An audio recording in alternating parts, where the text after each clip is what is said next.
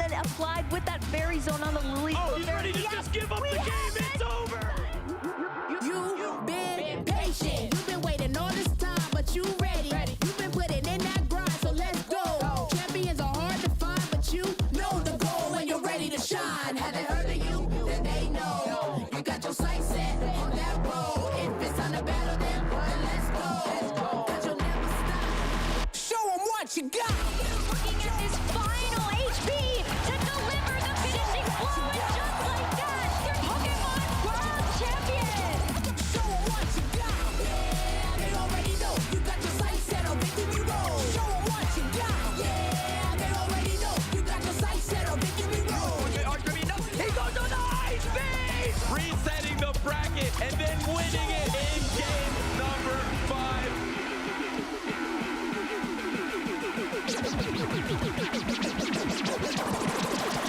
Show them what you got. Yeah, they already know. You got your sights set on victory road. Show them what you got. Yeah, they already know. You got your sights set on victory road. Put your hands up. Good morning, Pokemon trainers, and welcome back to the 2026 Orlando Regional Championships here in, well, Orlando, Florida. My name is Gabby Snyder, and I am joined here by our lovely commentators, our lovely analysts, and some lovely trainers who have their sights set on Victory Road, hoping to take home the crown and one of our few remaining titles of 2026 Regional Champion. And Len, Rose, Jake, I don't know about you, but I think we're going to see some really tough competition today. Yeah, a lot of strong players out there trying to get their way into the top cut and then start progressing towards, you know, a championship that's going to be given away by the end of the day. I'm ready to have a champion time. Wrong game. What? That's Leon. That was Galler. It took me a second, but I was like, you're right. It is the wrong game. It's okay. It's okay. We're heading transcends into games. Pokemon Champions, so I appreciate the thought. Yeah, see, it's the through line, you know? You gotta Yeah. lay down the breadcrumbs now, and then see you guys April 8th.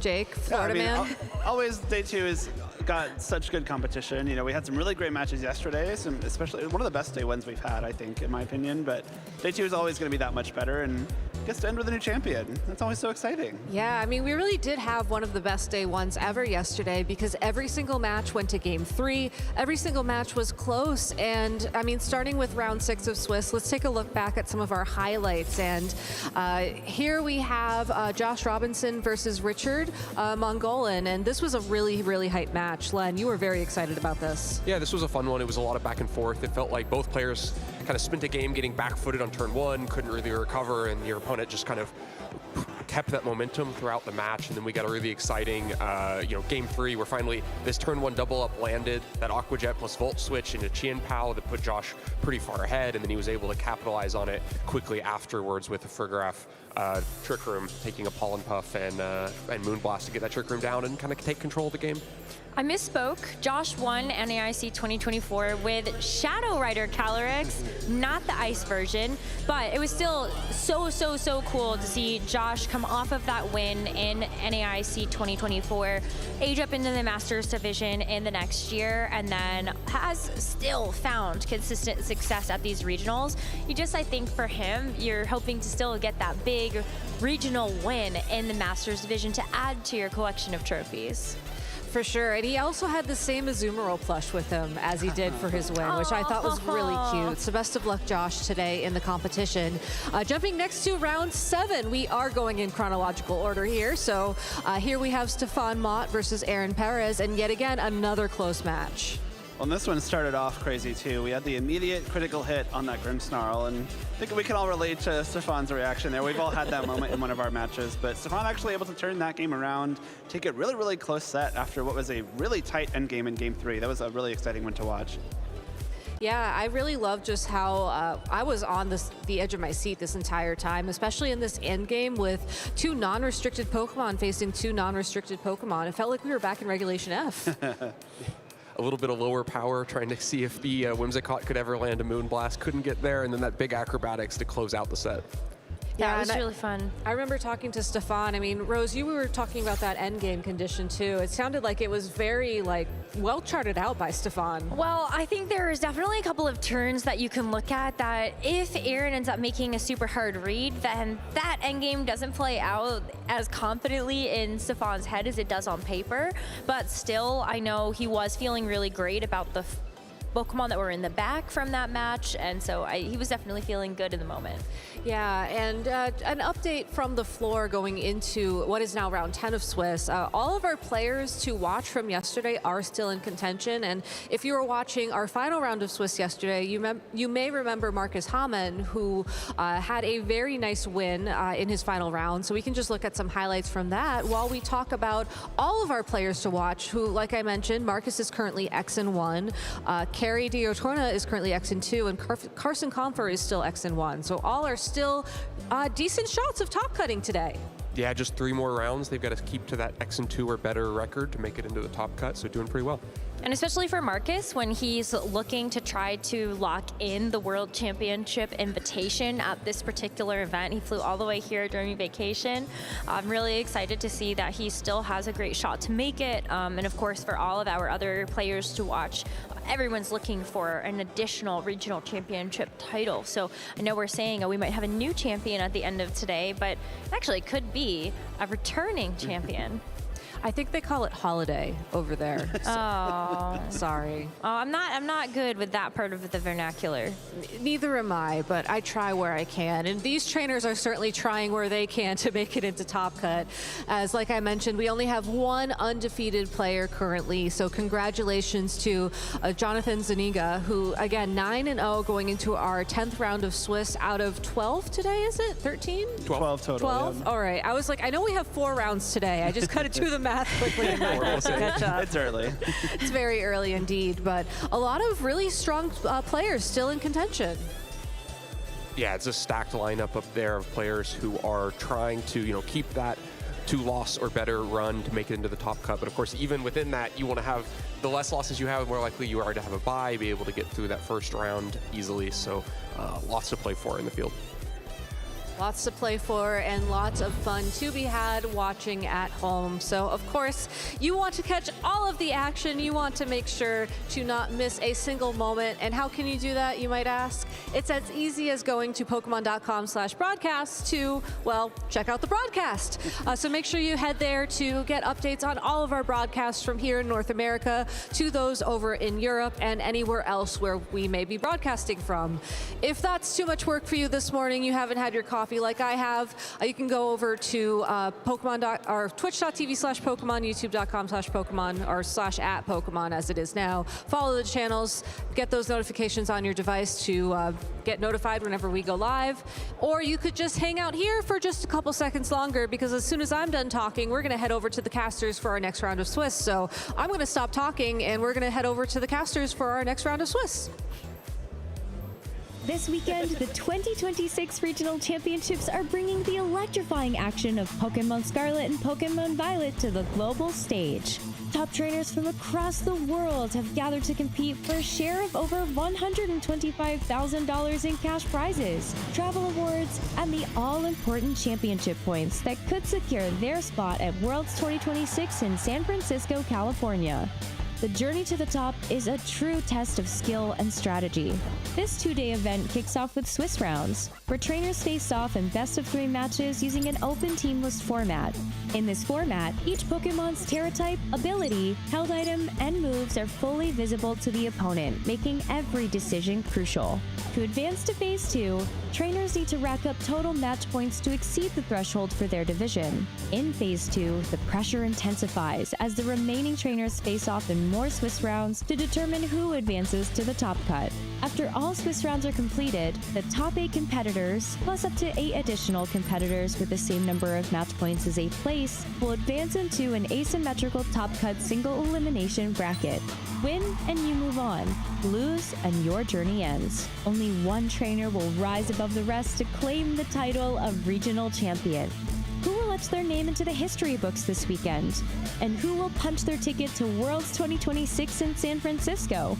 Don't miss a minute of the action. Stay tuned all weekend long to watch the battles unfold live. To stay up to date on future Play Pokemon events, visit championships.pokemon.com.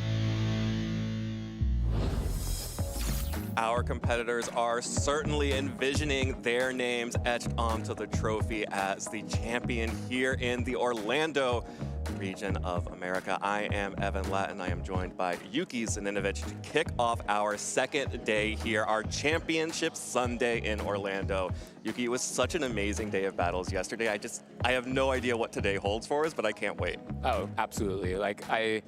It's so exciting to see like the standard teams doing so well, but also some really unconventional picks. Like I was looking online after the day, just relaxing, saying, "Oh, is that a Poliwag? Oh, is that a Toxapex? Yeah, there's a Poliwag.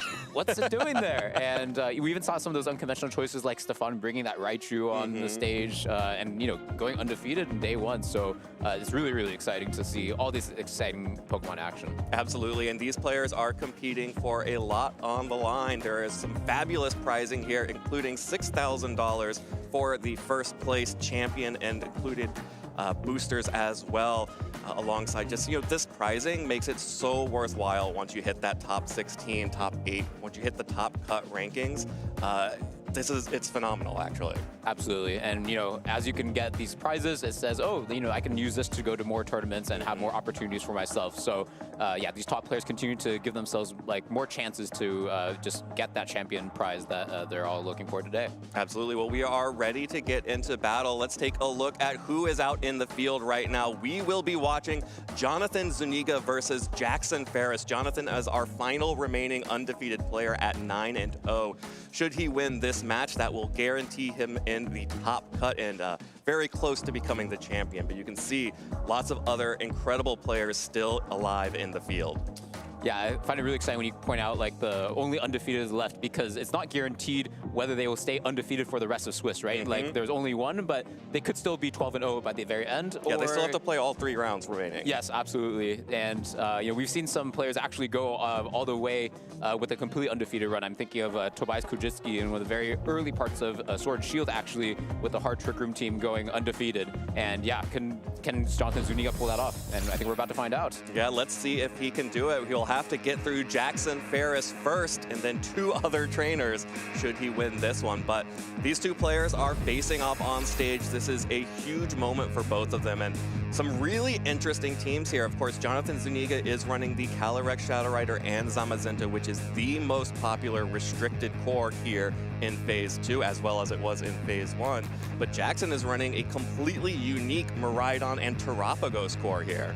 Yeah, it's very interesting because both players, I feel like, are doing adaptations of something that's a little bit more standard. The Calyrex Zamazenta composition that we saw Marcus Haman use yesterday alongside Xian Pao opted to use Torrendus for additional speed control on top of the IC1 Xian Pao. But we see Jonathan Zuniga saying, yeah, actually, I want to have more priority access with the Dragonite and have a little bit more offense. And I'm going to rely solely on my Xian Pao for that speed control. And also I want a little bit of more reliable redirection in the form of Ogerpon Corner Mask instead of the Amoonguss, which I think is also a little bit more common on these compositions. So yeah, really exciting to see him take this innovative, adapted build into an undefeated run so far. Yeah, really big adaptation here on the Ogerpon as well, running just Ivy Cudgel and then 2 support moves, Taunt and Follow Me. And looking over at Jackson's team, you have to imagine that Taunt could be a big deal up against what will be a Calm Mind Terapagos, as well as a more supportive Incineroar. So some adaptations there, very interesting, as clearly they have been serving Jonathan well during this tournament. Yes, absolutely. And with it makes sense to me on Jonathan's composition, not having that many Pokemon that are very slow, so something like Trick Room could be a lot more devastating than it would be for other teams. And over on Jackson's end, something I want to call out is the Electric Seed on Terapagos. We're really used to seeing more of the Leftovers variant, not having as much reliance on Miraidon's electric terrain, and also being able to be able to heal back damage even if it's coming from more the special side. But Jackson's saying, yeah, I want to index more on the physical damage since I'm able to boost my special defense from the Calm Mind. And also on these teams, it feels like Incineroar Sinistcha are like the 2 common partners for the Miraidon Terapagos to get set up. Sinistcha, great for fending off the fighting type attacks that is the only type that can hit Tropicos for super effective.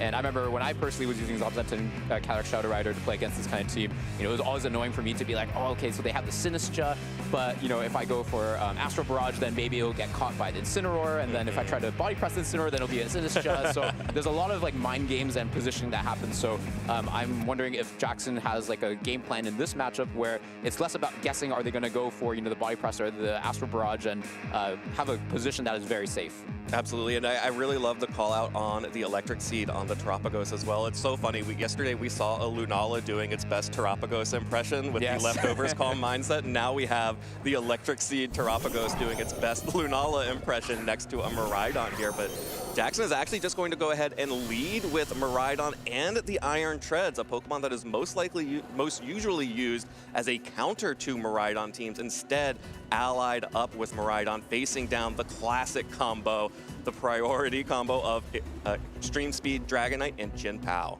Yeah, it's a pretty unexpected spring from at first sight for me from Jackson's end. The Iron Treads, as you mentioned, a very common counter for Miraidon, and also being hit super effectively by that body press coming out from the Zamazenta, but having access to that Ghost Terrestrialization makes it so that it can, flip its matchup and also be pretty fast and outspeed the Calyrex Shadow Rider even in the electric terrain. One thing that I would want to watch out for is the Sinistra going to come in to take that extreme speed, because that Miraidon is very much under threat, especially in combination with the Sucker Punch. It can go down one hit, and that is one of the biggest offensive pieces over on Jackson's end. So I think the thing to watch out here is the targeting over from Jonathan.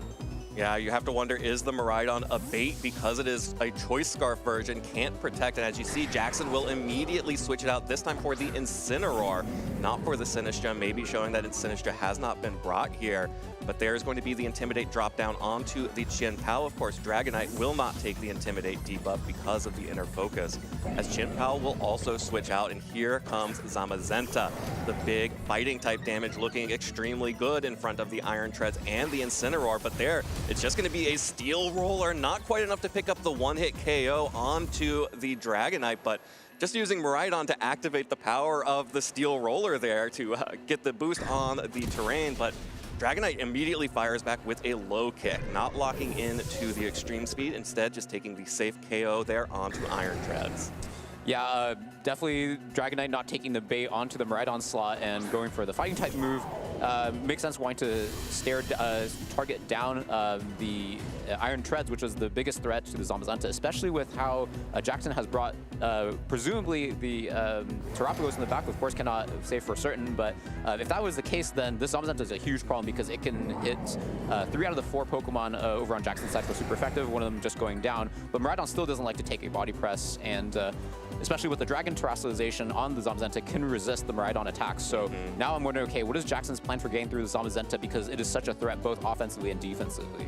Yeah, and without the Terrestrialization, it's going to be really difficult for the Zamazenta to actually survive in Electro Drift, but with Terrestrialization, it becomes very simple. So you can see Jonathan is just trying to stall out and see what Miraidon is trying to do here, also going to waste that fake out from the Incineroar.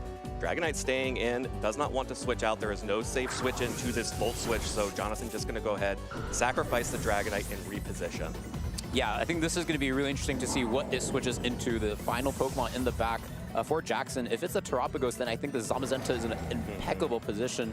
But if it's the Sinistra, then yeah, there's some opportunities to redirect. But yeah, we see a Terapagos and likely going to activate its Electric Seed. So yeah, now the Zamazenta seems like it's in a really, really good position.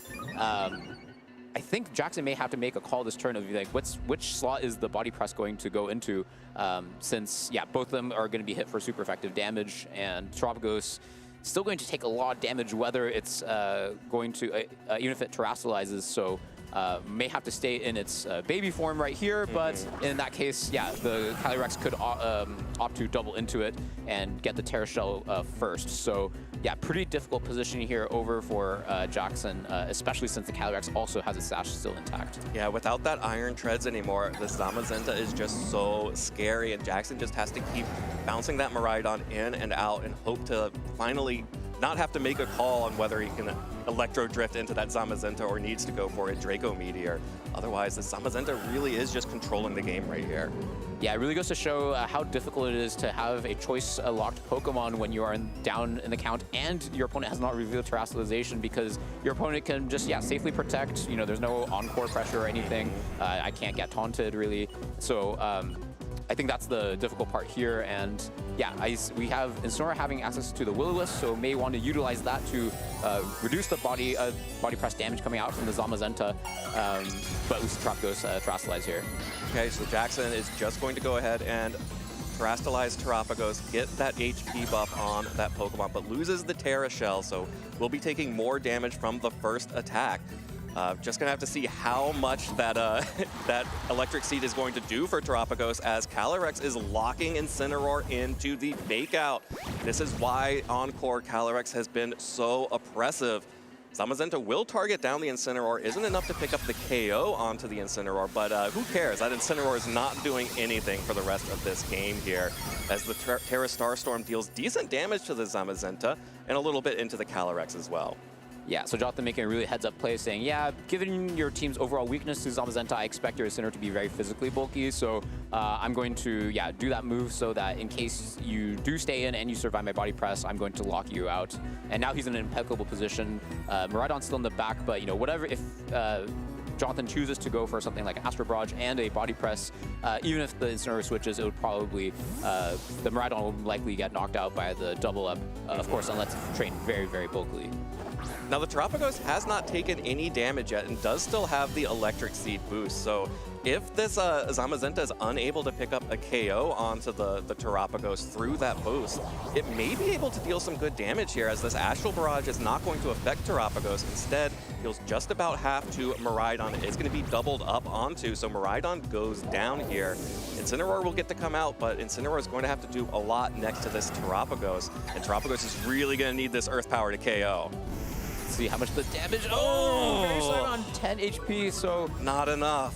Yeah, seeing the very high HP on Zamazenta, very clearly trained a lot more in bulk rather than something like speed, so that's paying off dividends here for Jonathan. And yeah, now it's two Pokemon that are both slower than the Calyrex and the Zamazenta, both weak to the fighting type attacks, so yeah, it's looking really, really good here for Jonathan. Yeah, Jonathan looking in good position with Zamazenta surviving there. Jackson, though, the Terapagos is still a little scary. You're really just trying to dodge a body press here, and then this Assault Vest, Qianpao does not have the Sacred Sword. Instead, it's Ruination, Sucker Punch, Icy Wind, and Ice Spinner. So Ruination, of course, would take half of the health away from the Terapagos, but that becomes less effective over time. And I don't know, this Terapagos seems like it could be a little scary if Jackson can just find a moment. Yeah, but really nice play to go for the Protect here. Calyrex still at a percentage where, yeah, likely will not go down to the Terra Starstorm, so being able to protect the Zamazenta from something like a Fake Out or any damage from the Terapagos this turn, while still, giving the opportunity to get rid of the Incineroar, which was threatening the Zamazenta, is very, very strong. Now the Calyrex could encore the Terapagos into Terra Starstorm while the Zamazenta starts to wide guard, and that'll be a complete lock over for Jonathan. Yep, absolutely, and with Calyrex surviving that second Terra Starstorm, no critical hit from Jackson, no matter what, Jonathan's got this locked up. Yes, so very, very strong position. Terapagos, what it doesn't like the most is to see all its friends get fainted and say, hey, where are my friends? You're supposed to protect me. You're supposed to give me my health back. And then, yeah, it's a bit of a sad turtle here, but yeah, really excited to see how Jackson may adapt. Yeah, and even with that's a lot of damage. Yeah, with the +1 boost on the Grimnay, dealing good damage to the Terapagos, which Jackson was never able to get set up, both from just the offensive threat of the Zamazenta, but also, like, even if Jackson had tried to sneak in a Calm Mind, you have the Encore Calyrex to prevent that. Just really clean end-game macro planning from Jonathan to get to this stage. Yeah, I think Calyrex of this variety particularly impressive for the Terapagos teams, not only because it has the Focus Sash, which... Two-hit KO. Yeah, I don't think we expected that since the health bar is still in the green, but Yeah, I think we saw like how difficult even just the 2 restricted Pokemon are over on Jonathan's end, and I think the leads made a lot of sense to me, saying, okay, like Shenpao and Dragonite are a little bit more disposable for me because you know, they're not the true threats to the overall strategy for Jackson's end, and yeah, Miraidon's also your hardest hitting Pokemon, so I'm going to pressure it a lot by having the sort of ruin extreme speed access, and sort of baited him in turn 1 and said, yeah, I'm going to make sure your Miraidon is pressured not to attack this turn, and I'm going for the low kick into the Iron Treads, which I'm much more respecting. Yeah, I loved that turn 1 from Jonathan. It's very, you know, and you can see it in Jackson's thinking as well. A lot of players in that position, you have the Chien-Pao and you have the Dragonite, you have a choice-locked, a restricted Pokemon. You think, of course, my opponent really wants to get that restricted Pokemon off the field. And most other players would just say, yep, I want to find an easy KO on that Miraidon before it can do Miraidon things. But correctly identifying that the Iron Treads was going to be the biggest threat to that Zamazenta in the back, as well as the Calyrex, because with the terrain up, could outspeed that Pokemon. So really good targeting from Jonathan, identifying the true threat in that lead. Yeah, I think maybe what I would like to see from Jackson's end as an adaptation is how can he can mitigate how good the Zamazenta looked, right? Like it can just freely body press everything. As soon as Jonathan saw that there was no Sinistcha in the back, like it was just, you know, a body press festival. Yeah. And is there something you can do, whether it's from using Terastallization or using the Sinistcha this time, to make sure that the Zamazenta couldn't get so comfortable? I think that would be something I'm looking out for here. Yeah, absolutely. And the options are just Sinistcha or Ghost Terastallization on the Iron Treads here for Jackson. But the Ghost Terra is still a little scary because you have the Chien-Pao. That's the whole point of the Chien-Pao next to the Dragonite, well, alongside the Sword of Ruin. But absolutely. An adaptation here to lead the Incineroar instead of the Iron Treads. Yeah, so Incineroar threatening a fake out over onto the Chien-Pao, cannot go into the Dragonite thanks to the inner focus. So the straightforward play over from Jackson's end is to fake out the Chien-Pao, cannot Terastallize into Ghost, and the Miraidon could go for a Draco Meteor into the Dragonite, which caused so many headaches. And this also stops the turn 1 that was so scary for Jackson in the first game, where you can go for a Sucker Punch and Extreme Speed. Extreme Speed, even with Terastallization, most likely not going to be enough to KO the Miraidon. So I think the pressure is a little bit more on Jonathan's end, but these are such top trainers. I assume the most straightforward play won't be allowed, but we see the Volt Switch coming out from Miraidon. It was allowed, but it was not opted for. Jackson will instead just Volt Switch into the Dragonite to reposition here. Also, no fake out coming from the Incineroar means that that Pokemon will be attacking as well. So we're gonna learn a lot by what comes in here. Yeah, I don't know if, especially if the Dragonite is going for a low kick again, I don't know if the Terapagos is in a great spot here. So we might get the reveal of the second non-restricted Pokemon to come. But yeah, like I don't know if any Pokemon in the back wants to take a potential attack from either of these Pokemon. We do see Terapagos. Oh, that is a really scary Pokemon to switch in, knowing that Dragonite has access to low kick and is just going to had not opted in for the extreme speed. But Terapagos will get the benefit of the electric terrain here with the electric seed, boosting its defense up. The Icy Wind will connect onto Terapagos and break the Terra Shell, as well as lowering its speed. Also will connect onto the Incineroar to lower its speed as well, which, depending on training, could matter alongside the Dragonite. Most likely not, but the low kick, still, that is a beefy Incineroar, not able to be picked up by the low kick either, and instead, Dragonite will just take some damage from recoil on the Rocky Helmet, while Chien-Pao will be neutered for the rest of this set, being burned by that Will-O-Wisp. Yeah, pretty interesting decision for Jackson to basically give up a lot of his health on Incineroar for the burn onto the Chien-Pao. Like the Chien-Pao is a Pokemon, especially with the Assault Vest, known to have a lot more of a supportive role, going for the Icy Winds like we just saw, or the Ruination, neither which is able to give utility without relying on the attack stat on Chien-Pao, and Zamazenta being more of the bigger threat in this kind of matchup. So now the Incineroar most likely not going to get off a second Will-O-Wisp, so it seems like a lot of the eggs are going to be in the Miraidon or the fourth Pokemon in the back in terms of being able to deal with the Zamazenta. And yeah, I think typically the Icy Wind is not going to be that effective into Terapagos with like how speedy the Pokemon Jonathan's end are, but since the Dragonite did not go for a priority move, it will actually be able to outspeed the Terapagos. All right, and the adjustment here is Sinistcha, so coming in, healing the Terapagos back up so it has full access to its Terra Shell. But it does get Ruinated instead, so Ruination connects on to the Terapagos and ignores the Terra Shell, taking it down to 50% HP. The Sinistcha gets in safely, eats up another low kick from that Dragonite. Well, Tropicos finally gets to set up a Calm Mind here. Have to wonder if Jackson was really just hoping for catching Jonathan on the Zamazenta switch turn 1 again, and Jonathan just didn't give it to him this time. Yeah, that was a really risky play over from Jackson's end because very easily Jonathan could have done Ruination and a low kick onto the Tropicos, especially with the -1 speed drop, Dragonite able to outpace it.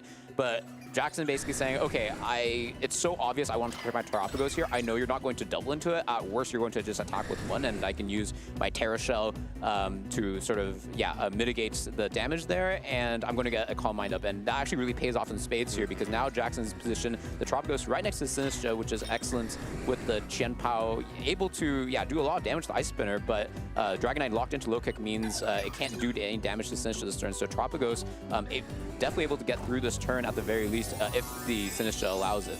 Yeah, and Qian Pao can do damage to the Sinistcha, but the burn is actually going to pay off here. So didn't catch the Zamazenta, but still pretty decent on the Qian Pao. You're not happy to get a burn on a Qian Pao, but Tropicos with the Terrestrialization is going to go ahead and beef up its HP just a little bit as well, while Sinistcha protects itself. Jackson thinks that this is the Rage Powder is too obvious, but another Ruination connects onto the Tropicos. Jonathan's targeting is immaculate. Oh my goodness. Does not fall for it, stays in, and just takes out the Tropicos. All of that investment into the World Turtle, and it is gone. Yeah, so Jackson going for basically another hard read and saying, okay, it's so obvious I'm going to Rage Powder here, and because you can't KO my Sinistcha if I go for that move, like, I just know you're not going to switch with the Dragonite, so I'm just going to protect here, preserve it, and extend my lead here with the Tropicos. And Jonathan's saying, nope, I'm not going to let you do that. Like, if you're going to, do that, I'm going to make sure that you at least lose a Focus Sash on your Sinistcha, and punishes that big time and gets rid of that Tropicos, which was one of the biggest win conditions here for Jackson. Absolutely, and we are seeing exactly why Jonathan Zuniga is 9-0 heading into this round. The Electro Drift doesn't pick up the KO on Qian Pao. Assault Vest Qian Pao is just so strong, and a huge Icy Wind connects onto both Miraidon and the Sinistcha. That Icy Wind is going to be so important once that Calyrex is able to come out, because Miraidon will not be faster and would have to switch out. Miraidon just barely hanging on after that low kick, and Dragonite, my guy, you got so much work done with 1 attack. Absolutely. I mean, it looked so bad for the Dragonite as soon as the Sinistcha came in, but with Jonathan playing really aggressively there, able to, get a lot of value out of that Dragonite. It felt like it picked up, like, 1.5 Pokemon, maybe even more. And thanks to the Icy Wind, the really good parting gift from the Qian Pao means that this Calyrex is able to outspeed, not only outspeed the Miraidon, but also be able to attack through that redirection from the Sinistcha. So really good position here from Jonathan despite being at a Pokemon disadvantage. So let's see if he's able to close it out here. I'm not sure if the Incineroar in the back is going to be able to provide the utility, especially with how low its HP is. Yeah, just such a perfect scenario for Jonathan at the end of that turn. Qian Pao getting down to KO range from the burn, gets a free switch into both the Calyrex and Zamazenta here. Jackson has to retreat the Miraidon to have any hope of making anything happen. But with this Incineroar at such low health, it's not going to be able to survive an Astral Barrage. Neither will the Sinistcha. And that just means that this Miraidon's going to have to deal so much damage with 1 attack, and the Calyrex still has Focus Sash. Yeah, so this is sort of a forced position over from Jackson's end, where you can't really afford to lose your Miraidon since its speed is dropped and you're able to reset it by switching it out. And the Sinistcha is going to get KO'd through the combination of Astral Barrage plus Body Press, thanks to the great synergy between these 2 restricted Pokemon. So Miraidon able to come back in without its speed dropped, but now we can see sort of the drawbacks of a choice-locked Pokemon, where you can just protect both of your Pokemon and just see what it locks into, and then, terrestrialize the Zamazenta into the appropriate type based on what you see. Yeah, just beautiful play here from Jonathan, being able to be 1 step ahead of Jackson this entire game. Jackson will forfeit as Jonathan Zuniga now 10-0, guaranteed into top cut here in Orlando. And the way he was playing, well on his way to a 12-0 Swiss. Yes, definitely, like, no surprise to see his record here based on the playing that he did. Like, really excellent, like, macro playing on again, just bringing out the Chen Pao and Dragonite, exerting so much offensive pressure in the end, and having the Zamazenta and Calyrex in the back, which were just so oppressive towards the two restricted Pokemon over on Jackson's end. Just a really good utilization of the non-restricted Pokemon to deal with the restricted Pokemon in the early game. Yeah, this Chen Pao Dragonite lead exerted so much pressure, and not for the reasons everyone expects. Not because of the priority spam, but because this, fighting type damage is just so good into Jackson's team. And Dragonite was like, Zamazenta, I got you. You rest. I will do the fighting type damage. These low kicks were huge. Chen Pao surviving that Electro Drift. This is why Assault Vest Chen Pao has become such a thing. Being able to survive those bigger hits, provide support to the Dragonite, and then use Icy Wind to really just lock in that end game. Really beautiful play there from Jonathan. I loved watching that set. Yes, I just loved like that Chen Pao. I felt like it really showed all the viewers like, oh, if you were to use Assault Vest Chen Pao, like this is why you use it. It is able to do the Ruination and the Icy Wind, both able to provide so much value, even though it's burned. If it's a Focus Sash Chen Pao, it's a really sad cat, right? Yep. Because it's like, oh man, I can't do my damage and I lost my Focus Sash. But Chen Pao's saying, nope, you're gonna do a little bit of damage to me every turn, but that's basically it. Like, I'm still gonna do half of the health on your Terra Shell Pokemon, and I'm gonna reduce your speeds. And you know what? I think I'll survive an Electro Drift boost. Yeah, just why not? Why not? Just add on a survival of an Electro Drift. But that's also what happens when you run a Choice Scarf Miraidon. Yes. You don't have that additional power boost of the Life Orb or the Choice Specs. So you are kind of hitting a little, people are starting to train their Pokemon to survive Life Orb Miraidon, potentially Choice Specs. Not so much anymore, but if you're running Choice Spec or Choice Scarf, you have to expect you're not going to pick up those KOs, and Chen Pao showed exactly why. Absolutely, but definitely want to give a lot of credits to Jackson as well. Like the matchup, I don't think looked very good, and I think that play where he exposed his Tropicos for that one turn was really impressive, because he basically said, yeah, I know you're not going to go for this obvious play, I'm going to exploit that. And he was really close to getting that second hard read the second turn, where he said, yeah, I know you're going to switch out your Dragonite locked into low kick, and Jonathan just saying, yeah, I'm just going to make the aggressive play because I know that feel like you're on the back foot based on the matchup, and I think you're going to play another aggressive turn. So let me just try to go for it. I don't think I'm out of the game if I go for it, and if I get it right, I think I sort of win on the spot, and that seems like what it happened. Yeah, absolutely. That's a really good call out, because it was just a position where Jackson needed to make something happen. Yes. And,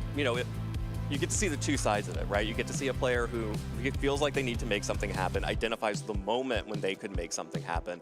Great, I have a little bit of an advantage here. I have to take as much as possible with it.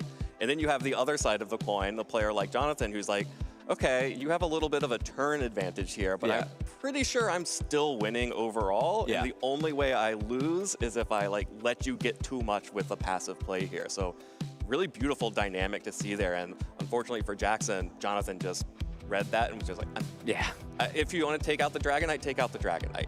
But I'm not going to let you take it out for free. Yeah, I thought that was like a really good masterclass of both like what you do when you're in a favorable matchup and you're in an advantage, and how you can increase that, and then also being on the other side and saying, okay, if I'm not feeling good about this matchup, like what kind of plays do I need to get myself back into it? And I think both of them executed on that. Absolutely. Well, let's hear directly from our only undefeated player. Rosemary's down on the floor with him right now. Hello, everybody. I'm here with Jonathan Zuniga, our only undefeated player left in the tournament here at the Orlando Regional Championships at 10-0. You are looking good to make the top cut. So, Jonathan, how does it feel? It feels really good. I feel like it's like unreal, honestly. I went into this weekend making a really hard call, changing them on, because we dropped a Mungus for Ogerpon literally the day before, and I had a friend that laddered with it for me because I didn't have time, and he just did such a good job that it just convinced me, and we both ran the team this weekend, and it really performed. Yeah. So how's your friend doing? Who is your friend, and how is he doing? Jeffrey Lehman. He's the one that tested it for us. As I came up, I approached him with the idea, and I was like, hey, I have no time for this. Can you ladder? And he said, yeah. And he just insane and got top 20, and I was like, oh my gosh, this works. Yeah, he's still in day 2. He made day 2 with the team as well. Fortunately, he's not going to be able to make cut, but I believe he can still get top 32. So I'm praying, hoping for him that he gets it and pulls through. Very nice, rock on. Okay, so let's talk about the Ogerpon, because that was one of the Pokemon that started to creep up into the top 12 usage for day 2, and you were obviously one of the Ogerpon players. So what has it been about Cornerstone Ogerpon that has really blown you away, exceeded your expectations? Where has it found the most success in the matchups? Well, so Ogerpon was a decision we made last minute because I thought about like Amoonguss because like it's Montana Mott's team basically is what we based it off of from Worlds, and I felt like Amoonguss wasn't as proactive because it only came into like 2 matchups or 3 matchups and it's good in those matchups, but I think Ogerpon helped with a lot of things that we didn't want to see or deal with overall, especially with like teams that we saw from Worlds, as we expected people to get most of the teams from there. So after reviewing them, I mean like Ogerpon Cornerstone just really helps into helping the Zamazenta into like Volcaronas. I mean, even into Sun teams, it can be a little bit proactive as well, just like Amoonguss was. So it just felt like a better like thing to fill in that slot and cover for a lot of other things. And Taunt has been so useful on it. Like not having the grass move felt like it wasn't really needed since we had Raging Bolt. So it was really nice to have. I mean, I've been very impressed with all of the Ogerpon Cornerstone play so far, so I'm very excited to see that Pokemon work. However, I will say, Jonathan, I'm a little disappointed. Looking back at the team that you brought to the World Championships last year, there was a Groudon on the team, and now I'm one of Groudon's strongest soldiers and fans. So tell the people, why did you switch teams? So for those that might not know, I did main Groudon, but I also main Zama CSR because I got top 16 in Portland with it. And I felt like going into this event, as I was testing, this team was like the call I made after Houston. I think that like Icy Wind Pow with Zama CSR was just so strong with Dragonite that it just felt like a no-brainer for me. And I just wanted to like make it far and make day 2 so I could kind of try to like go for my invite and lock in pretty much in the standing. And I love Groudon too, but I think we'll probably see him when we get primals, hopefully in Champions. But yeah, I love that guy. He's awesome. And he did get me a Worlds invite in 24. But yeah, I just loved how Zama CSR felt with Icy Wind Pow. I remember that toxic scene in Indy. Yes, so very much. I've noticed all the times that Groudon ends up doing well, but thank you for being one of those players. And I guess I can't say that I'm too disappointed given that you are undefeated in the tournament with the call that you made. Let's talk about the set that you just played, because I think, especially looking at how Game 2 played out, you had a really big call to just go after the Terapagos with Ruination and Low Kick. So what was going through your head in that moment saying, this is the time? Well, I figured that like Jackson really wanted to protect his Sinestro because if I had CSR in the back like I did in Game 1, that he really wanted to preserve that sash and also being able to cycle it to sack the Incineroar to then heal the Terapagos on the following turn.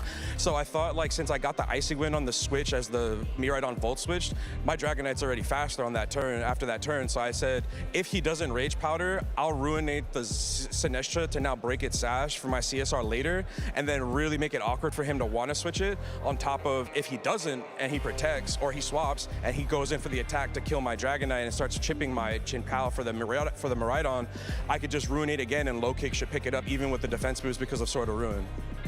That Chenpao really loved you in this set. That Assault Vest was so clutch as well for that Choice Scarf Miraidon to fail the Electro Drift KO. So it's been exciting all around to watch you play. Jonathan, I want to make sure you get some time to just relax a little bit before you try to close out the rest of these Swiss rounds. So before I do that, any other shout outs you want to make? Yeah, I want to shout out my wife, my kids, our beautiful girls. I love you guys. Thank you so much for supporting me. My friends, my boys, we build Clouds, Reiki, Jose, Kian, Lou, Jeff again, Shiny. I love you guys. I wouldn't be able to do this without y'all. Sander as well. You guys are the GOATs and always supporting me all throughout. Congratulations on the record, Jonathan. Best of luck in the rest of the tournament. Now we are going to send it back over to our Florida main in the swamp, Jake, and he's going to tell us a little bit more about this match.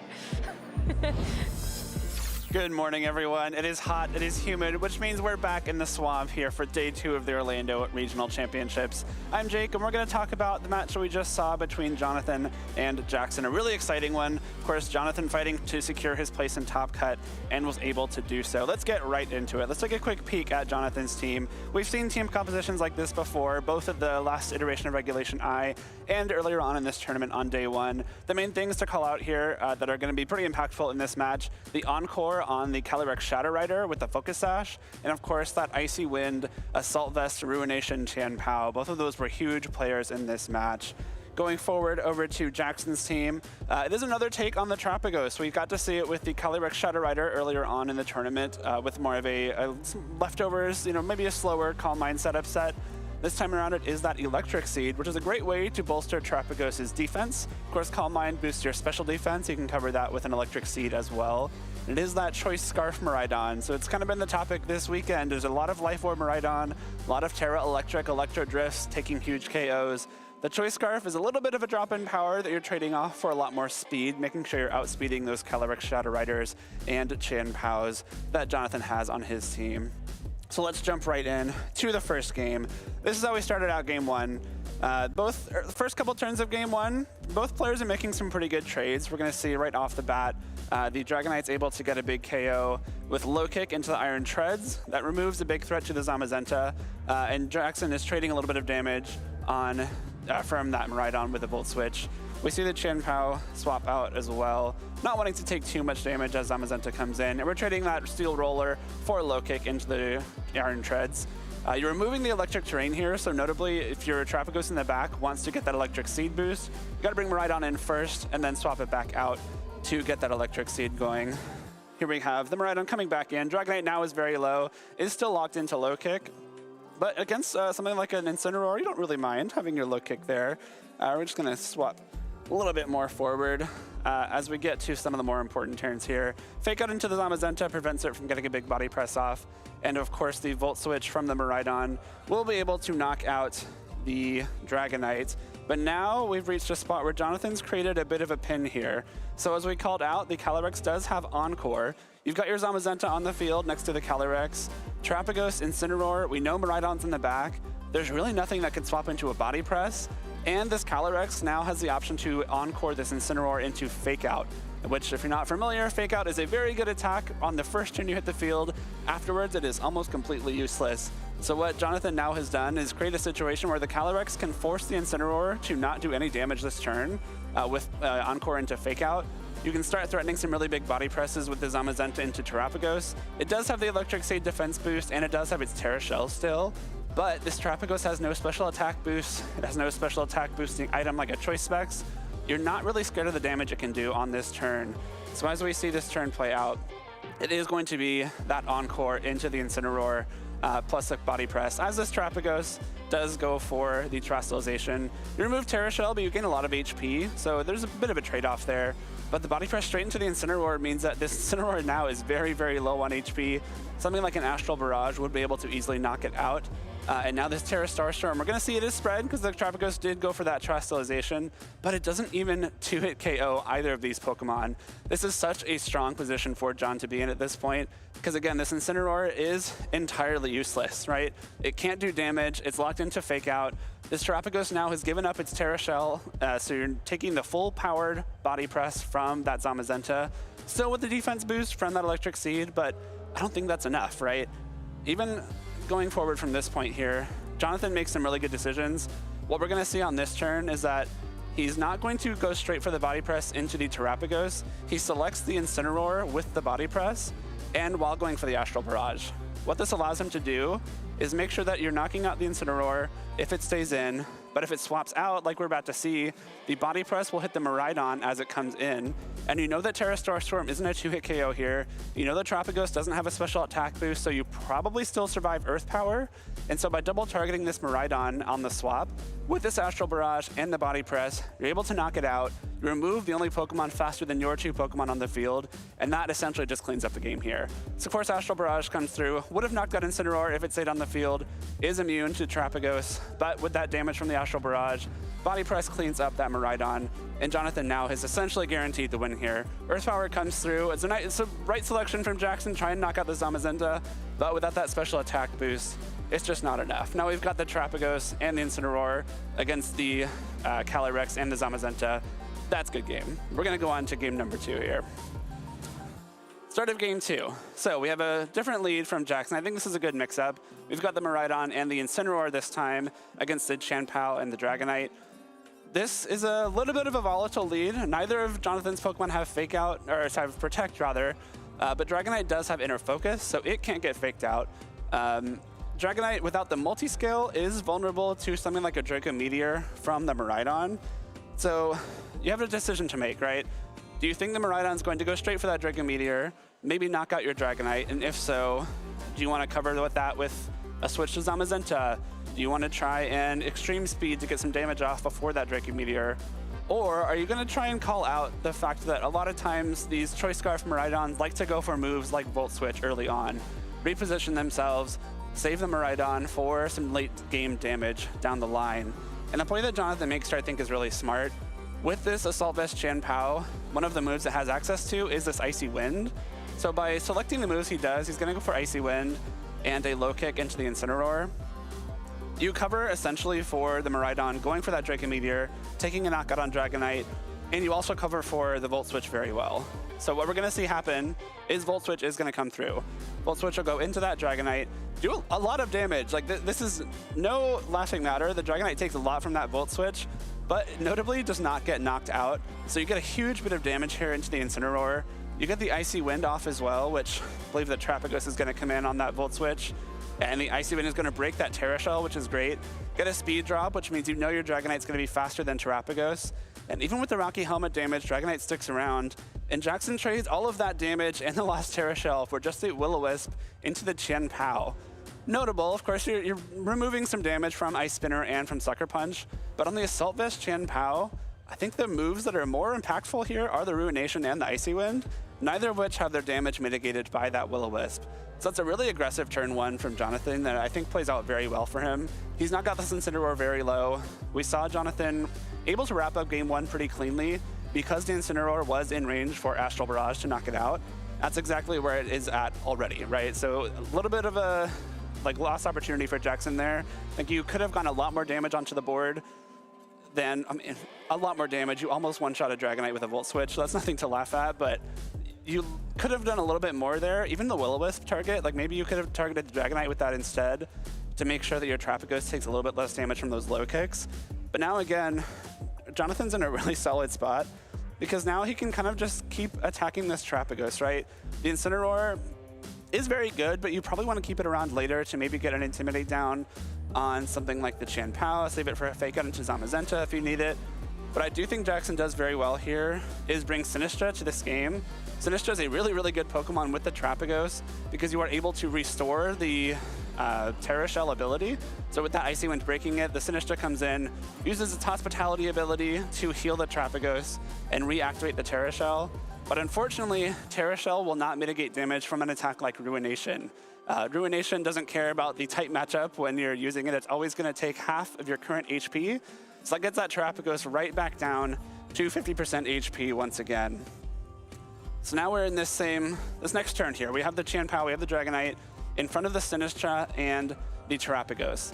Sinistra has the Focus Sash item, which is still fully intact. The Sinistra has not taken any damage, so any one attack will not be able to KO it. And Jonathan makes another very aggressive read here. He talked about it in his interview with Rose as well. It's a very aggressive read that I think isn't even that risky, because one of two things can happen. So the attacks he selects are Ruination and Low Kick, targeting the Terrapagos. If the Sinistra uses Rage Powder, both of those attacks get redirected. Ruination will take half of Sinistra's HP, then Low Kick will do no damage because it's immune. It's a ghost type, immune to fighting type attacks. Which maybe you don't love your Dragonite doing no damage, but you are at least getting rid of that Focus Sash on the Sinistra, so then the Calyrex can come in later and just Astral Barrage it. If the Sinistra doesn't Rage Powder, if it protects or swaps or really anything else, you just knock out Terrapagos. And that's exactly what happens here. So a very aggressive play from Jonathan, but again, the negatives of this play not working out really aren't that negative. We see the Terrapagos even go for the Trastalization, hoping to be a little bit bulkier, maybe give it a good chance to survive something like this combination of Ruination and Low Kick. But unfortunately, as we see, the Sinistra does protect itself. Ruination connects. It's got a 90% accuracy, so there's a 10% chance that could have gone wrong for Jonathan. But Low Kick, despite the Electric Seed attack boost, is enough for the KO. So it's another huge swing that Jonathan took. That was a very solid play because it was pretty hard for that turn to go wrong. At this point, it's going to be pretty hard for Jonathan to lose this game, right? You've taken out the big Terrapagos. You've taken out the Terrestrialization for Jackson without it really doing anything at all. And this Qian Pao is still only taking just a little bit of damage from those burns. And even with that burn chip, it is able to survive this Electro Drift from the Miraidon in electric terrain. That shows the power of that Assault Vest. And this Icy Wind here essentially seals it up again. The low kick here does a big chunk of damage into Miraidon. Sinistra does get a KO here with Shadow Ball, and the Qian Pao will be knocked out by a burn. But at that point, again, we've locked this up. The Zamazenta, the Calyrex come back in. There's only a few things that Jackson can do, and all of them are essentially just loses to Astral Barrage. You can even, let's pretend the Zamazenta doesn't exist here. Zamazenta maybe got knocked out early, who cares? Calyrex just solos the rest of this game. You can Astral Barrage to knock out the Miraidon and the Sinistra and the Incineroar because they're all very low. And the Focus Sash means that even though Miraidon's faster, you don't care. You get those Astral Barrages off. So Jonathan wraps up this match, is able to send himself into top cut. And we joke this weekend, I'm a former Florida man. I'm also, at this point, a former Texas man. And so I'm very proud of Jonathan for making it into top cut as one of my DFW friends. Excited to see how he does there. Of course, Jackson's still very much alive at 8-2, has 2 more chances to get a couple wins for top cut. As we move into round 11, we're almost ready for our next match. Let's send it over to the casters to take us away. Thanks, Jake. And I really enjoy him pointing out that, yeah, no matter what happened in that end game, Calyrex soloed that entire team. So even if Jackson had gotten a little bit ahead, Jonathan's play was just so immaculate to get himself into that really dominant position at the end. Really well done. But we are now going to set our sights towards the future, towards round 11. And let's just take a quick look, a quick peek at all of the Pokemon that our players are using here in Phase 2. Of course, at the top is the pair of Calyrex and Zamazenta, also our most popular restricted pair here. Yeah, pretty interesting to me to see the Miraidon go down pretty precipitously. We saw earlier that Miraidon and the Calyrex Shadow Rider were the top 2 Pokemon, which made a lot of sense to me since those are the 2 Pokemon that could be paired with more other restricteds, whereas Zamazenta more commonly paired with the Calyrex Shadow Rider. But we see it's actually in second place now, which implies to me that it actually found a lot of other partners other than the Dark Horse. So pretty interesting. And we also see the Kyogre skyrocket, and I think the Tropico's also doubled in usage. So we don't see as much centralization as we thought. Yeah, absolutely. Phase 2 is a little bit more diverse than it was in Phase 1. The Kyogre and the Tropicos both seeing significant bumps here into Phase 2 as multiple top players have been using them and making them work. They're also the friends of our restricted Pokemon here. These are our top 12, and I am so happy about this one because Amoonguss is back where it belongs, number 2 here on the list, only behind Incineroar. And his little brother, Group Bonnet, also sitting at 13%, similar to what we saw in Day 1, I think. I don't see too many swings in the usage compared to the Day 1. Correct me if I'm wrong. And the Ogerpon Rock actually is something that I see that's a bit of a new face. No surprise to me personally, a Pokemon that has very high speed, able to deal pretty strong damage with the IV Cudgel, while also having a fake Focus Sash. So I think it's a great fit for this kind of restricted format. Yeah, absolutely. The Cornerstone Ogerpon making an impact in Regulation I for sure. But the key thing about Regulation I is you get to bring 2 of your restricted Pokemon at a time. And these are our top 4 pairs. They are the same top 4 as Phase 1.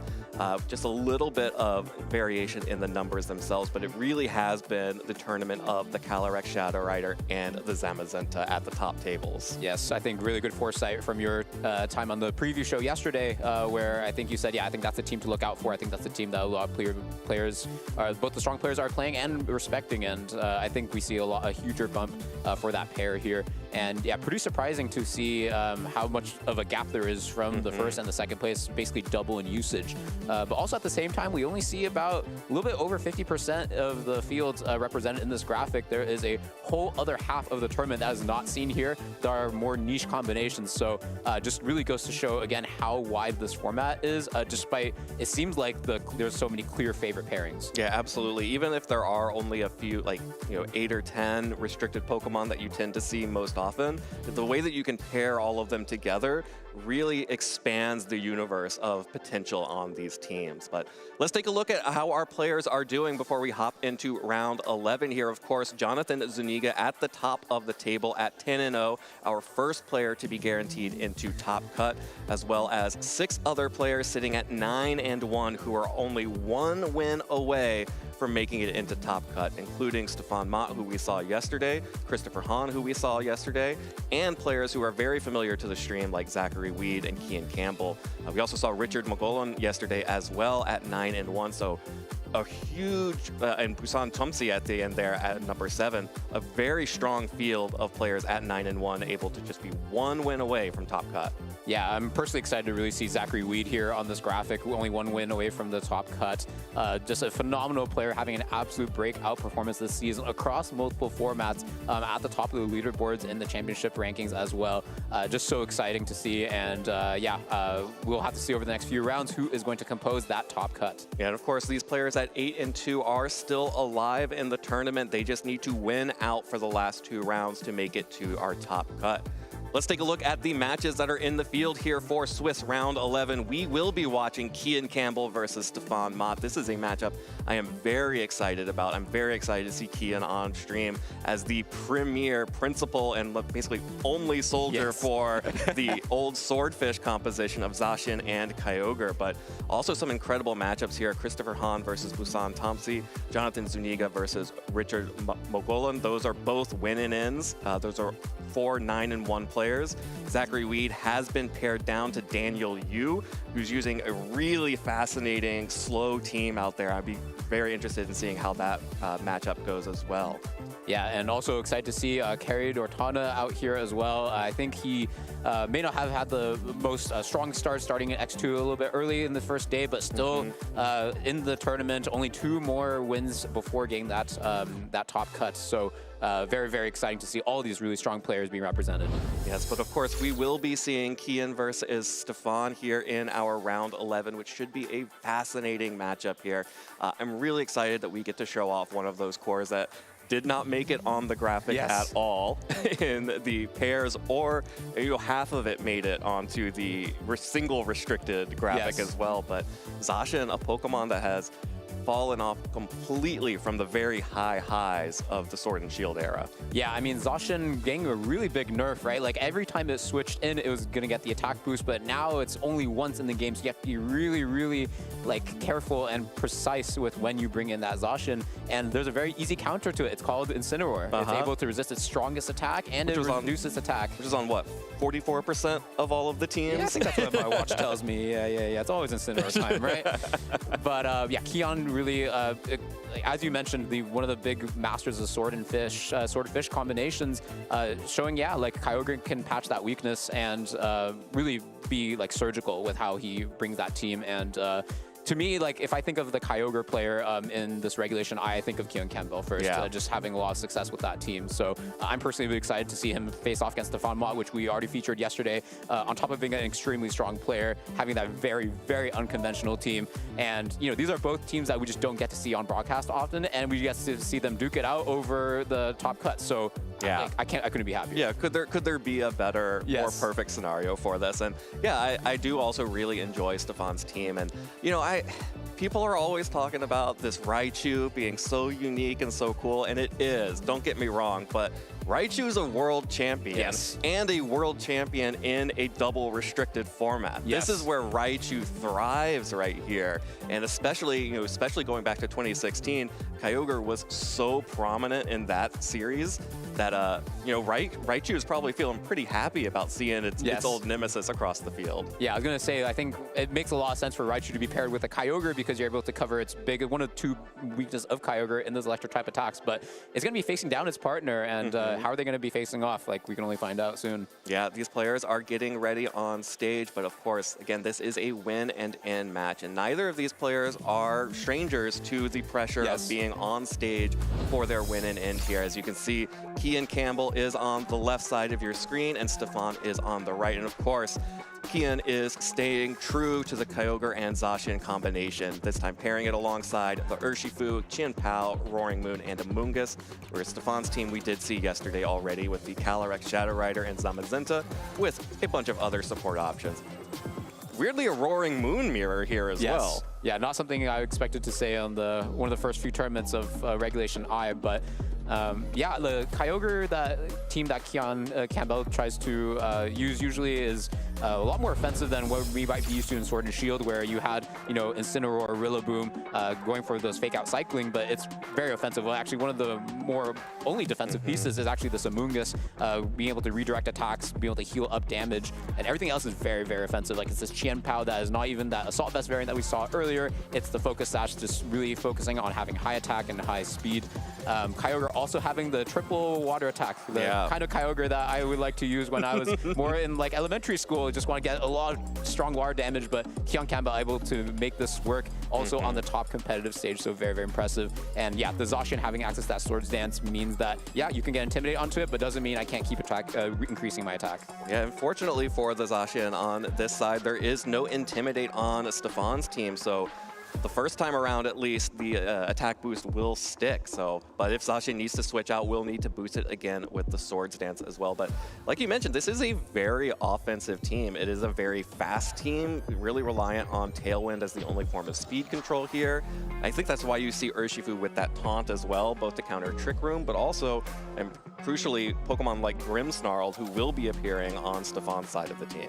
Absolutely. One thing I want to look out for is, like, is this Roaring Moon going to be the speed booster or the attack booster? My intuition is maybe it's going to be the speed booster because you see the Tailwind. You want to set up Tailwind before your other opponent's Pokemon can attack, so you can use that dynamic speed to your advantage. But you never know since he has so many fast Pokemon. Over on Stefan's side, yeah, we already talked about this yesterday, but just such an unconventional pick of Pokemon. I mean, I don't know if I've ever seen this Zamazenta being used by anybody except for Stefan. Certainly not to how successful he's brought it. But also this Grimmsnarl having the combination of the light screen, but also the fake outs. So just having, you can't just safely double protect in front of the fake out because he could just set up the light screen in front of you. So very, very strong and scary team to face down. Yeah, Grimmsnarl is dropping Reflect in favor of the fake out, which is pretty good in front of like Calyrex teams or Miraidon teams and into the Kyogre, but the Zacian loves to see no method here of limiting the offensive power that it can put out. That Thunder Wave may also be really crucial, as we mentioned, that Kian's team being so fast and so offensive. But there's a lot of options here. The Kyogre does not look great into this team. Yes. You have the Raichu, you have Ogerpon Wellspring, you have Roaring Moon that's resisting everything that Kyogre can throw at it. And again, there's that Grimmsnarl that can set up the screen, as well as Thunder Wave, and then the 3-water attack Kyogre is just kind of sitting there. Yeah, on the other hand, I think the Zacian actually looks really, really good, right? Like the Calyrex probably not going to be able to survive a Behemoth Blade thanks to not having that Focus Sash item. The Grimmsnarl is going to take super effective damage from it. A lot of these Pokemon do not want to face it down, so despite the Kyogre not feeling so great, I think the Zacian looks really, really good. If Stefano is going to opt to bring the Grimmsnarl, I'm going to be curious, is he going to go for the Grimmsnarl Gambit, which is exchanging itself for a Thunder Wave? But yeah, we'll go ahead and see the leads. We do not see the Grimmsnarl here. Yeah, that's the Zamazenta and Roaring Moon for Stefan, and Kian protecting the Zacian immediately with the Amoonguss, keeping that Pokemon from taking any damage with the Rage Powder. And both of the crowned Pokemon on the field here getting their respective boosts. Yes, and Zacian typically going to be a pretty fast Pokemon, going to get its boost first. The Zamazenta looks pretty safe from taking damage since, yeah, it has the attack boost, and the Zacian doesn't opt for the Sacred Sword, but is under threat from this Amoonguss. We could see a potential Ogerpon switch in from the back, going to be a lot safer than other Moongusses that might carry the Sludge Bomb, with the Palm Puff not being as offensive into that Pokemon. But yeah, it's just not damage that you want to be taking this early, but you also don't want to get spored. So it feels like Kian definitely has more of the pressure in this situation here. Yeah, Kian definitely cycling through a variety of different options here as he plans out his first turn. Stefan will go ahead and just lead with the Tailwind from Roaring Moon to get that speed control right out of the way. No protection from the Amoonguss, so the Body Press connects onto Zacian. Stefan has traded Roaring Moon for that Tailwind. But now, with no switch into an Ogerpon, this Amoonguss is going to be able to spore the Zamazenta and put it to sleep. So Stefan, next turn, will only get one Pokemon able to make a move. Yeah, I can see why Stefan would want to basically sacrifice the Roaring Moon in exchange for getting up the Tailwind and getting some damage onto the Zacian, because as we pointed out, like the Zacian is the bigger threat compared to the Kyogre. Like you have the Ogerpon in the back to handle the Kyogre pretty well, because it has only water type attacks, and guess what? Ogerpon is able to heal back from all of those. So that position makes sense to me, but in the very short term, it actually looks like he's a bit of trouble here. Yeah, well, Calyrex is just trying to bait out a Protect here from Kian as Stefan protects that Pokemon and uses the first turn of sleep on Zamazenta. So now at any moment, Zamazenta could wake up from sleep, but that Protect will protect the Calyrex from a Behemoth Blade from Kian's Zacian, as Spore also goes into that Protect. So Kian not falling for the standard play here of just, we're going to trade Protect so that I have a safe Astral Barrage next turn. Now Kian still has Protect pressure here. Yeah, that's a great call out, because I was thinking, oh, like he just double attacked into a Protect, but now has the option to Protect, but doesn't go for it. Yeah, no, it does not go for it again, is staying aggressive, trading the Zacian and hoping for Amoonguss to be able to get a Spore off onto that Calyrex, but Calyrex, by taking out the Zacian, gets that Grim Neigh boost, so a +1 to the special attack, and the Life Orb is going to be hurting quite a bit. Zamazenta does wake up, but isn't able to pick up a KO onto that Amoonguss thanks to the resistance, and Amoonguss is spreading the sleep here. Now Calyrex is asleep and will not be able to move next turn. Yeah, likely not opting for the Behemoth Bash to account for a Dark type coming in to resist the attack coming out from the Calyrex. But thanks to that, Amoonguss is able to survive and get off a pretty crucial Spore here. I think that first turn wake up from Stefan was not great news for Kian, having lost basically the most important restricted Pokemon. And we also see that, yeah, the Kyogre is not brought into the back based on how bad it felt. And yeah, I think though, basically the only offensive tool left into that Zamazenta is now this Chien-Pao that has access to Sacred Sword. And yeah, based on how the Zamazenta hasn't taken any damage, I'm wondering if it's going to be enough. Luckily, this Calyrex is asleep, is guaranteed to sleep this next turn, so I think it's going to be all about, yeah, like how Kian can trade damage effectively here. Yeah, this Amoonguss is maybe going to become extremely important here, as, you know, it can switch in and out and recover health, but it's basically the only thing that can stare down this Zamazenta at this point, and you really need to protect that Chien-Pao and Roaring Moon moving forward. I think the good news, though, for Kian is that presumably the maybe fourth Pokemon in the back is Stefan, unless he hard read that the Kyogre will not come. So if you can get through even at least one of these Pokemon on Stefan's end, I think both of the Pokemon that have a lot of health on Kian's end is going to have a good matchup into that Ogerpon. Well, the Terastallization coming out from Zamazenta means that it will no longer be weak to the Sacred Sword, which is a great Terastallization here, as you can see it being matched on Kian's side by the Chien-Pao, going for the Stellar Terastallization that would boost the power of the Sacred Sword, in addition to ignoring the defense boost of the Zamazenta. But by Terastallizing into the water typing, it will not be KO'd by that attack. Instead, it will be able to attack this Amoonguss. Calyrex still fast asleep, but Amoonguss is drawing all of the attention. So the Zamazenta's Body Press will connect and pick up the KO onto Amoonguss. That is now 2 times that Zamazenta has taken the Rocky Helmet recoil. So even with this Terastallization, Chien-Pao may be able to poke some good damage through and start threatening that Pokemon. Yeah, going to get... it's not going to be a 2-hit KO because the Chien-Pao will not have that Terra boost in the following turns based on how the Stellar Terastallization works. But also the good news for Kian is that now the Calyrex is going to be under threat of Dark-type attacks coming from both of the Dark-type Pokemon from Kian's end, since, yeah, Stefan had to use the Terastallization to not take pretty significant damage from that Sacred Sword. And Kian is doubling down on the Zamazenta no Protect, because there is no Protect on the Zamazenta exchanged for the Iron Defense.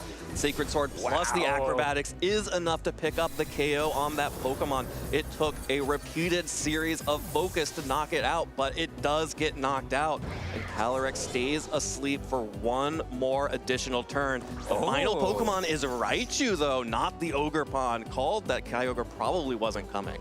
Yeah, now that's a big turn, or a big decision from Stefan to bring Raichu, because, yeah, now that there's no redirection to support the Calyrex, on the other hand, he does have the pressure of, do I go for Feint or do I go for Fake Out? Going for that Fake Out. Goes for the fake out, but the Sucker Punch, boosted by the Stellar Terrestrialization, still connects onto Calyrex. Plenty of damage on that Pokemon.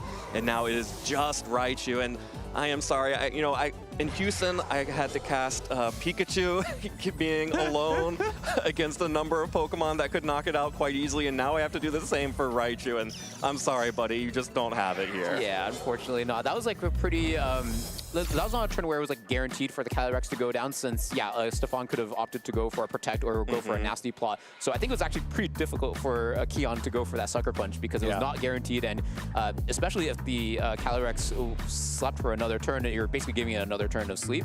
But Keon saying, I'm sure you're going to go for the attacking move. Like, it's the only damage source you have here. So I'm just going to capitalize that and make sure I go for it. And really impressive turnaround for Keon, because it did not look good, especially when that Zamazenta got that first turn wake. Yeah, and especially, that's sort of the game you play with Amoonguss, is sometimes you get 3 turns of disabling your opponent's Pokemon. Sometimes you only get 1. But Amoonguss, we saw both sides of it here in the game, and that's kind of how it shakes out over time when you're using a Spore. But it still provided so much additional support to this team. The Rocky Helmet actually came up huge in providing that additional chip damage. Yes.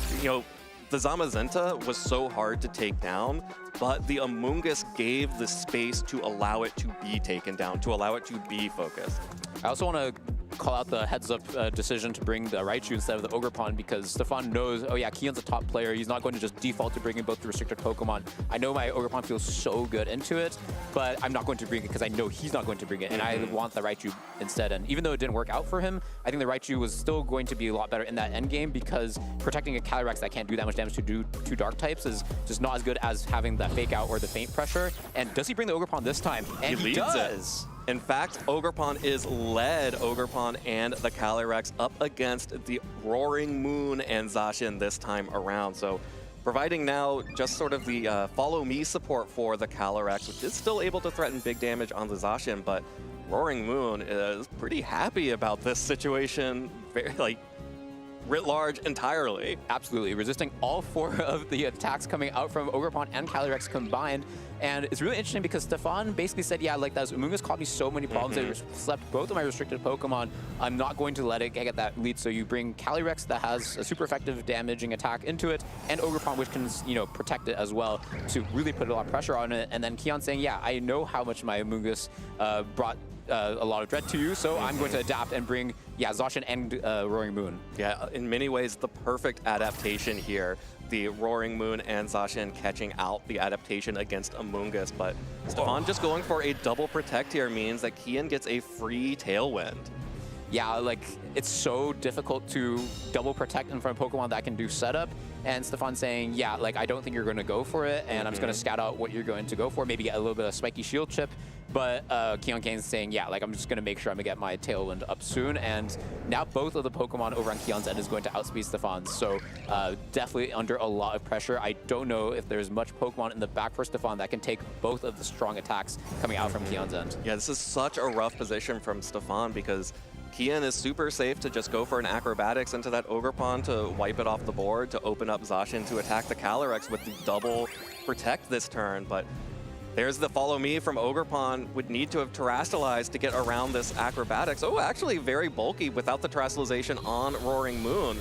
Is able to survive that. So does tank both of these attacks from the Behemoth Blade and the Acrobatics, which means that Calyrex gets to fire off and attack here. But will it be enough in the course of this game?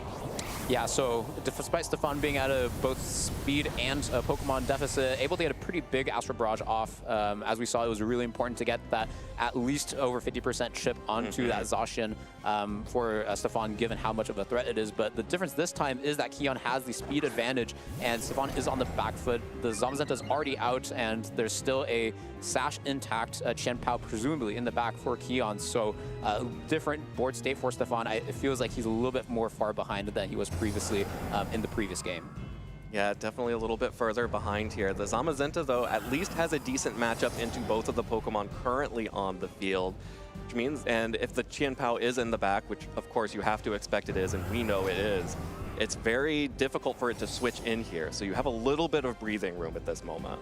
Yeah, I guess what I'm wondering for Stefan is like, what is the fourth Pokemon in the back? Like, I feel like the Grimmsnarl doesn't feel good. The Raichu didn't feel good earlier, so maybe he has his own Roaring Moon in the back. But I guess the problem is that the Zacian's still on the field, so you just cannot set up that Tailwind before it goes down, or you're forced to Terrasilize. So yeah, we see that Keon actually goes for the offensive Terrasalization on this turn. Yeah, the offensive Terrasalization to get as much damage as possible down onto Stefan's Pokemon.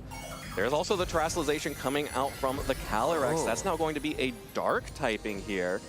So trying to resist an incoming knockoff from the Roaring Moon and sneak in an additional Astral Barrage, but it's just going to be the Acrobatics onto Zamazenta. And that's the power of Zamazenta right there. It does not take a whole lot of damage. The Behemoth Blade, though, is a lot of damage. Yeah, like, we totally see what Stefan's going for, right? It's like, okay, the Zamazenta is going to take a lot more damage from Zacian, so I think you're going to attack that. So I'm just going to bank on the fact that you're going to go for knockoffs. It's so obvious that I wouldn't want to go for, yeah, a Dark Terrasalization on the Calyrex. And Keon's saying, yeah, I'm not going to risk it. Like, I'm in such a good lead. Like, I'm just going to make sure that Calyrex cannot attack this turn, whether you Terrasilize or not, because I know it's the bigger threat. Like, I can handle this Zamazenta with the defensive Terrasalization coming out from the Roaring Moon. So, yeah, excellent play by Keon to make sure that his lead does not slip behind by making any kind of like careless read. Yeah, and the lead has only grown since turn 1 here. Keon is so far ahead. Stefan now just having to protect the Roaring Moon and try to get a Tailwind play later on in the game here. The Acrobatics not doing much damage to the Zamazenta. The play rough will connect onto the Protect, so Zamazenta gets to buy another turn here, and Stefan will have an opportunity to set up a Tailwind of his own.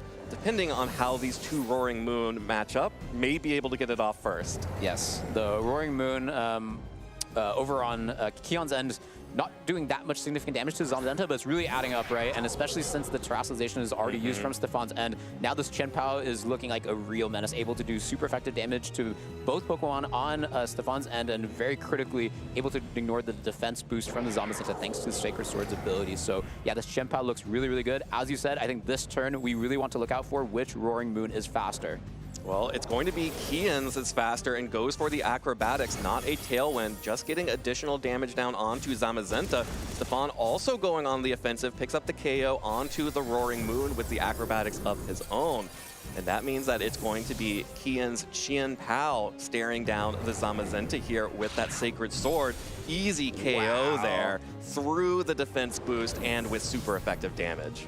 Yeah, on the flip side, Keon going for maybe like a small read saying, yeah, I'm not going to lose the game if I get this wrong and you protect your Zamazenta this turn, but if I get it right, then yeah, I get rid of the biggest defensive backbone of your team and closes out the Amoonguss, which is able to protect the Chien-Pao. So yeah, excellently played game by Keon, able to win without with only one restricted. So, and going straight into top cut. Congratulations. Yeah, going straight into top cut there and just really showing off what Zacian can do. Even though, like you said, it did lose the ability to gain that attack boost on switch-in. If you don't switch it out, it's still as good as it was in Sword and Shield. Yes. So really showing how much of a menace Zacian can be against the right matchup, and yeah, just making the correct plays and making sure he's not getting rid of the lead that he had.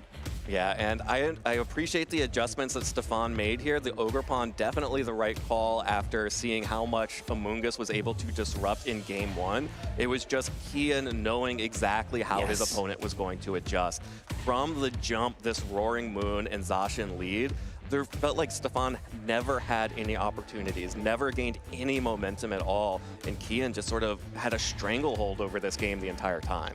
Yeah, it's always impressive to me when I see players like this adapt so well to opponents' adaptations in a matchup that they should have never seen before, right? Yeah. So, like, I mean, I'd be shocked if they were if Keon was practicing and said, and you know, played against Stefan's team even once. Right. So even with that inexperience saying, yeah, I think I know you're going to adapt like this, so I'm going to adapt your adaptation like this. It really goes to show that like you can improvise very well. And of course, Stefan able to adapt as well and respecting the Amoonguss early on. But yeah, I think Keon was just one step ahead there. Yeah, and that's one of the key principles of being a top player, right? Like Kian, like you mentioned, probably never played against Stefan's exact team. Yeah. But Kian definitely has played against teams that have left their Ogre Pawn behind when Amoonguss, ran over the team in game 1. So you have to imagine, you can take all of that experience from the past and be like, okay, my Amoonguss ran over this game. Yeah. You're not going to let me do that again. Yeah. You have to bring the, I am making you bring the Ogre Pawn here. Yeah. Like, I am forcing you into this. So what is my adjustment here? And the Roaring Moon lead was just so perfect there alongside the Zacian. I can't get over that. It was just from the jump, Kian was in control of that game. Yeah, it could have gone like completely differently if the Amoonguss was just even in the lead, because now you have 2 Pokemon you're saying that you just don't want to be facing off against, and just flipping it into the Roaring Moon, just like it was like completely night and day. So yeah, really good adaptation from Kian, but also like to Stefan for, which I thought was not like a great matchup for him. Yeah. Being able to identify in the game 1, for example, okay, like I'm going to trade my Roaring Moon for the speed advantage, and if I get a little bit lucky on the sleep turns, like for example, if that Zamazenta had woken up on the first, if the Calyrex Shadow Rider had woken up on the first turn, I think it was a completely different game. So he had the odds to get in his favor, it just didn't work out for him. Yeah, absolutely, and that just sort of is how some of these games shake out. But of course, Stefan is still alive in the tournament. That's the benefit of going undefeated in day 1. He still has another opportunity to make it into Top Cut. But of course, Kian will be joining Jonathan in our Top Cut. And, what is there left to say about Kian Campbell? The only player still making Zacian and Kyogre work. And it's clear that he has just found a mode that he likes and enjoys. And, what is it about players who can find one thing that works for them, but no one else? Yeah, it's really impressive. And as you get more reps and like you really understand the team more, and you just become that strong, as that was demonstrated in that match. And also doesn't really go with the trends, right? Like I remember at one point in the Regulation I, like Calyrex Ice Rider and Kyogre were like a popular combination that you really had to respect. And now like it's just like nowhere to be found, at least in the tournament we're seeing here. Except Kian Campbell said, yeah, I don't need to have Calyrex Ice Rider. I'm going to go with Zacian, which many people like don't believe in.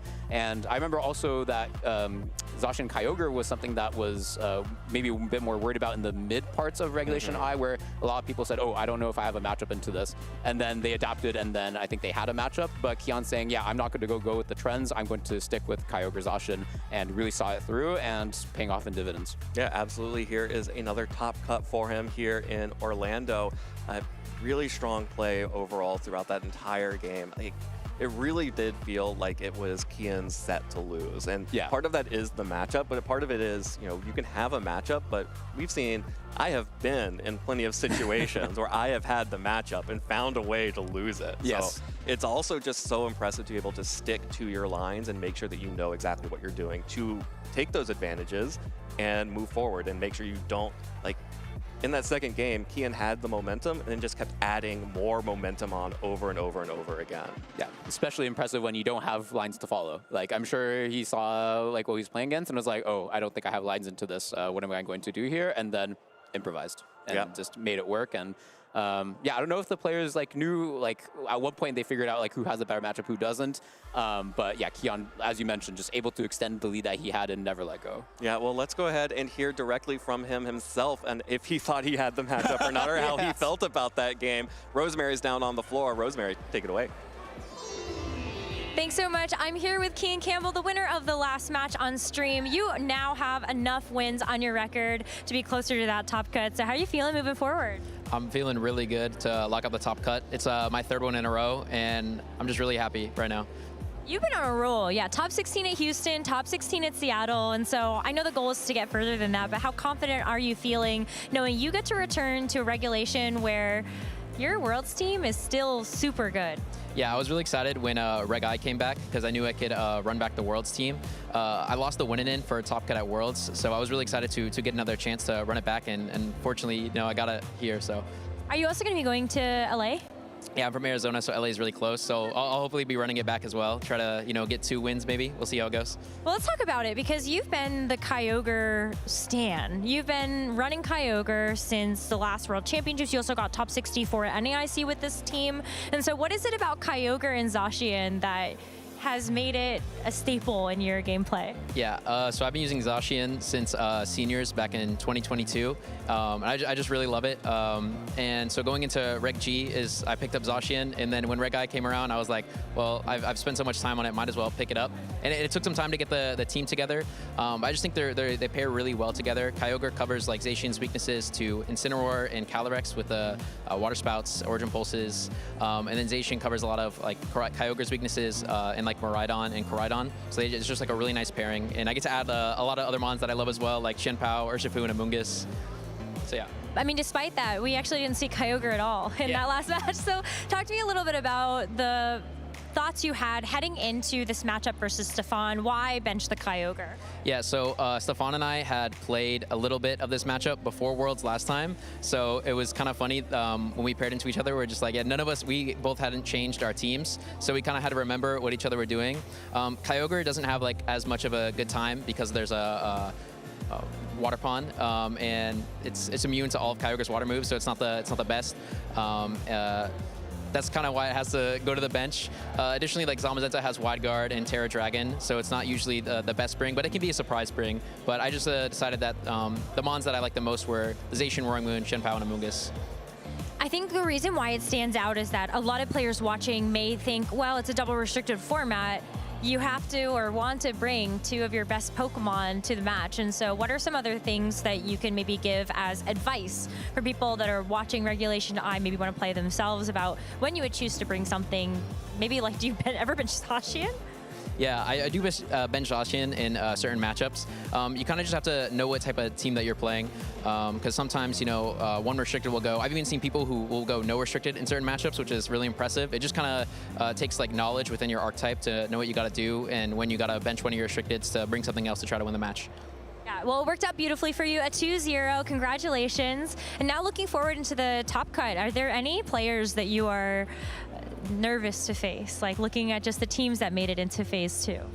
I wouldn't say I'm like too nervous. I think I'm just in a really good spot right now, and when I'm like this, I just think that like there's nothing that can stop me as long as I'm just playing my own game and doing the best that I can do.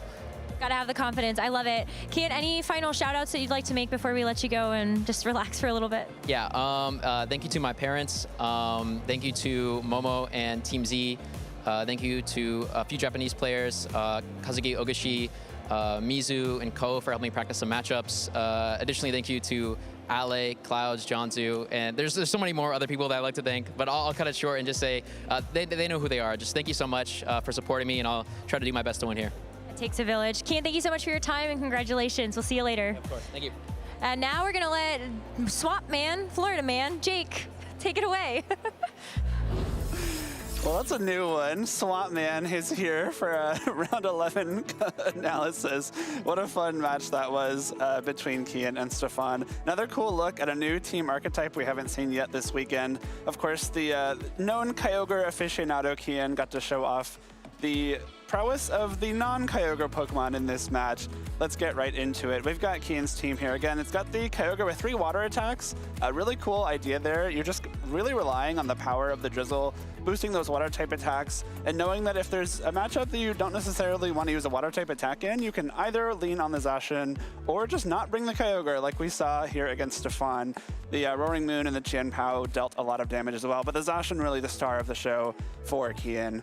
Jumping over to Stefan's team, we did see it yesterday, but some unique things that make the Kyogre pretty hard to bring. We got the Wide Guard on the Zamazenta, will completely stop the Water Spout and Origin Pulse from the Kyogre. And of course, the Water Absorb Ogerpon Wellspring. Kyogre simply cannot damage that Ogerpon. I guess if you like use all of your power points and are struggling, but that would take probably 50 turns or so, and we just don't have that kind of time. So Ogerpon, a very good answer to the Kyogre in this situation. Jumping right into game number 1, we have the Zacian coming out immediately, threatening some huge damage into this Roaring Moon. Of course, the same type attack bonus, +1 from the Dauntless Sword, Play Rough. Probably KO's Roaring Moon 2 or 3 times over. And what Stefan opts for here is kind of accepting the fact that this Roaring Moon probably goes down to that Play Rough. He trades this Tailwind on Roaring Moon, and a little bit of damage with this Body Press for your entire Roaring Moon. Just gets one completely knocked out by this Zacian, and a Spore on the Zamazenta. So immediately a huge swing in momentum in Kian's favor here. Of course, you do get the Tailwind with Stefan, and you can bring in one of your own Pokemon to take advantage of that. In this case, it's going to be that Calyrex Shadow Rider that comes in and threatens a knockout with Astral Barrage and then a lot of damage on the Amoonguss as well. But other than that, Stefan just doesn't have a great time taking advantage of this Tailwind. We see him immediately go for a Protect, trying to scout out a Protect on Kian's Zacian and Amoonguss, and I respect the reasoning there, but when you're protecting your biggest hitter on your first turn of Tailwind, that means you're probably not going to be able to make the most use out of that Tailwind.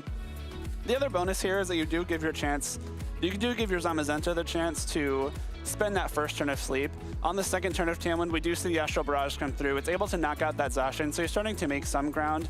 And notably, the Zamazenta gets a first turn Wake, which could be huge for Stefan. The Astral Barrage damage put Amoonguss pretty low, but by opting for Body Press instead of the Behemoth Bash, the Steel type attack, the Amoonguss actually survives and is able to put the Calyrex asleep. So you've got one of your restricted Pokemon back, but unfortunately, you do not have your other one still because the Calyrex immediately goes to sleep. And the other negative to using that Body Press there, beyond not knocking out the Amoonguss, is that you've taken a tick of Rocky Helmet damage, and you probably have to attack the Amoonguss one more time and take that next tick of damage. Unfortunately for Stefan, this turns out to be a little bit of a difference maker here as we skip forward.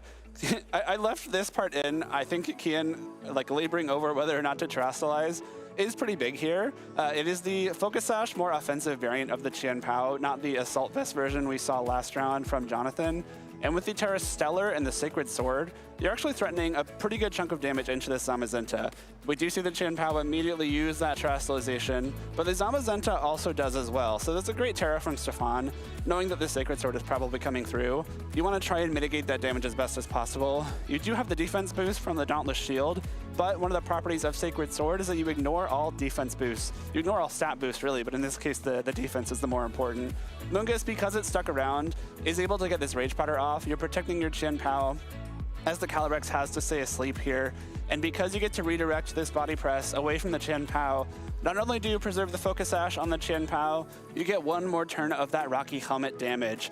We get to see the Terra Stellar boosted Sacred Sword come through here, do a good chunk, be very close to what is probably a 2-hit KO, except with the Terra Stellar, you only get one boost in damage per type of attack. So now this Roaring Moon comes in, you essentially have to double into the Zamazenta with your Qian Pao and your Roaring Moon to secure this KO. But because the Zamazenta doesn't have Protect, it opted for Iron Defense instead of Protect on this set. The remainder of this game is pretty secure, right? You can just kind of double it into it with the Acrobatics and the Sacred Sword, secure the knockout into the Zamazenta. If the Calyrex wakes up here, it gets some damage off, but your only option is Astral Barrage, which is resisted by both. Raichu comes in and can fake out one Pokemon, but unfortunately for Calyrex, because you can't Terrastallize, you can't fake out both of Kian's Pokemon, both of which have a Dark-type attack. That will very easily knock it out from here. There's no way for Stefan to wrap up this game here, as a Sucker Punch is able to clear it out. So Kian takes a pretty solid game one here as we jump over into game number 2. Stefan opting to not bring the Ogerpon in game 1, I think is a good call. If you've played some games with Kian in the past, which as Kian just told us, Stefan's probably familiar with the fact that maybe Kian doesn't want to bring Kyogre into this matchup. And if Kian's not bringing Kyogre, that loses a reason for you to bring the Ogerpon. However, the sleeps in game 1 were very impactful, right? Stefan had both of his restricted Pokemon put to sleep by Amoonguss' Spore. And if you think the Amoonguss is going to be a key player for Kian once again, you can leave this Ogerpon and give it a chance to redirect some of those Spores away. But unfortunately, the Ogerpon really not in a good spot here. The Roaring Moon is a very good answer into Ogerpon, also very heavily threatening this Calyrex. Roaring Moon has knockoff and acrobatics, both of which threaten really big damage into both of Stefan's Pokemon. So if you're Stefan, you're kind of caught on the back foot again on these leads, which after losing game 1 isn't necessarily where you want to be. He takes a very passive turn 1, opts to double protect, maybe try and scout out a Terrastalliation or see what Kian opts to do. But since Kian went straight for that Tailwind, now Kian can just kind of start throwing attacks out, right? There's not a whole lot Stefan can do here. Your Calyrex is very powerful, but cannot one-hit KO either of these Pokemon. So Kian, especially knowing that Stefan just went for that double protect, that's a pretty safe Acrobatics plus Behemoth Bash play. into this Ogerpon.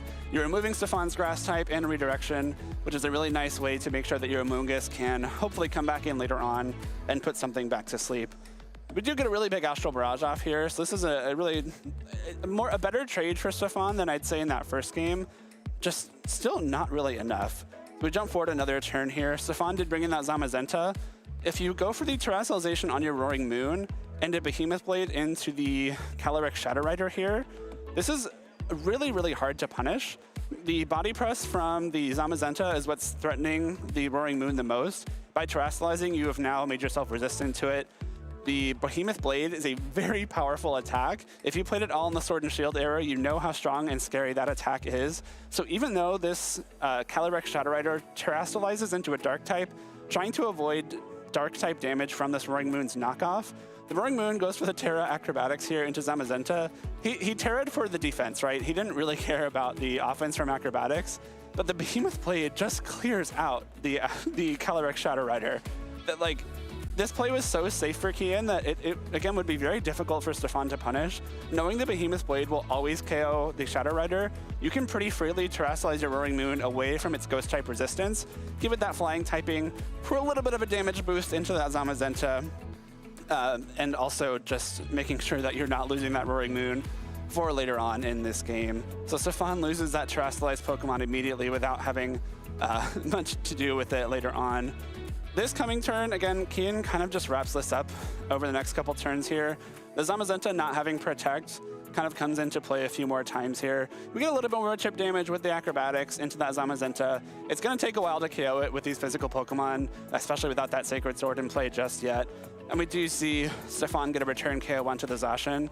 But as Kian brings in his Chien-Pao here, again, this Zamazenta does not have Protect. It is very difficult for Stefan to maneuver it in this scenario where maybe you need to get your tail end up to ensure it's attacking before this Chien-Pao. But with the Roaring Moons, we don't know the speed interaction. What Kian opts for here is just going for the 2 attacks into the Zamazenta. And I think this is also a very safe play. Again, Zamazenta can't Protect. There's no way you can whiff 2 of your attacks into Protect here. The worst thing that can happen is you lose a Roaring Moon speed tie, and then you potentially either get knocked out by Acrobatics or Stefan sets up Tailwind.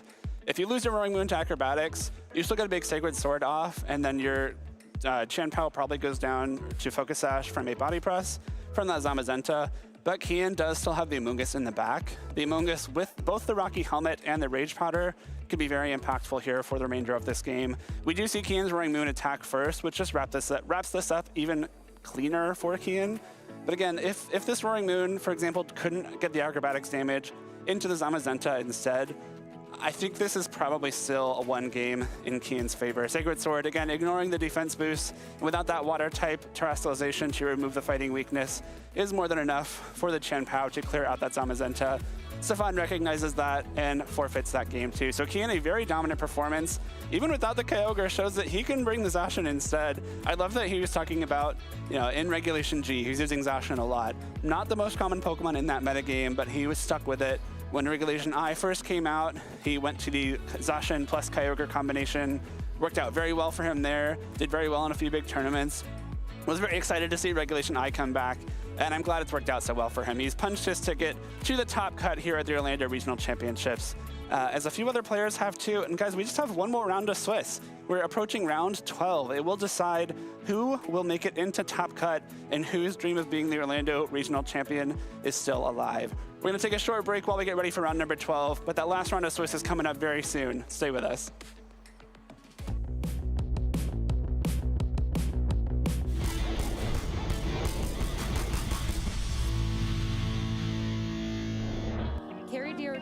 He has been leveling up event after event, and top 4 was the previous top finish, already one-upping that to find himself into the grand finals. But of course, when you're this close to the gold, why not try and take it all the way? Hi, my name is Kerry D'Artona, and I'm from Orlando, Florida.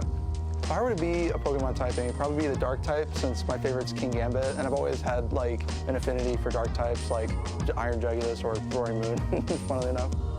So I got into competitive Pokemon because I was watching Wolfie VGC on YouTube and Aaron Cybertron Zhang, and it looked really interesting to me. And so I started looking into it around the end of Sword and Shield, but I never actually got into it because I wanted to age up into the Masters division, and I also wanted to wait for the next generation to see what all the new Pokemon were and how I could interact and like put them together.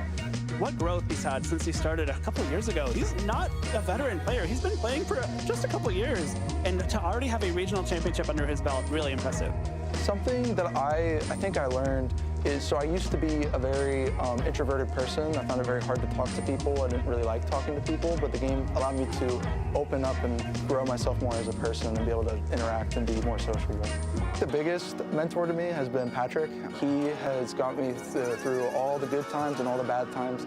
He's really helped me improve my relationship with the game. He's also made me a better player for it, so I'm very thankful for all the things I've learned from him and team building with him, talking with him, just being good friends.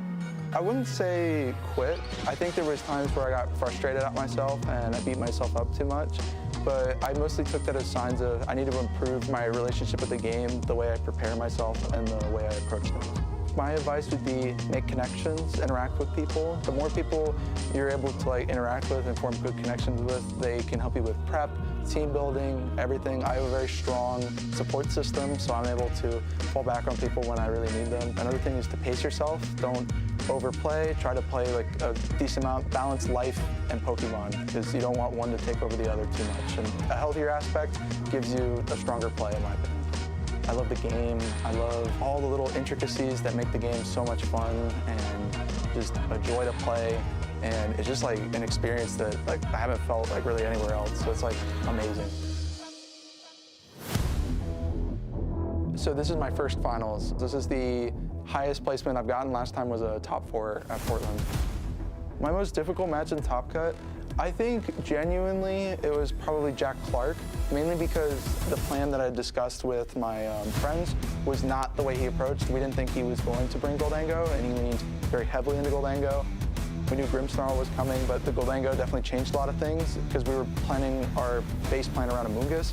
And so when Goldango's there, Amoonguss kind of just gets shut down because you can't touch it with Sludge Bomb, you can't spore it, so it becomes a dead slot. So the biggest problem that I had to deal with was trying to adjust after the game 1 loss and trying to make sure I'm confident in my plays in order to win it back. Carrie just giving an absolute masterclass on how to respond to what your opponent brings. I've always said I think Carrie's win at regionals feels inevitable, and he is now just 1 game away from doing it. I knew I won when I got Sludge Bomb off into the Ogerpon and it poisoned. I knew the game was basically over as long as I got Urshifu into position next to Incineroar, which is what I did as I sacked Landorus. And that is it! David takes down Goliath! Carrie, D'Artona becomes your Toronto Regional Champion! I feel very calm, but also very happy. It's a very strange feeling where it's it makes me feel proud of the work that I put in and the time I invested in the game. Well, my #1 goal was to win a regional, and that happened. So I think my next goal is to top cut NIC again and do well at NAIC and make Day 2 at Worlds. That's probably my top 3. Yeah, this event qualified me for Worlds, so I'm really excited to play in San Francisco later this year and fight a ton of really good competitors. I think other people should look out for me because I'm willing to make the aggressive call, and I'm very confident in my plays when I make them. Sometimes I do struggle with confidence, but I've been working on that, so be ready at Worlds. I would want to play my good friend Patrick. We've always bounced off each other so nicely. We always love playing a good hard set, and we're always willing to make calls on each other, which is why I enjoy it so much. So I think it would be so rewarding to face him in finals, and it would be amazing.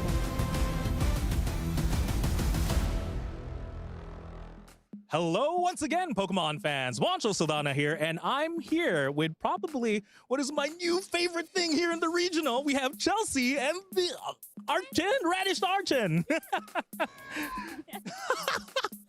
You never know what to expect here at a Pokemon regional, but Chelsea, how are we feeling today? I'm feeling fantastic. I'm having so much fun today.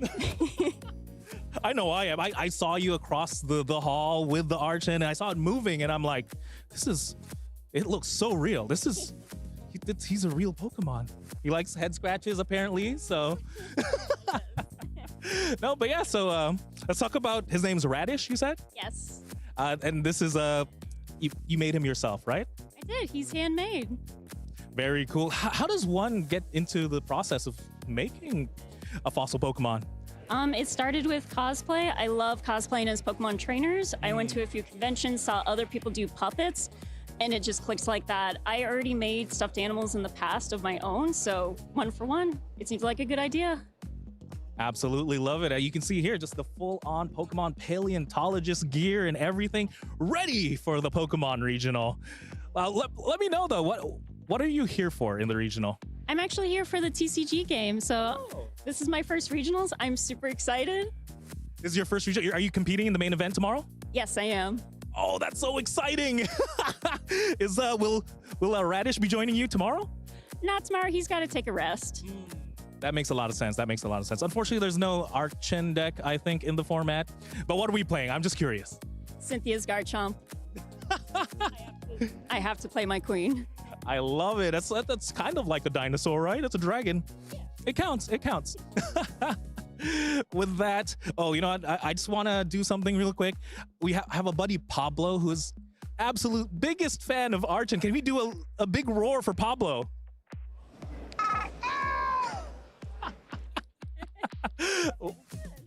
Great job, Radish. With that, anyone you want to shout out before I do let you go? Yeah, I'm going to shout out to my two friends, Chris and Reggie, who are here to help support me for the first regionals. And shout out to my best friend, Brittany. Woo! Thank you so much, Chelsea. Thank you so much, Radish. We're going to throw it back to more Pokemon action.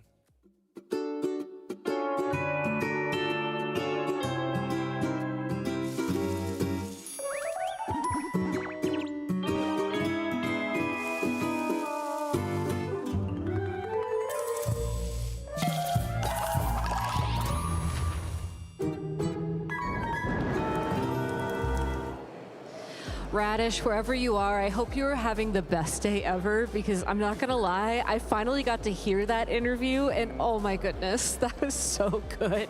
And what's also good is just how much fun everybody is having here at the Orlando Regional Championships. Like, I don't know about you, Evan, but I've been having a blast watching all of these games, getting to talk to people out in the hall. It's just been a good time. Oh, absolutely. I've been really enjoying the games that we've been able to watch, and frankly, I am having the best day ever for being able to see that interview with Radish.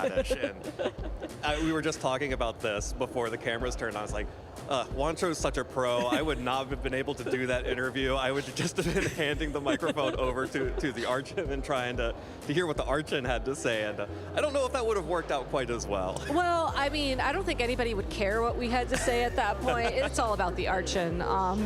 But honestly, I think if you're looking to have as much fun as Radish or as much fun as us at a Pokemon event, you can always start at the local level. And I think what's really special about local Pokemon events is that it's always an opportunity to meet other Pokemon fans like you or me or Radish. I would hope a Pokemon is a Pokemon fan. I don't want to get into the implications of that. And to start, all you have to do is head over to the Pokemon event locator. You can scan that QR code and just look for a Pokemon event near you. And I know that you and I are fortunate that we're able to attend local Pokemon events fairly frequently, and it's been a great source of community. Absolutely. I've really enjoyed all of the events that I've been able to attend. Just at one a little bit over a month ago, we played a doubleheader, a cup, and a challenge in the same day. Not to brag, I got second place at both of them. Oh, okay. Congratulations. Yeah, there were only 4 of us at both of them, but you know, we were a small but mighty crew in the Middle Tennessee and Kentucky region. I mean, we take those. I know by we, I mean Cheese League is hosting a doubleheader soon, or we just recently hosted one. I'm a little bit scrambled, I'm not gonna lie. And I know that was a lot of fun. And we're hosting our first double and a chunk header, where we're going to be hosting a double header for VGC and then also a Go Cup at the same time in a little bit. So that's also going to be a lot of fun. And I also competed in a double header a couple weeks ago. Nice. So how'd you do? Well, I didn't do so great in the cup part of it. And in the challenge, though, I got top 4. Nice. So we take those. Yeah, I default to top 4 at my You know, because there are 4 of us. You know, you should come up to Boston sometime and compete where over half the field, if not 80% of the field, has qualified for Worlds at least once. Yeah, that's a intimidating circuit y'all have going up there. Yeah, I mean, honestly, you could always just boost those numbers a bit, though. Yeah, and we are growing. It's been really exciting, and it's a really interesting atmosphere because, especially when you're doing one of these double headers and you have alongside the trading card game is often doing a challenge or a cup at the same time. You get to interact with all sorts of different types of fans. You know, here at the regional championships, you know, all of the games are represented, but we're all kind of in our own little separate areas. You know, the TCG players are playing TCG, the Go players are playing Go, and we're over in the VGC side of things. It's just so big, the scale of everything is so big that you can get through the entire event only talking to VGC players. I know. And at the local event, you end up meeting people from all of the other different types of games that we play here at the regional championships and the international championships circuit. And I always find that really fascinating, just to meet people and see how they have interacted with Pokemon, because, you know, it's been a huge part of my life, and we're coming up on the 30-year anniversary, and I am not ashamed to tell you that I have been there every step of the way, all 30 years of it. You and me both. I feel like we should high five over that, honestly. Yeah. And one other quick thing to touch on about locals before we go back to our players to watch for the weekend. Coming up this summer, there's going to be a bit of an interlude season where while you won't be able to earn championship points, you will be able to earn some really cool prizing. There's going to be these like little acrylic stands of these starters from Pokemon ZA. There's going to be some Pokemon Champions merchandise. I believe it's a notebook. And then also something Pokemon Go related. I want to say it was like a screen something or other. So you can find all that information on the Pokemon website. This is the first time we're actually getting prize support for Pokemon VGC and Go during this like interlude season. So definitely go support your local leagues. It's really cool that they're doing this, and I, for one, am very excited to hand out those prizes at Cheese League. Absolutely. I imagine that's one of the best parts of your role at the Cheese League is being able to hand out the prizes and rewarding people for their success. Yeah, that and seeing everybody pet my dog. But back to the tournament at hand. We do have some updates on our players to watch from this weekend. So once again, that's Marcus Carey and Carson Confer. We have 2 players who are still in contention as of round 11 of Swiss, 11 of 12. And Evan, I believe it's Marcus and Carey who are still in contention. Which I didn't know about Carson yet, so I assume, yeah. Unfortunately, Carson did either lose the previous round or the round before that, which I'm not sure which, because I was actually interviewing the juniors and seniors finalists, which you'll see later on at the broadcast. But he did win his last round, so he is X3, so he has a good shot of getting some really nice championship points from this event. But Marcus and Carey are really doing very well, especially Carey, who entered today at 2 losses. So he's just 1 out so far. Yeah, and I believe he took his second loss relatively early in the tournament. So he's just been having to win out this entire time. And you know, I was so happy that we got to see the interview, the champion interview with Carey earlier on in the broadcast, especially when he talked about the support that he had from Patrick Connors, as well as the other members of the Florida local crew. Shout outs to your local crew. They'll be there to support you when you're at your hometown regional for sure. And I think it's really a testament to that type of community. It feels so bad to go down to your second loss early in a tournament. Oh yeah. It's like, I know I'm technically still in it. I'm gonna play it out because I know I'm still technically in it, but if you don't have those people around you, like boosting you up, giving you that pep talk, it really makes a difference. And I think that's clear from how Carey's been performing today. I mean, that even is true of our younger players. Like, I don't want to spoil the results, but the senior winner actually mentioned to me that he took a very early loss in, I think it was round 2 of Swiss for the seniors division, and he was feeling very down on himself, but he was able to come back, you know, basically went out for the rest of the day, went out for day 2, obviously went out and cut, and it really makes a difference having that community, having your friends, your parents, that support network to fall back on. And there are many tournaments where I would not know how I would have recovered if it wasn't for that community. Yeah, absolutely. It's like, look, it's weird to say. One of my favorite parts of any tournament I've ever competed in has been sort of like, it's better to win.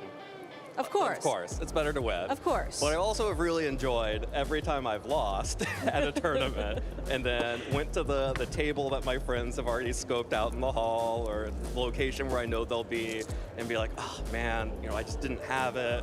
I played poorly. And then just to hear, have those people to support me and be like, yeah, maybe the matchup was tough, but I've played against you in practice. I know how you can play. You've got this in you, and it's a really powerful, special thing for sure. Yeah, and if we could just focus in on me for a second, you out there who's feeling the imposter syndrome, and when your friends tell you, no, that when you hear that, you're like, no, that's not true.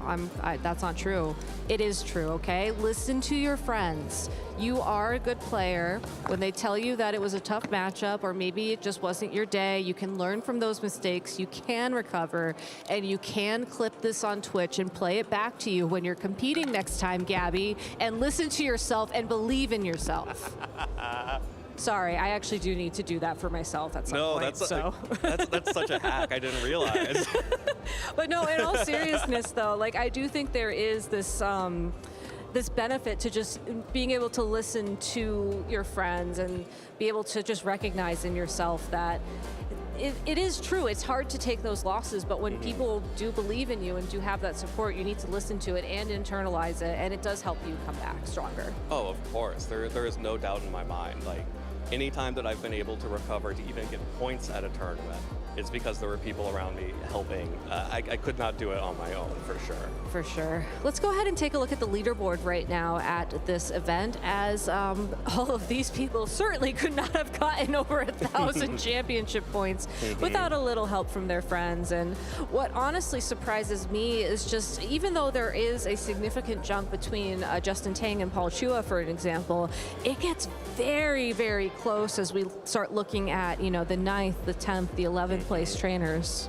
Yeah, and obviously we're getting closer and closer to the World Championships, so people are starting to make projections and guesstimates about what they will need to hit to make it to qualify for the World Championships.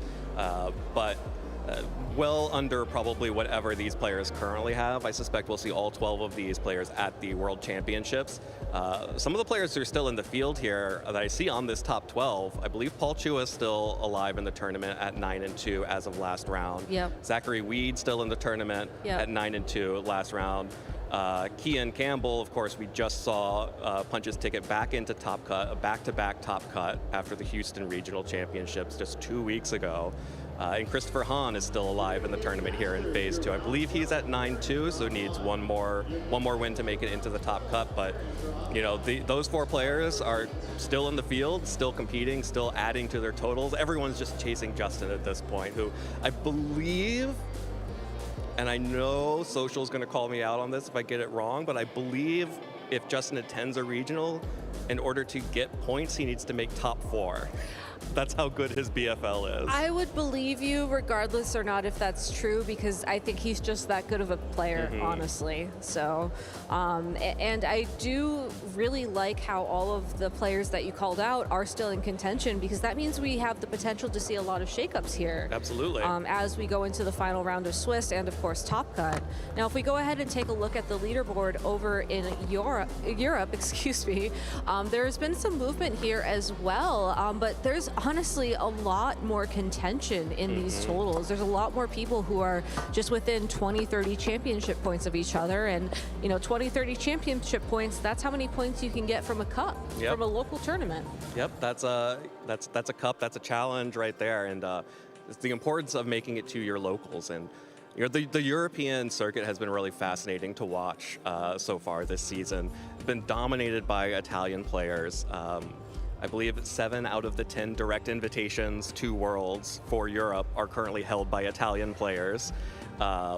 Finally in Seville, the Italian dominance was broken, but it's been really fascinating to watch. I love watching the European regionals, usually as a VOD and not staying up till 3 a.m. I can't wake up that early or late. Yeah, sorry guys, I love y'all, but I got to sleep. What's also interesting to me as well is just how much the metagame changes from region to region. I think it's certainly standardized a little bit more, especially now that we have these globalized grassroots tournaments, let's say, where you do get players from all around the world, especially Japan now participating. But it does feel like every region, especially sorted by leaderboard, has their own play style. And if we take a look at Latin America, you know, I feel like Latin America time and time again is known for just this very hyper aggressive play style. And I think that's why you can see, you know, Juan Salerno as an example, just up there over 2,000 championship points. Like, he is such a formidable opponent because he can play hyper offense and just really dominate the field. Oh, absolutely. And we got to see that at the Latin American International Championships earlier this season. Juan, of course, being the finalist at that tournament, had an incredible tournament run, has matched that by, you know, going off and traveling to Europe, competing in European regionals, competing in locals, competing in the Latin American region, really just been focused on creating the best season possible for himself, and it's clearly paid off being there at the top of the leaderboards right now. And these are all players. These are a lot of names here I recognize from previous events, and I'm really excited to see, especially at the World Championships coming up. You know, Latin America is no longer the region it was when we were competing and no one took it very seriously. Latin America is just full of sharks now. They're competitive. All of the names on this page are names that I would not be shocked to see top cut at the World Championships.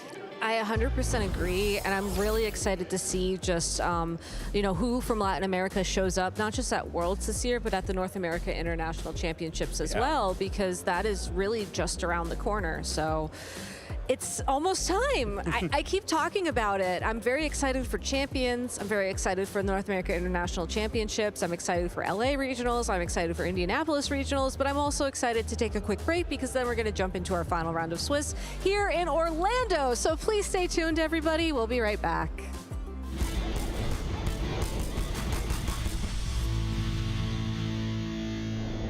Hey Pokemon trainers, welcome to Pokemon Championships History, a series where we showcase important matches throughout the history of competitive Pokemon.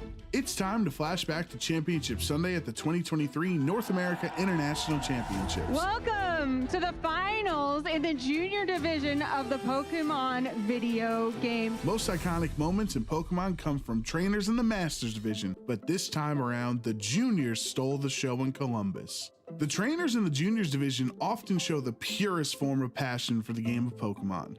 I've just got a couple questions about championship. I've never been to a championship.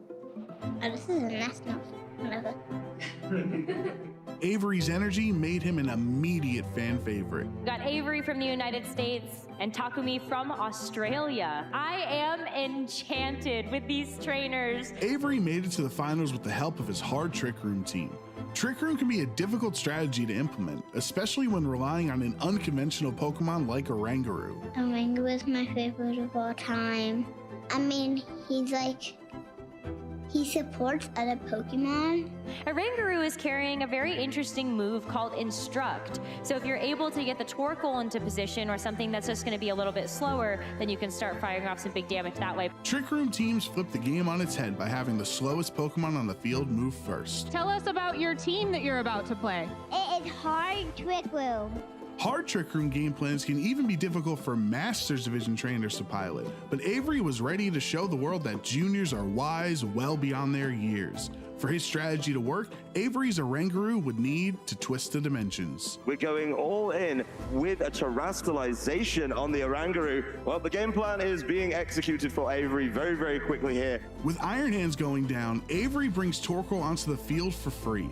Under Trick Room, Torkoal is one of the strongest Pokemon in the game, with the Sun boosting all fire attacks by 50%, and Oranguru's Instruct allowing it to attack twice in one turn. This Torkoal was ready to erupt. Of this Torkoal across the way as we see the eruption come through, and that's going to help a little bit, but Tinglu still takes a ton of damage on the switch in.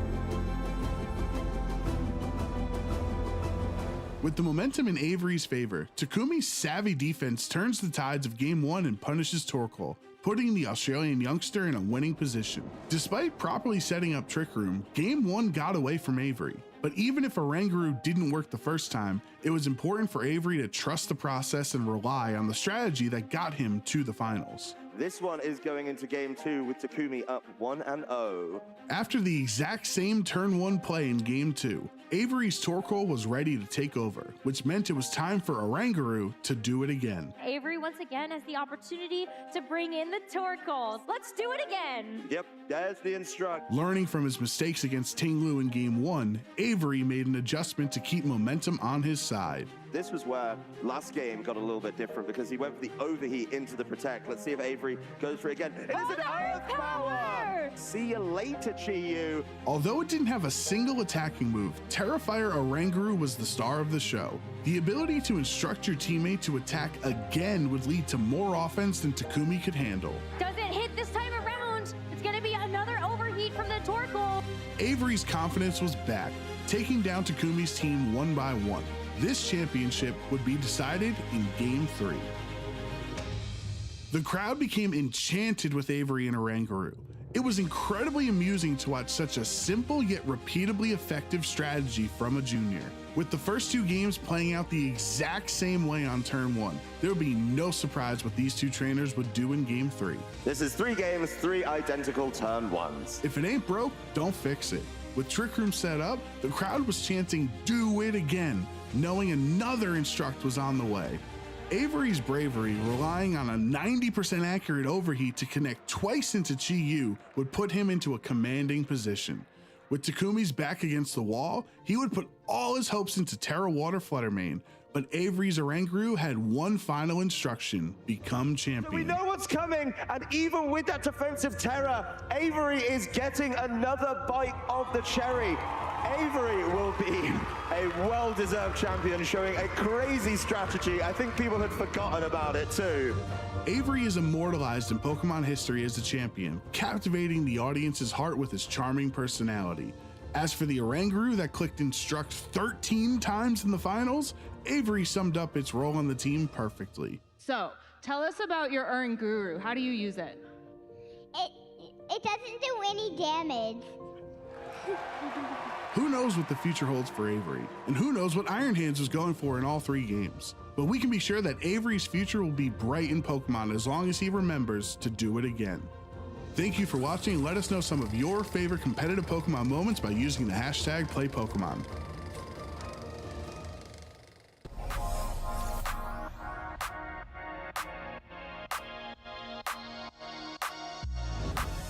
I think you should emulate Ash Ketchum. He is so inspiring, having his goal of being the best like no one ever was. And it's actually inspired me to try to become the best. But yeah, just going to show that just believing in yourself and going for your goals. The trainer I think people should look up to and emulate would be Tord Reklev. Ever since he lost the World Championship, he still competes and he still wins. It's showing that even after a tough loss, you don't give up and just continue playing. I think it's an interesting question because there were multiple names that came to my head immediately, both in terms of the competitors and the competitive skill and in the professional integrity and just it being a great community. I think you can look at Wolf, you can look at any other top player. I just love the community. We got too many good players to try and emulate.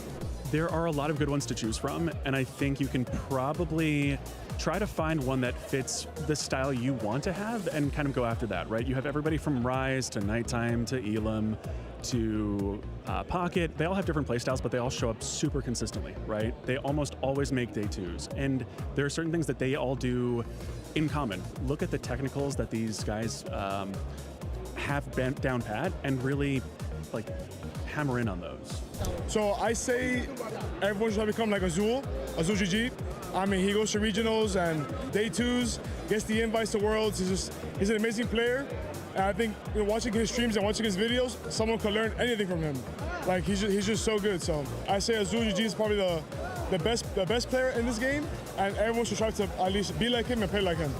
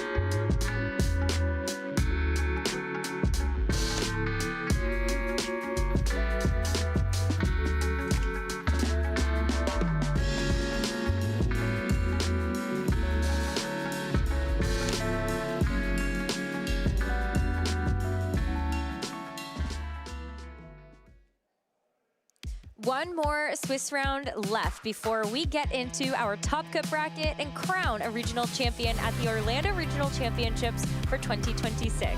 My name is Rosemary and I'm joined by Len, and we're excited to bring you this final Swiss match of the day. But before we do that, let's take a little quick walk back through history. The 2025 World Championships was the last time that we saw the Regulation I format. And in the finals, James Evans and Giovanni Siski and a Koraidon on either side. Who would have guessed that Koraidon would have been the big raid boss at the end of the World Championships that year? Yeah, it caught a lot of players off guard. I think it hadn't been the dominant restricted Pokemon up until that point. But not just the two in finals, you know, several more in the top cut as well. It really felt like it was running away with it. I don't think we've seen as much of it this weekend as we might have thought. We've not seen any exact copies of the pairing that the GO used to win the World Championships. But this next round, we're going to get a shift away from that. We're going to have Luca on that same pairing. And it's really cool because, as we've kind of seen as a trend throughout this weekend, there are a lot of players that have picked up exactly where they left off at Worlds. Stefan Mott running back his World Championship team.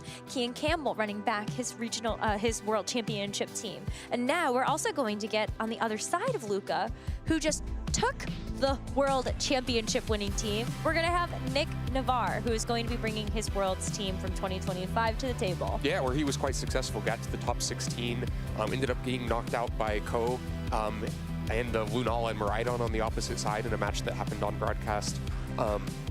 But a really strong run, though one of his 3 losses across that tournament was to Giovanni and that Lunala and Koraidon pairing. So, you know, maybe trying to see if he can improve the matchups, you know, 8 months later or wherever we are.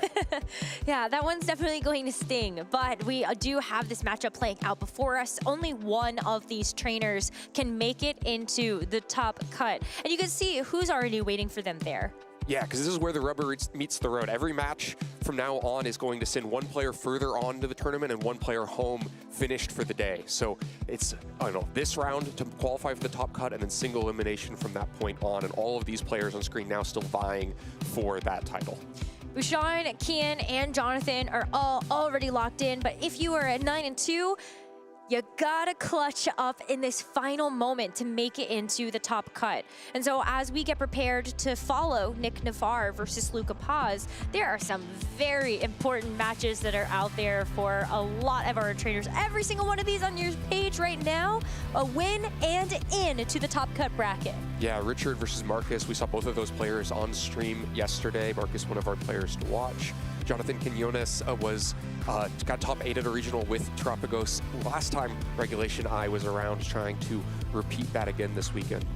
Zachary Weed, of course, is hoping that maybe he'll be able to get back to a finals and win this time around, maybe 3rd time's the charm in the 2026 season. Jackson Ferris, we saw on stream, still has a chance to make it despite taking that loss. And then, of course, like it's star-studded all the way down. Daniel Yu trying to bring Toxapex into the top cut. Josh Robinson, we've talked about him trying to build off of a NAIC championships in the senior division by having a breakthrough performance in Masters. Now, Paul Chua on the other side, the last obstacle to qualify for that top cut, making it look very difficult. Yeah, that's an intense match for sure. And hopefully both of them will bring their A game to this. And of course, Christopher Hahn and Emilio Forbes will also be facing off against each other. But let's dive in. These will be teams you are no doubt familiar with if you watched the 2025 Pokemon World Championships in Anaheim, California.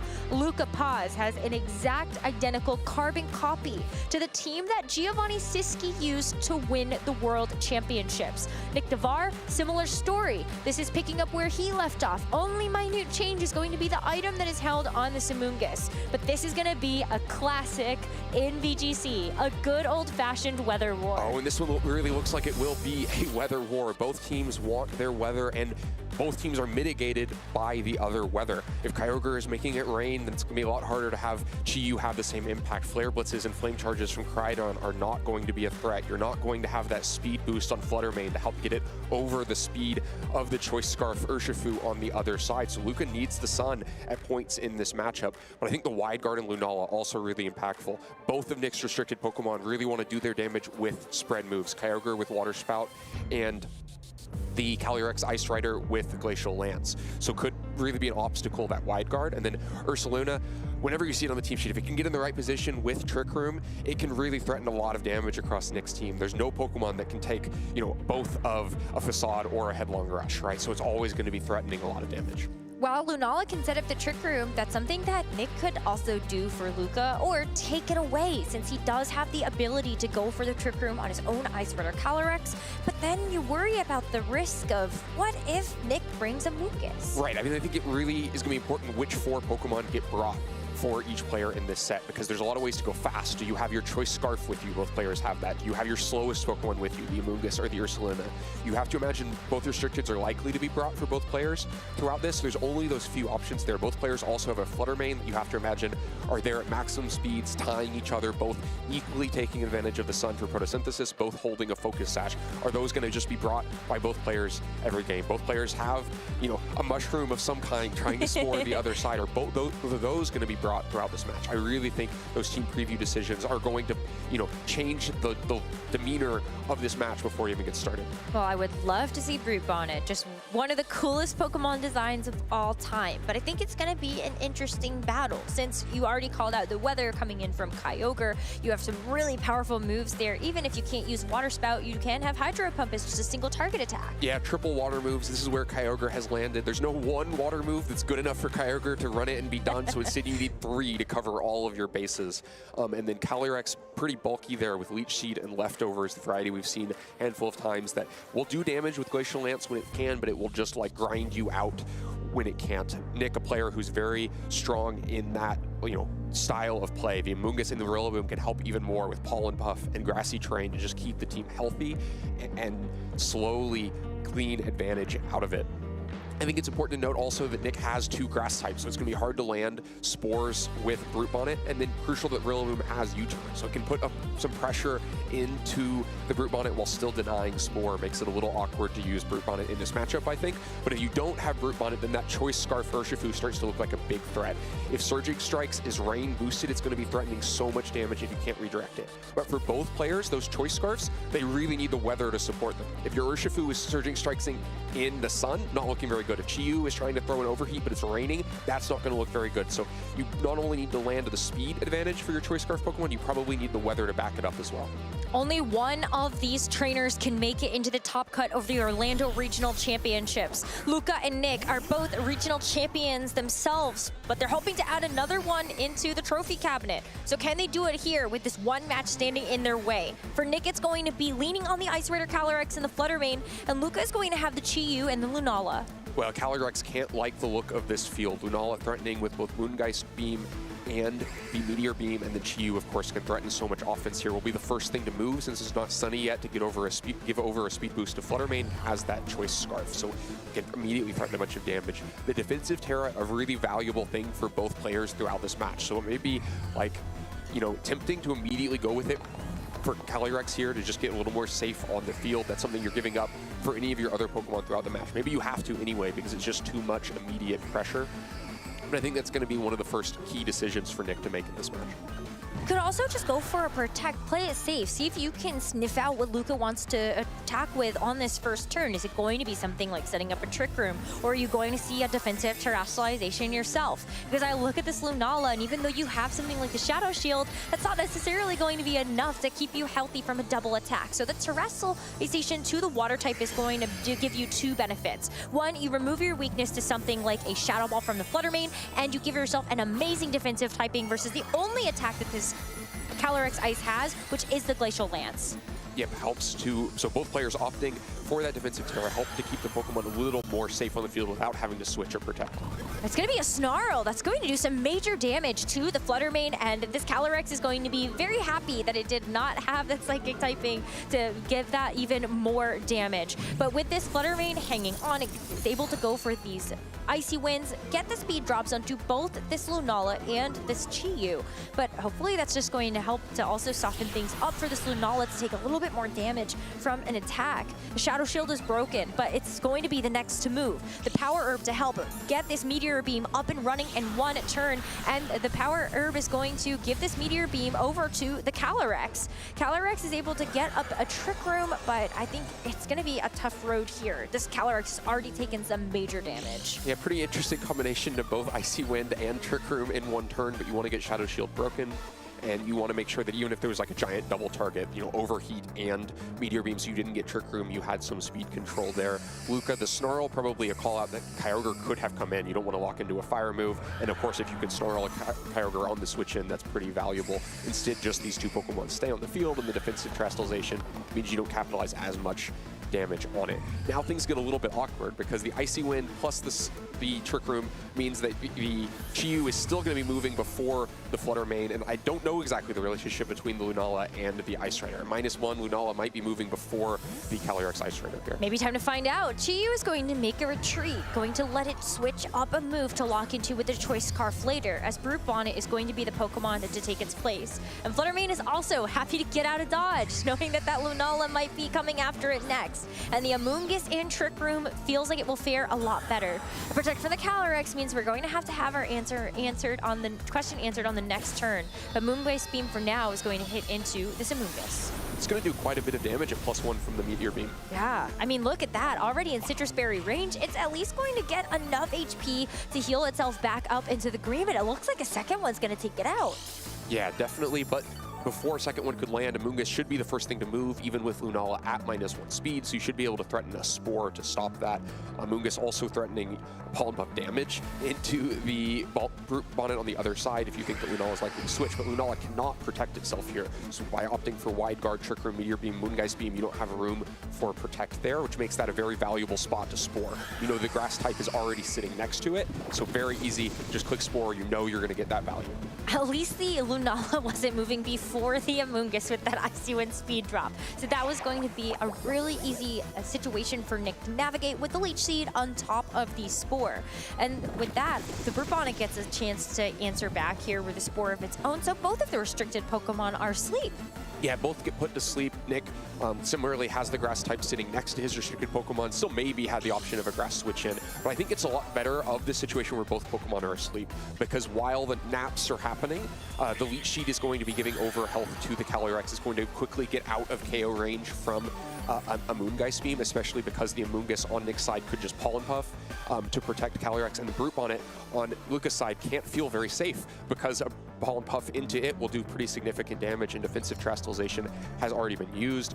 The Brute Bonnet doesn't have the similar capability to go out on the offense and provide utility by healing up Lunala, so he's not going to accomplish as much during these naps. Wow, I mean, this is one of the biggest amounts of damage I've seen from a Pollen Puff in quite some time. That's going to give some valuable time for the Calyrex to start getting some HP back, and also hoping that it can wake up.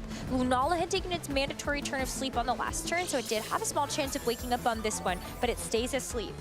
Yeah, stays asleep, so the Lunala being one turn ahead will mean it's constantly a little bit more likely to wake up. So going into this next turn, Lunala has a 50% chance to wake up, Calyrex only has a 33% chance to wake up. So we're more likely to see Lunala wake into an action. Calyrex might not be healthy enough to take a +1 Moongeist Beam. Probably is, it's pretty close. Amoonguss still gets to act before anything else on the field, so is now just threatening a KO into the Brute Bonnet that may force a switch. There are no Protect on Brute Bonnet either, so you can't just try to stall through this turn. And we're talking about, we saw the damage difference. The Seed Bomb from Brute Bonnet into Calyrex really wasn't that much damage. Did not out-heal the leftovers, or out-damage the healing from the leftovers and Leech Seed. You do have the option for Foul Play, even though it would be a resistant hit with the Terastallization to the Fairy type. I think you were hoping that you would be able to actually land that damage, but it's a Sucker Punch instead. It's not going to move this turn. Maybe Nick actually opting into some type of supportive move, so you aren't actually going to see that work. But regardless, it's kind of a mute turn. There's a sleep again for the Lunala. It has not woken up, and this Calyrex is continuing to heal back. Yeah, we saw both players, I think, trying to be one step ahead of each other. So we got the "but it failed" message on Spore, which means it was targeted into the group on it. Maybe expecting a switch there to be out of the Pollen Puff KO range. Meanwhile, Luca was maybe willing to give over the KO, but was going to take a Sucker Punch into Amoonguss to take some damage for the Pollen Puff. But because it was Spore, there was no Sucker Punch, so neither player accomplishes anything. And now the sleep, Lunala's already spent 2 turns asleep, so more likely to wake up here. The Calyrex, or rather, has spent 3 turns asleep, so going to be able to wake up here. So Brute Bonnet is going to preserve itself. Now it's like, okay, well, I didn't get away with what I wanted to, so I'm just going to make sure that I'm out of here. Chi-Yu, now taking its place, is going to actually help Anthus Lunala. Knowing that it's about to wake up, you've got the Beads of Ruin now to amplify this damage even more, and so Lunala gets a chance to actually go for Trick Room, reset the control, and you've got Chi-Yu in with a Choice Scarf. But I don't think we've seen a sleep message from Calyrex, which means it's also Trick Rooming. Wakes into the counter Trick Room to get things back to sleep. This is perfect for Nick. Only had the 50% chance to actually wake into that action, but now with that happening, you have Amoonguss once again able to Spore either Lunala or Chi-Yu before they can move. Now, a big difference compared to the last situation is that Brute Bonnet is lurking in the back, so it can try to switch into one of these slots and catch a Spore as it happens, but you can also follow up with a Glacial Lance. Calyrex now able to swing out on the offense of its own, so even if Brute Bonnet comes in to take a Spore, already damaged from Pollen Puff will just go down to a Glacial Lance. So a pretty strong position for Nick here, but still a key decision to make of where you put that Spore. Neither Pokemon can protect itself, so it's a little bit which damage are you afraid of? Both of them threatening quite a bit of damage here. Lunala landing a Moongeist Beam with Beads of Ruin on the field would be a ton of damage, but similarly, Chi would easily take a KO on Amoonguss if it's given a free turn to attack while just resisting Glacial Lance.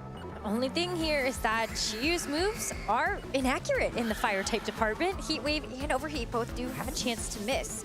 And Nick just says, all right, well, Amoonguss, you've done a lot in this game. Maybe I don't have a great Spore target here, but one way I can mitigate that Fire type damage, bring in Kyogre. The rain is here. Let's get a Humid Dark Pulse into the Ice Rider. Calyrex is just going to do a little bit of damage there, but maybe we see a secondary effect. Might not even get that far because the Moongeist Beam with the Beads of Ruin is actually going to take this Calyrex down quite low. But another Trick Room here. Nick is a fist pumping because he did not flinch from the Dark Pulse. Manages to dodge that flinch, get Trick Room set again after the expiration. Double Trick Room in the previous turn left things in the state they were, and now Trick Room sets to make the slower Pokemon move first. And yeah, you brings in the Kyogre to make sure it wasn't taking fire moves from Chi-Yu, and then the Fairy Resistance and lack of flinch means that Trick Room is able to go off on this turn. Still has to watch out for Wide Guard, but because Lunala had has stayed in all of this time, it still has the -1 speed from the Icy Wind, so you have to imagine it's moving before the Kyogre as well, so still a pretty potent damage threat here. Kyogre also, what I love about the Mystic Water set is that you can actually make a decision on what move you want on any given turn. You don't have to lock yourself into Water Spout. If you take any damage, you're like, okay, I can actually set up and I can go for an Origin Pulse. Or if you really do feel the threat of the Wide Guard, then switch it up completely and go for the Hydro Pump. But Lunala does not click Wide Guard. This Glacial Lance is going to connect onto both Pokemon. As Lunala now gets a chance to move, it goes for the Moongeist Beam, and so this is going to go into Kyogre and actually chunk it down quite low. Kyogre's only option here is going to be to go for an Origin Pulse if it wants it, because the Water Spout at that low HP isn't going to do enough damage to pick up either KO onto Lunala or the Chi-Yu. So Chi-Yu finishes off the Kyogre. All it's going to do in this game is set the rain and do that very pitiful Water Spout.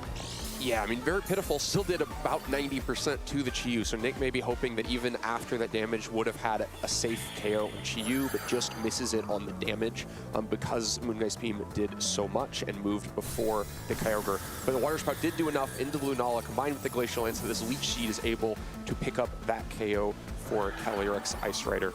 Leech Seed damage taking the KO, though, doesn't give you over a Grimday boost, so staying at +0 attack for Calyrex. But here's the problem. Kyogre's down. Luca still has a Pokemon waiting in the back. So when weather control has been such an important part of this matchup, that's something that Nick is going to lose out on if it's the Koraidon that he sees on the other side. Right, we see that Koraidon, the last Pokemon for Luca, so has managed to hold it until the end here. Both players spending the early game kind of using the non-weather pieces, right? We hadn't seen Urshifu, we'd seen Chi-Yu only click dark moves so that it wasn't worried about the rain, and so kind of avoiding the problem of that weather war. And now the big problem is the amount of turns of Trick Room that are left. Just had reset 2 turns prior, so 3 turns left. You have a Mungus threatening Spore or Pollen Puff to pick up a KO. Glacial Lance, likely a KO into both of these Pokemon. You've also already spent a defensive Terastallization, so the Koraidon can't become a Fire type, get away from its own Glacial Lance weakness. So it's really difficult to see how Luca survives those 3 turns, especially with no Protects available on, either of the Pokemon currently on the field. Yeah, and there's no real easy way for either of them to get a KO in return. Because we saw the Chi-Yu lock into the Dark Pulse, well, what are you going to do against the Mungus? What are you going to end up doing against this Calyrex? Pollen Puff, the first to move. Mungus takes its first victim. The Brute Bonnet has finally been felled. But this Chi-Yu is going to be next to follow. As this Glacial Lance, doesn't matter how much health this Chi-Yu has left at that little amount, it is definitely going down. And so Luca, I think he sees the writing on the wall. His out here now is to get a two-turn Protect in a row, maybe? But then you still have to deal with Mungus and Calyrex at the same time, and Calyrex is going to be healthy when that happens. Yeah, exactly. So the problem is, like you say, the reason to keep playing this is that with a double Protect, you can get out of Trick Room, out of the immediate Spore and Glacial Lance KO range, but then you can only have single target moves. You can't take a Glacial Lance, so you would have to just fall asleep to a Spore, and then there's a Flutter Mane that you can't defensively Terastallize away from, and it will just KO you while you're sleeping. So yeah, Luca sees that, goes ahead and concedes that game. What an amazing recognition by Nick to figure out exactly when he needs to click Trick Room. I think there's a couple of different ways that we think about Trick Room just as an archetype or as a strategy. One is you have hard Trick Room, where a team is heavily dependent on having Trick Room up in order to actually execute on its strategies. When you think of that, you're like, oh, okay, Armarouge, Hatterene, like Torkoal, those are very hard Trick Room oriented Pokemon. But there's a really high-level way to play around the Trick Room, which is you kind of have the ability to play at both ends of that speed spectrum, like Nick and like Luca. But where it gets to an even greater understanding is when you go, I know when I need the Trick Room, but I also know when I need to click it. The fact that they had it to cancel each other out and then Nick was able to get away with setting up the Trick Room again once it expired, that's just so big brain. We don't get to see this very often on the stream. I think it's a really interesting sequence of turns. I'd really like to know whether Luca was clicking Trick Room only to counter the Trick Room that the Calyrex might have clicked had it woken up, because of course if it sleeps through that turn, you've just set Trick Room for Nick. Maybe Luca wanted Trick Room on his own, and by the next turn, Nick had decided he was the one who needed Trick Room. Like we talked about before the match, both players have avenues where they could use it. One of the things we talked about before the match is that who could get more out of it might depend on the Pokemon brought. Luca did not bring Ursaluna in that game, had the Choice Scarf with the Chi-Yu, and then had both Restricteds and Brute Bonnet, so didn't have as much advantage inside of the Trick Room. Wonder if that's an adjustment between games, if you're worried about the Trick Room mode from Nick. But also, Nick could just abandon Trick Room. We didn't see the Choice Scarf Urshifu between games. If you pivot to Ursaluna right as Nick pivots to Urshifu, it can be a real big problem because it's just a sitting duck in front of that Urshifu. Nick is... The Amoonguss also has so much value in this because of the missing Protects on Luca's side. We saw him bring 3 Pokemon that didn't have Protect in that last game and also were vulnerable to Amoonguss, so it could get so much done inside of Trick Room. Well, as we enter into game number 2, Nick is going to be leading the series 1-0. Another game win here, and he moves on to the top cut, stopping Luca in Swiss round number 12. As we enter into this, we do see a bit of an adjustment here from Nick. It's going to be the Kyogre leading right away, but for Luca, I feel like that means he's got in a bit of the driver's seat for whether or not he wants to change the weather. Yeah, exactly. On the first glance, right, it looks like Chi-Yu is on the field in the rain, but by Kyogre already being on the field, this means a turn where if Luca wants it, you can guarantee that you're using Chi-Yu in the sun because you don't have to worry about Kyogre possibly coming in. The last game we saw Chi-Yu snarl on turn 1 because it was worried Kyogre might come in. Now you can swing out if you want to. But of course, if you stay on the field and don't take a KO into Kyogre, it can threaten quite a bit of damage back to you, probably even in the sun. You know, you don't want to be taking a super effective hit into Chi-Yu. And then what is Lunala going to do in the meantime, right? If you'd love to just wide guard or get some damage off in this situation, and if you're prioritizing sun, then that means switching Lunala. So no switch, just Lunala staying on the field for now. And maybe Nick is going to either keep this Kyogre on the field or remove it. I mean, it does have the ability to go for Protect, and as you see, Luca knows that this is going to be quite a difficult foe to deal with. It's going to be a Dark Pulse first, a critical hit. That's going to take out so much of Kyogre's HP. It just barely misses the KO onto the Choice Scarf Chi-Yu. Lunala is going to be the next to move on the field, and so it does get to boost its power, get a nice stage boost to its special attack, and then this Power Air is going to let this Meteor Beam rip. Doesn't miss, so it's going to connect into the Kyogre, secure a knockout here. A huge Pokemon KO to take. Yeah, I wonder, it probably was a KO even without the critical hit, so the critical hit doing the most to just save Chi-Yu here, but saving Chi-Yu might not be that far in Luca's benefit, since now it's sitting in front of a Glacial Lance that is certainly a KO. You have to worry about wide guard, but yeah, potentially quite a big critical hit there that both adds damage to Kyogre and weakens Water Spout, keeping Chi-Yu around. But the other side, this is what Nick needs. Gets the Trick Room up and then immediately has Amoonguss hit the field in the same situation where it has two Pokemon on the other side who cannot protect themselves and are vulnerable to Spore.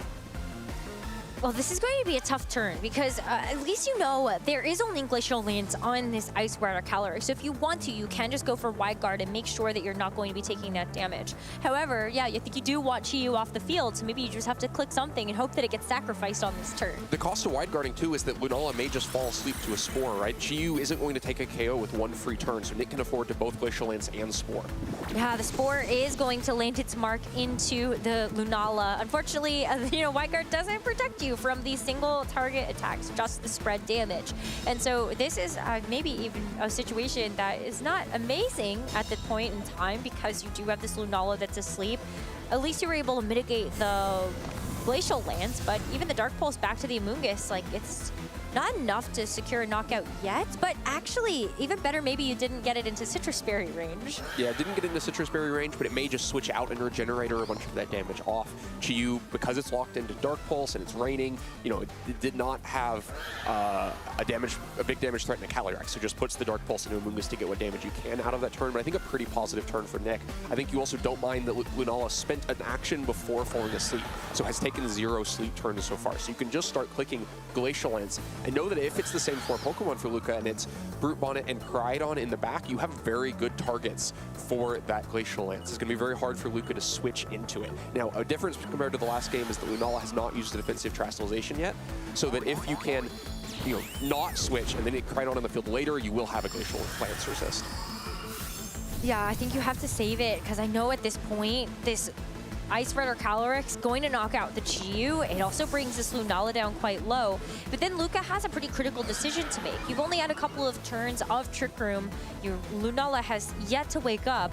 But you have to get something on the field that can help you stall out the rest of this so that you can actually have what you want on the field. The Weather Control with the Koraidon and the Brute Bonnet.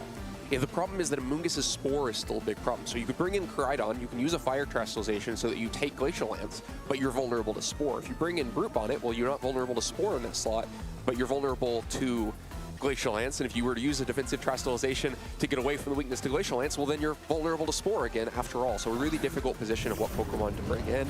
And a nice little play from Nick on that last turn to use Pollen Puff to break the Shadow Shield before getting the Glacial Lance damage so that it was quite heavy. Lunala looks like it's in KO range from the next Glacial Lance. No Icy Wind in this game means that the Calyrex is going to be the first thing to move. Lunala's only spent 1 turn of sleep, so you can hope to get that 1 turn sleep into Wide Guard and then maybe make a comeback based on, blocking Glacial Lance, but it's already looking very difficult for Luca. Down a Pokemon and down most of Lunala's health and asleep. I just don't know how you break this Terra Fairy Calyrex. This especially when a huge source of your damage was that Choice Scarf Chi-Yu. The Sun wasn't available for it. And now you're forced into a position where you've got to make sure that you get this Protect off on the Koraidon so that you can get through these turns of Trick Room. Lunala stays asleep. It's not going to be in this next turn that the Lunala wakes up, and I think it's going to go down for its troubles. Bare minimum, though, we do see this Calyrex use this Glacial Lance at +1 now thanks to the Chilling Neigh boost at the end of that last turn. Finish off this poor Lunala. Get it out of here, get it out of its misery, and then you can bring this group on it in for free, but you still got to get through the rest of this game against the Amoonguss, and I don't know how we do that. Bring it into free, but into free against this. There's no Protects available this turn. Brute Bonnet doesn't have it. Koraidon just used it on the prior turn. Both Pokemon weak to Glacial Lance. You can use a defensive Terastallization to make one of them not weak to Glacial Lance, but the other one, it's in for a bad time with +2 Glacial Lance swinging in inevitably here, and then Amoonguss continues to be a nuisance. It can either provide damage or Spore into either slot. You can, if you catch the defensive Terastallization with Spore, then Luca accomplishes nothing on this turn. I just do not see the path back at this point for Luca. I don't either. I think there's just too much going on. Maybe like you're able to get a Spore off and that can help stop the bleeding. Put this Calyrex to sleep for a couple turns, hope that maybe you get the maximum number of sleep turns, and then you just get lucky that your Koraidon like doesn't get KO'd. Oh, but it's just such a tough call, and it's one that Luca is running out of time because this is a critical decision to make. You got a top cut spot on the line, and you're trying to find that path towards a victory. Even get this into a game 3, then maybe you can go on from there. So Luca's going to put all of his eggs into this Koraidon basket, give it the Terra Fairy and Terra Fire, and the Spore is actually going to fail since it was trying to go into the Brute Bonnet. Now with the Glacial Lance to come in, this Brute Bonnet actually survives, and I think that is incredible. A Citrus Berry it will not be consumed here, but we will see the Spore into the Ice Rider Calyrex to buy this Koraidon some time. Flame Charge for after Trick Room expires. This is quite a big turn, both getting the prediction right, using the defensive Terastallization without getting Spored in the process, and having the Brute Bonnet hang on through that Glacial Lance so that it gets the Spore off. This swings things back quite a bit. There's still an unrevealed Pokemon in the back here for Nick, and if that's that Fluttermane, it's going to still be quite fast. With the Photosynthesis boost, assuming that that's going to give it some type of speed boost here, one Flame Charge may not be enough. Yeah, Flame Charge might not be enough. It's possible also that they're just now tied in speed if they're both absolutely trained to the maximum in speed, but often Koraidons opt for a little bit more training in offense, and so it could be slower than the Fluttermane on the other side. If you could manage to be faster, then something like Sucker Punch and Flare Blitz just takes the KO on Fluttermane before it moves, but maybe a lot to ask there. Otherwise, the Focus Sash, really valuable for Fluttermane as well, means that you need to swing into it twice, no matter how strong that damage is. You can get the Sucker Punch, break the Sash, get the Flame Charge to follow it up, and hope that that's going to be enough damage. But if this Fluttermane does anything else and that Sucker Punch fails, and that Focus Sash is going to keep it around for the next turn. Sucker Punch goes first. Fluttermane is going to be attacking on this turn, and it just goes for an Icy Wind to drop the speed. It gets to get rid of the Brute Bonnet, but this Koraidon is still around to be able to fire back an additional attack into this Fluttermane. So what does this Ice Rider Calyrex do? Can it wake up? Flame Charge first into the Fluttermane is going to get the knockout here, but if this Ice Rider is able to get a chance to move, then we are in for a very interesting game number 3. Well, won't be able to wake this turn, hasn't taken a guaranteed turn of sleep yet, so has to sleep through this turn. This next turn is where we get, the odds. 2 Flare Blitzes, certainly enough damage to pick up the KO. So, oh, okay, it was just a Protect. Trying to protect, yeah. But sleeps through the turn. Now, yeah, Flare Blitz is going to swing into Calyrex and do so much damage. Oh my goodness, it's just barely going to miss out on the KO there. And look at how much recoil this Koraidon takes. It's going to knock itself out thanks to all the damage that it pumped out. And now Nick Navarre moves on to the top cut after Koraidon takes itself out. Yeah, fascinating in there. Luca maybe thought it was enough damage to get the KO, or that it'd be little enough damage to not KO himself in recoil. Otherwise, Flame Charge plus Flare Blitz goes ahead and wins the game. Maybe you're worried about the Calyrex waking up and getting the damage, but we saw it stay asleep. So if you had been Flame Charge, then the next turn you can Flare Blitz and win. But instead, the one Flare Blitz, too much recoil, not enough damage, just in that Goldilocks zone of putting Nick into the top cut. Wow, Nick is also going to accomplish something here outside of just getting the top cut. It's also revenge on this team. Yeah. After Geo beat him at the World Championships with of course, the team that Luca is now running that he took from Geo as inspiration, Nick figured it out. And it all comes back to, I think, like just how the second game played out. You had the Kyogre actually get to accomplish something, but then maybe even put Luca in an awkward spot, not getting rid of that Chi-Yu right away. I think it's fascinating how Nick did not focus on the weather war here, right? In 2 games, the Pokemon that was first to go down was Kyogre. Was pretty willing to play loose with it to get some damage trades and make Luca a little bit less comfortable with the initial position, with Chi-Yu not being able to just lock into fire moves quickly off the bat, but then turn it into a speed game instead, focusing on the Trick Room with Calyrex to really find all the damage with Glacial Lance, find the spores with Amoonguss, and really make Luca's life miserable for those 4 turns of Trick Room. Oh, and then this final turn.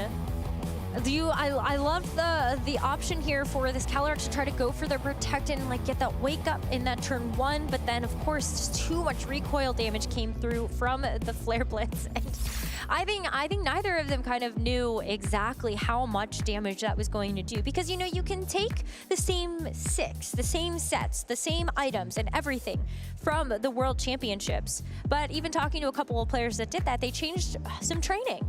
So maybe it wasn't a guaranteed, maybe you thought maybe it was a guaranteed KO with the Flare Blitz, and then it ends up not being so because Nick invested a bit more defense, for example.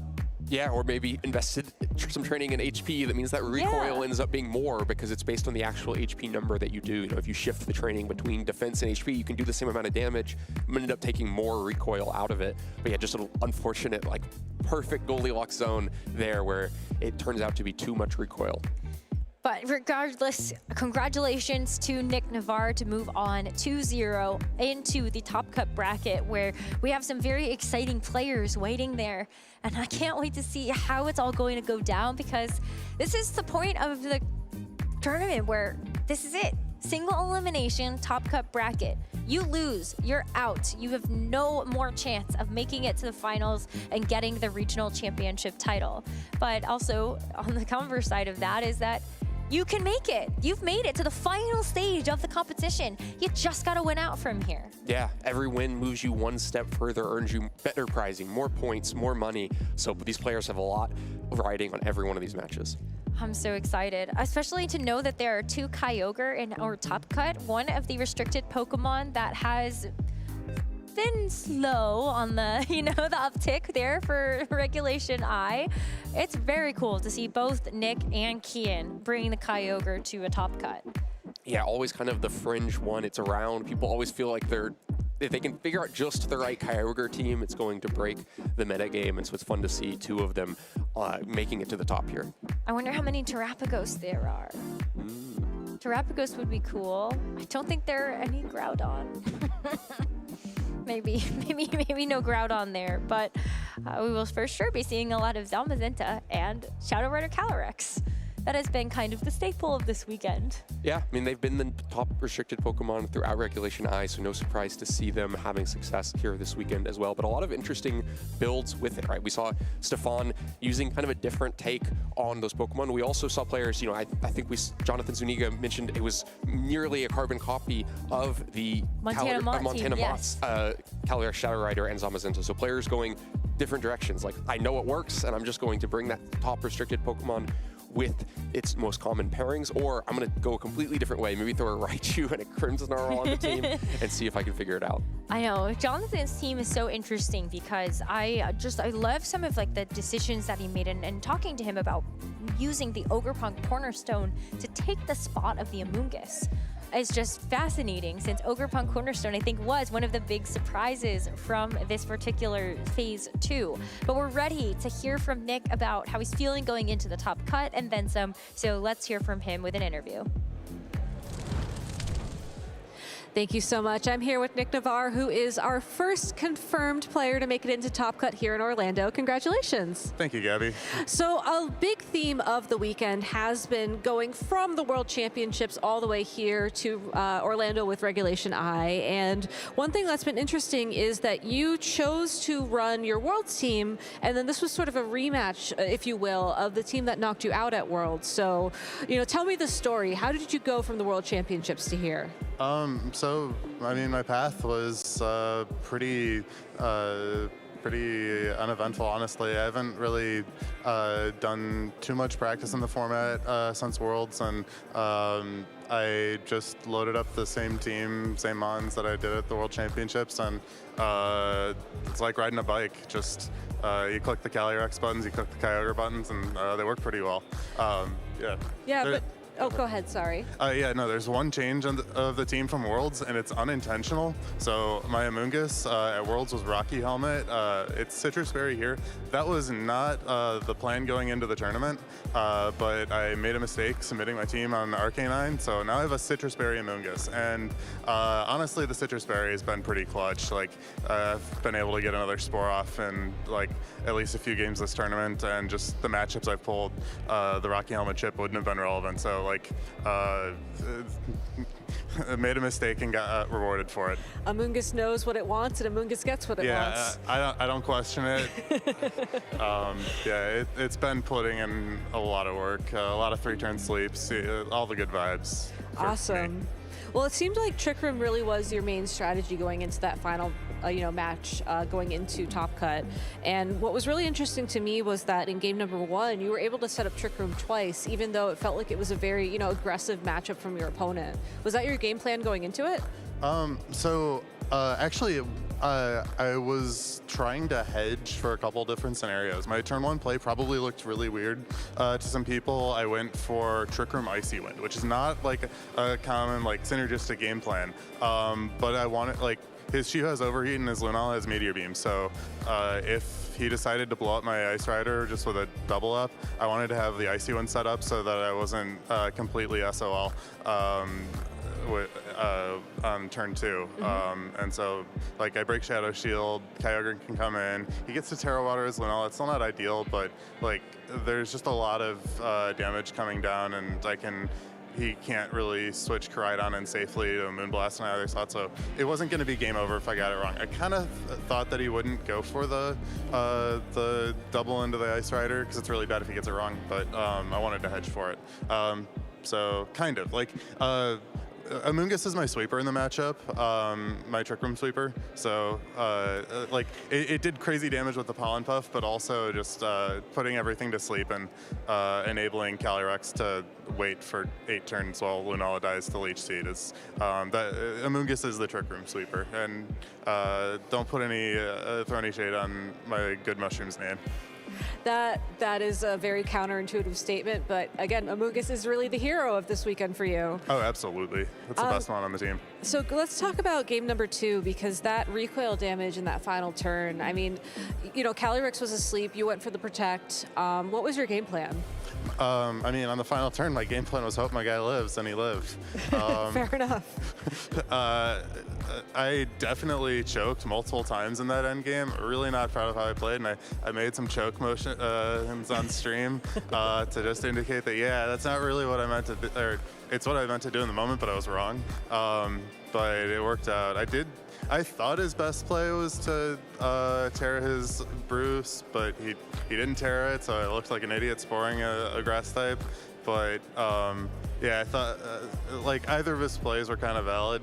I just thought he would make the one that you either Terra the Bruce and it kind of works, or you go for a double Protect with your Koraidon, and if you hit either one, it's still kind of a game. That's what I thought he would go for. He just didn't, so I got owned. But then I got bailed by my sleeping Calyrex, the 1v1ing the Koraidon.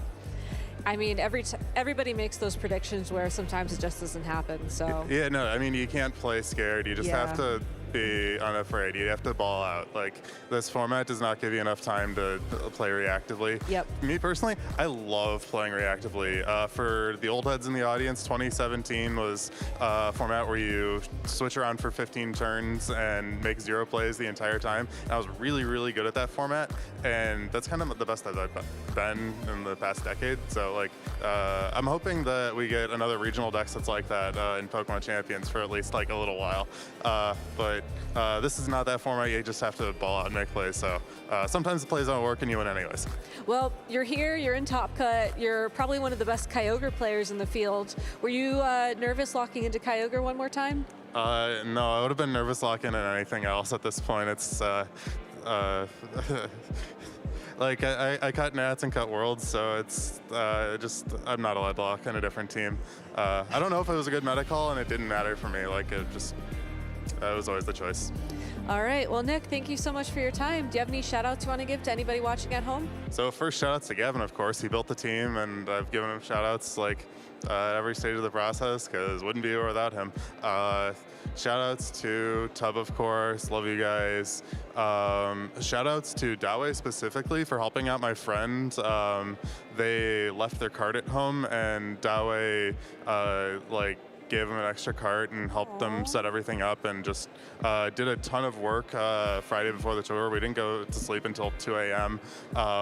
Just trying to get the friends able to play, and they scrubbed out in day one, and it was so worth it. I would do it again. Well, thank you so much, Nick, and I'm really glad you have the support of your community behind you. That's really what Pokemon's about. Of course. Yeah, no, Pokemon's a team game. For sure. And that's it from me here in the lounge. Let's go down to the swamp once again for our lovely Florida man who's gonna explain it all.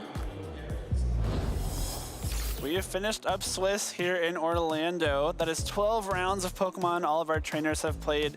We are getting down to the top cut. But let's talk about Nick Navarre, who just secured his spot in that top cut bracket after defeating Luca Paz in round number 12. Jumping right in, we know Luca's team. It is a team that won the World Championships under the control of Giovanni Siski.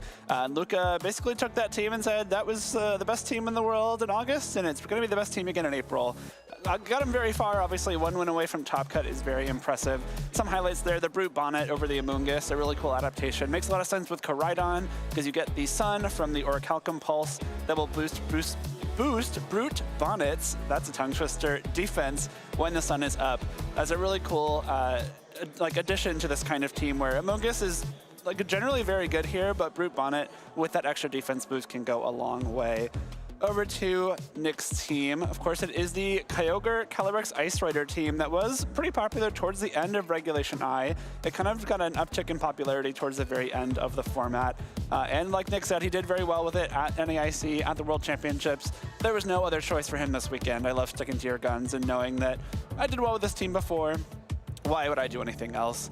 Another iteration of the triple water move Kyogre. Again, this makes a ton of sense. In the matchups where you want to use a move that's not a water type move, sometimes you don't even need the Kyogre anyway, so you can just leave it at home, much like Keen was doing earlier on stream. But this time around, we did get to see Kyogre both games, alongside the Leech Seed Calyrex Ice Rider. Of course, let's jump right into the first game here. Beginning of game 1, we had some trading back and forth. Of course, this first turn, like Nick was talking about in that interview with Gabby, can look a little bit strange on the surface, but covering for the potential of the Calyrex to just be immediately deleted by a combination of Overheat and Meteor Beam makes a lot of sense to this Icy Wind. One, you're breaking the Shadow Shield. Luca doesn't have a way to restore the Shadow Shield, and I don't believe Nick was bringing the Rillaboom, so there's, once Lunella takes any kind of damage, that Shadow Shield is gone for the rest of the game. And it slows down the Choice Scarf Chi-Yu for whatever's in the back for Nick, if this Calyrex doesn't survive to set up Trick Room. However, as we saw, this Snarl and Meteor Beam are not able to KO Calyrex. We do go into Trick Room, and now the game slows down a lot. I'll let it play a little bit here. At this point, the Lunala has its Shadow Shield broken. It essentially kind of has to go for the Terrestrialization on this turn. If it doesn't, then a combination of Shadow Ball and Glacial Lance might be able to knock it out. The Chi-Yu taking the Icy Wind, is going to be acting before the Flutter Mane again, but knowing that it doesn't necessarily want to be taking that much damage, is going to swap out, and we immediately get the swap into Brute Bonnet. This is a very bold swap from Luca, but it makes a ton of sense. It is a little bit difficult for Nick to go for something like a Glacial Lance on this turn. One, you have a Chi-Yu that resists it. Two, you have a Lunala that can either Terastallize into a weakness, or into resistance rather, or go for Wide Guard, neither of which would be doing a whole lot for you. Instead, Luca opts to go straight for this Meteor Beam, not Meteor Beam, Moongeist Beam into this Amoonguss. So immediately Nick sets up the Trick Room and then protects and swaps into a lot of damage immediately. So not the best use of time here, but because we do have the 2 mushrooms on the field, we are gonna see some things go to sleep immediately. So we get some sleep turns back and forth here. The Leech Seed goes off before the Spore, notably, so even though Pokemon are asleep here, we get the Calyrex healing up from that Leech Seed. We get the Lunala slowly being chipped away at here. And I think Nick's goal right now needs to be eliminating this Lunala. If you look at the remaining Pokemon for Luca, we have the Brute Bonnet, we have the Chi-Yu that's already taken a good bit of damage. You can presume that Koraidon is there if you're bringing Brute Bonnet and Chi-Yu into a match, especially against a Kyogre where you might want to turn off the sun. The Koraidon can be very important here. This Pollen Puff? Like Trick Room Sweeper, Amoonguss, makes a lot of sense when you can realize it can put everything to sleep. It's going to be really good in Trick Room. But that damage into Brute Bonnet is actually huge here too. That should put it in range for a Glacial Lance later on. And so now especially, once you know that the Brute Bonnet is in Glacial Lance range, it can survive a Glacial Lance. It is very bulky, especially with the Sun Up and the Photosynthesis boost. At this point though, being so low, I don't know if it can survive one. So now if you're able to slowly whittle away at this Lunala with the Leech Seed, you should be able to kind of win the game with your Glacial Lance later on. As we kind of move through the next few turns here, we finally get to a point here where the Icy Wind that Nick used earlier on in the game, that's a blurry screen, there we go, much better. The Icy Wind that Nick used on Lunala earlier on in the game did come back to bite him a little bit on this turn specifically. So we've had some turns in Trick Room, we've done some trading back and forth. You can see no KOs have been taken yet. Both trainers still have all of their Pokemon available.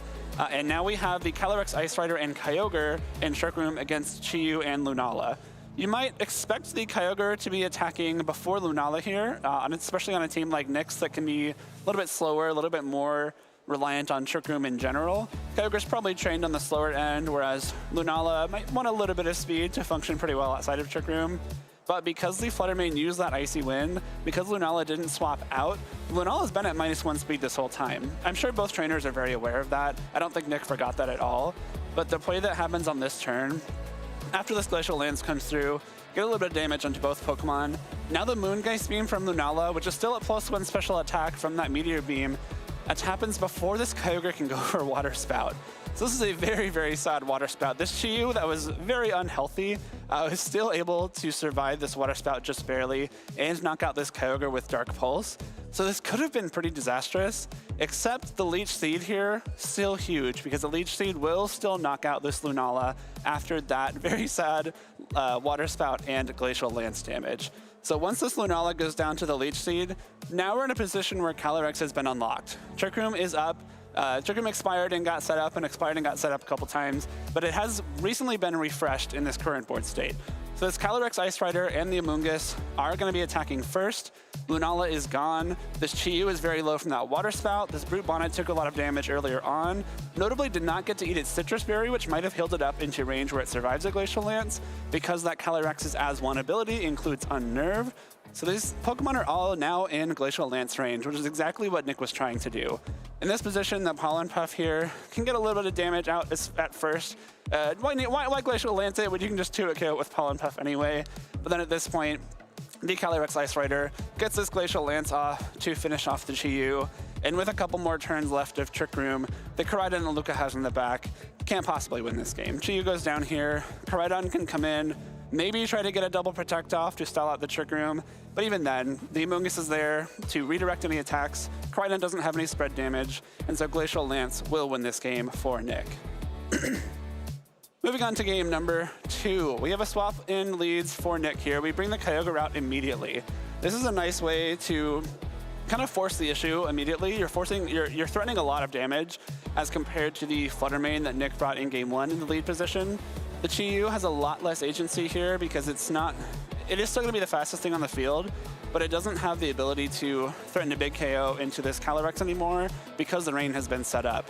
If you do want to threaten something like an overheat into the Calyrex, you're going to have to swap the Lunala out into Koraidon, but swapping into Koraidon when a Glacial Lance is a distinct possibility is pretty scary here. We are going to see an immediate Terrestrialization once again. It's going to be that Calyrex turning into a Fairy type. Did very well for Nick in that first game because you really don't want to be weak to those Dark Pulses, to that Meteor Beam, to that Moongeist Beam. And the trade that Nick makes on this turn, I think is a very valuable one.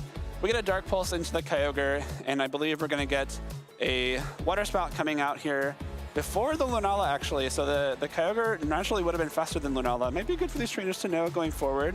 I guess that means the Icy Wind in the first game maybe wasn't as impactful speed-wise. All that to say, we get the Meteor Beam off here.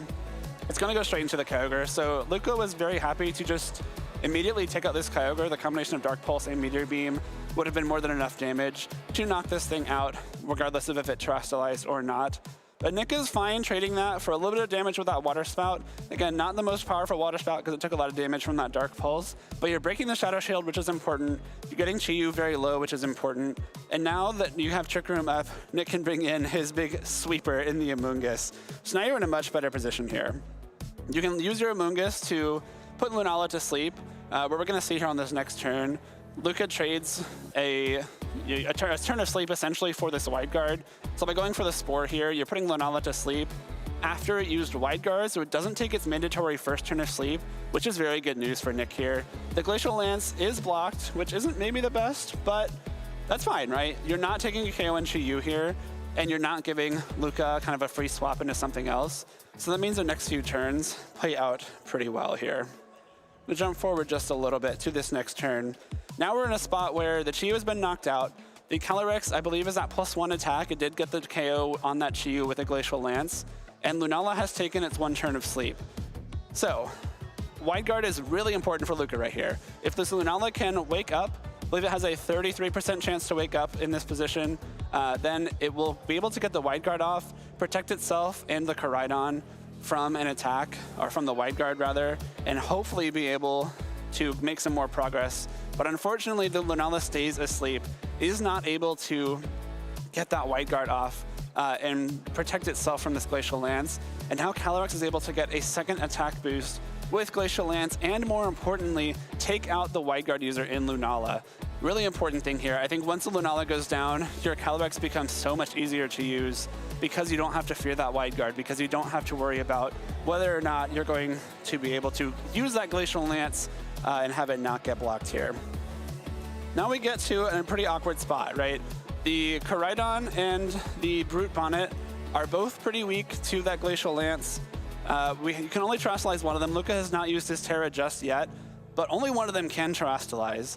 It's a really tough choice. We saw Nick talking about it a little bit in that interview with Gabby as well. Amoonguss can Spore either one. Of course, the Koraidon, never going to be immune to Spore. If Brute Bonnet opts to go for the terrestrialization, it will remove its Grass typing and make it a little bit more vulnerable to Spore, and that's exactly what Nick was trying to do here. We saw him go for that Spore straight into the Brute Bonnet, hoping to catch it terrestrializing and not the Koraidon. Unfortunately, it doesn't work out. Maybe the +2 Glacial Lance can still get rid of it, but with that Photosynthesis boost, the Brute Bonnet is able to hang on. That is really impressive defense. That is a +2 super effective Glacial Lance, and Brute Bonnet was able to take it and put this Calyrex to sleep. The Flame Charge here will be able to KO the Amoonguss. Flame Charge in Trick Room, sometimes maybe not the best idea, but I think it was a great call here because Trick Room is about to expire, and when it does, you want to give your Koraidon the chance at being faster than Nick's remaining Pokemon. It is going to be the Flutter Mane for Nick here, and on this turn, it's another kind of tough spot for Nick at this point, because you did have your Calyrex go to sleep. This is a guaranteed sleep turn for the Calyrex because the Glacial Lance went before the Spore on the prior turn. Now your Brute Bonnet has the option to Sucker Punch to break that Focus Sash on the Flutter Mane, which is exactly what it does, right? The Flutter Mane gets a Photosynthesis boost because it is pretty fast. That boost is going to speed and not special attack, which is very important for Nick here. The Flutter Mane is able to outspeed the Koraidon and threaten a knockout into the Brute Bonnet. If the Flutter Mane goes for the Icy Wind here, which will knock out Brute Bonnet and lower Koraidon's speed, you need the Brute Bonnet to break that Flutter Mane's Focus Sash, or else you will just lose right away. So a very smart Sucker Punch here from this Brute Bonnet. Sacrifices itself to get that Focus Sash broken, and we see the combination of the Sucker Punch and the Flame Charge able to KO the Flutter Mane here. And now we get to this final turn of the game. So we have the Koraidon versus the full health Calyrex Ice Rider. We have the Life Orb, we have the Terra Fire Boost, we have the Auric Alchem Pulse, we have the Sun. Do we think that's enough damage to one-hit KO the Calyrex? Look at Koraidon's HP though. Its HP is very, very low. Let me get back to a spot where we can see it. Calyrex stays asleep here, yeah. The Koraidon's HP is quite low. It's only 51. We know that Life Orb does 10% of your health, so that's 17. That brings it down to 34 HP. If you go for a Flare Blitz, a third of the damage that you're dealing gets dealt back to you as recoil. Calyrex has a lot of HP, so at this point you can very reasonably assume if you go for a Flare Blitz, your Koraidon will be knocked out. You will lose that Koraidon to a single Flare Blitz due to the Life Orb and Flare Blitz recoil. Do you think Flare Blitz is able to one-hit KO Calyrex? If you don't, you almost have to go for something like a Flame Charge, even a close combat, just to get some damage into that Calyrex. Then you can follow up with a Flare Blitz later on to KO. If Flare Blitz knocks out the Calyrex and the Koraidon also gets knocked out to the recoil at the same time, Luca wins, the Koraidon wins, because you are taking that knockout and then the Life Orb recoil will knock you out, but because you use that attack to KO the Calyrex, that's still counted as a win for Luca in that scenario. A very rare 0-0 win, but a win nonetheless. The risk in going for the Flame Charge here is that if you go for Flame Charge, it certainly won't knock out the Calyrex and you won't knock out yourself, but Calyrex does have a small chance to wake up. It's taken its one mandatory turn of sleep, but no others. And so if you want to risk the Calyrex getting the one turn wake, Flame Charge immediately loses you the game if Calyrex wakes up. So Luca goes straight for the Flare Blitz. He hedges his bets on this Calyrex not being able to survive a Flare Blitz, and we saw what happened, right? The Flare Blitz just barely failed to KO Calyrex, and the Calyrex hung on to 1v1 the Koraidon as it slept, as Nick described it. So the recoil was there, it was just enough to take out the Koraidon, and Nick takes a very, very close 2-0 win over Luca Paz, launching himself into top cut here in Orlando. What an exciting match we had there to wrap up our Swiss phase in Orlando. And as we get ready for top cut, our friends, the casters, are back in the lounge to do a little preview for us of our top cut portion of the tournament. A little bit of a preview as a treat while we're waiting to get started with Top Cut. My name is Gabby Snyder, and I'm joined by Yuki Zaninovich and Evan Latt for what is going to be, honestly, a very exciting Top Cut, as we have some incredible trainers who have made it all the way here after taking, you know, some 1 and 2 losses. I don't think we have any undefeateds in our Top Cut this go around. Yeah, Jonathan lost his final round, so the 12-0 dream is dead, but the 11-1 dream remains. So why don't we talk about Jonathan first then, as I think everybody had eyes on him going into the last rounds to see if he was going to remain undefeated or not, running that Calyrex, Shadow Rider, and Zamazenta core that we saw at the top of the usage charts time and time again. Yeah, really exciting for Jonathan, who secured himself the bye into the top 8 thanks to the very strong performance starting at 11-0. So already topping his records of, previously top 16, now able to add at least top 8, but obviously he's looking to go much higher. And yeah, using a very, very strong team, something that like Michael Kelsch has used at the World Championships to great success in the first iteration of Regulation I, really relying on that Dragonite for additional pressure on top of the other offensive pieces. Yeah, and I was really impressed with how Jonathan played in the match that we watched earlier that guaranteed his position in top cut. The way that he was able to use the pressure that the Dragonite Chien-Pao combination really exert, especially on, he was facing down a Choice Scarf Miraidon, but was able to just sort of bluff that pressure, knows that you just can't risk it, and made just really smart targeting choices overall through that entire set. Definitely a player who, no surprise to me that he's already advanced to the top 8. And no surprise as well that he was undefeated up until what felt like the very last second. Yeah. So congratulations to Jonathan on making it this far. Best of luck in top 8. We'll be checking in on you real soon there. The next player I want to check in on in terms of top cut is going to be Campbell, who also is going to be making it into top cut, but will not be securing, will be securing a bye, excuse me. The bracket on my phone here honestly is very small, so apologies. But also, no stranger to at least top 8, having gotten top 4 in Los Angeles in 2024. Yeah, really impressed by his play that we also got to cast earlier against Stefan. Playing a very unfamiliar team to most, and also playing against a very unfamiliar team, able to improvise very, very well. Also adding to his streak of top cuts in a row. This is the 3rd top cut in a row, which is an accolade that like many few players get to say, especially currently. And with a team that is very innovative in this format, but also across formats where he was just coming out of regulation F finish. Yeah, I believe in Houston, he was made the play-in round and then lost the play-in round, so didn't advance to top 8. So now already doing one better than the Houston regional just 2 weekends ago. I really loved watching this, especially because, you know, the double restricted format, often people just lean on 2 restricteds and then 2 support Pokemon. Kian really showed that, you know, you don't need to bring both of them. Sometimes you have a bad matchup and you can leave, in his case, the Kyogre at home and let Zacian run over the team. And it's a really high-level play to really understand where your restricteds are best used. Sometimes that's the bench.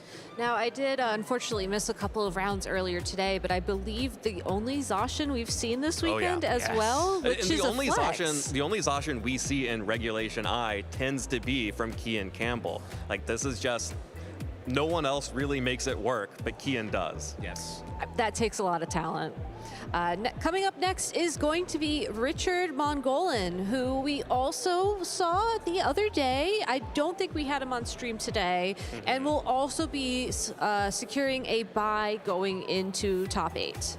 Yeah, really impressive given like his past performances. As you can see here, the peak was top 32, and being able to skip over not once but twice, already giving himself a top 8 finish. So really, really impressive. And this is a composition of Calyrex Shadow Rider and Zamazenta that I'm personally not very used to. Like we talked about how Calyrex Shadow Rider and Zamazenta, because they are so versatile, they have a lot more opportunities to innovate what non-restricted Pokemon they're paired with.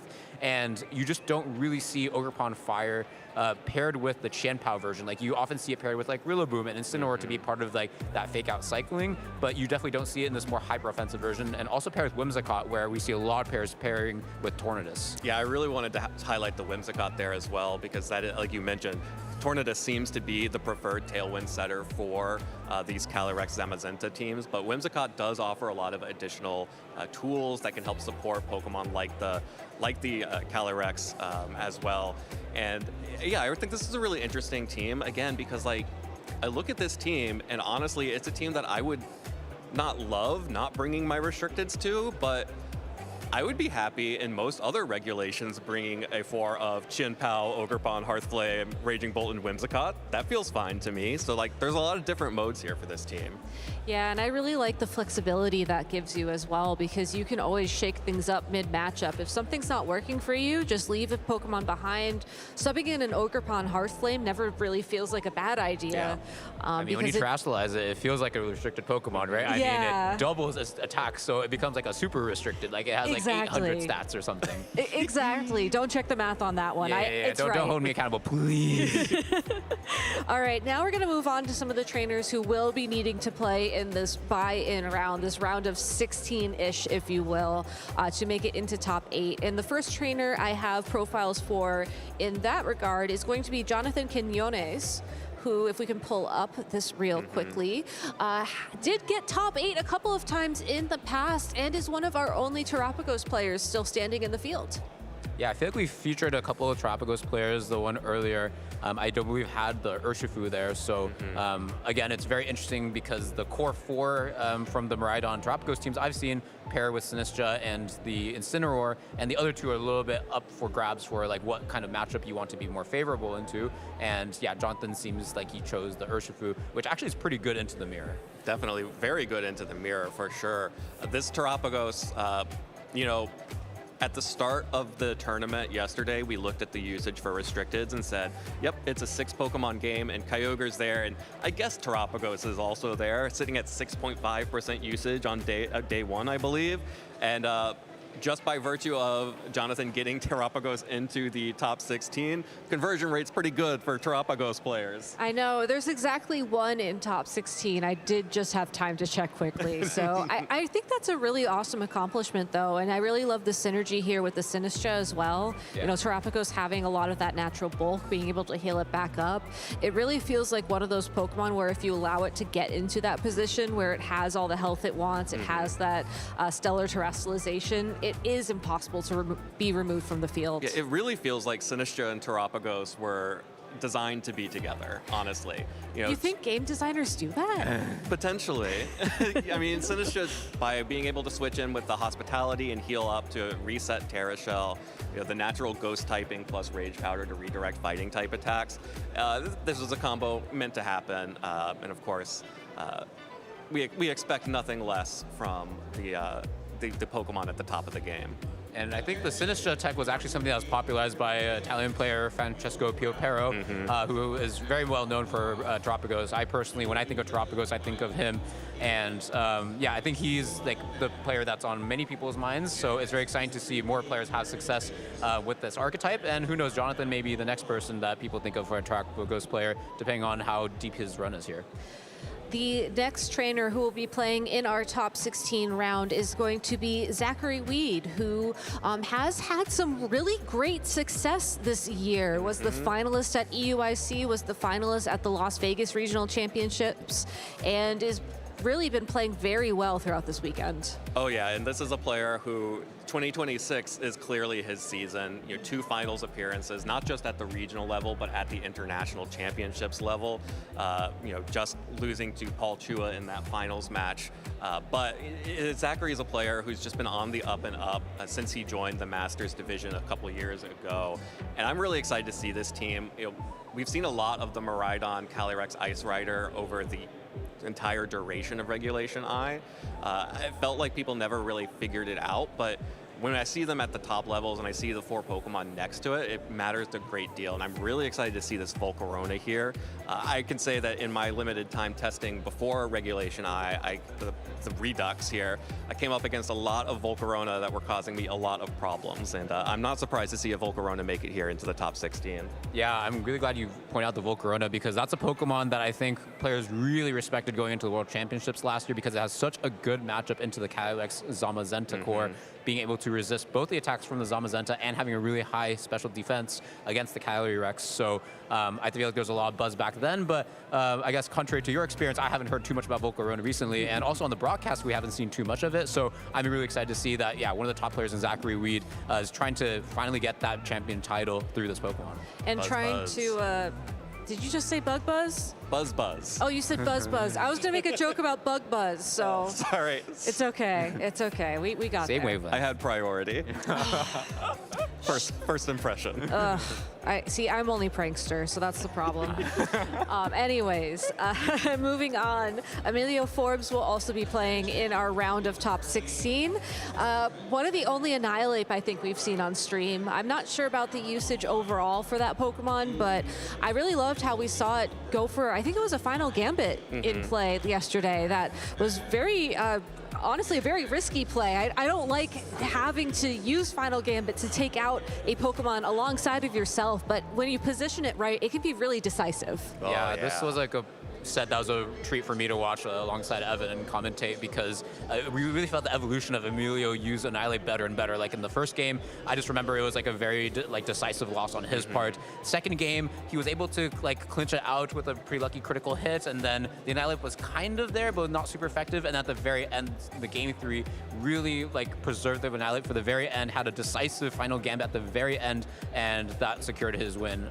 So I personally really enjoyed watching that set. Yeah, and I will be really excited to see more of Emilio in the top cut. In particular, I want to see the Iron Bundle. That was what we saw in the match that we cast for yesterday. Instead of bringing the Annihilate, Emilio had brought the Iron Bundle, hoping to punish a setup Lunala there with Encore. didn't really get much of anything out of it.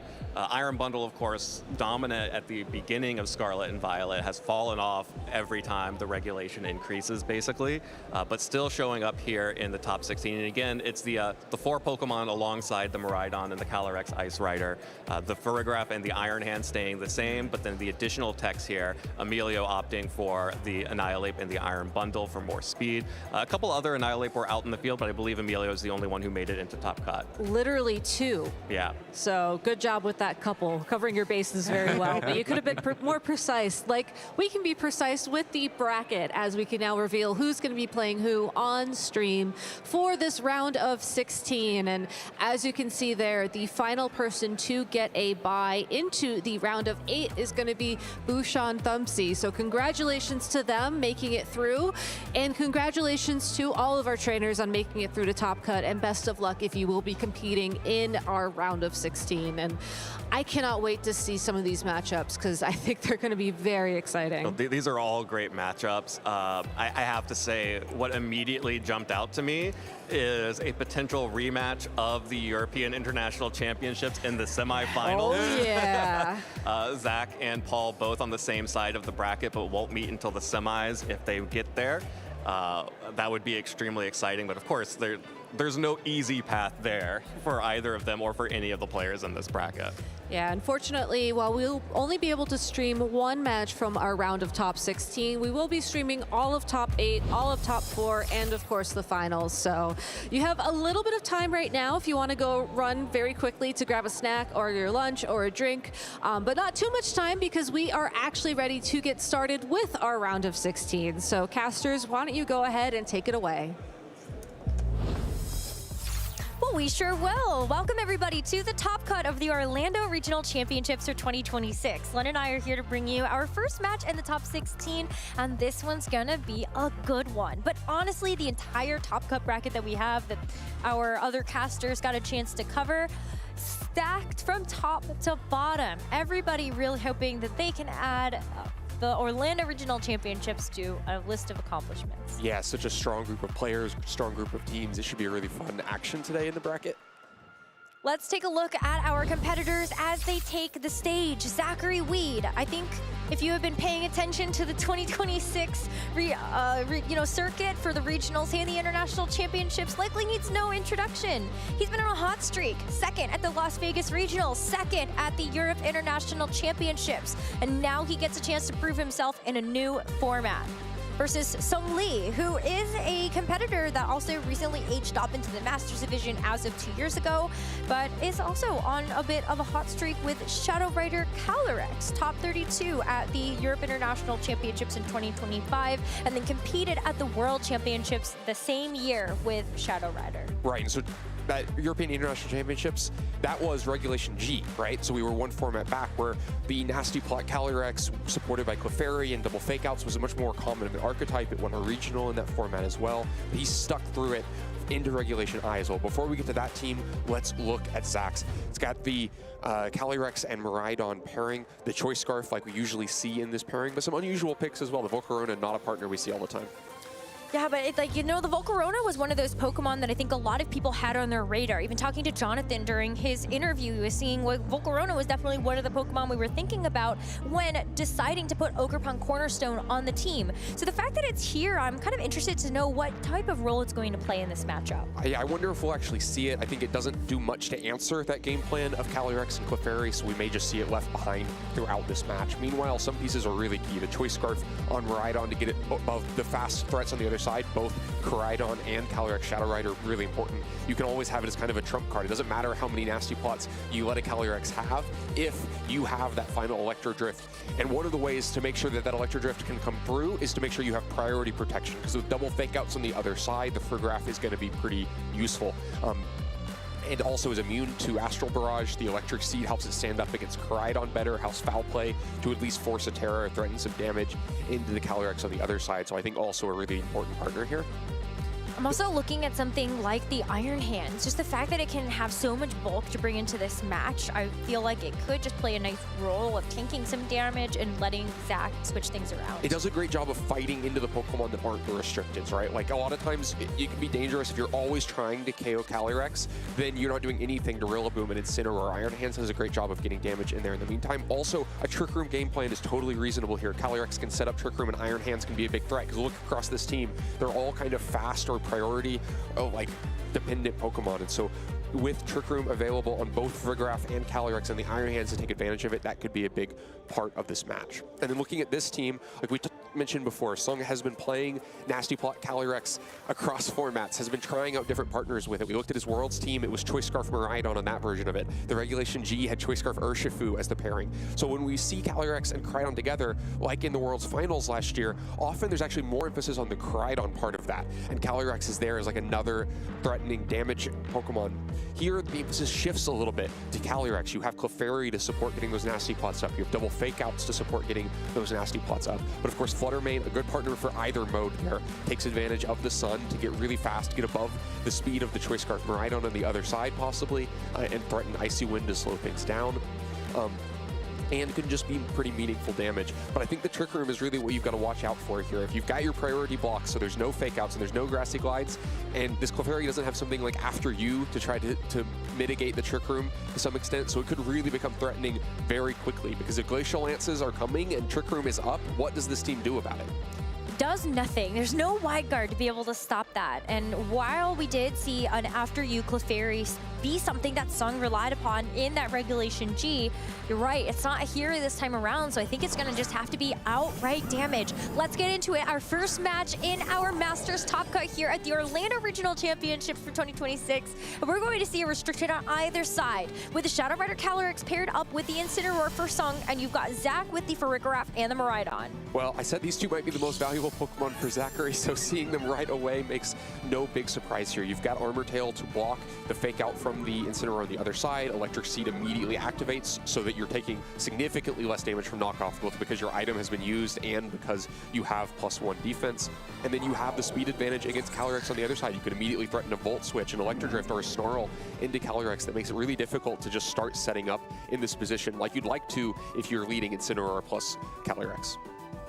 But that you have to play around Protect. That is at least one thing that Sung does have at his disposal, but it's going to be a helping hand from the Incineroar, so Calyrex is about to go out on the offensive. Can it tank this Electro Drift, though? It is going to be a Choice Scarf Miraidon, can't hit as hard, and Calyrex barely hangs on thanks to that item difference. So Astral Barrage fires back out. The additional boost of damage with the helping hand was going to impact this Miraidon quite significantly, but it's a survival on both sides. Both of these restrictions will be around for the next turn. As I say that though, Life Orb has something else to say about this, and so the Calyrex Shadow Rider is going to have that one parting gift with all of that damage to the Miraidon before it ends up getting knocked out from the Life Orb recoil. Psychic does nothing to end that turn, so yeah, the Miraidon's less offense, maybe a little bit more bulk, gives and takes there, right? Enables it to take the Astral Barrage, but didn't have the damage to prevent the Astral Barrage. You know, the helping hand play is pretty gutsy there. If that had just been like a Volt Switch out to something that you're less interested in targeting, that's not as impactful. If it didn't Snarl, you're not going to get as much damage out of that because you're really just focused on damage into the Miraidon slot. But yeah, you have to imagine Sung wanted that one-hit KO into Miraidon if you're investing all of those resources. Now, though, you do get Cridon on the field, so Calyrex gone, Nasty Plot game plan gone. Now you're focused on damage with this Cridon, and you're in a pretty good position for it because the Miraidon is locked into Electro Drift. You don't have to immediately worry about damage from it. But, you know, if you Crystallize here because you're worried about Psychic, well, then now you are worried about Electro Drift. Yeah, the Electro Drift is going to be hitting just a bit harder, but you know what? Maybe this is a Miraidon that can tank it. If you saw just how much you took from the Shadow Rider Calyrex's perspective. Electro Drift comes out, so Miraidon's going to take that a bit more comfortably. But now it's about what's next to follow. The Flame Charge here from the Miraidon is going to take out this very low Miraidon, and that's going to be a KO to even up the Pokemon count in this first game. But Incineroar and Farigiraf still have yet to move. Since the Miraidon took a lot of damage, it would be really felled to something like a Psychic, but the Incineroar is going to get out of there and allow Sung to bring something else in. Yeah, U-turn does a little bit of damage there, could be helpful because the Ferris may be difficult to take down in the long term. Clefairy is going to come out and provide support, try to keep that last bit of health on Koraidon. But the last bit of health, you can't follow me, an attack that's already coming in. Koraidon goes down this turn to Psychic. And now Sung is left with two very passive Pokemon. You've got the Clefairy that is there just to help to support a partner. Maybe the Incineroar can get something else done since the sun has been beautifully set by its Koraidon. You do have Flare Blitz. Maybe you can start to kind of hit away at some of these Pokemon, but I'd be a little nervous about something like this Calyrex with a Terra Water at its disposal. Yeah, I love your optimism that maybe Clefairy and Incineroar can put the pieces together, but man, is it an uphill battle. Calyrex Ice Rider on the other side, like you mentioned, with defensive Terrestrialization still available to it because Zach hasn't had to use that resource yet. Looks like it's perfectly comfortable to just close out this game, can threaten high horsepowers into Incineroar, can just start Glacial Lancing and picking up damage. I don't see how Sung manages to fight back here. Just takes too much damage from those quick two Electro Drifts, the one that eventually gets the KO into Calyrex, and the one that puts Koraidon so low that Psychic is able to finish the KO. Yeah, Zach just ended up playing this so aggressively from that first turn and ended up getting those nice calls right. Despite Sung trying to match that aggression with that hyper-offensive play of the Helping Hand plus the Astral Barrage, missing out on that KO onto the Miraidon was crucial. So now Zach is just going to get the safe avenue forward, terrestrialize this Calyrex to the Water type. You don't want to be taking too much damage. Only thing that maybe will be able to save Sung here is a critical hit or something like a burn. But you know what? It's just going to be some damage for now. The high horsepower is going to do plenty to put this Incineroar in range of a second high horsepower on the next turn. But you still play this out because you're using this time to think about what happens in the next game. Think about what adjustments can you make if you are Sung to have a better chance to move forward in the top cut. Yeah, I think Sung's going to need a more stable lead looking into game 2. So part of the problem, what happened so early in this game is Incineroar's led, but you want to fake out. That's how you would normally save your Calyrex from big Choice Scarf attackers. But with Armor Tail on the other side, it becomes impossible, so you just get into this damage back and forth that doesn't work out in Sung's favor at all. Yeah, Glacial Lance here. Again, we're just kind of watching out the final couple of turns of this game. But yeah, I think moving ahead to the next one, I like where you're going with this. And I wonder if Sung is going to take a page out of that book and kind of start to think about, like, well, maybe do I actually save the Calyrex for later? Do I even think about bringing the Incineroar at this point? I also wonder if Clefairy on the lead just makes you much more stable against Electro Drift. You have to start worrying about just getting to a Snarl game, but maybe if you quickly use your defensive Terrestrialization and follow me, and then you can kind of scout out what Miraidon locks into. If Zach gets to that same game plan, you could start to outpace Snarls with Nasty Plots. There's some kind of game plan there. Yeah, I think it probably can't just be Incineroar. But the other thing is, Incineroar may have been led because you're worried about the Calyrex Ice Rider game plan, right? So that one plays out as just an aggressive Miraidon Electro Drift everywhere early game. But if you're worried about Trick Room and then immediate Glacial Lance spam, despite not being able to intimidate the Calyrex because of Clear Amulet, you still need it to resist Glacial Lance to give you something to try to, get some damage in with knockoff, be able to U-turn out of there. Actually, no knockoff on this Incineroar, so just Flare Blitz and U-turn to get some stability on the field against Glacial Lance. But yeah, it doesn't work out with this exact pairing, Miraidon and Ferris, causing so much problems for Incineroar.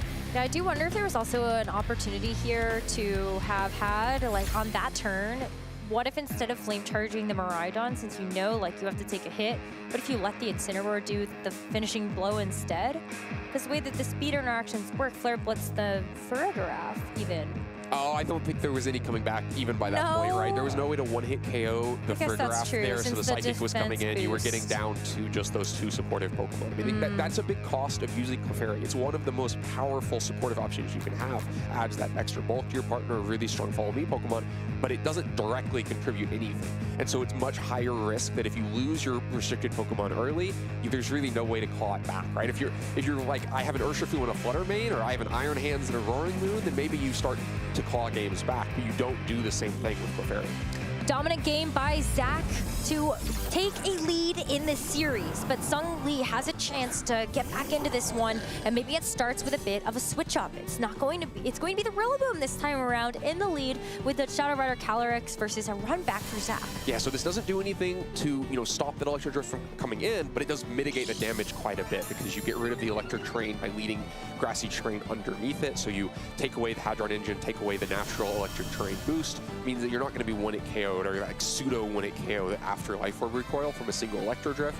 So now you're able to stay in on the field with Calyrex here. But still, what are you going to accomplish in the meantime? You can't fake out either of these Pokemon. Rillaboom can swing into Farigiraf, but Electric Seed's still activated here, and so you're not going to get much damage out of that. It's going to be a Protect from the Shadow Rider this time. Knowing that Zach made that Shadow Rider Calyrex public enemy #1 in that first game, this Protect is going to be great to be able to neutralize 2 attacks, giving this Rillaboom some time to get a U-turn off onto the Miraidon, save itself so that once the Miraidon leaves the field, it can come back in and overwrite the terrain. So Sung has to actually give up a bit of information here. What's going to be the third Pokemon that he brought to this game? But maybe it's the Clefairy that can come in and hit the field and help keep this Shadow Rider Calyrex in the game. But it's not the Clefairy, it's the Koraidon. That's going to be the next Pokemon of choice. Yeah, just trying to get all the damage on the field, threaten big KOs. It's going to be really critical to see Zach's moves now. It is going to be just the foul play here. So again, Protect perfect here on the Shadow Rider Calyrex to stop any sort of damage. And there wasn't something like a Trick Room selected, so Sung does have this Koraidon and Shadow Rider Calyrex on the field in pretty good position. Yeah, that was the crucial decision I was making. If that had been a Trick Room to be up against Calyrex and Koraidon in Trick Room, you're looking at a much better spot. But for now, Rillaboom kind of does its job pretty well. It gets the Grassy Terrain set, then gets off the field to get a new threat in while still mitigating the damage potential of the Miraidon on the other side. Now Calyrex, it caused so much problems for Sung in the first game that Calyrex went down early, so we're trying to keep it a little bit safer this time. The Electro Drift going to just be going into Clefairy instead. I mean, that Eviolite is going to keep this Clefairy nice and bulky, but also provide that Friend Guard over to this Koraidon. Oh, that low kick, it got quite close, but still not quite enough to actually get over the line. But with the Trick Room now set up here by the Farigiraf, this Miraidon's got to get out of here with that Choice Scarf. It is the slowest thing on the field. Yeah, Zach maybe even hoping it would have just gone down as Trick Room went up, but instead just gets kind of small damage into Clefairy and then takes a lot of damage, and Miraidon ends up in a little bit awkward spot here where now you want to take advantage of this Trick Room, but you have exactly the one Pokemon that can't take advantage of it. So do you risk a switch or do you just wait for a KO to happen? So Farigiraf going to leave the field for now. Good time to do it. There's no priority threat on the other side. Urshifu going to come in. Oh, and the Encore here. That's exactly why Zach also wanted to take this Farigiraf off the field. You were worried about the threat of the Encore locking this Farigiraf into Trick Room and undoing all of your hard work. So Zach gets the Farigiraf off the field, ignores the Encore. Urshifu comes in also scot-free with that Focus Sash still intact, and now Zach can bring in his own Calyrex to take advantage of that Trick Room. Yeah, now you've got the threats you want against the Trick Room. The Clefairy still causing a little bit of problems here. It's going to help keep Koraidon safe, especially if Koraidon invests the defensive Terastallization. It can redirect away Urshifu attacks. But Calyrex should be threatening quite a bit of damage into the Clefairy. You can probably at least get one of these KOs on this turn if there's no Protects on the other side. Yeah, Miraidon has to go down in the process. The game plan has switched. We've gone from fast to slow. Miraidon was in the way, and so giving up that KO is a good way to pivot into both of these attackers. Zach is trying to find the best outcome in this next turn. He wants to utilize this Trick Room, make sure that Calyrex can pump out enough damage so that you can actually finish off the game, knowing that there is a Farigiraf that is in the back that needs to have to clean up after this Urshifu and Calyrex mess. It's also going to force out a Terastallization from Sung. This Koraidon definitely feels the threat and the pressure of this Ice Rider Calyrex, but with both of these Terastallizations used, you now have to play the game of how do you get through this restricted Pokemon. Clefairy is ready to help out as Calyrex unleashes a Glacial Lance. Good to be able to get this Clefairy into the red, but the close combat to follow it up was covering for the Terra. But look at this, the Friend Guard is just so impactful to keep this Koraidon in the game. It's going to take another double up of attacks in order to take this Koraidon out, and it gets the low kick off into the Calyrex. It's going to make it really low. Yeah, but the Helping Hand wasn't enough damage to actually get the KO onto Calyrex, so it's going to get to swing again on the next turn. Now there's a little bit of a guessing game as well. High horsepower would probably KO Koraidon here, so you've got to be a little bit weary of not clicking follow me if you're in some shoes, because you could not actually get an attack off. On the other hand, you know, Glacial Lance is also very likely. You just Glacial Lance and close combat, and that would pick up a KO onto Clefairy and a Koraidon. So a dangerous position here. Plenty of offensive threat still in this Trick Room, and really difficult to make switches to get out of it. Glacial Lance too likely to bring in Rillaboom, and you can't afford any damage into the Calyrex. That really has to be the game plan for how you come back in this set. But really, because when I look at something like the Farigiraf that's in the back, I think actually maybe the Calyrex Shadow Rider is not as useful. Well, Sung is going to end up hedging his bets anyway. Brings out the Rillaboom, even with the threat of something like that Glacial Lance, as Clefairy goes for a Protect. It's not going to save itself against this Urshifu if that was going to be the target, but it is the Glacial Lance. So this poor Rillaboom has to switch into such a powerful attack. Still able to hang on through this, as the close combat is going to go into the Clefairy and finish it off. Yeah, close combat manages to get the KO onto Clefairy, but Rillaboom gets to switch in here without actually going down because close combat didn't go into that slot. That means that you're threatening Grassy Glide, Fake Out, lots of valuable things on this next turn. Now you have to imagine that's just going to invite Armor Tail on the field, but if you can force your opponent to switch, it's a great way to disrupt this Trick Room, right? Felt for a while like Zach had all of the offense swinging out. Oh, actually, bye-bye Grassy Terrain. Yeah, so no Grassy Glide on this turn, but even Fake Out enough to, you know, stop a lot of the damage. We've also unlocked Surging Strikes here because the Sun is gone 5 turns into the game. So a little bit less safe for the Calyrex on the field. Yeah, it's just tough because, like, you know, with this position, you don't really have anything to leverage. You don't have a focus sash. Just Urshifu is going to be the one that has that full HP. It can hang on through a double up of attacks, but Sung has to kind of play that mind game. Is the Farigiraf going to be here or not? That changes a lot in this particular turn. It's just going to be a Fake Out into the Calyrex. It's going to flinch it for now and actually give maybe a fighting chance. The Surging Strikes into the Calyrex looks like it's actually not going to be enough to pick up the knockout, and so maybe Sung gets away with this. Maybe he's able to pick up the knockout onto this Ice Rider Calyrex and also deal some major damage to this Urshifu. It's going to be the Astral Barrage, so spread type damage landing into both of these Pokemon. As the Calyrex goes down and the Urshifu does go down to its Focus Sash. Yeah, really huge there. The Fake Out, just enough disruption inside of this Trick Room, taking the risk that the Farigiraf could have come in, but knowing that either way you're disrupting one attack. Either it's because you've forced it to be a switch or because you've gotten the Fake Out flinch, and that's enough to buy Calyrex the time. If there's not 2 attacks going into that slot, that means Calyrex gets to attack, and now the Trick Room expires as well.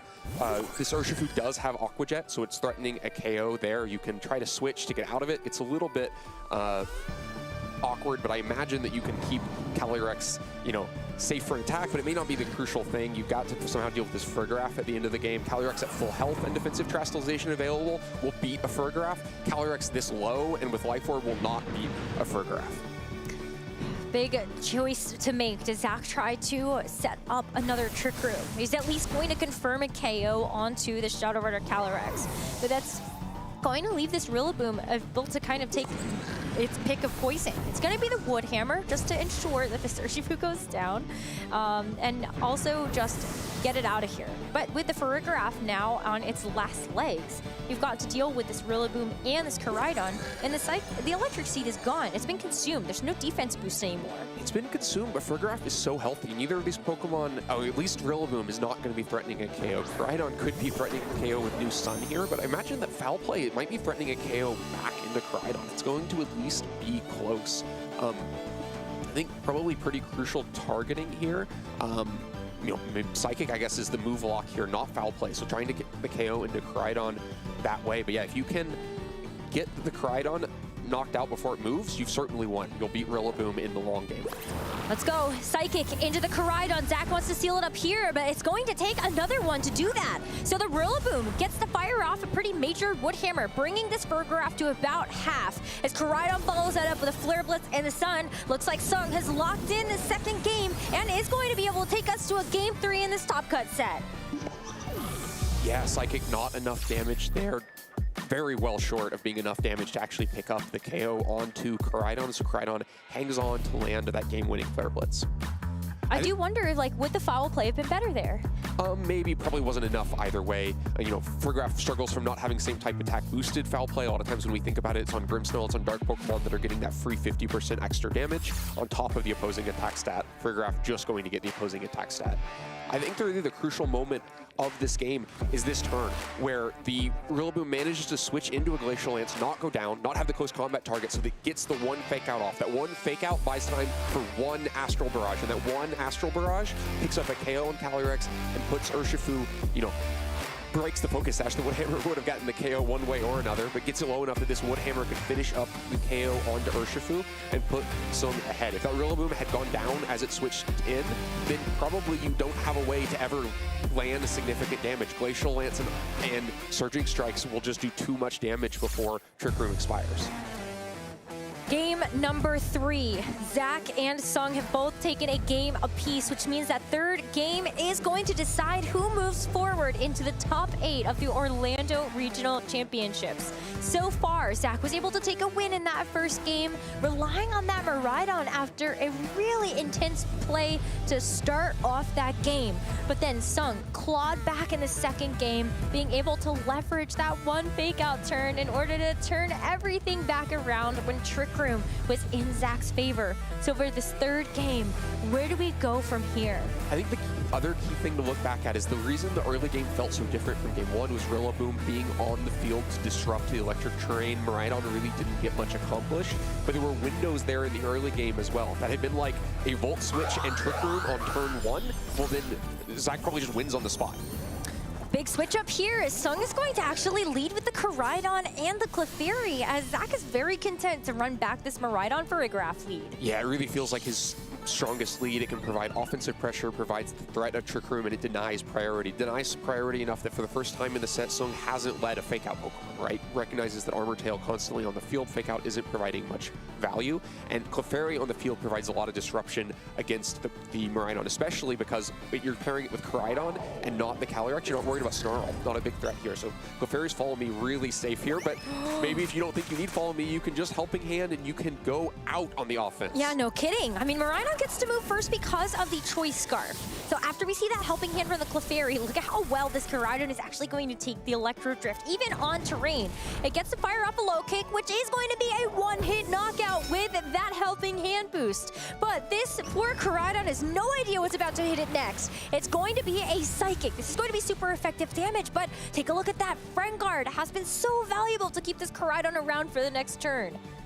Yeah, Zach maybe expecting that Follow Me was the more likely thing there, and so wanting to choose the move selections that make sure you do damage, right? It'd be very scary to click Draco Meteor expecting a Follow Me on the other side, so locks in to Electro Drift and Psychic, but it isn't the damage against Koraidon, and Sung takes the risk, gets the extra damage from Helping Hand, and picks up a crucial KO.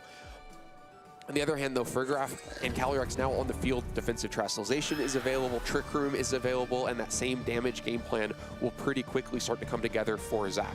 So Miraidon did the most in game 1, but didn't accomplish much in game 2, and Zach still almost won that game. And so you're kind of looking back at that same game plan here for game 3.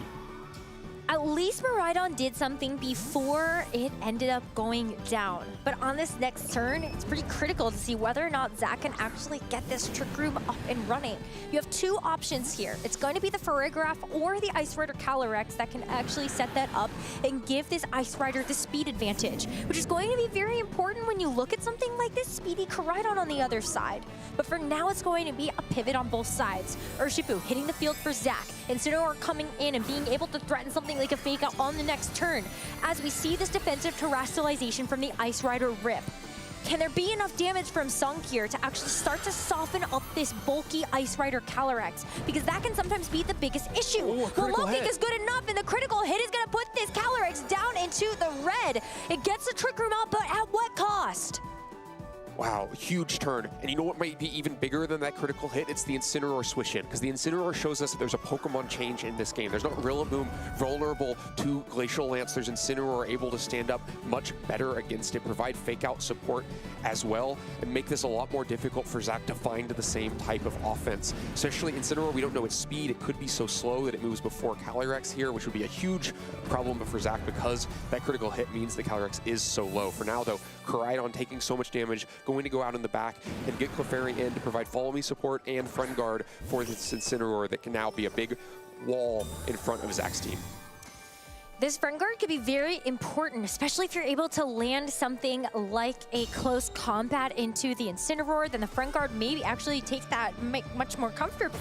So close combat comes out as Incineroar fails to land the Flare Blitz into the Ice Rider Calyrex. So it's not over just yet. But the fact that this Clefairy is still at full HP, you gotta wonder, can you actually get through the Clefairy and the Incineroar that's causing this problem? That was a strong turn for Zach. It's the first step back, right? Close combat there does quite a bit of damage despite Friend Guard, maybe an Incineroar that's not as defensively trained, and meanwhile manages to protect that first Incineroar target so that you don't give up anything in exchange on the turn. At some point, the damage has to land into Urshifu. Incineroar is not going to be the thing to do that, but of course there's an unrevealed Pokemon. For Sung, we have to imagine that's Calyrex Shadow Rider, pretty valuable here. So if you get to the other side of Trick Room, then that Calyrex is going to be a huge problem. Clefairy gets an Encore. Calyrex has no choice except to go for the Protect, but it gets the double.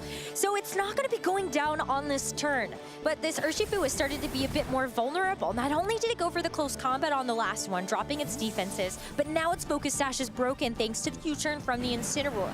So Sung does have to bring back in a Pokemon here. You have a choice. Bring either back in that Koraidon, or maybe a Ghost-type Calyrex is going to be good to actually foil another close combat from this Urshifu. A very big risk to take here. Urshifu goes for the Searching Strikes. A little bit more reasonable when you're knowing that there is a potential Ghost-type in the back. But look at how sad these are in the sun. This poor Urshifu feels like it's swinging out pool noodles. Yeah, I mean, wouldn't have been that significant of damage into the Calyrex either between Friend Guard and Sun to mitigate it. Really hard to find the damage now. Calyrex could have switched out to Fergraph on that last turn and avoided Encore, but opts to stay on the field. Maybe expecting a Follow Me would be the input of choice from Sung, but by switching Incineroar keeps it safe and lets Clefairy do the disruption to really make those turns of Trick Room. They're starting to evaporate fast now, and where is the damage threat? Urshifu isn't going to be able to accomplish much here, facing down a Follow Me and so much of its damage mitigated between Intimidate and Sun. At least Zach has now been encored into the Surging Strikes. You know that the Sun is working against you, but any way that you can actually get damage down is going to be good. Maybe putting this Calyrex in range to start getting some damage trades. Yeah, I mean, that's so little damage. It's just not enough to be in exchange for an Astral Barrage here or Nasty Claw to really just threaten so much damage. Wow, that's going to be a KO for sure when it swings into Urshifu in the future.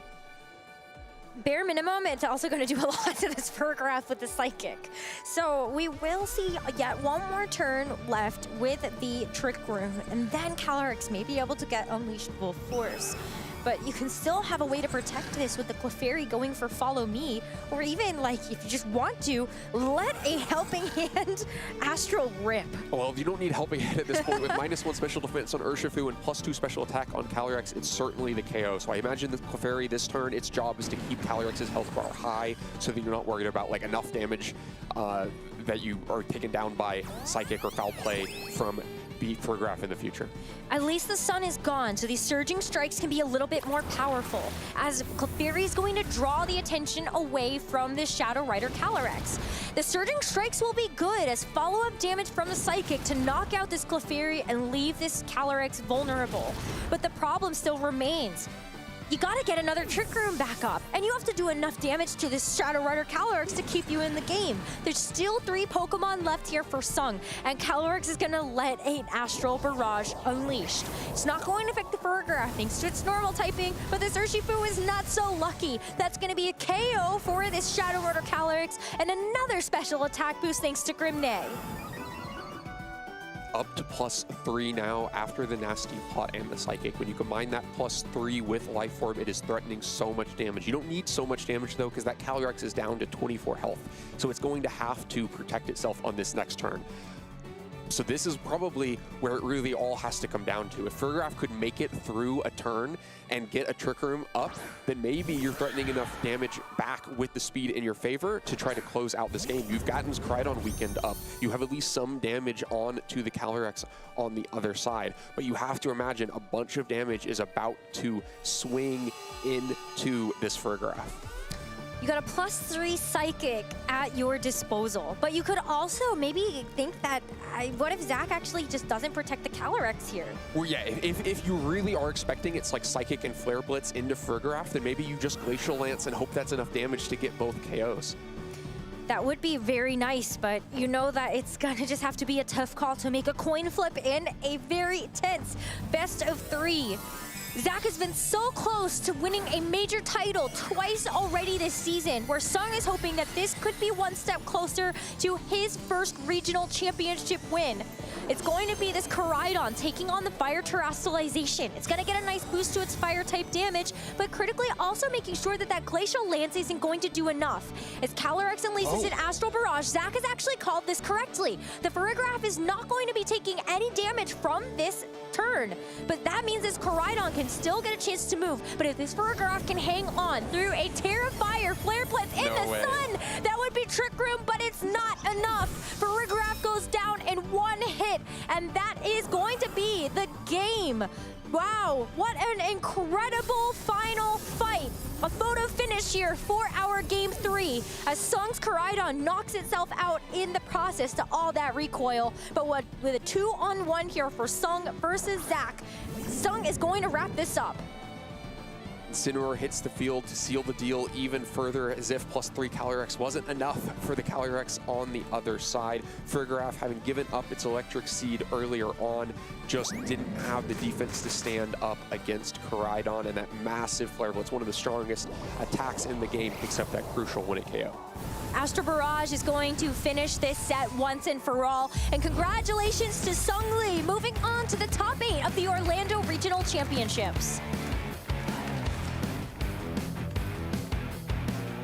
What a well-played match. Manages to find the path through a very difficult opponent and a very difficult game plan. Every time Trick Room went up, it felt like it could be such a big problem for Sung, but manages to hang on past the end of those Trick Rooms and find the damage. And it all starts with mitigating the presence of Miraidon. In Game 1, Miraidon got so much value. Got a KO on the Calyrex, got a ton of damage into Koraidon, but that same value never came through in games 2 or 3. Ultimately, in game 3, it got traded for just that Electro Drift damage that you just saw into Koraidon. So little back. And then because it got traded away early, it wasn't there. Often when you set that Trick Room with Calyrex, your backstop is that once Trick Room expires, Choice Scarf Miraidon is there to finish the game. But because it went down early in games 2 and 3, that backstop wasn't there, and Sung's able to close it out. It was really tough because you did see that big critical hit from the low kick land onto that Ice Rider Calyrex. You have to imagine if that isn't there, maybe the Calyrex actually has a bit more longevity in that match. Or, you know, you get to play around with the Ferrigraph a little bit differently. You maybe don't get locked into something with the Encore. It's a tough call, right? Maybe you don't feel forced to protect in that scenario. Maybe if earlier decisions don't feel forced, but you have to remember the eventual KO, the next damage after that critical hit was +3 Astral Barrage single target. I think it was going to do enough one way or another. Yeah, it is hard to see, you know, all of these amazing players knowing that that's the goal. Get to the finals, get a win. And so I think for a lot of people that have watched Zachary's journey, you see yourself get so close to that major title 2 times in a row now. Maybe you think like, oh, 3rd time's the charm. But Zach has had an incredible season so far. I think this is a season he should be very proud of, especially getting 2nd at an international championship. And now we get to celebrate Sung Lee making it into a top cut, maybe getting further to cementing his own legacy as a regional champion. Yeah, I mean, such a strong run already. Going to the top cut, you earn more championship points for winning that match than for winning any other match along the tournament, and so it's huge for his chances to qualify for the World Championship. So yeah, what a great run so far from Sung. Yes, I think that's exactly what everybody is looking for this late in the season. Can you make it to the World Championships? You got to be in the top 80 of the championship point leaderboard from North America in order to secure your spot. And we actually saw quite a few competitors come over from Europe. I also saw a couple players from Belgium. You know, of course, we also saw Marcus on stream. A couple players from the United Kingdom have also come over. Just because, like, we're getting towards the end. There are not that many chances left for people to get championship points and get themselves on that leaderboard. Yeah, only a few tournaments left in the season, just a couple regionals left after this one in North America. So that's when you start checking that leaderboard, seeing how many more points do I need to move up. And so huge progress there for Sung. For sure. And when you look at like when we only have a couple of events left, I think you're realistically looking like you want to be in the top 30. That feels quite safe in order to try to make it out through the rest of the season. Maybe you get really lucky and you're able to kind of like maintain a spot, but it means you still have to work hard in order, like if you're in the top 50, make sure you stay there. You have to be attending locals and things like that. Yeah, I'm not in the business of projecting the CP cutoff for top 80. We've got smarter people on that. It gets complicated as points constantly escalate, but all you can do as a player, the only way you control it is earning as many points as you can. But I'm really excited to hear from Sung, the winner of our last match on stream. So let's hear from him. Thank you so much. I'm here with Sung Lee. First time on stream, first time making top 8. You've been up for a very long time. So first of all, congratulations. Thank you. Take your time. You know, if you need a moment to decompress, you can totally take it because that was a really intense match. Yeah, it was. Game 1 didn't really go my way. And I thought I just tried to do my best. Yeah, but I mean, you had some very good conversations last night about your matchups, or was it maybe this morning? Yeah, I actually messaged a friend, like I woke up at 3 a.m. in the morning and I really couldn't, okay, so the guy who made this team said in the Ice Rider Miraidon matchup, I should bring Incin. But okay. I thought I should bring Rillaboom, and and what he said also made sense. So like I've been bringing Incin in this matchup for the whole tournament. Every time I've seen that matchup, but game 1 didn't work out so well. And game 2, I had to make the adjustment, which was a very tough call to make. Yeah, and it seemed like you had many tough calls to make because those games were just so close every time. Yeah. How did you have confidence when you were making those calls? Well, I didn't. Is it okay to say that? Yeah, it's okay to say that. I never have confidence up here. But yeah. I'm glad everything worked out. Yeah, I want to talk to you about your Clefairy, who I know you have here with you to support you, but it also felt like Friend Guard was a really important part of your team too. Yes, it was. It's really good at just switching in, mitigating damage, using Follow Me, of course.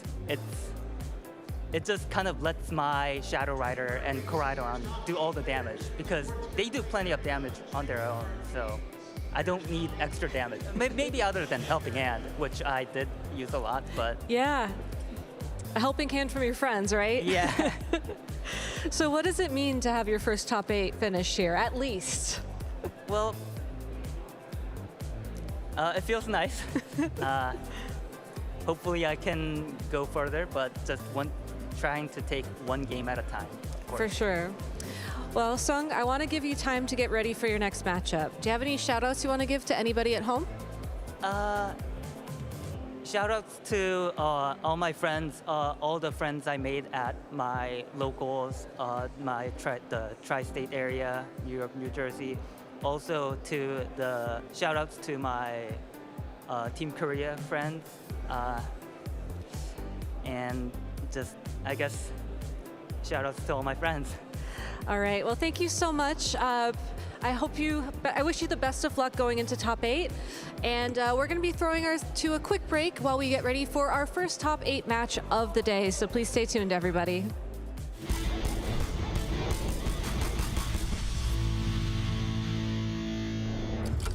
Hey Pokemon trainers, welcome to Pokémon Championships History, a series where we showcase important moments throughout the history of competitive Pokemon. I'm Jake Muller, and I'd love to take you back to the World Championships in 2015, the year Mega Kangaskhan claimed her biggest victory. But first, we need to go back one more year to 2014. Pokemon X and Pokemon Y introduced Mega Evolutions to competitive Pokemon, and Mega Kangaskhan dominated the metagame throughout the entire season. However, when the 2014 World Championships rolled around, Mega Kangaskhan fell to the wayside, failing to make a single appearance in top 8.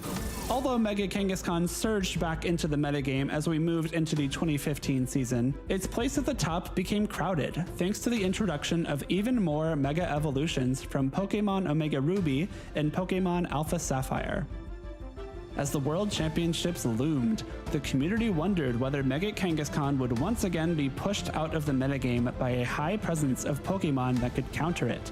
Anticipating this, many players from Europe and North America opted not to include Mega Kangaskhan on their teams, fearing history would repeat itself. Japan, however, had something else in mind. Just 2 months prior at the Japan National Championships, Shoma Honami claimed first place with an early version of a team structure that would come to be known as Chalk, which featured Cresselia, Heatran, Amoonguss, Landorus Therian, and Mega Kangaskhan. This team composition boasted an unmatched combination of power and flexibility, leading Shoma and many other Japanese players to ride the Mega Kangaskhan wave all the way to Boston. As the 2015 World Championships progressed, it became clear that Chalk was the team to beat, even though the competition was full of teams with outside Mega Evolution picks, like Mega Mawile, does connect with the Garchomp and does pick up the knockout. Mega Charizard X, We go for the Flare Blitz here on the Thunderous. Mega Salamence, The Hyper Voice. and Mega Charizard Y. Go for the Flamethrower here. 6 of the top 8 players used teams that followed the Chalk guidelines, including Shoma Honami himself.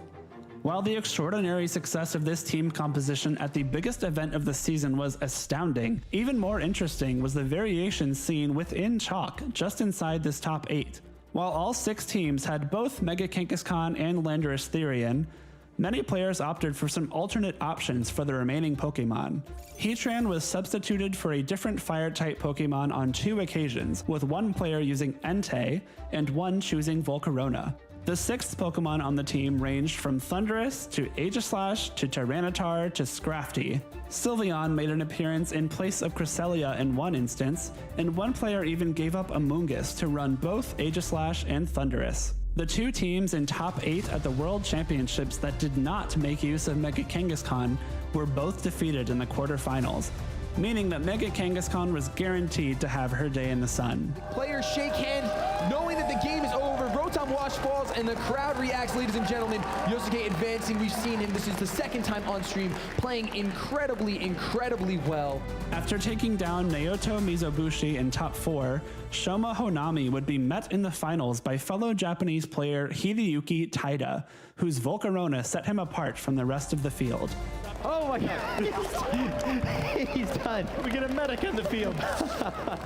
The championship match was a back-and-forth affair. Shoma won Game 1 thanks to consistent damage output from his Landorus Therian and clever use of disruptive attacks like Thunder Wave and Swagger. And here we go. Will it be able to hit through Confusion is the question. No, it hits itself. Huge. Shoma very excited. But Hideyuki turned the tides and even the score at 1 game all after his Pokemon broke through Confusion on crucial turns. A lot on the line for these 2 trainers. Almost $20,000 in prizing here as it hits through with a big Shadow Sneak, and I think that will pick up the feint here on the Thundurus. It is definitely at this point looking like Hideyuki's taking it to a Game 3. In the deciding game, Shoma made expert use of Heatran's defensive utility and offensive power, proving that the original Chalk Fire-type Pokemon was still number 1. Should do a ton here. Oh my gosh, picking up the feint on Hideyuki's Pokemon, as well as catching the burn, activating the weakness policy there, but the burn is absolutely huge, and it's only a matter of protects before this one is over. Fittingly, Mega Kangaskhan re-entered the field right before Hideyuki conceded defeat. Shoma's decision to stay true to his run to the Japan Nationals title with the original components of the Chalk team composition paid off as he became the 2015 Pokémon World Champion. Shoma Honami is your 2015 Pokemon Video Game World Champion. Thank you for watching, and let us know some of your favorite moments in VGC history by using the hashtag #PlayPokemon.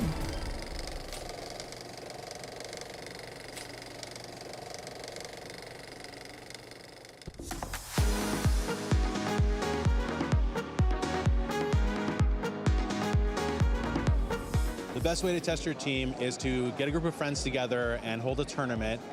Check your show 6, pick 3, and learn how to work your way out of situations, tough situations, easy situations. So when I'm preparing for a regional, what I usually do is I play a lot of live, and I have a spreadsheet next to me with like every single deck I play, what deck I'm playing against, whether or not I went first or second, and then every single mistake I made, and whether just like everything that I could get from a single game, and that helps me just like condense all my knowledge and get better at my deck as quickly as possible. I think it's very important that you never cut out your team or a team member too early. You need a few games to determine, okay, this isn't gonna work. You know, just testing so many games over the past like 2 months. That's how I ended up with the 6 that I have here today. Some unconventional, but sometimes if it fits for your team, that's what you need to go with. Practice with, I'd say, the Great League or the Ultra League. Go on the app and just like practice. Learn some strategies and just practice, basically. Practice makes perfect, so. Personally, live and going to locals, I go once or twice a week as best as I can. You know, and going against people, it's different from live, but like it's good to get the reps in. I think that there are a few good ways to test your team. Some of the best include just competing at locals and going out and getting real experience with other players, because sometimes what looks good on paper doesn't always do well in practice, so that's always good. But also working with friends and other people who are interested in the same Pokemon and archetypes that you are, because a lot of times we all see the game differently, and you never know what you can learn from those people, even though they want to use the same things as you. So.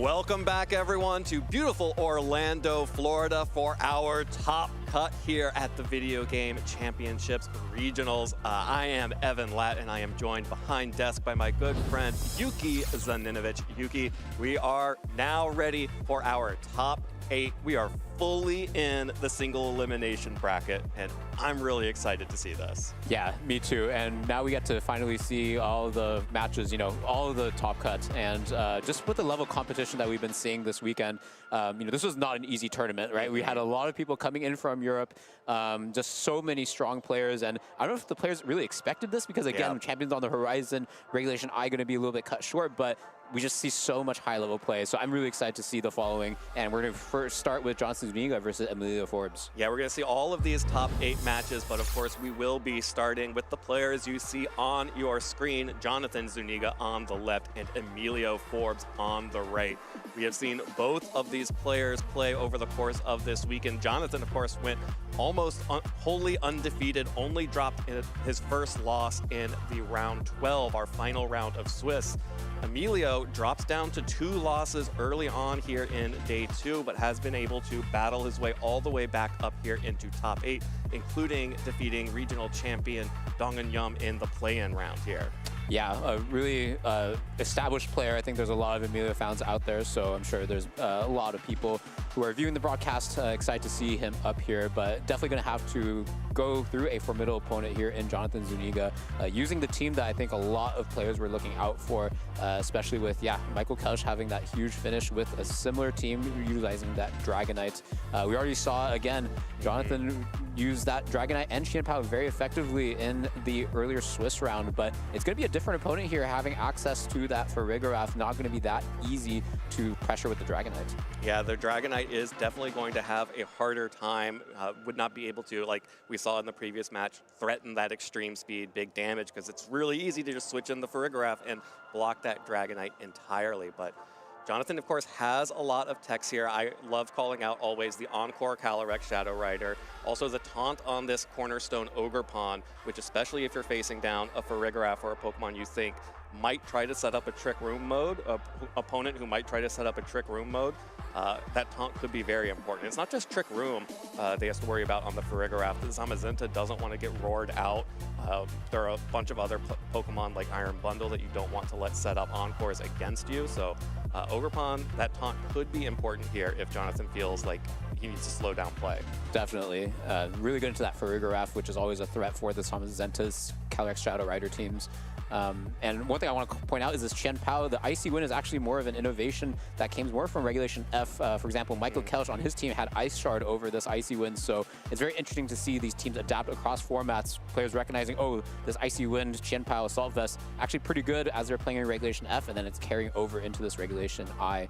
Over on Amelia Forbes' end, yeah, we already saw this on the stream, but we see another Encore user, your favorite move here on the Iron Bundle, looking like a real threat here. Like, I feel like we also anticipated it to be pretty good in that match against the Terapagos, but yeah, it just was not able to dish out the impact that it wanted to. But over here, like, Jonathan just has a lot less flexibility in terms of like the speed control, and Iron Bundle will be the fastest Pokemon, so Zamazenta really does not like to be encored, and yeah, a lot of Pokemon here that is going to be threatened by that Pokemon. Yeah, Zamazenta doesn't want to get encored. Calyrex does not want to get Icy Winded. Lots of options there for Iron Bundle to set up and really slow down Jonathan's momentum. Of course, you also have to look out for the Iron Hands on here is also typically a really good pick into the Zamazenta and Calyrex teams if you are, with its Assault Vest, able to soak up some Astral Barrages and threaten big damage onto the Zamazenta, or at least force a Terastallization, which with the Calyrex Ice Rider facing down the Dragon-type Zamazenta is way more preferable than the Steel typing. Yeah, I think in my eyes, the Farigiraf is going to be pretty key for Emilia's victory here, having a really good matchup into both the Zamazenta and the Calyrex Shadow Rider. But we see it kick off with the Annihilate. Yeah, there's that Choice Scarf Annihilate that really helped Emilio seal the deal on our stream match yesterday, this time facing down the Zamazenta and Chen Pao alongside the Miraidon here. Yeah, I think the speed tiers are pretty important here. We see that the Miraidon is going to outspeed the Zamazenta, but is going to be, but the Annihilate, of course, is going to be faster than anything on the field here. Again, it becomes another really pivotal turn for this Annihilate. Like, does Emilia commit to going for a final Gambit here? Pretty safe into either slot, especially since the Chen Pao having no Ghost Terastallization, but of course could switch into the Ghost-type Calyrex Shadow Rider. But then you expose the Calyrex Shadow Rider to the Miraidon, which can do a ton of damage. And yes, even though it has the Focus Sash, that's an item that you want to be really, really careful to use over on Jonathan's end. So I think the pressure is definitely on Jonathan to react here. Yeah, and definitely the Final Gambit is not as safe when you have a Chen Pao on the front line. You can chip away at the health of the Annihilate with Sucker Punch, which the one thing you definitely don't want to do with a Final Gambit is not KO a Pokemon with that move. But Emilio is more concerned about getting KOs with this Miraidon here, or at least removing the weakness to the Ice-type attacks coming out from Chen Pao. We'll go ahead and Terastallize into the Electric typing. While Jonathan is also going to Terastallize the Chen Pao to dodge out on fighting damage, that close combat coming out potentially from the Annihilate. Zamazenta protecting itself, just trying to scout out and see what's going to happen after a lot has been used here, but Final Gambit immediately picks up the KO onto Chen Pao. Yeah, as you pointed out, like, Jonathan had the opportunity to go for a Sucker Punch to reduce the HP on Annihilate and effectively not make the Final Gambit a one-hit KO anymore, but Jonathan's saying, yeah, I think that's kind of an obvious play for my end, and also you have a Farigiraf in the back, so I'm not going to do that. I'm just going to make sure you don't get the obvious close combat off into the Chen Pao, but Emilio's saying, yeah, actually, I will anticipate that, and also maybe he'll have a better position by going a trade 1-for-1 instead. And now the Zamazenta is really under threat, right? Like, the Miraidon already Terastallized into Electric type, so ready to dish out those huge Electro Drifts, and the Zamazenta cannot Terastallize anymore. And we see the Farigiraf come out, which is a great Pokemon to be facing down these two Restricteds. Yeah, the Farigiraf now coming out here. When I see a Pokemon like Annihilate decide to use the Final Gambit on the Chen Pao, it really makes me wonder, what are the Pokemon in the back that Chen Pao needed to be off the field for? And looks like right now Emilio is just going to send in the Farigiraf here, threatening to foul play the Calyrex unless it Terastallizes, or roar out the Zamazenta, removing that defense boost from it, which would be really devastating for the rest of the match. Yeah, so the Zamazenta is definitely under threat here, being liable to be one-hit KO'd by a Electro Drift, maybe on its own depending on its train, but certainly through a helping hand boost.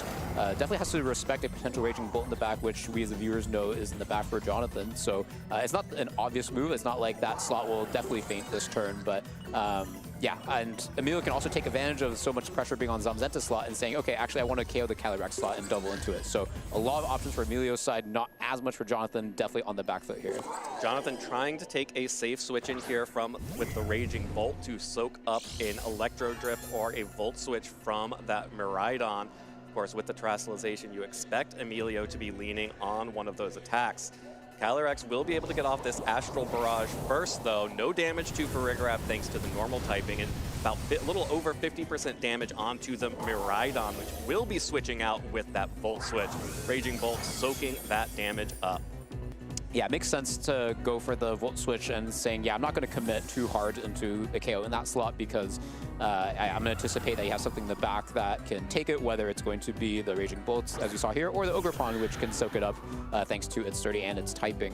But definitely in a pretty good position here, having Calyrex Ice Rider without the threat of Zamazenta on the field. And the foul play getting rid of the Focus Sash on Calyrex. So yeah, now that Pokemon is in trouble. Yeah, Calyrex is definitely in trouble. And with Raging Bolt and Calyrex out on the field, I don't think Jonathan can break the Farigiraf. This seems like a super safe Trick Room to me. Yeah, the Raging Bolt will definitely be threatening a lot of damage thanks to the Electric Terrain being active, but probably won't be a one-hit knockout. So especially with the Astral Barrage not going to hit the Farigiraf, Jonathan would have to make a huge commitment into doubling into it. And we see the Protect coming out from the Calyrex Ice Rider, so did Jonathan commit here. We see the second come out, not super effective damage, but it's going to do a good amount. Yeah. If that's enough to get this Thunderbolt over the finish line, that would be disastrous for Emilio, and it is! The combination of Psychic plus the Thunderbolt in the Electric Terrain alongside of the Booster Energy boost is enough to pick up the Farigiraf here. That just means now another switch in for the Miraidon, and actually now everything has flipped on its side. I don't see anything stopping Astral Barrages. Yes. Yeah, this is the great part of having the Calyrex Shadow Rider being the fastest Pokemon and being able to survive at least one hit, as we saw earlier. And yeah, we see the Astral Barrage come out, but it's going to be a lot of damage here. Yeah, an Astral Barrage, that will be super effective damage into the Calyrex Ice Rider, but not enough to pick up a KO on its own. However, Raging Bolt is right there alongside Calyrex. It says, if you can't pick up the KOs, I got you.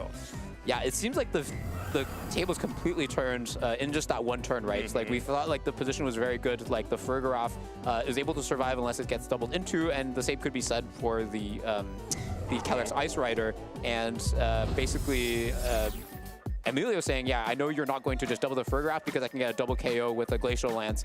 Surely you're not going to let that happen, especially since you don't have Terra available. I can just do that. And Jonathan saying, yeah, the only way I can get back into the game is pulling off a really strong read like that, and it pays off dividends, like turning the game around entirely, and yeah, it was just over from that turn. Yeah, absolutely. Well played there from Jonathan too. This is what we saw in the previous stream match that we had from Jonathan, being able to pick the targets correctly, always being sort of in the mind of his opponent to make sure that he stayed one step ahead. And that final Gambit did pick up the KO onto Chien-Pao here, but again, looking at the Pokemon in the back, Chien-Pao didn't seem like that big of a threat to this team. It felt like that was maybe just more about getting the Annihilate out and a safer switch in for Emilio. Yeah, I think one of the best tools that Jonathan has into the Farigiraf is that Chien-Pao, since it resists both of the attacks that comes out from the Farigiraf and can also do, guaranteed 50% damage into it through the Ruination without, the restricted Pokemon, which struggle a lot to deal damage to. I don't think the Body Press would even do a half damage thanks to the Electric Seed. So I think it was just not placed very well in terms of, since Emilio did not lead with it. So let's see what they come out with this time. We see the Iron Hands adjustment. Okay, yeah, Iron Hands alongside Miraidon here, and the Ogerpon coming out for Jonathan, this time alongside of the Calyrex. So first time we're seeing the Cornerstone Ogerpon here out of Jonathan. Yeah, I think this is where the cons of the Life Orb Miraidon comes really apparent here, because there's no spread opportunity. Of course, Iron Hands is not a Pokemon known to have spread damage either, so if Jonathan wants to, can soak up both of the damage coming out from Emilio's end and launch an Astral Barrage with letting go of the focus sash. So pretty good position, I would say, from Jonathan's end. There's not that much that Emilio wants to take a Astro Barrage with, except for the Farigiraf, but then that means that you're not getting rid of the Ogerpon. So I'd say Jonathan is looking pretty good here. Could certainly go for a double protect to scout out the opponent, especially since even if an Iron Bundle comes in to threaten the Encore, Jonathan can always go with a Follow Me to get through that.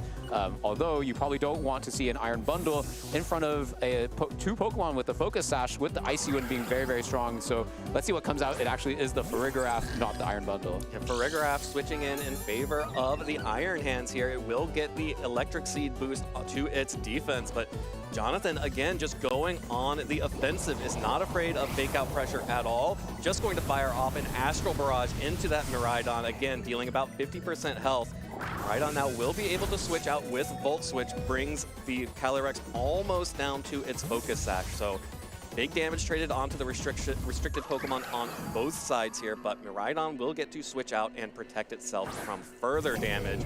And the Iron Hands, by switching out and being Volt Switched in, has reset the possibility for fake out pressure into that Ogerpon and easily tanks this Ivy Cudgel. Yeah, it's always interesting when players switch out a Pokemon and then go for a pivot mood, because then you can switch out two Pokemon and have a completely different board state. Previously, it didn't look so great because, yeah, like Astro Barrage or Psychic could go into the Iron Hands, and yeah, it's not going to want to take either attack. But because the Volt Switch happened after the attack from the Calyrex, the Iron Hands comes in basically unscathed, resisting that Ivy Cudgel there. And now the situation actually looks a lot better. Like this Farigiraf is very well positioned in front of both these Pokemon. Iron Hands is threatening both a Fake Out and a KO onto this Calyrex. So yeah, also since the Farigiraf is in a great position here defensively, could set up a Trick Room if they wanted to. So it seems like a complete fit from game one. Yeah, but a perfect cover from Jonathan in a bad situation. Goes for the Encore onto the Iron Hands, which used Fake Out into the Ogerpon. Knows that if Ogerpon had not get faked out, then the taunt would have gone through to stop this Trick Room. But in doing so, it's a win-win situation. This is, you know, the least win of the win-win, but this will at least force that Iron Hands out and give you some opportunity to make something happen on the switch end. Yeah, Jonathan making a very hard read and saying, yeah, because I have taunt on this Ogerpon, like I'm pressuring you to fake it out so they can get Trick Room up, which is something that I know you want to do right now. So let me make the hard read here, and it pays off dividends because, yeah, Trick Room did get set up, but there's one Pokemon that basically can't attack and has to switch out here, and now there's a huge opportunity for this Calyrex to get an attack off, especially thanks to the support from the Follow Me. Yeah, the Ogerpon will be able to protect Calyrex from a foul play, and the switch in here from Calyrex Ice Rider means it's definitely vulnerable to an Astral Barrage. Foul play from Farigiraf uses Ogerpon's own attack against itself, but not that much damage all told. As the Astral Barrage connects onto Calyrex. We know that's not a one-hit KO, but that is a lot of damage down, and that's 2 turns of Trick Room used up. Yeah, so Emilio did successfully position the Calyrex Ice Rider without the Zamazenta being on the field, something that you would really want to do as the Ice Rider player. However, it comes with a huge cost, taking most of its health. So yeah, especially with the Zamazenta still in the back with full health, this is definitely not something you want to see from Emilio's perspective. However, the Farigiraf is still at full health, which is great news since that is one of the big counters to the Zamazenta having access to that Roar. So certainly not over for Emilio. Still has 3 turns of Trick Room left, but is definitely not the Trick Room setup that he was looking for. Yeah, has to now switch out the Calyrex after now it is finally threatened by damage on the opposing side. Jonathan brings in the Zamazenta. It gets that defense boost while Ogerpon will just protect itself using Spiky Shield, trying to waste another one of these turns of Trick Room. The Glacial Lance will whiff into the Spiky Shield and deal a pittance to that Zamazenta on the switch-in. All going to come down to this Farigiraf, which does catch it with the Roar. Zamazenta, get out of here. We don't want you on the field. Bring out one of your friends. I can't believe how much foresight Emilio had there at the Calyrex. Oh my goodness, yeah, like, so it was very obvious that the Zamazenta was going to switch in, right? So like, you don't want either of these Pokemon to go down, and if you protect both of them, then they're going to be susceptible next turn. So Jonathan is forced to switch out one of them. And Emilio says, okay, I know you're going to switch out one of them, I just need to figure out which one. I don't know if it's obvious which one was going to be the one that would switch out, but Emilio gets it right on the dot. forcing that Zamazenta out, meaning not only the Zamazenta is not on the field anymore, but does not have that defense boost for the rest of this game. So Emilio not looking good in that previous turn, but completely flips it on its head, and now that Ogerpon slot is very, very vulnerable. Yeah, the Ogerpon slot space is extremely vulnerable here. You're even seeing him considering a terastallization on that Pokemon at this point. And it's huge to get rid of that defense boost to open up the way for the Iron Hands in the back. There's a helping hand coming out from the Farigiraf. Emilio is just going all out offense on Calyrex, while Jonathan's Calyrex is forced to protect itself from this damage. That's going to be a Glacial Lance. There was no terastallization from the Ogerpon on Jonathan's side. So with this helping hand, that is going to pick up the KO, give a Grim Neigh boost, the Chilling Neigh boost over to the Calyrex Ice Rider. So yeah, the Grim Neigh boost pretty effective to make use of the final room of turn out Trick Room, but yeah, Jonathan will be able to get through that if he wants to with protecting both of his Pokemon. So probably not going to be as relevant since yeah, the Calyrex will be the slowest Pokemon after the Trick Room expires, but still a huge swing in momentum here. We still have Miraidon in the back for Emilio, so still has a lot of options even outside of Trick Room. So now I think the thing to watch for this turn is, okay, it's very obvious that Jonathan would want to protect at least the Raging Bolt slot here, since the Calyrex had protected. So how does Emilio capitalize, knowing that the Calyrex is at best going to be safe 33% of the time with going for a double protect? And does Emilio, yeah, read that? I love the stare down of the two Calyrex there as we go into this crucial turn. No protects, just helping hand onto the Calyrex Ice Rider. A huge Glacial Lance connects onto both Pokemon, double KO. 2 more boosts for the Calyrex Ice Rider, and that is a huge turn for Emilio.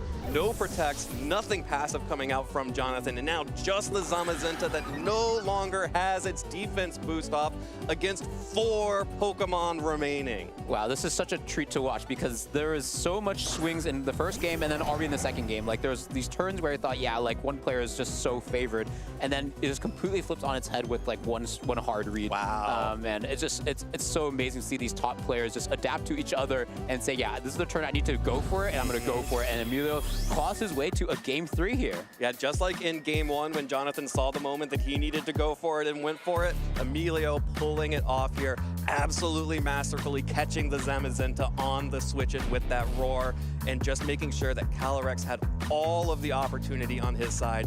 Just kept firing off Glacial Lance after Glacial Lance, and there was nothing that Jonathan could do to slow down the offense. Yes, that's what Calyrex always wanted to, and going to the Game 3, I'm looking out for what is the adjustment going to be on Emilio's end, because, yeah, from his perspective, I think Farigiraf, Calyrex, Ice Rider, Miraidon are big staples just due to how strong they are and how good they are into the matchup here, but it's not entirely clear what out of Iron Bundle, Iron Hands, and Annihilate is the best. We saw Iron Hands was pretty good there, but it wasn't instrumental, I would say. Like, it was very, like, supportive, but ultimately it was, like, the Farigiraf that was the star of the show there. So is it going to be the moment for the Iron Bundle? Are they going to try to run it back with Annihilate and say, yeah, I think I'm going to be able to manage the mid-game a little bit better here?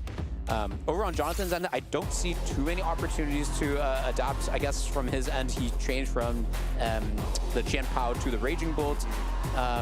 They ended up just taking a Glacial Lance, but I think that was mostly through the Zamazenta being forced out from the Roar. So if he can make sure that doesn't happen again, then maybe the Raging Bolt would be more effective. So it really comes down to what is his game plan. Is he going to be a lot more sensitive and fragile with the Zamazenta? Yeah, it was actually the Ogerpon over the Chien-Pao in Game 2 versus Game 1, and it really did seem like Ogerpon was offering a lot of additional pressure there. The Follow Me definitely feels very crucial for this setup, and really just being, especially if Emilio is already showing Trick Room, having that taunt, being able to have the situation with the Calyrex Shadow Rider next to the Ogerpon to be able to punish the, all that Iron Hands did was set up a fake out and then get encored. Yes. And the real star of that was just how Emilio had trained the Calyrex Ice Rider to take that Astral Barrage on the switch-in. Yes, and yeah, Farigiraf just being immune to the Astral Barrage, paying off dividends. In Game 3, here we go. We see the leads come out with the Miraidon and the Iron Hands being run back. Yeah, here we go. And this time it's going to be Zamazenta in the lead next to the Ogerpon. So immediately getting that Pokemon out on the field with no roars in sight this time around. Yeah, so again, same situation as last time where Ogerpon is protecting the partner from the single target attacks coming out from Emilio's end, but it's gonna be the Zamazenta this time. So it's not the Calyrex. Zamazenta is still looking pretty good here, like able to dish out a lot of damage into the Iron Hands and Miraidon. A really, really good adaptation from Jonathan's end since, yeah, the Fighting type move has a lot more strength into the defenses of Emilio than Calyrex. And a completely safe double protect here from Jonathan. The only punish there being a potential hard switch into the Iron Bundle if it were coming to this match in the back.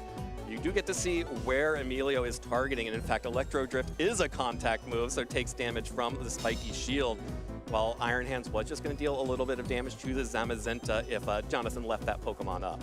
Yeah, Electro Drift, one of the very few special attack moves that makes contact, so going to lose about 1/8 of its health there. But now, yeah, Jonathan doesn't have the opportunity to protect either Pokemon without taking significant risks, so Emilio able to get an attack off here.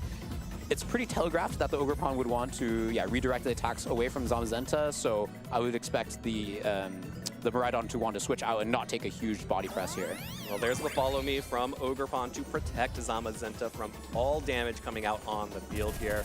The Electro Drift once more connecting on to the Ogerpon, but not the Volt Switch, so Miraidon is going to stay on the field after this turn.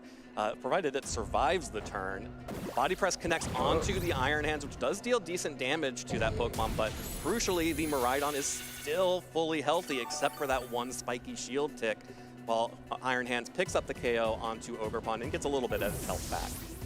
Yeah, but both these Pokemon are now chipped, which is pretty good news for this Calyrex. Having access to that Ghost Terrestrialization, I think this is when Emilio needs to flex his mental calculator and say, okay, is my Miraidon trained to take a Ghost Terrestrialization, Astral Barrage from the Sash Calyrex? Because if I can't, I'm sort of in trouble, right? Yeah. So, like, there's a Ferrograph in the back that can take it, but the partner is certainly going to take a lot of damage here. And yeah, I guess the Iron Hands doesn't have a Terrestrialization that can save it from body press damage either. So this is a very high pressure turn for Emilio. Does he have the defenses to get through this double restricted pairing from Jonathan's end? This Astral Barrage is going to be huge for the remaining turns of this game.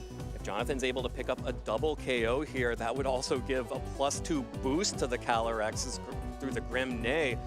And that would be huge for Jonathan, and Emilio would have so many fewer options. The only safe switch in here is the Farigiraf, but then you're still just leaving one Pokemon up to take that Astral Barrage. If you have to sacrifice one Pokemon, it's not going to be the Miraidon here. Farigiraf will switch in alongside of the Iron Hands to protect Miraidon from this huge Astral Barrage that's on its way. Yeah, it's pretty interesting to me that the switch came out from the Miraidon instead of the Iron Hands because, yeah, the Miraidon could protect if it wanted to, and the partner would be the only Pokemon that would take damage this turn. But maybe Emilio saying, yeah, I think it's so obvious I'm going to do that I'm going to switch out the Miraidon instead. And yeah, sacrifice my Iron Hands if you target it for the sake of my Farigiraf still being at full health, not having to take a body press this turn. There is the Astral Barrage. It will not deal any damage to Farigiraf. It will connect onto the Iron Hands. Does not pick up the KO on its own, but Zamazenta is right there to pick up the KO. Like you mentioned, with that switch, Farigiraf now gets in for free. So yeah, good position for the Farigiraf, kind of like game 2. The only problem is that the Zamazenta is already on the field, so even if Emilio is able to get a Trick Room up, it's just not going to be as effective facing down not only Zamazenta currently, but a Zamazenta that is at full health. So his tool set for getting through that Zamazenta is getting more and more limited. If he still had the Iron Hands, could try to chunk it with a low kick or a Drain Punch, but doesn't have access to that anymore, and it just feels like there's too much on the weight of this Farigiraf. It wants to Roar and Trick Room in the same turn, and yeah, unfortunately, you're not able to do that. Yeah, or it wants to Trick Room and knock out the Calyrex, or, you know, there are too many things, like you mentioned, Farigiraf wants to do this turn, but Emilio can only select one of them. And yeah, we do still have Terrestrialization still available on Emilio's end, so could go for the Roar and Trick Room if he wanted to. Going for Terrestrialization here, so definitely going to be attacking with this Calyrex. The question is going to be, what does it do? Does it attack, or is it going to set up Trick Room? Well, it definitely has to Terrestrialize to avoid this Ghost Terra boosted Astral Barrage from Jonathan's Calyrex.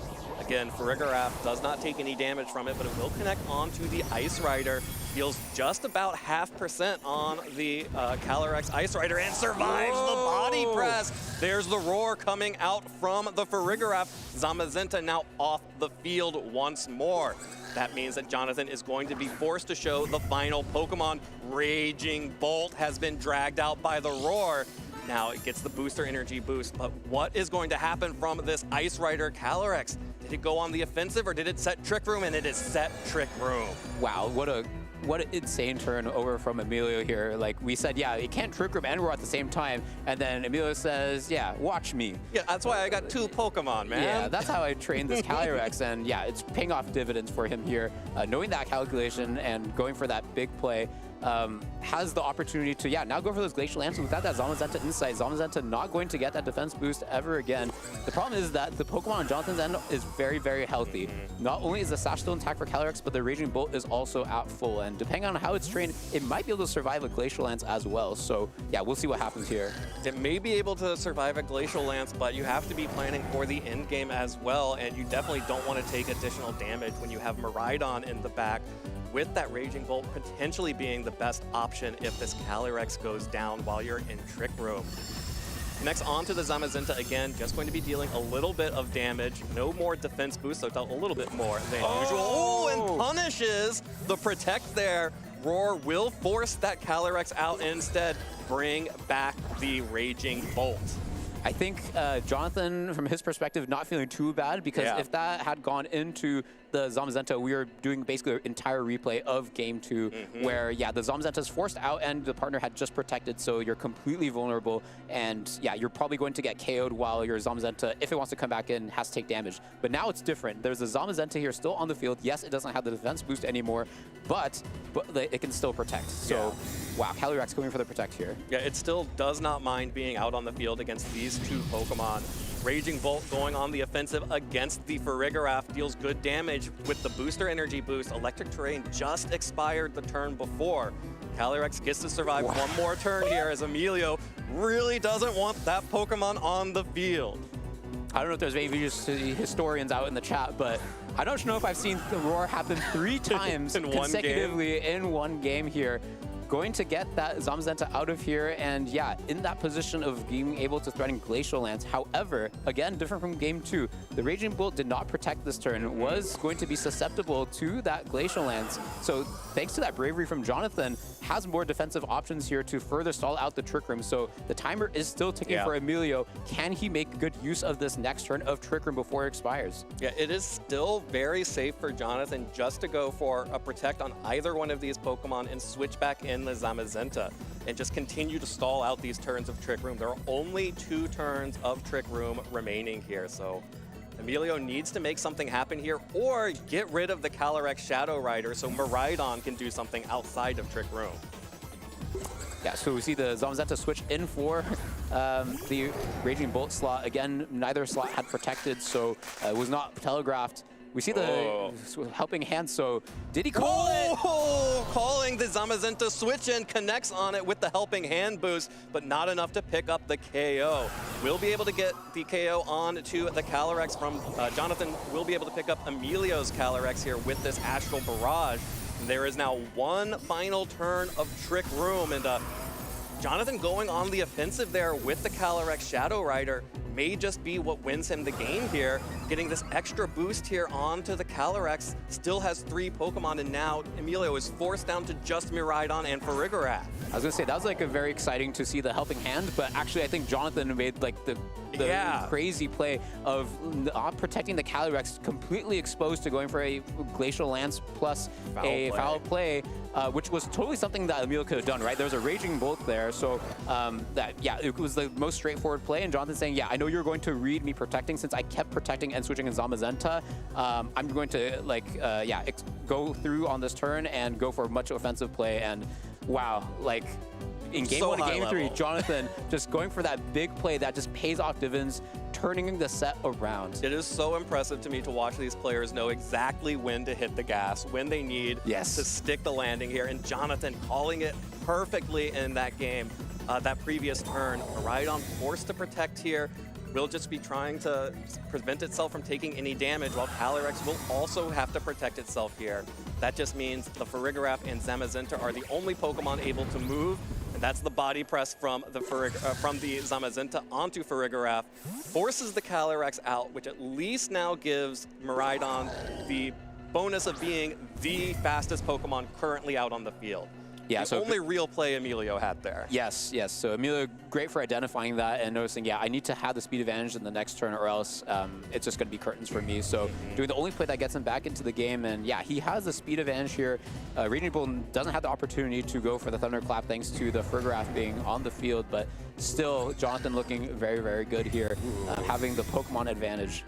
Well, Jonathan protects Raging Bolt here, is not going to take this Draco Meteor. Wow. Correct call again from Jonathan. Raging Bolt is protected from the Draco Meteor. Zamazenta will connect with the body press, but it survives. Still at basically 1 health here, but sets up Trick Room. But you can see that Jonathan is fist bumping. He's fine with that. Saying, yes, I wanted that Trick Room to happen. Now my Pokemon are faster than your Miraidon. Yeah. And we see the forfeit, and it's going to be Jonathan making it into the top 4. Wow, incredible 3-game set there from Jonathan and Emilio. So close right at the end there. Perfect call out from Jonathan to protect the Raging Bolt, seeing, okay, here's the out. You get rid of Raging Bolt, and then you use Trick Room Miraidon against me. But perfectly blocked that by going for the protect. It would have worked either way if perhaps the Farigiraf had survived and maybe gone for a different attack, but getting the Trick Room off, just with Raging Bolt still up, nothing Emilio could do. I think when you're in that advantageous position where it's not guaranteed, but like you're very, very favored, it's so tempting to say, yeah, I'm not going to make any kind of hard read here. Like I'm so advantaged that, yeah, I'm not going to expose any of my Pokemon like that. But Jonathan's saying, yeah, actually, I know that's not locked up for me here. And I know from Emilio's perspective, like what he wants to do exactly. So I'm going to capitalize that and make my 80% chance to win 100%. And that was exactly what we saw there. And I really want to expand on the point you gave earlier where you said, yeah, the top players you can tell because they know exactly when to step on the gas. And I think that was a perfect example of that, where Jonathan, like just showing, yeah, this is the exact moment where I need to make that hard read or else I could slip up. And yeah, it's just so incredible to see these players, because if you always step on the gas, right, if you're always making the hard reads, then you're actually just playing very like inconsistently. Yeah. Like you're not always going to be able to guess what your opponent's going to do. So yeah, I think that's perfect precision of when to go aggressive. And yeah, what a set. I can't stop talking about it. Yeah, I have been so impressed with Jonathan's play over this weekend, over the 2 sets that we were able to watch, and I am so excited that we are going to get to see even more of him as he advances to the top 4. Congratulations again to Emilio for a top 8 finish. Very well played set from him as well. Of course, we know we will be seeing plenty of Emilio throughout the season. Absolutely. Yeah, like you can see the mastery of the archetype showing so many different modes I can go for, right? Going for the more aggressive early on pressure with the Annihilate, but also slowing it down a little bit with the Iron Hands. Yeah. And it was still such a close set. It really came down to the wire there in Game 3. So yeah, we'll certainly be seeing more of him. Yeah, and Game 3 really was so close to being a repeat of Game 2. Yes. But this time got the roar just wrong on that one turn. And that really made it so that Jonathan was able to keep a little bit of the momentum versus in Game 2 when Emilio seized it.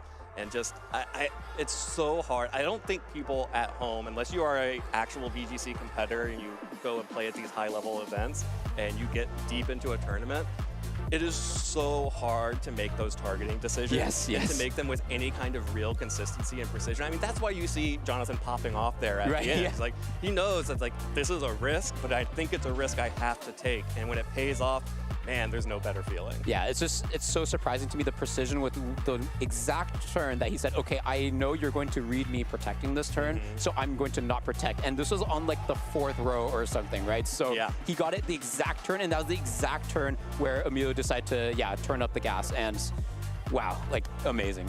All right, well, let's hear from Jonathan, who has just made it to the semifinals, as he is awaiting his winner interview right now. Thank you so much. I'm here with Jonathan, who just punched his ticket into top 4 here in Orlando. Congratulations, Jonathan. How does it feel? Feels amazing. It's super surreal considering everything that's gone on this season for me, and then so much of the backstory. I mean... Yeah, let's talk about it. I mean, what has your journey been like to get here? Well, I felt so discouraged going into my season because I didn't really get to start. I had to start in January because I had to take some time off. And then, I was playing my locals a lot, which was great because I got to play Gio because Gio's my local. And shout out to him because we got to see him win Worlds. And I remember I got to play him at a local. I won. And after everything was said and done, we got to hang out a little bit after. He came up to me because I know he got challenged that year that he won Worlds about, hey, you gotta get a medal before me. And he basically did the same thing to me, and technically I did because he still hasn't gotten a top 4 yet. But obviously he got the big prize, But that's why he did that to me. But it wasn't a medal, so unless you have like a really, I guess, strong chain to put that Pikachu on. Yeah, but yeah, that was part of the motivation for me this season that he gave me. So shout out to him and everybody from Texas. It really is those local communities that can help you get to top 4 of a regional. So in terms of this match that you just played, I mean, you've been making some incredible reads throughout the tournament, and just in that game number 3 in particular, I have written down in my notes, you didn't protect Cali Shadow towards the end of that match. You just made a couple of other correct calls. How do you have the confidence in yourself to go for those big plays? I mean, again, with that motivation, there's a lot more motivation in mine. I've made Worlds 3 times in a row, and that first time I made it, I got supported by another person in the community that was really close to us, and they backed me to get to Yokohama. And I didn't do well that Worlds, and I felt so disappointed. So ever since then, I've just been like, I want to make this up, not for me, but for like everybody else that supported me and showed so much love, because I didn't ask for it. He just said, hey, I'm going to help you. Like, it was so like surreal to get that much like support from people that I had just met. It was my first season, like in person at least, because I've known them online for years because I played back in Sword and Shield, but it just felt like so much love from like the community. It's such a great community to be in, honestly. And is there anybody here from your community today to cheer you on in person? Oh yeah, I shouted out Jeff earlier, but if it wasn't for Jeff, I wouldn't have locked this specific 6. We dropped the Moongus like 2 nights before. He climbed the ladder for me. I gave him this idea. He got to top 20 because I didn't have time to do it, and we were just like, yeah, it's working. Like, it's going great. So yeah, huge shout out to him, and shout out to everybody else. Nick that's here with us, Kian, the boys back home, the Zacian non-believers, my wife and girls. I love everybody and everybody else that's been showing love. It's been great. Well, I'm so glad to hear not only that you're having a great time, but that you have such a strong community behind you, because it really does take a village. So yeah. Oh, if I can, shout out to Team DR too, because they're on my teammates for the World Cup. Some of them are here too, playing in this event as well. So yeah, it's been awesome. Any other shout outs you want to give? Just to cover all your bases? Yeah, I think I said everybody I could possibly say. If I forgot you and you show support. Oh, my Twitch community, super consistent in hitting me up. They have been awesome. I love you guys. This one's for everybody. All right. Well, thank you, Jonathan, so much for your time. Best of luck in top 4. Thank you. And I'm not quite sure where we're going because unfortunately I missed it. But we're gonna go to Florida Man. We're gonna go to Florida Man right now to break down that top 8 match. We are certainly going to Florida Man. What a great top 8 match between Jonathan Zuniga and Emilio Forbes. Emilio coming off a top 8 in Seattle, so another repeat performance from him, but it is Jonathan making his way into the semifinals. Really excited for him. Taunting the world champion with, I got a medal before you, is very funny to me, but hey, he did. He's not wrong. We are in Top Cut. We don't have a whole lot of time, so let's just jump right in. This was one of the first turn, not even one of the first, this was the first turn of game 1 here in this top 8 match. We saw both the trainers go for their terrestrializations right away. We've got the Miraidon going electric, and we've got the Chien-Pao going poison. Notably, poison type Terra and not Ghost like a lot of Chien-Paos run. Poison makes a lot of sense with the Assault Vest set, but unfortunately, Terra Poison does not protect you from Final Gambit. This Annihilate immediately going on the offensive with that Final Gambit, trading itself for the Chien-Pao, and immediately wasting the terrestrialization from John in this first game. So not a great start to game number 1, but if we jump forward just a little bit, Jonathan was able to turn it around right here on this turn. Raging Bolt comes in, it has the Photosynthesis boost from the Booster Energy, boosted special attack, Electric Train also boosts the power of these electric type attacks, and with the help of this Calyrex Shadow Rider's Psychic, able to knock out the Jafurigarath before Trick Room can get set up. And at this point, Emilio is now down to 2 Pokemon remaining because that Final Gambit did take out the Annihilate. And at this point, you can see the Miraidon's already taken a lot of damage. Astral Barrage should pick it up. The combination of Astral Barrage and a Thunderbolt into rain is enough for Jonathan to take game 1 after a pretty rough game, or after a pretty rough first turn. Jumping forward to the second game, beginning of this game 2 is a little bit of a slower go around here. But after a first turn where we had some swaps and pivots and volt switches and whatnot, we have this situation where the Calyrex Shadow Rider and the Ogerpon Cornerstone are on the field against the Iron Hands and Farigiraf. The Iron Hands has its Fake Out active. The nice thing about Jonathan's team here, though, is the taunt on the Ogerpon instead of a grass-type attack. What Jonathan can do here is go for taunt into the Farigiraf. If the Iron Hands doesn't fake out the Ogerpon, you know Trick Room doesn't go up and you're doing pretty well. If the Iron Hands does go for that fake out into the Farigiraf, you get an Encore off immediately into that Iron Hands. What this forces Emilio to do is make a really awkward spot here. Emilio did get his Trick Room up, which is really, really great. That's his game plan here, especially with this Iron Hands. But it's really difficult for him to make any progress on this coming turn, because what are you doing? You have your Iron Hands locked into Fake Out. You can't do damage. You only have Foul Play on this Farigiraf, which won't be a great option into the Ogerpon. However, we had another great play from Emilio later on in this game, where the Calyrex swap out into the Zamazenta, which is a great switch in this position. Of course, it resists the Glacial Lance, it resists the Foul Play, and it gets the defense boost from its Dauntless Shield.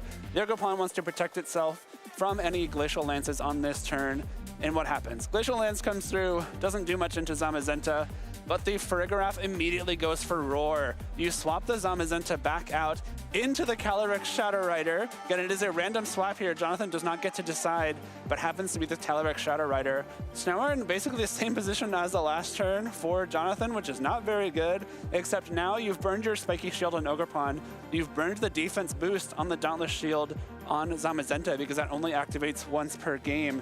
And now it's really difficult for you to make any sort of progress. Again, Trick Room is up. You have not many things that can swap into anything for the rest of this game.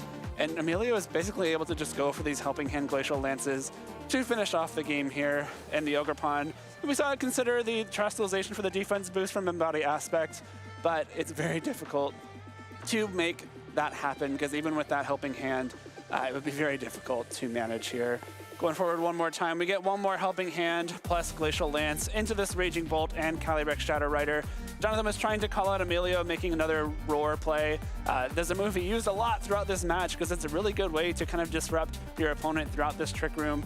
But in this scenario, Emilio just put his foot on the gas, decided, if I'm gonna get in a big attack off here, this is the chance to do it. Zamazenta's not on the field, which means that I can't get blocked by that wide guard, and I have the chance to take 2 KOs to win this game, evening us up at 1 game all in top 8.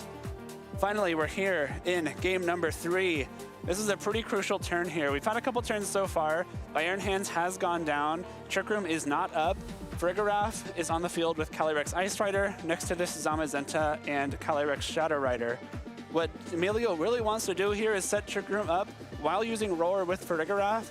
Only way you do that is hoping that your Calyrex Ice Rider can survive this combination of Body Press and Astral Barrage. You might even have a special attack boost on the Calyrex Shadow Rider here. It's a really difficult combination of attacks to survive. We see the Astral Barrage come through, do a big chunk of damage to this Ice Rider, but thankfully for Emilio, it is trained well enough that it does just over half, and Body Press will not be able to knock it out.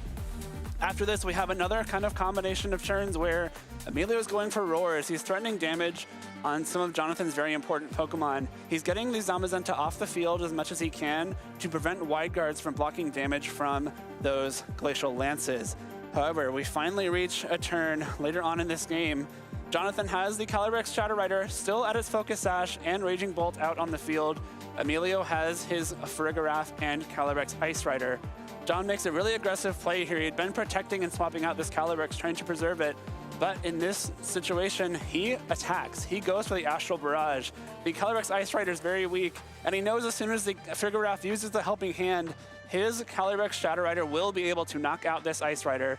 Helping Hand High Horsepower is a great play. It catches the Zamazenta on the swap. But unfortunately for Emilio, Jonathan finally is able to break this cycle, knock out the Calyrex Ice Rider, and set him up for a really nice end game. Finally, we have this final turn here. The Raging Bolt opts to protect itself from a potential Draco Meteor.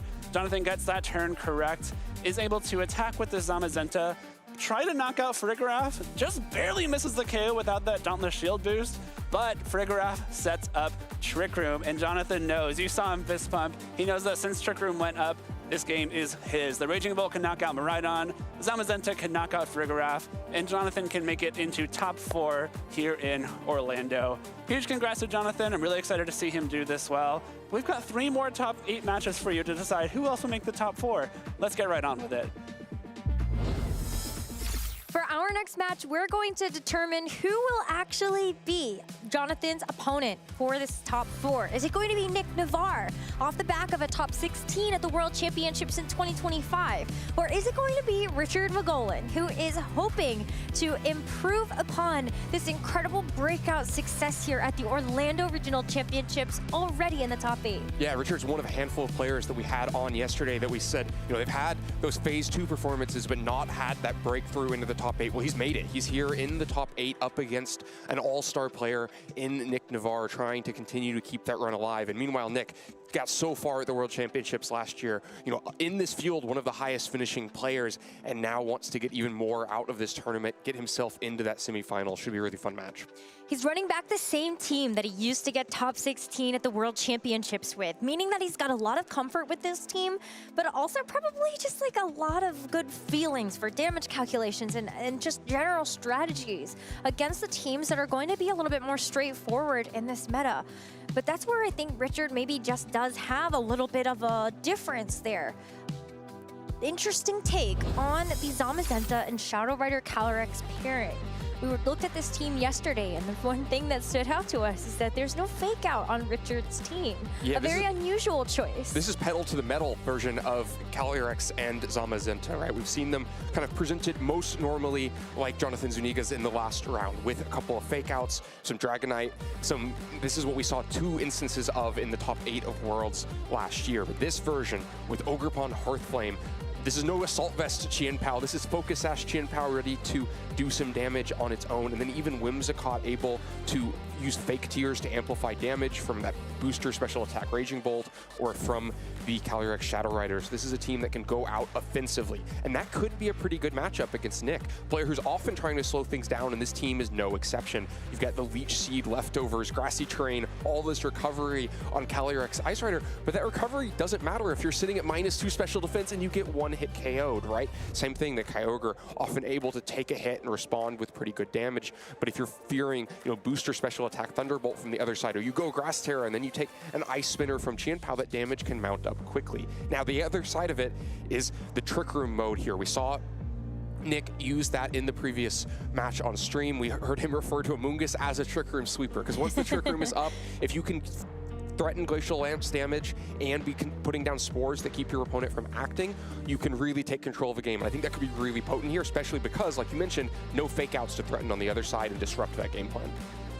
So just to give some color to what you just said, we saw this Shadow Ice Rider Calyrex actually take like 60% damage. And then with the Grassy Terrain and the Leech Seed and everything, I saw it go back up to full HP in that match. And similarly with the Kyogre, just the way that he was able to leverage the amount of damage that this Kyogre can dish out. It was so impressive to watch how Nick actually played that Weather War, just letting Kyogre go down and saying, I don't have to win the Weather War, I just gotta win this immediate battle. Yeah, Kyogre can be a really good damage trade Pokemon. It's bulky enough that it's not likely to go down in 1 hit, and then you get good response damage, either Water Spout into both targets, Origin Pulse into both targets, or a Hydro Pump that might threaten a 1-hit KO. And I wouldn't really be that surprised to see the same game plan out of Nick. Use Kyogre a little bit more disposably, get it to trade some valuable damage, and then threaten a Trick Room mode. But there's lots of other ways to approach this matchup as well.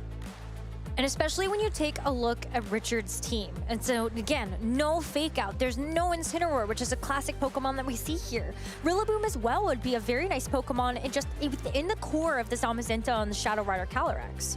Right, so you don't have those disruption options, you don't have those way to play a slower game, but you do have full firepower. The Ogerpon Hearthflame, unlikely to be brought in this match because the rain mitigates it, but you look at a lot of those other threats, especially the booster special attack Raging Bolt, the damage is really there. So I think, if Richard can threaten immediate damage, take big holes out of Nick's team, then he might be able to just steamroll through it. But on the other hand, if that damage gets mitigated, can't find the right targets, hits into protects, and Nick establishes control of the position, then it might be really hard for Richard to fight back into that. Now, Whimsicott can play a little bit of disruptive role with Encore, but it also is one of the key pieces for bursting through that, whether you're trying to get over the speed of the Choice Scarf Urshifu and the Flutter Mane on the other side using Tailwind, or you're just trying to use Fake Tears to amplify that damage. Make sure that something like an Astral Barrage or a Psychic is actually a threat for a one-hit KO, not just a really solid chunk of damage that Nick has made go away by 3 or 4 turns later. It's going to be tough to remove that Whimsicott in one fell swoop from Nick's side anyway, so we might expect to see that later on in the match, but it's not going to be here at the beginning. Richard's going to lead with the Zamazenta and the Qianpao, and Nick will have the Ice Rider, Calyrex, and Flutter Mane. So one thing we didn't touch on was the Zama and how much of a problem Wide Guard can be for Nick. Of course, with this restricted pairing where both of them are more focused on spread moves, Zama can be pretty disruptive, but it can also be a pretty big damage threat, especially with Qianpao here. It's immediately threatening, not a KO because of the Focus Sash, but down to 1 HP on the Flutter Mane. So pretty good damage potential here. Calyrex, though, not immediately threatened by damage, but is have to worry about taunt from Qianpao on the other side. So Trick Room isn't free here because the lack of Assault Vest means you can carry taunt and you can threaten that. So I think a pretty interesting turn here. If Calyrex could sneak a Trick Room in, it might be pretty valuable, but otherwise a lot of your options seem like they might not pan out. Glacial Lance into Wide Guard could be a problem. Leech Seed or Trick Room into Taunt could be a problem. Like, what do you actually try to accomplish with Calyrex right now? Well, right now it's just you gotta pray one of those options works. We're gonna see the Terrestrialization, the first thing to start out our first turn of this Masters Top 8 set. Nick wants this Calyrex to be able to go for a Trick Room at the end of the turn, and the Qianpao's gonna let him do that. Just goes for a Protect, feels the threat of the Flutter Mane on the other side. His Flutter Mane was actually going to have the faster taunt here. If you're able to taunt the Taunter, then that Taunter can't taunt you. But the Behemoth Bash is a call there into the Calyrex is going to do super effective damage, bringing this Calyrex to below half of its HP, but it does get the Trick Room up. Was this a trade that was worthwhile? Yeah, it's an interesting turn. Possibly the Flutter Mane faster than the Qianpao. Also, they could just be tied, and you at least have a 50% chance to stop the taunt. Protect from Qianpao means the taunt was never a problem, though. Behemoth Bash would have been super effective on Calyrex before or after the Terra, so not really as much of a read there as just a very threatening damage option, especially with Qianpao lowering the defense stat of the Calyrex with that Sword of Ruin. But, main mission accomplished. Trick Room is down. But now, how do you take advantage of it? This is a pretty awkward position. Flutter Mane, probably threatened by just 2 moves before it even swings. So it's not the one to take advantage of Trick Room. Calyrex already pretty low after that Behemoth Bash. You may just want to protect through this turn. So yeah, this is a, Trick Room down, but what do you do with it? This is pretty difficult. Leftovers Recovery is going to give this Ice Rider just enough HP that it might be able to take a Behemoth Bash on the next turn. But this Flutter Mane is not so lucky. Sucker Punch first, Behemoth Bash to follow after this Flutter Mane was brought down to its Focus Sash, and that is going to be a Pokemon removed as Richard does start to get a lead in this game. But with this Trick Room set up, we know, as Nick has said, and as you have called out, Amoonguss can be very useful once this Trick Room is up. Yep, we've established exactly the position we covered Nick might want. You've got Trick Room, and now you have Amoonguss threatening a Spore into either slot. But unlike some similar situations, there's really a complete lack of damage threat here, because Calyrex's Glacial Lance is going to be resisted by both Pokemon. On the other side, has to worry about Wide Guard. So, way more eggs in the Amoonguss basket than when we saw these positions earlier. And Amoonguss's Spore is a lot more telegraphed this time as well, because you have to worry about taking an Ice Spinner on the other side, which means you really do probably have to target Spore into Qianpao, which makes it a lot easier for maybe a Whimsicott to switch in there and just absorb it, if that's an option for Richard. We don't know for sure that he's brought it. And so you can see no damage potential really from the Zamazenta, so it's just going to go out into the back. Kyogre are going to provide a lot better offense next to this Kyogre, next to this Amoonguss. Yeah, but this Kyogre could still take some damage incoming. I mean, even though you do actually get the Spore into the Qianpao, so the Zamazenta gets to move. I mean, Behemoth Bash is still going to be doing a lot into either of these Pokemon. As we can see here as the Behemoth Bash goes, I mean, Kyogre does take about like 25% from that. Those are going to start to add up over time. But with this Trick Room enabled, Kyogre likely going to be able to get a big move off before it gets knocked out. Yeah, Kyogre, doesn't mind taking that Behemoth Bash too much, manages to get in and threaten quite a bit of damage. Has to make an important targeting decision now. You'd love the extra damage from a spread move, but you risk that Wide Guard is coming. There's only 2 turns of Trick Room. All of this repositioning has cost Nick a lot of that Trick Room time. But the Zamazenta has to protect itself because it also doesn't want to get put to sleep. So Amoonguss doesn't get to land the Spore, but that does mean that Wide Guard is off the table to protect this Chien-Pao. So Kyogre, with the big amount of HP it still has left, gets to fire off a fairly powerful Water Spout, bringing this Chien-Pao all the way down to its Focus Sash. Now, Chien-Pao has had one turn of sleep. It could wake up on this turn, and that would be pretty devastating, but it does stay asleep here, so Nick gets one more turn to play in this Trick Room. Yep, gets to attack one more time. This is also going to be the final turn of Trick Room, so you've got to start thinking about how you're going to get a second one. But if you can get Zamazenta put to sleep so that you're starting those turns outside of Trick Room with, you know, sleeping opponents and an even Pokemon count, then, you know, maybe mission accomplished. But this is not like the same kind of decisive Trick Room that Nick had in earlier matches.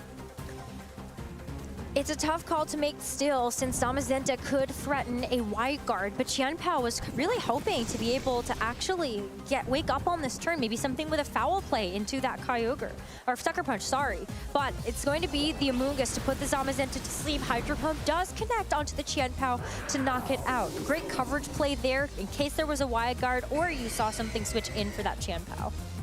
Yeah, the Hydro Pump covers for the Wide Guard, but because the Wide Guard isn't there, you get quite a bit less value. Water Spout would have been good damage into the Zamazenta, and, you know, you get also the sleep turn now used because there was no Wide Guard. So Nick plays for the Wide Guard. The Wide Guard's not what happens. It's small things. It's not any like decisive KO back, but it is a disadvantage. And then Ogerpon hits the field. Maybe Pokemon we weren't expecting to see, but you know, if this rain expires, it's going to be a huge threat to Amoonguss. We still have several turns of that rain left, though. Kyogre doesn't want to catch something from this Ogerpon from the Wood Hammer. That would be dealing super effective damage, and also because it's a grass type, you can't follow me, or you can't like redirect away the damage from this Kyogre. So Calyrex is going to come back in and hopefully be able to tank something that the Kyogre cannot, as we will have the Zamazenta staying asleep for this turn, but what can this Ogerpon do to try to keep Richard in this? I think that's going to be the biggest thing. Woodhammer comes out into the Calyrex. It does a huge amount of damage there, but doesn't do enough to actually get this Calyrex down. So Pound Puff is going to make this Calyrex quite healthy. Going to make it pretty healthy, but still definitely in range of like Behemoth Bash plus Woodhammer. You know, Amoonguss still maybe has some redirection jobs to do. Amoonguss, I think, has one turn of rain protection left for itself as well, so this is a turn to act. If you can get another Trick Room now, it's going to be pretty difficult for Richard to fight within that. But if the damage were to land on Calyrex and prevent that Trick Room, similarly, probably puts Nick way too far behind to come back. I think this could be a pretty decisive turn. I think Nick has to decide whether to invest Rage Powder, because you really want to make sure that Trick Room goes down and you can't take Behemoth Bash, or you're trying to keep Amoonguss healthier in this moment. What are the chances that this Glacial Lance can take out this Ogerpon? 0. It's not going to happen, so you do have to set up the Trick Room. But now here's the thing, I feel like the Rage Powder is still super safe. No, you can't direct away the Ogerpon, but you can redirect away this Zamazenta. And the Zamazenta is going to stay asleep anyway, so it's not going to be able to get any damage down on this turn. They're looking at this Ogerpon to be able to deliver this Ivy Cudgel, and take a look at that. Actually doesn't bring this Amoonguss down low enough to consume the Citrus Berry. So another Trick Room here for Nick. Another good set of turns to come. Has the Trick Room, but kind of in the same position where it's not obvious how to capitalize on it. Glacial Lance could be blocked by a Wake and a Wide Guard. It's also not going to be that much damage into Zamazenta, and not going to be threatening a KO into Ogerpon. Amoonguss takes a decent chunk of damage there, so you're a little worried about it getting KO'd now. You might like to get Regenerator, also get Rain back down to weaken the Ivy Cudgel, but then you're, you know, not threatening a Spore when Zamazenta wakes up pretty soon. It's spent a few turns asleep now. It's going to quickly be acting again. I like that Nick is covering for this. Was really hoping that if, you know, the Zamazenta wakes up, you've got a Spore to put it back to sleep, and even if you do have the Glacial Lance not connecting on this turn, then you can do it on the subsequent one. But Ogerpon's actually going to go for a Woodhammer. Maybe Richard trying to make a huge call that the Kyogre was going to switch in there for the Amoonguss, but instead gets punished for that. Amoonguss is now going to get a huge amount of recovery back to the Citrus Berry, just barely putting it into that range. Oh, but Zamazenta does wake up and actually gets to go for an attack here. So Amoonguss does end up a little worse than when it started on this turn. Yes, take some damage, but you'd much rather have Amoonguss taking that damage than Kyogre walking itself into a Woodhammer. And yeah, I like the play from Nick. You know, if Zamazenta wakes into Wide Guard and blocks your Glacial Lance, then it goes right back to sleep. And if it doesn't click that, then you're going to get one Glacial Lance through. But now you don't have the same safety of that this turn. You know, Zamazenta can Wide Guard, keep Ogerpon around, and you're worried about Ogerpon swinging back. But I think probably you're just gradually winning those trades. Zamazenta goes back to sleep, even if you lose Amoonguss in the process. If you can get a Glacial Lance into Ogerpon eventually, it's a pretty big lead. But for now, Kyogre going to be coming out, not wanting to, you know, risk a lot of damage into that Calyrex. Richard's made some very big plays, like some big reads throughout this tournament. I was a little bit worried that this Kyogre was going to come into some danger, but Richard just plays it safe this time around. With a Protect onto both Pokemon, Nick has been able to get a Pollen Puff onto Kyogre and put it all the way back to full, and still has this Amoonguss to stick around for the next turn for a Spore. Yeah, I think Nick gets a ton out of that turn. Calls the double Protect, or at least a pretty passive turn from Richard, gets Kyogre in, gets it healthy again, and also in the same time makes it easier to now switch Amoonguss out, because you saw Richard fishing that if Amoonguss switched to Kyogre, you can catch it with a Woodhammer. Well, you're not going to have the same kind of game-winning impact if you catch Calyrex switching in. It's just too bulky. So Amoonguss, that means, can get out to the back and get that Regenerator health back. That means it will be able to take a hit again in the future, especially now that Rain is back again, so there's no like super effective threat into Amoonguss anymore. And now Kyogre threatening a ton of damage here. You have the same kind of risk of, do you expect Wide Guard or not? I think Nick there clicked Hydro Pump because he's still worried about Wide Guard, like he's been throughout that match, playing pretty conservatively around it. But Kyogre is still going to be able to land a lot of damage. And Nick knows that Amoonguss can still be a key to victory for later, so Regenerator going to be very beneficial to give this Amoonguss a little bit more staying power. The other thing about this, though, is that you know that like this Calyrex has a lot of HP to play around with. We are going to see a Terastallization now from the Zamazenta. It's going to have that Dragon Terra. In fact, if this Calyrex survives the next turn, that's going to be pretty devastating. We're going to see the Ogerpon redirect away attention. So the Hydro Pump, while it's going into Ogerpon anyway, at least it connects and does take out the Ogerpon, which cannot play anymore in this game. So Nick has the weather control. It has to have to take a body press, which is quite big, but Kyogre hangs on through that. Yeah, Kyogre hangs on through it. The Follow Me threatening to redirect the Spore, so trying to make sure that that one body press did get through, but Amoonguss wasn't sporing, it was just switching out. And Kyogre manages to not have its Hydro Pump hit a resisted Zamazenta, but instead pick up the KO onto the Ogerpon. Now Richard's down to the final two Pokemon, Calyrex and Zamazenta, with a couple turns of Trick Room left here. The same Wide Guard shenanigans afoot. You'd love to just, you know, Water Spout and Glacial Lance. It's probably enough damage to just, or Origin Pulse and Glacial Lance. It's probably enough damage to just pick up both of these KOs, but you know the Wide Guard threat is too big, and so where are you going to find the damage instead? Because also, an Astral Barrage would be pretty devastating here. If Calyrex lives through a turn, Astral Barrages and KOs Kyogre, it can then protect, get outside of Trick Room, and be a huge threat to Amoonguss and Calyrex. So it's very dangerous here to, you know, not threaten enough damage to prevent that.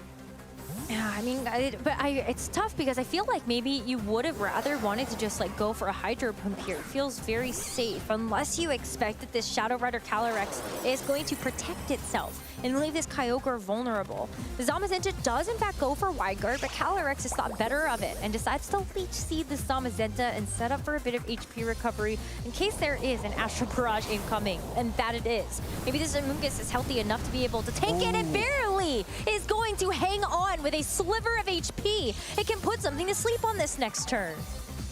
It can threaten a Spore for sure, protect, not safely available for Zamazenta because it Wide Guarded on the previous turn. Without, still no spread move coming, Nick playing so conservatively around those Wide Guards. But first, Trick Room's going to expire and leave Amoonguss like on an island here, down to 3 HP. Anything aimed at it will just KO it and probably give over a boost because it's going to be the Calyrex that takes that KO. I'm actually seeing a very difficult task ahead for Nick. this Amoonguss is going to get knocked out. This Calyrex is the fastest thing on the field. So while he can go for a double protect now, I'm still kind of thinking back to that last turn where it feels like Kyogre had an opportunity here to try to deliver a finishing blow to this Shadow Rider Calyrex. But he's just delaying the inevitable. You're gonna get a lot of recovery back from leftovers from the Leech Seed. Ice Rider Calyrex is going to be fairly healthy by the end of this one. But Amoonguss is not going to survive this. Kyogre doesn't want to have to take any damage right now from a Shadow Rider. Well, I think we're going to see one big important damage play here. If Calyrex was healthy enough, it looks like Nick's not even going to go for it, that he's going to attempt to double protect instead. If Calyrex was healthy enough, you could try to Trick Room on this turn, and then Kyogre would come into an advantageous position for it. Maybe you can, threaten enough damage in the Calyrex and eventually win a longer game with Leech Seed, and he does get the double protect. That's going to be a double protect for the Ice Rider. Can the Amoonguss also be so lucky? And it's not. So Amoonguss is going to get knocked out on this turn. If there's any incoming damage from the Shadow Rider, which there is, the Astral Barrage will pick off that final little bit of damage, and we will have to see this Kyogre come back in.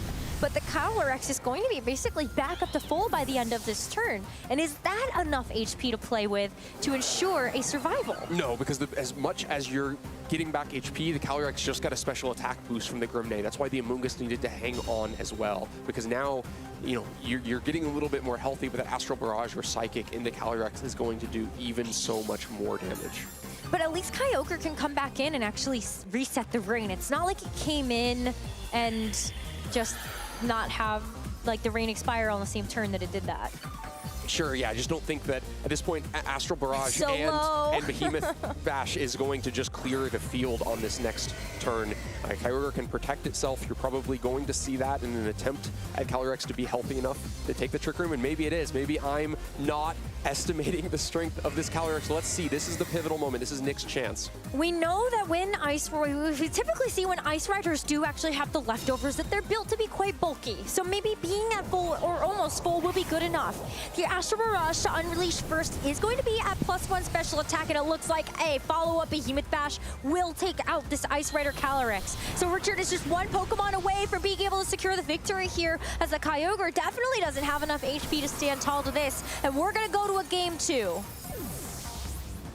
Yeah, Richard manages to just have the Calyrex at the end. Played so much of this game with just 3 Pokemon. Weathered the first Trick Room with just those 3, and then had Calyrex Shadow Rider in at the end when the damage mattered. Not threatened by Spore, not threatened by damage, and able to land the Astral Barrage into the Amoonguss, into the Calyrex, into the Kyogre, take those decisive KOs and put him 1 game up in the set. It was tough because when you look at how effective those Trick Room turns really were for Nick, you could see where they started to fall short. Multiple turns being spent, having to actually play around. Is Richard going to wide guard? Is the Pokemon going to wake up? Yeah, the wide guard was a big problem. Also this early positioning, right? That first turn where Fluttermane is taking 2 hits and being KO'd, that was inside of Nick's Trick Room, right? And then the third turn of Trick Room was spent switching Kyogre in. So the first Trick Room only had 2 actual, active turns to it. I think Nick's probably going to need a little bit of a more stable early position. I think the Fluttermane was to counter possible leads, maybe some of the really aggressive options that Richard could have gone for, like the Raging Bolt. But with how Richard approached it, Fluttermane didn't do Nick any favors. Basically put him down a Pokemon and down positioning. I think if you want to lean into the Trick Room, Fluttermane definitely needs to sit the bench. Otherwise, you gotta actually do something with it. And I think going for a Shadow Ball or going for a Moonblast instead of trying to play the taunt game at the very beginning would have been better for you to try to whittle away at some of the HP of the Pokemon. There is not an easy way for you to get rid of this Zamazenta. I think that is also step 2 of this game plan, is how do you actually get rid of it? If you can get it down to the last Pokemon, or you can see Nick's game plan was to Leech Seed it eventually at the end, but use the damage threat of Spore and Glacial Lance to deal with the partner slot. I think Ogerpon also really interrupted that game plan because it was immune to Spore, was threatening Falmy to redirect Spore, and caused Amoonguss problems. Entering into game 2, we do see a bit of an adjustment. Richard's going to play on the faster side of the spectrum with the Shadow Rider Calyrex next to the Ogerpon Hearthflame. But for Nick, it is not going to be that Flutter Mane hitting the field. It's the Urshifu next to the Ice Rider this time. Yeah, so both players have sped up the momentum. Urshifu hits the field with a Choice Scarf in a pretty good position here, threatening quite a bit of damage. And for Richard, these are two Pokemon that we saw in the last game, but they were two Pokemon that were held to the back to close out after the Trick Room. Now here on the lead, threatening quite a bit of damage immediately. Probably both of them trained to be able to take a Choice Scarf Surging Strike, so no 1-hit KO threat here, which means Calyrex and Ogerpon swinging out of the offense is probably enough to threaten a KO back onto the Calyrex Ice Rider on the other side and prevent a safe Trick Room in this position. Yeah, you have you should maybe even get like the Amoonguss in, and that way you can start to take start to take advantage of those Trick Room turns immediately. That was a tongue twister. But this Calyrex does have this defensive terrestrialization at its disposal, so you can go to Terra Fairy, make sure you're not going to be taking super effective damage from something like the Ivy Cudgel, but you still have to worry about the fact that that's neutral damage, no matter which way you slice it. You've got the Astral Barrage, you have the Wood Hammer, or you do have the Ivy Cudgel that's still going to chunk down this Ice Rider. Ogerpon is going to protect its partner. It's going to be the Shadow Rider Calyrex that does not have to take this U-turn this time. But Urshifu still gets out of there, but what comes into its place? You might have to take an Astral Barrage with whatever you switch in here. Both of these Pokemon can take an Astral Barrage, right? You're not getting any KOs threatened back, and knowing that Ogerpon's not also going to be swinging on this turn because you've already seen Follow Me, you can reliably trust both Pokemon to hang on till this Trick Room goes up. Even better for Nick that this Ogerpon didn't fire off any damage, but that Kyogre took a critical hit as it came in. And that's one way that maybe this plan does get foiled. Yeah, I mean, it's a lot of damage. Luckily not a KO, so Kyogre can still do its job with Hydro Pump or Origin Pulse. There's no priority threat on the other side, so you don't have to worry that Kyogre's low health will get finished off before it can move. So yeah, you can threaten a ton of damage here. There's also no Wide Guard. Kind of for the first time in this set, Nick sees no Wide Guard on the other side, has two spread attackers, and can just go for it. Origin Pulse and Glacial Lance threaten KOs into both of these Pokemon, and so Calyrex Shadow Rider having to protect itself to start out this turn.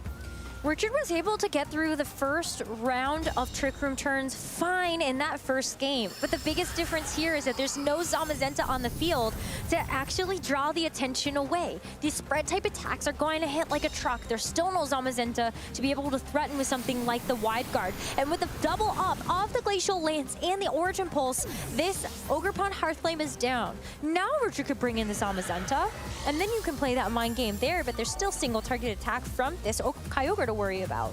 Right, you can still be threatened by a Hydro Pump into Calyrex that might just be a KO. Calyrex not the most bulky Pokemon, and meanwhile, you know, in the game 1, we saw a quick Pokemon advantage go in Richard's favor, getting an easy KO on Flutter Mane. This time, Nick is getting a lot better value out of the Trick Room, already up a Pokemon and threatening even more damage here.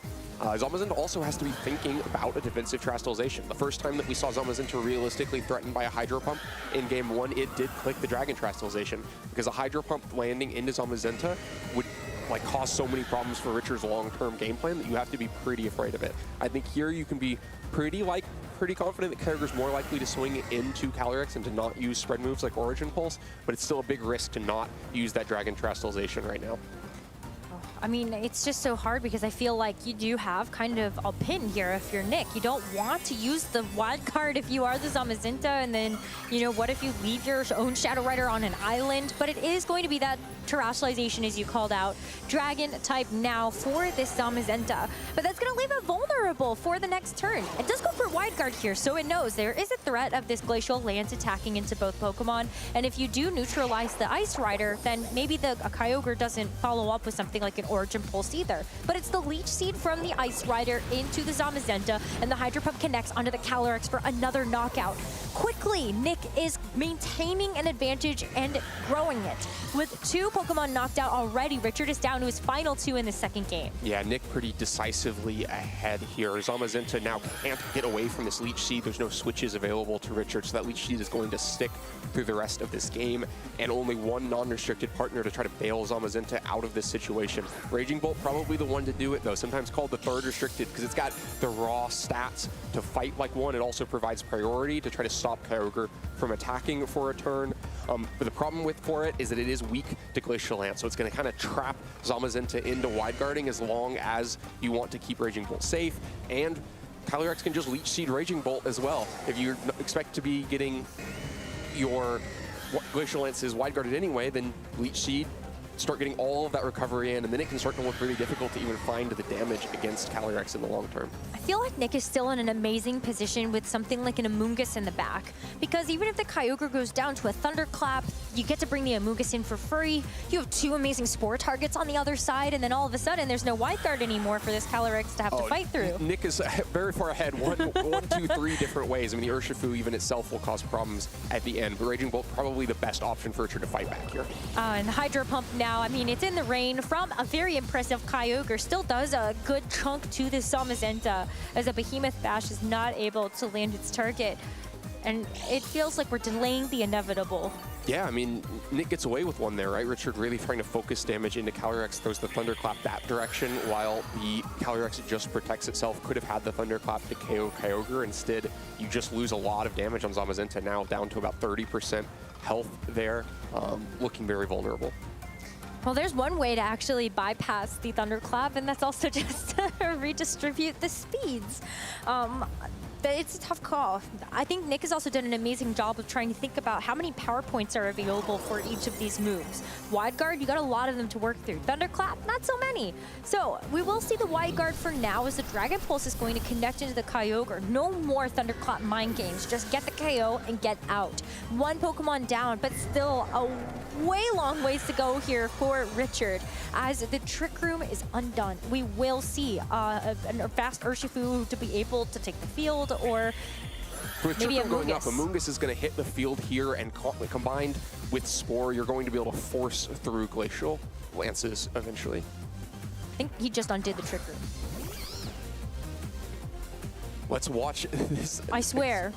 Yeah, no more Trick Room down, undoes it so that you can try to, fight through with Kyogre and with your fast Urshifu, like you're saying. Still no damage threat against Amoonguss to be able, even a Behemoth Bash plus Dragon Pulse likely can't reach for the damage. You've got the Rage Powder just to guarantee that you can get the Trick Room back up. And I still think that going back to that last turn, it is just to get out of Thunderclap range in case Richard was trying to go for that to get the double up. But it's going to be this Amoonguss that takes this Behemoth Bash plus a Dragon Pulse to get a crit. I mean, Nick doesn't really care about this at this point, I think. Maybe a little, but you would have liked to be able to get like the Spore onto the Zamazenta here. I think that's the point where you start caring for sure, because now Urshifu's going to hit the field inside of Trick Room, going to just be vulnerable to a Thunderclap. Wide Guard can still block Glacial Lance for a little bit longer, but things get a little bit risky here. I mean, Nick was so far ahead, and that Zamazenta's only got, a turn of Leech Seed recovery left to it. But yeah, things look closer than probably anyone expected them to be a couple turns ago. I still think if you protect that, Zamazenta is in range of the Leech Seed finishing off the rest of its HP, right? I guess we'll find out, because Wide Guard's going to go first just to ensure that you don't have a Glacial Lance here. But the Thunderclap into the Urshifu is going to get a one-hit knockout. So for Nick's sake, he actually does have to hope that this Leech Seed is going to finish off this Zamazenta. Otherwise, you're in a position where you might need to get a double protect here, or just hope that this Zamazenta is going to knock itself out to the final Leech Seed on the next turn, and then you have enough damage to deal with this Raging Bolt one-on-one. Okay, it is done, so the game is still locked up. But that was scary. Yeah, that was way too scary. Definitely got a little bit closer with lots of Pokemon falling by the wayside. I mean, the Raging Bolt should probably still get a chance to move here. Glacial Lance is going to safely connect, though, with no Wide Guard right next to it anymore. Very precarious game, but Nick has brought himself back into it. But it's, Richard is thinking about this game 3 at this point. Was able to win that first game off the back of some very passive Trick Room turns from Nick. But in the second one, not quite as lucky, as Nick was able to get these Trick Room turns up and had a much better game plan of being able to utilize them right away with that U-turn from the Urshifu, getting in at that Kyogre better. So as we enter into the game 3, with a top 4 spot on the line at this regional championship, where do our trainers go? We were very fast on both sides for game 2. at the very start. Yeah, I think the Richard's pivot to have those most aggressive, fast Pokemon out did not end up serving him very well. Lost to the Ogerpon before Amoonguss ever hit the field, lost to Calyrex before Trick Room ever expired, which took away a lot of options from him. I think the Zamazenta is so much more stable, taking up a place on the field, and it's really hard for Nick to like immediately threaten it, especially from Richard's side, you're willing to commit the Dragon Terastallization every time that you see Kyogre in a position to threaten a Hydro Pump. So I think, you know, the game one game plan of having Zama continue to just hold space on the field is probably where I'd expect Richard to go back to. So then from Nick's side, what is your answer to that? We saw him pivot to the Urshifu in game two. It can threaten a lot of damage into Zamazenta, not a KO, but you're at least making those wide guards costly if that's the investment, or making, you know, a investment of just like Behemoth Bash and damage into Calyrex that isn't trading back for Urshifu start to look a little bit more difficult. Nick has comfortably relied on Trick Room for the first 2 games of this set. So is that something you feel like he will return to, knowing that Zamazenta might just sit on the field from the very get-go? I definitely think it's still his best plan. There's so much speed from Richard's side. The best way to deal with the Calyrex Shadow Rider is to always have Trick Room up. It also turns Amoonguss' Spore into such a big problem despite the 2 grass types on Richard's side. So yeah, I think Trick Room is probably still the game plan here, but there's always room for big pivots, right? You could just invest in like Flutter Mane, Urshifu, Kyogre, like try to really push offense that way. But I think because the Zamazenta causes just as much problems for those game plans, because you're not like you can enable a Water Spout and then start sweeping through Richard's side, because you're going to have Wide Guard blocking that game plan as well. Felt really good to have the Calyrex Ice and the Urshifu in the beginning of that second game. It got Nick that victory to even up the game count and bring us into this 3rd game. Whoever wins this is going to move on to the top 4 to face off against Jonathan, waiting in the wings after a very impressive X1 record during our Swiss phase. So let's see what happens as Richard leads with the Zamazenta and the Chien-Pao this time around, just like in game 1. And Nick is going to run back the leads from game 2 that got him the victory. So both players back to the leads that won them games 1 and game 2 respectively. The Chien-Pao and the Zamazenta provide so much immediate offense, but also a good bit of staying power, because you have the Focus Sash on Chien-Pao and Zamazenta really hard to take off the field quickly. So a good balance of offense and defense here, and probably preserves Calyrex Shadow Rider so that you can try to time its entrance to the field when there's no Trick Room and not as much immediate aggression. Now Urshifu has a decision to make. Do you just go for the same game plan of landing a nice U-turn into Chien-Pao, getting off the field and getting your Trick Room ready, or do you want damage right now? You can threaten, you know, Surging Strikes in Rain on Chien-Pao in theory, right? Like you could switch Kyogre and just swing out and try to get rid of it. And so I think a first really crucial decision, because you probably aren't Trick Rooming if you're swinging and not U-turning with your Urshifu. With this lead, Richard saw the Urshifu go for a U-turn and Calyrex set up the Trick Room. But it's not as safe this time around, knowing that you do have ways to be able to hit with a Behemoth Bash, and even if you Terastallize, it's gonna make you weak to something like an Ice Spinner. So Kyogre hits the field, and we're gonna get a lot of mileage here out of this Urshifu. Rain-boosted Surging Strikes is going to pick off this Chien-Pao before it gets a chance to move. And the Zamazenta, while it can fire back, it's got a Kyogre and an Urshifu in front of it, and Nick has already secured a KO. And crucially Sword of Ruin down before the Zamazenta can even move on this turn. So Body Press goes into the Kyogre, not a crit this time around, and so this Kyogre is a little bit healthier, but you set up the Rain, something that Richard cannot get rid of. You've set up the Rain, but it's still a pretty big damage trade, right? Kyogre without speed control either relies on being able to take a hit and dish one back, and Kyogre's done that. It's taken its hit. So it's not going to be able to take, you know, another Body Press or survive through an Ogerpon attack and get to the end of the turn. So you're really now leaning on Urshifu in Rain to be a lot of the damage. And you're probably going to have to be damage into Ogerpon. It can threaten either the Follow Me to force that, and it's just a much more vulnerable target compared to Zamazenta. But if you can take a couple quick KOs, in the end of the game, Calyrex Ice Rider probably can beat Zamazenta with just a Leech Seed game plan. That's part of the reason that you run Leech Seed on Calyrex, is to be able to win in games like that. And so Nick has to be trying to kind of make that decision of, do you just push towards that end game?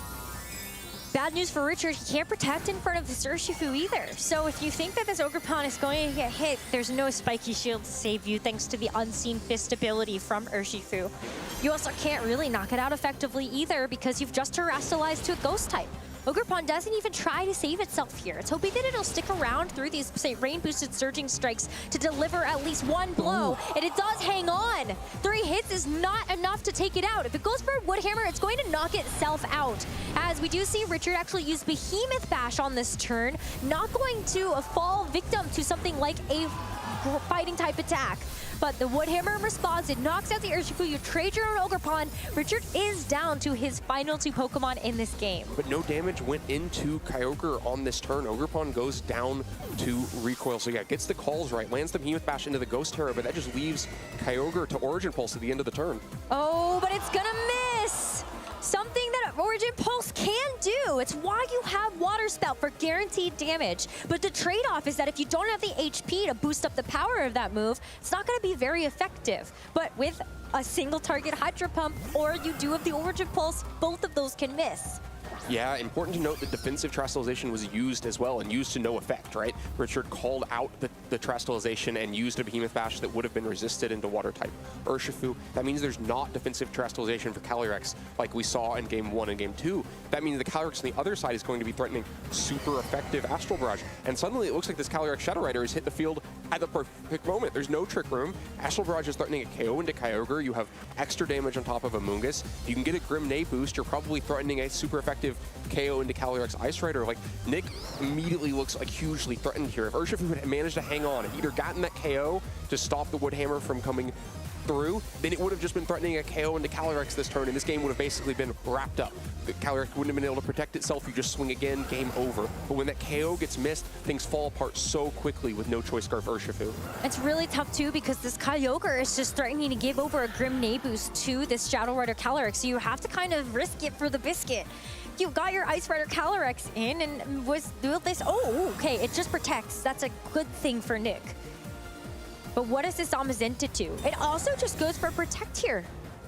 I mean, Richard was maybe expecting a Spore to come out here from either this Amoonguss into the Shadow Rider or the Zamazenta, and that's not what happened. Yeah, it's probably just trying to understand Nick's intentions here. Nick may be making a play where Calyrex can take a +0 Astral Barrage. Amoonguss might be able to take a +0 Astral Barrage and a Behemoth Bash. If you were able to do that because of the Citrus Berry, then you could Spore the Calyrex and fight back afterwards.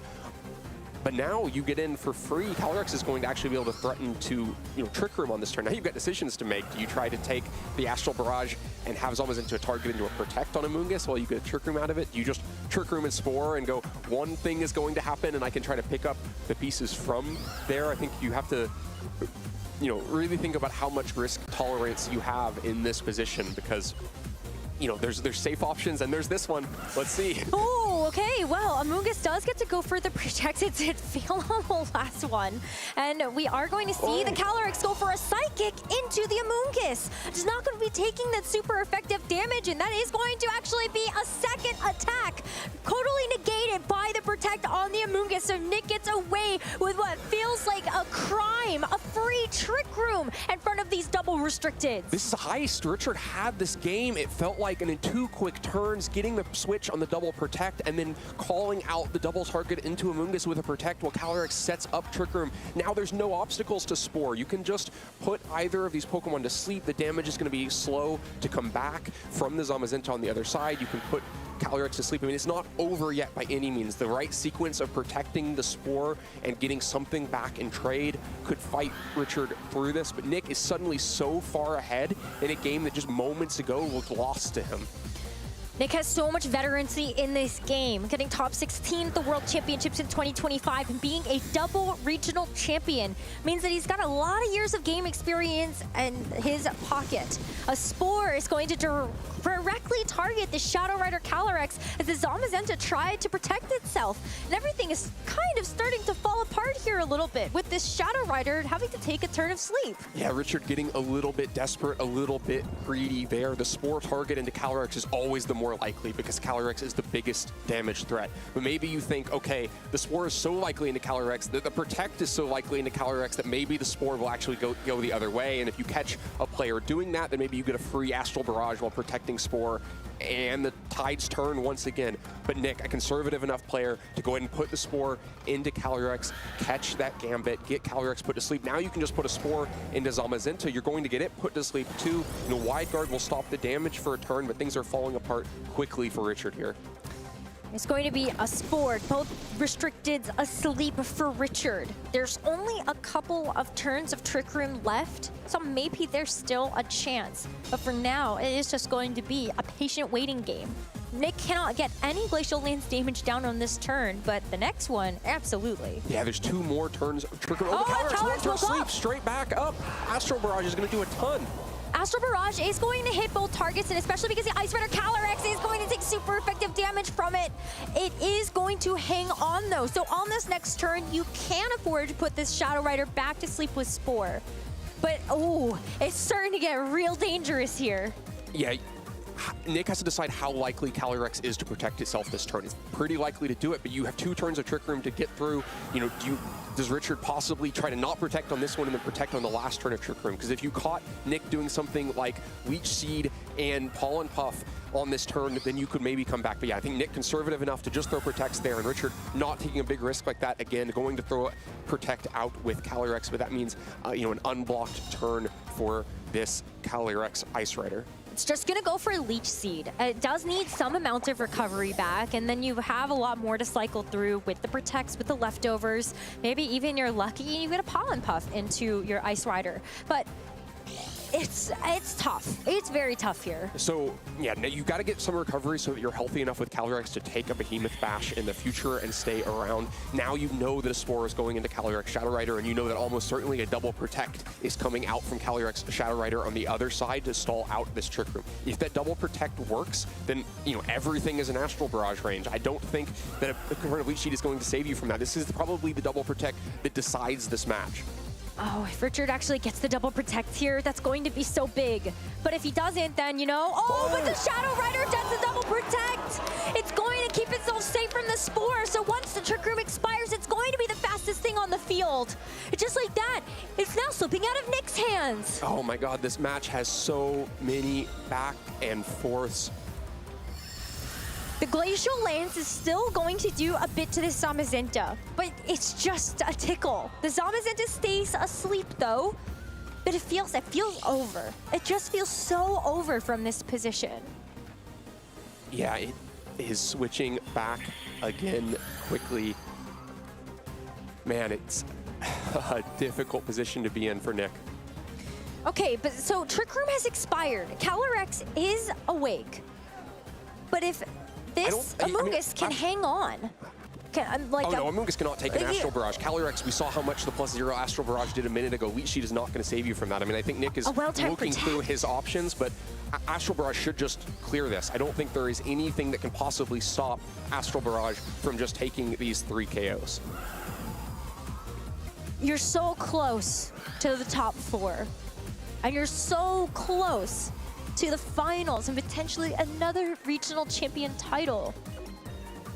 Man, but the options are so slim and it looks so bleak. It took that 1 turn sleep, Calyrex quickly waking back up, and then the double Protect to keep Calyrex from going back to sleep. But Richard gets it all and looks like he's going to steal the game right back.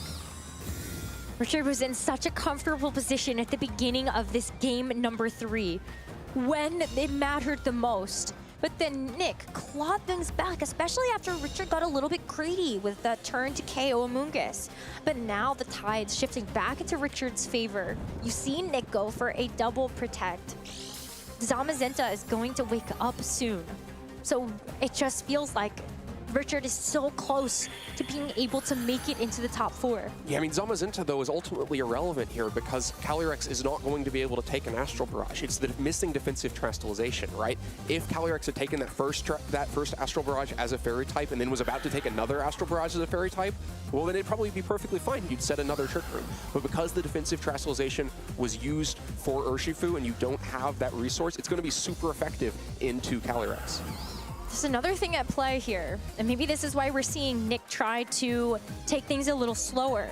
We are getting towards the end of the game timer, Is there a way that if Nick gets a double protect on the Calyrex and the Amoonguss, that he's in this? We haven't even seen the warning for shared time yet, and Richard's going to have the Pokemon advantage as soon as an Astral Barrage lands. Oh, but if you get the double protect, I mean, I don't know. Oh, it's gonna fail though, so I think that's it. Nick knows he's going to give the handshake over, and it should be this Shadow Rider Calyrex to clean things up. After the end of these failed attempts from these protects, Astral Barrage into the Amoonguss, and the Ice Rider secures a double KO. And while the Kyogre is in the back, it's all but wrapped up here. And congratulations to Richard McGolan for moving on to the top 4. Wow, what a dramatic end to that game 3. Swinging back and forth. Richard looking like he had established the position he needed to, with Trick Room never going up and correctly calling out the Urshifu Terastallization and getting the KO onto it after that barely missed KO onto Ogerpon Heartflame. It looked like Richard had it all.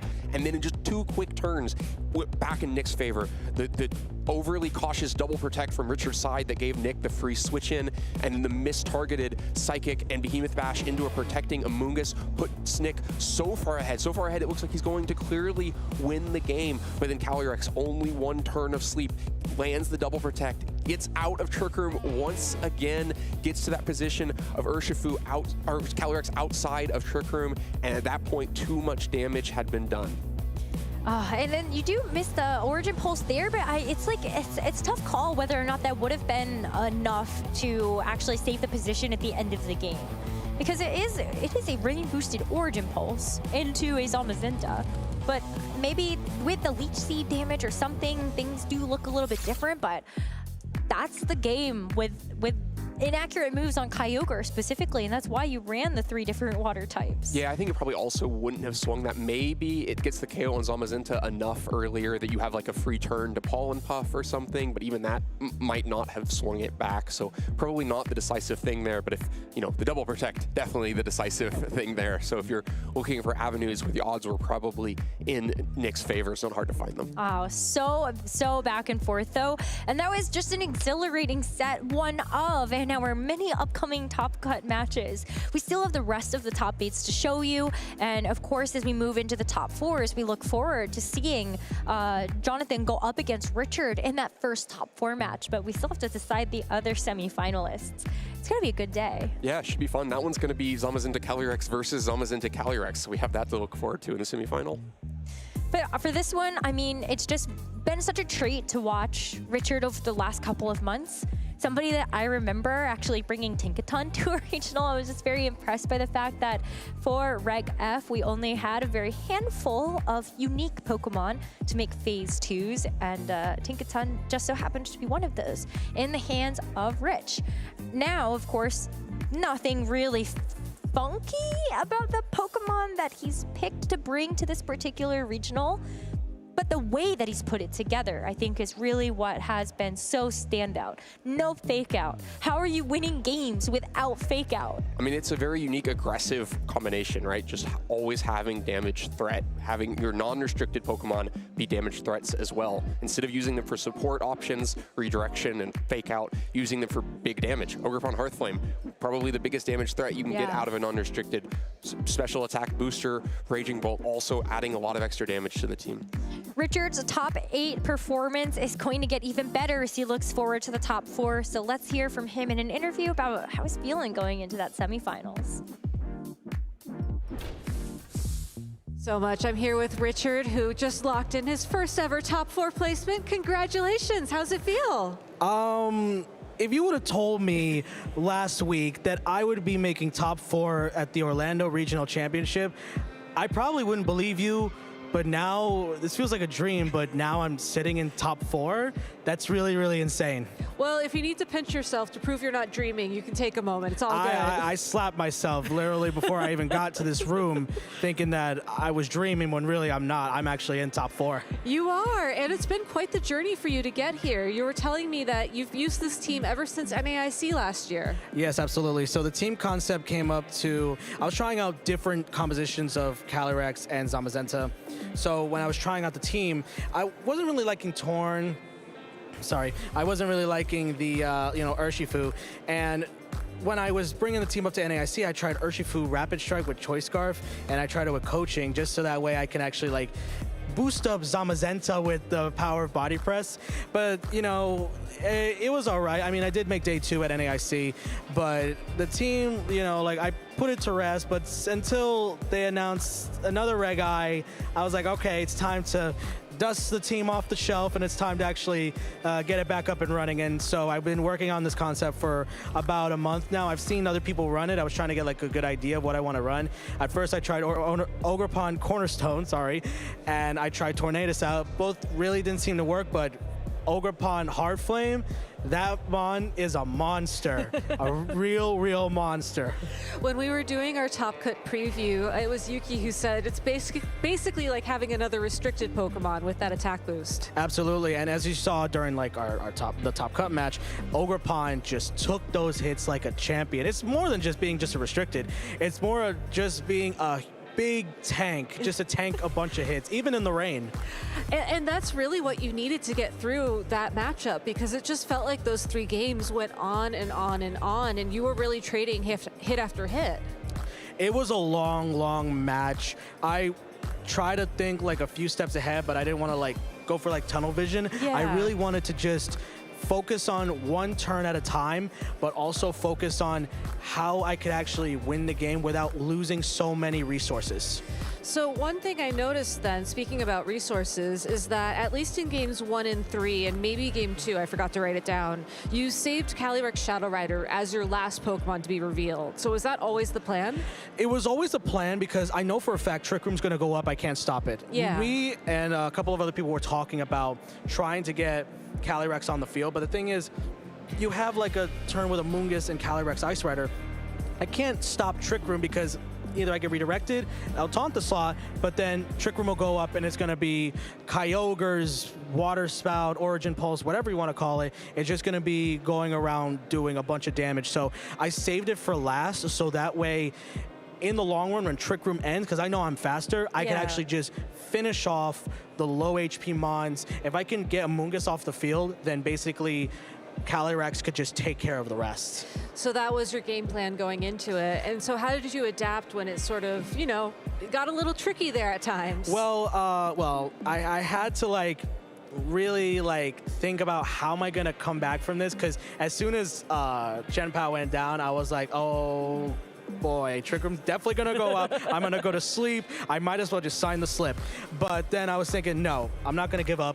I have to think of something else. And I thought my Ogerpon can help me out in that matchup. And as long as I keep Zamazenta alive for a good while longer, I'll actually be in a good spot. That's what I wanted.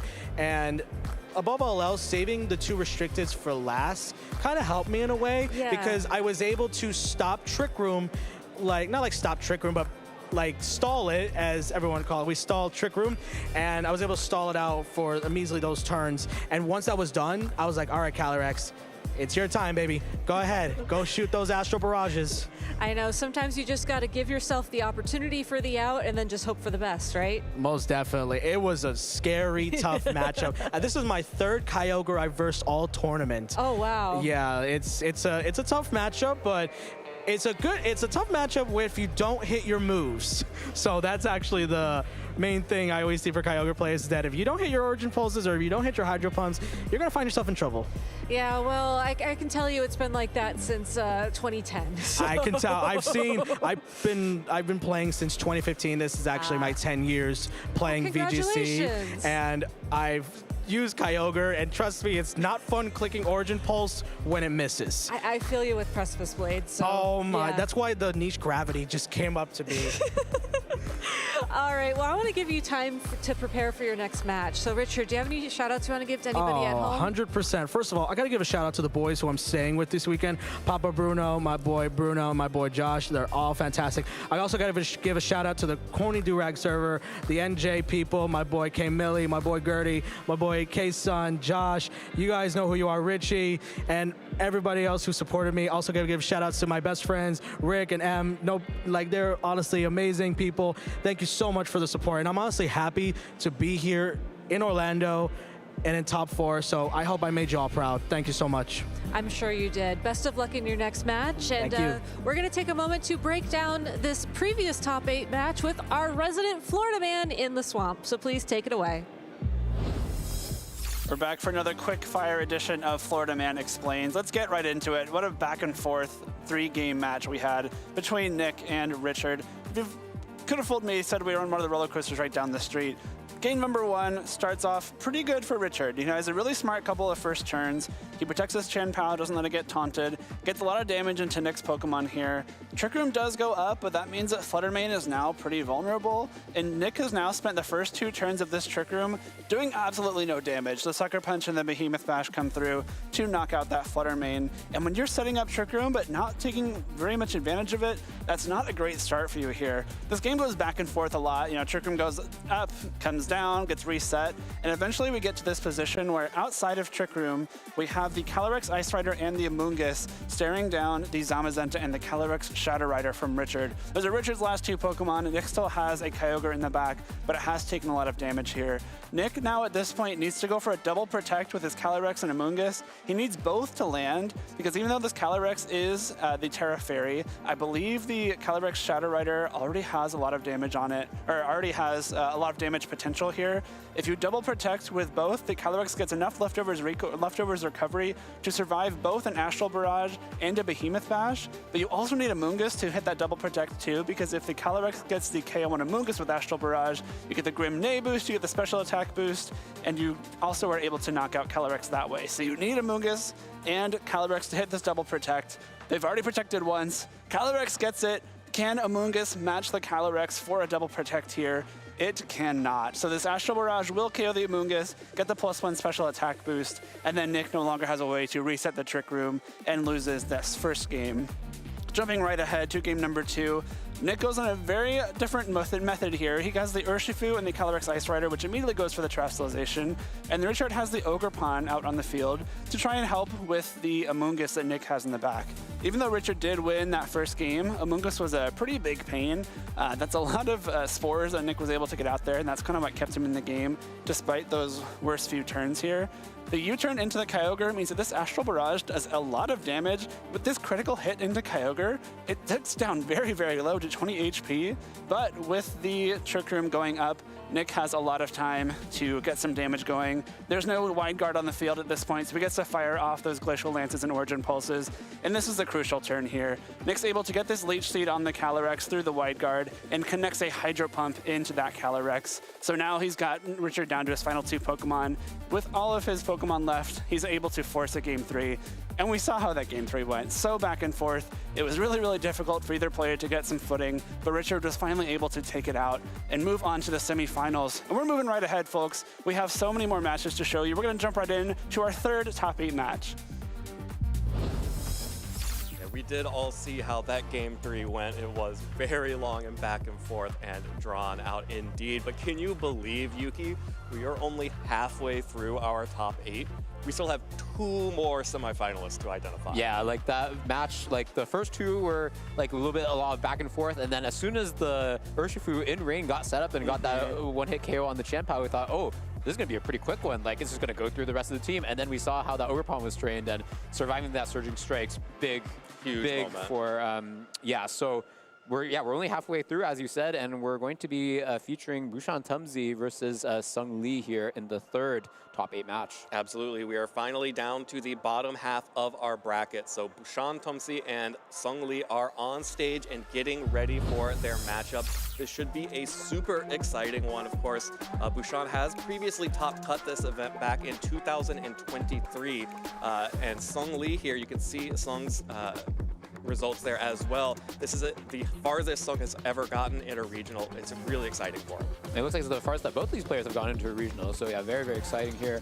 And it's also from a team composition perspective, it's a top 8 match from the World Championships, where on the left side we have a team that is similar, if not identical, to what Michael Kelsch used to get top 8 at the World Championships. And over on Sung's side, we have what Mal Harada used, or something very similar to it, to also get top 8. So yeah, this is the matchup that we did not get to see due to the bracket, but from this bracket, this is the showdown. Absolutely, this should be really exciting to watch these two teams go up against each other.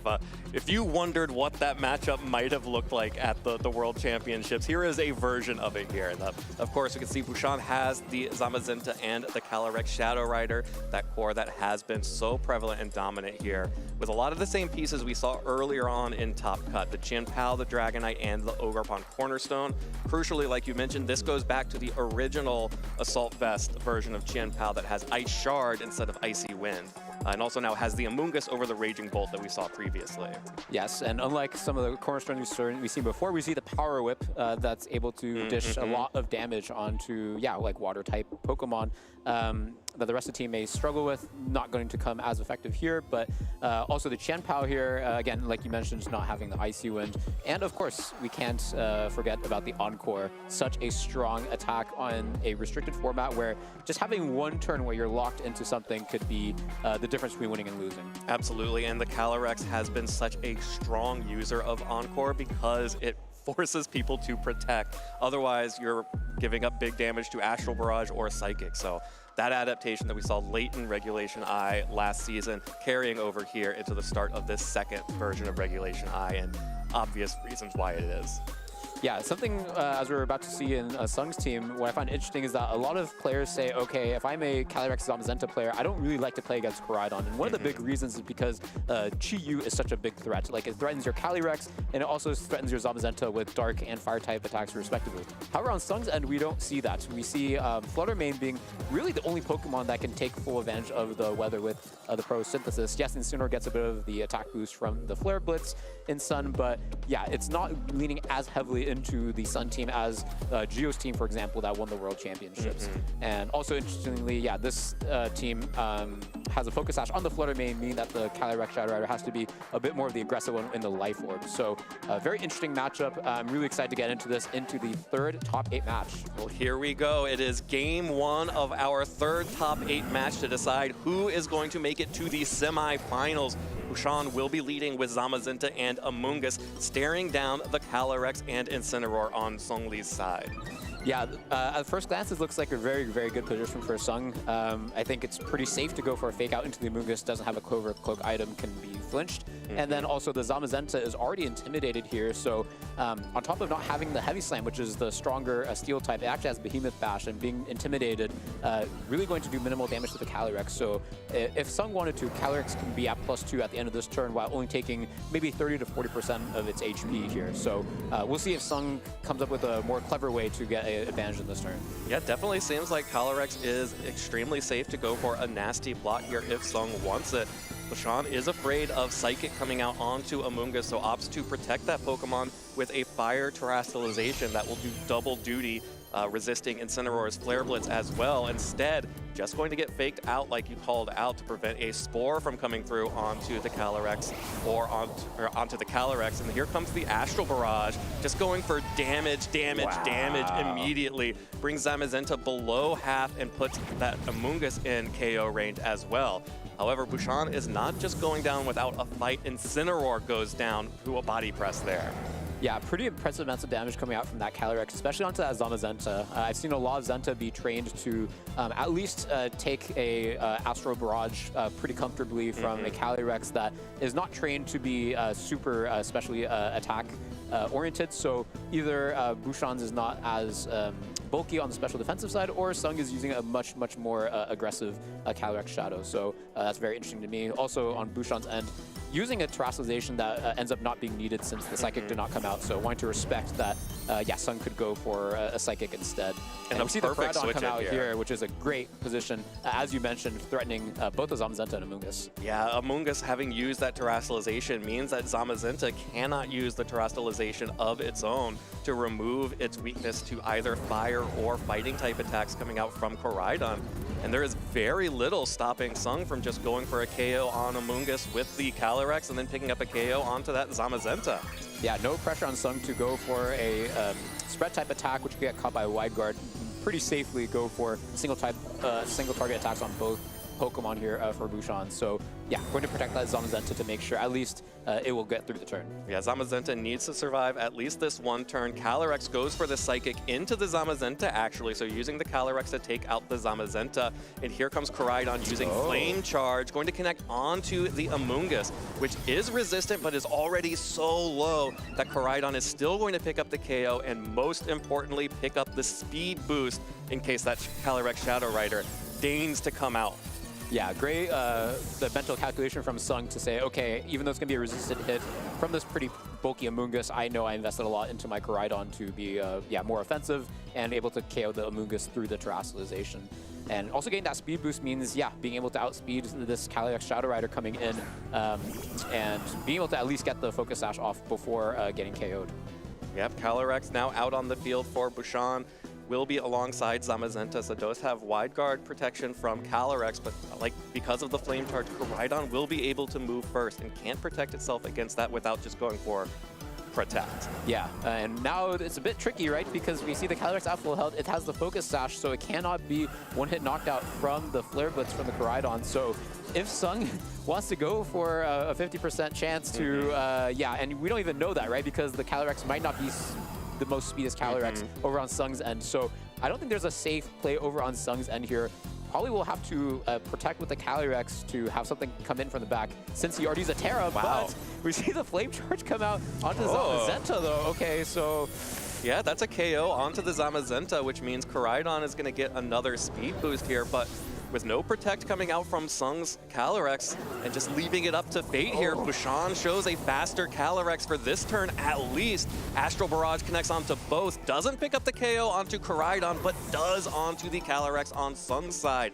So that means that this Calyrex still has the Focus Sash intact, can't be knocked out in one hit, and just needs to survive one turn against, well, the Fluttermane and the Koraidon, and it'll start being real dangerous. But this Dragonite, also real dangerous here with how low that Koraidon has gotten.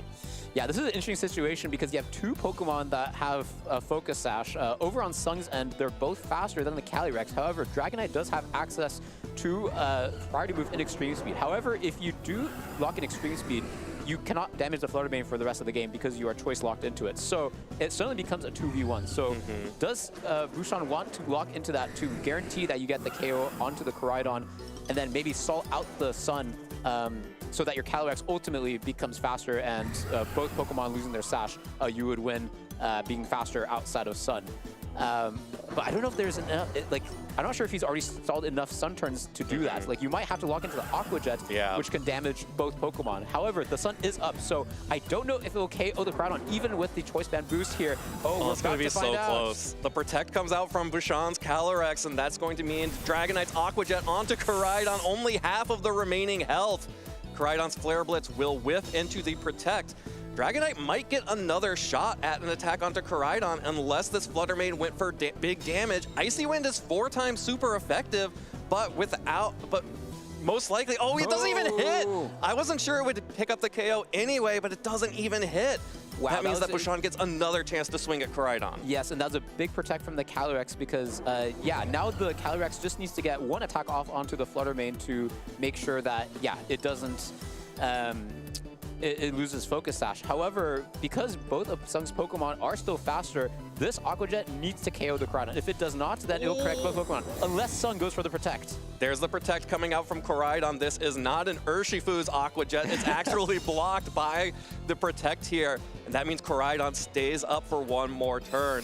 Fluttermane fires back with a Moonblast that will pick up the KO onto Dragonite here. So by switching over from the Icy Wind to the Moonblast, picks up the KO, one shot onto the Dragonite, and the Astral Barrage will now connect onto the Fluttermane. But it is going to really come down to both these Sun turns now. Yes, if Bouchon is able to salt out the Sun, it doesn't matter, if the Fluttermane is still going to be on the field, if it's going to be a 1v2, we only see one turn of Sun, so I think Bouchon was able to find the one, out here. I suppose the only thing Sun can do is, after this one last turn of Sun is stalled, go for the Flare Blitz with the Koraidon, fish for the burn. If you can get the burn and the Flutter Mane just protected, And protect, yeah. then you will have the Flutter Mane on the field with 1 HP with the burn taking down the Calyrex. However, that will have to be a lot of luck going your way. That's one of those outs that I feel like as soon as you say it, you either have willed it into existence or negated the possibility of it ever happening. Well, Which do you right think it is? I have a 90% chance of being wrong. So there's the protect coming out from Calyrex on Bushan's side. So just going to be stalling out this final turn of Sun, and it's going to see. First of all, does Sung see that potential play to get the burn on the Flare Blitz onto the Focus Sash Calyrex, and then does he actually get the roll that he would need? Yes, because now that the Sun is gone, yes, the Koraidon is terrestrialized. There's no Sun to boost, and you don't have the pseudo photosynthesis boost. So he does see the play, it seems. Step 1, check. Step Flare 2, Blitz, check. Yuki, what did you do? What did you do? Did you will it into existence or prevent it from happening? Oh, it's not even enough. Oh, and then there's no burn. There's no burn, and there's the recoil. Koraidon will go down, and it's not even enough damage without the Sun. Calyrex holds on, and next turn we'll be able to clean up this Flutter Mane, and that's going to be a Game 1 win for Bushan. Yeah, that was crazy. I feel like both players, they identified, okay, I need to protect my Pokemon on different turns. Like, first, Bushan protected the Calyrex and then Aqua Jetted to see if the Koraidon can be in range of the second Aqua Jet. And then Sung said, okay, actually, I cannot let my Koraidon go down, so I'm going to protect and then be able to get the Icy Wind off. And then, yeah, that miss on the Dragonite, which seemed pretty important as well. Well, there goes Flutter Mane, goes down. Bushan Tumsy will win this first game. One more win away from becoming a semi-finalist here in Orlando, but it came down to literal, like, red health for that end of game, and it was so tight. There were so many moments where one wrong call would have switched the game. Yeah, it makes me wonder that one turn that that Sung went for the Moonblast into the Dragonite to KO it. What if it was an Icy Wind instead, so that you can not only pop the Focus Sash on the Calyrex, but also reduce its speed so that you can still outspeed it once the Sun expires. You would not get rid of the Dragonite, even though your 4x super effective Moonblast would be much stronger. But at the very least, you start to only have to worry about the Aqua Jet, which is not as strong as the Calyrex. So, but at the same time, if the Aqua Jet had gone into the Calyrex, reading the Koraidon, protecting, so it's just so much reading from both players, and it's just so exciting to see this. It is also the case that Sung did try that. Yeah. It simply missed. Yes. It missed on the Dragonite, so, you know, you have to worry about that when you're using Icy Wind as well. That's it's not more guaranteed. Safe Icy Wind the second time if the first one can connect it. That's right. You're right. Oh, That's man. how it works. Yeah. Well, there it is. We are heading into Game 2 now of these two players, and this is definitely a matchup that is on a knife's edge, as we saw how close that became towards the end of the set. And as we go into our Game 2, it is going to be the Incineroar and Calyrex Shadow Rider for Sung, alongside of Bushan's Amoonguss and Zamazenta once again. So we have a very similar setup, exactly the same actually as Game 1, where Bushan targeted down that Incineroar and Sung gave that Pokemon up in favor of damage onto both Amoonguss and Zamazenta.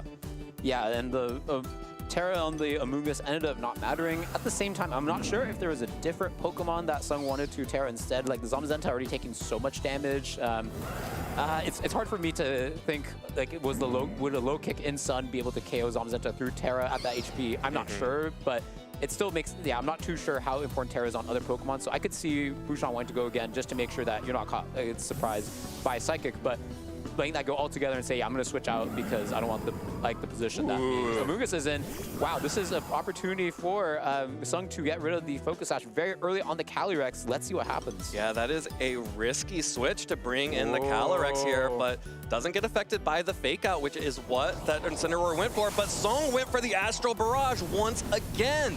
No protection from Zamazenta. Calyrex on Bushan's side is brought down to its Focus Sash, and Zamazenta again takes a lot of damage from that Astral Barrage. Here comes the body press through onto Incineroar. Once more knocks that Pokemon out. So again, trading the Incineroar, trading damage for the Incineroar, but this time the damage is on Calyrex. Yeah, and I actually think Sung is pretty happy to see that Incineroar go down, because now you have a switch into something like the Flutter Mane with the Pro Synthesis boost. I guess the only problem is that the Pro Synthesis is not immediately live since the Koraidon has not hit the field yet. So you do have a bit of a lag, but still you get to position 2 Pokemon that are pretty fast in front of both these Pokemon.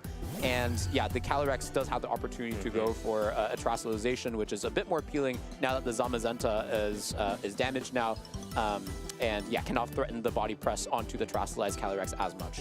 Yeah, but this Flutter Mane actually coming out without Photosynthesis basically just gives Sung more options of plays that he can go for.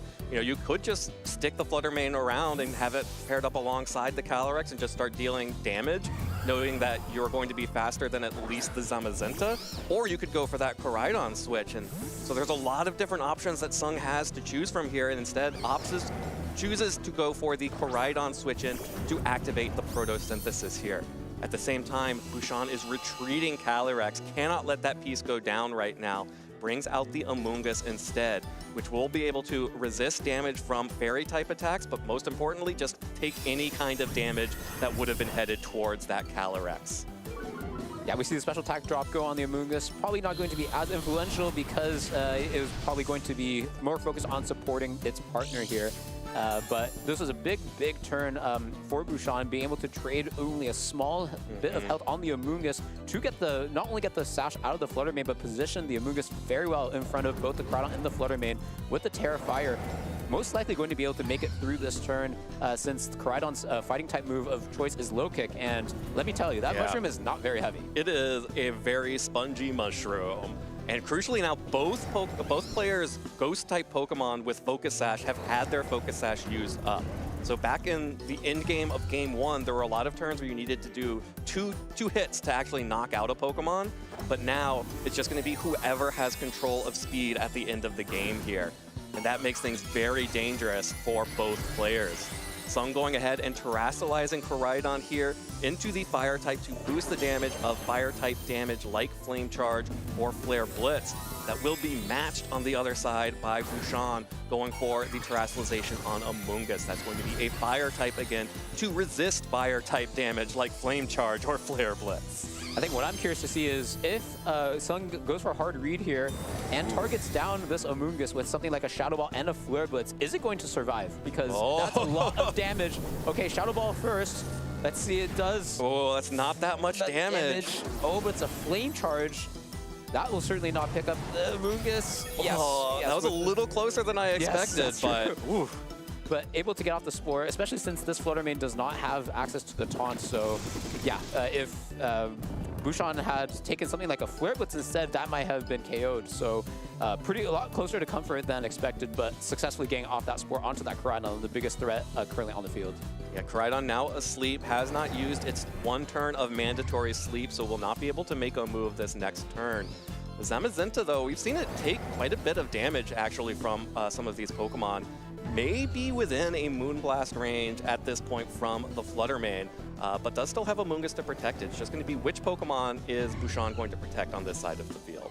Yeah, I can also see why Sung went for the Flame Charge there, saying that, okay, if my Flutter Mane goes down, I have no more Pokemon that are faster, that are going to be able to be faster than the Calyrex, and I need at least one of them to close out an endgame. So it makes sense to prioritize and also to see the Protect here, recognizing if the Koraidon goes out here, I need my Flutter Mane to survive at the very least. 100%. Koraidon now using its first turn of mandatory sleep, takes the body press from Zamazenta and is still up. So will be able to now potentially make a move next turn while Flutter Mane protects itself. And Bouchon is probably counting some of these Sunlight turns as he just went in to check. Yes. And Sung also needs to be checking that because as soon as Sun fades, then Flutter Mane no longer will be faster than the Calyrex in the back. Yeah, so I guess the good thing here is that by staggering the turn that Flutter Mane goes down, you open up your option to have the Koraidon wake up. So actually, based on what just happened here, if the Koraidon can wake up, there could be a double KO coming out from Sung's end. Okay, so the Shadow Ball comes out, going to knock out the Amoonguss. This is going to be the important part here. Is the Koraidon going to be able to wake up and KO the Zamazenta? If not, one of those Pokemon is going to be knocked out, which is going to be the one of the Pokemon that can be faster than the Calyrex Shadow Rider. It does not wake up. Let's see. The Zamazenta is going to KO the Koraidon. So now it's just going to be about Bouchon being able to stall out the Sun to make sure the Flutter Mane becomes a little bit slower. Yeah, and there's only one turn of Sun remaining. So with Koraidon taking 2 turns of sleep there, not able to threaten damage on to that Zamazenta. And, you know, Bouchon has to be a little bit careful because Calyrex is still at its Focus Sash at 1 hit point. But at the end of the day, staring down just the Calyrex and the Flutter Mane on Sung's side, Sung has already used the Terastallization, so no option to go for the defensive Dark Terra typing on his Calyrex. Should give Bouchon a really good opportunity to close this one out. Yeah, the access to Aqua Jet being a really excellent choice here because now you threaten the Flutter Mane. Because the Flutter Mane's threatened, you can't threaten super effective damage onto the Dragonite, which means the Calyrex is the one that has to do that. But if you do that, then you can be damaged by the Zamazenta, and then that could put your Calyrex in range of the next Aqua Jet. So a very difficult position here, even though on paper, the Flutter Mane actually looks really good. Super aggressive play coming out here from Bouchon. Goes for an Aqua Jet into Flutter Mane's Protect here. No Wide Guard from the Zamazenta, which means that Calyrex on Sung's side is able to just fire off an Astral Barrage, picks up the KO onto Zamazenta. So Zamazenta will go down. Dragonite still up, hit into the Protect, but with the Sun fading, this 1 HP Calyrex in the back should still be able to clean this one up. So yeah, with the Sun gone, there's no opportunity to go for example, like a double Protect and KO the Dragonite. You just have to be the faster Calyrex here. We can be pretty certain that the Bouchon's Calyrex is going to be trained to be as fast as possible, given it has a Focus Sash. The question is Sung's trained to be that way? And even if it is, it's only a 50% chance. So it seems very, very favored for Bouchon here. I don't know what's going to happen. Oh, there it is. There's the Aqua Jet, connects onto Flutter Mane. We knew that was happening every time. It's just going to come down to how these two Calyrex are trained. If Bouchon's goes first, and it does, that is going to pick up the KO. Single target, 4 times super effective on the opposing Calyrex. And Bouchon Tumsy will make it into the semifinals here in Orlando. Yeah, big congratulations to him, especially since he keeps upgrading his best finish here. So really, really exciting to see his just having that grow throughout the tournament. And it's so impressive because I feel like in the first game, it actually didn't look very good at some points here. Just not having the position that he wants, but bringing it back with the correct reads on the Protect and also having the Icy Wind miss, forcing the opponent to go for that Moonblast was very, very important there. And game 2, it felt like he was much more in control. And ultimately, it came down to a potential speed tie, which we don't even know if it was. Yeah, at game 2, when Sungli was not able to get that Amoonguss off the board, was really stuck in a hard place because you really want your Koraidon to get that Flame Charge boost. It's a huge part of how that Pokemon plays in this particular matchup, is get one of those boosts so you can outspeed the Calyrex. But because we saw the Terastallization actually work out in Bouchon's favor in game 2, the Amoonguss resisting it and surviving, just felt from that moment on, Bouchon was in total control of the board state. Yeah, I have to say, Bouchon in second game made multiple risky switches. Like he switched in the Calyrex Shadow Rider in front of a Calyrex Shadow Rider. Lost his Focus Sash for it. But it could have lost its ability to play in the second game if it was doubled into, which it didn't due to his, saying that you're not probably going to double into that slot. And then he again switched in the Amoonguss while the Calyrex Shadow Rider on the opposing side was still on the field, which could have taken a Psychic, but saying, I think you're going to switch out your Calyrex, which is exactly what happened, and then positioned perfectly the Terrifier Amoonguss in front of both the Koraidon and the Flutter Mane. Although I do wonder what would happen if the Flare Blitz had been selected instead of the Flame Charge. Yeah, at least would have offered some additional time to get your Flutter Mane in the position or find another Flame Charge somewhere along the way for that Koraidon. But that is not what happened, and instead, Bouchon Tumsy has now made it to the semifinals here in Orlando, and we'll be facing off against one of Paul Chua or Kian Campbell, and that's going to be an amazing, top 8 match, but also going to be an incredible semifinals matchup as well. Absolutely, yeah, we're going right down to the wire here, the very last top 8 match. Just so many amazing sets here by top players with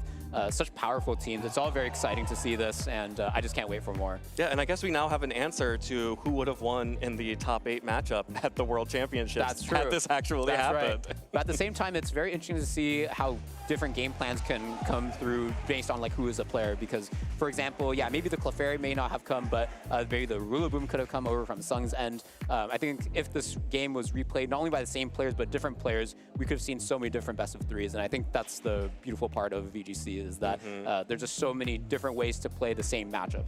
Absolutely. Well, let's talk to our newest semifinalist. Gabby's got him in the lounge. Take it away, Gabby.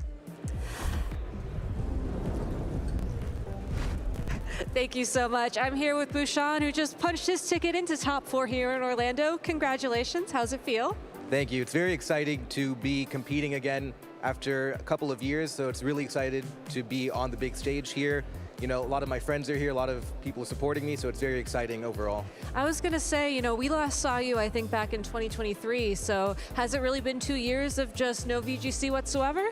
I've been playing VGC here and there, but in terms of seriously competing, it's been a while. But I was really excited about Pokemon Champions, so I figured, why not make a comeback? For sure. I think you and a lot of people are in that boat, anxiously awaiting Wednesday. But for now, we're here. So why don't we go ahead and talk about your journey through the tournament, as this is the first time we've seen you on stream. Right. Yeah, so the tournament as a whole has been really good. I've been fortunate to have a little bit of luck and a lot of people helping me along the way. So I've been very appreciative of everything I've had around me to put me in a position to succeed. So I've been very appreciative. It's overall been very fun, very nice to meet a lot of new people as well. Awesome. Well, going into your top 8 match, in your first game, you had your win con as just basically stalling out the sun towards the end. Did you have any strategy towards that, or were you just sort of counting the turns and pressing protect and hoping for the best? Yeah, so my main strategy was understanding that Calyrex Shadow can do really well, but you first have to get rid of Incineroar, and you have to make sure that Koraidon is either removed or doesn't have speed. So we planned some lines with Dragonite, which is a little counterintuitive because extreme speed into a team with double Ghost doesn't make a lot of sense. Aqua Jet into a team with a lot of, Sun does not make a lot of sense either, but we had the idea that there are situations where that priority becomes very useful. So we keep it hanging in the back, and we have ideas with it. Was the main idea. Interesting. We saw that happen in Game 3, especially with that Aqua Jet towards the end. Right. Were you feeling nervous at all? Did you feel like you had the win in your hands and you were just reaching for it? I know I made some risky plays, but I did feel like I had a good idea of what I was heading towards in the end game. So because I had a perspective on what I wanted big picture, I felt like I had things under control for the most part. So what were you hoping for then? And let's say turn 1, I think that was the riskiest switch I saw with the Calyrex Shadow coming in and taking that Astral Barrage. Yeah. What we ended up figuring out in practice is that Amoonguss with Terra Fire is pretty valuable into that team because it's able to spore pretty freely. Yeah. But its signature matchup is more against Koraidon, not Calyrex. So in that situation, I was comfortable giving up the Focus Sash, going down to Focus Sash on Calyrex to protect Amoonguss so I could bring Amoonguss back in later. Makes sense. So knowing that this is your first top 4 placement, what does it mean to you? Are you really excited to finally have that accomplishment under your name? Absolutely. It's a reflection of all the resources and opportunity that I've been given. I just want to make everybody proud. All right. Well, why don't you give any shout outs to anybody at home you want to say hello to? I want to shout out Michael Derbest. He's one of my closest friends, and he's been helping me with this team, so that's pretty cool. It's his team, in fact. So shout outs to him. Shout outs to pretty much everyone involved in Pokemon, because even hosting these events they're pretty large and there are a lot of things go on behind the scenes. So I'm really excited just to be, everyone here is really, really important to everything going on. For sure. Hashtag thank a judge. Thank you to all the staff who are making this possible. Absolutely, for sure. Absolutely. All right, well, thank you so much, Bouchon. Best of luck in your top 4 match. We're going to go ahead back to the swamp where our Florida man's going to give us some highlights from that last round. Take it away.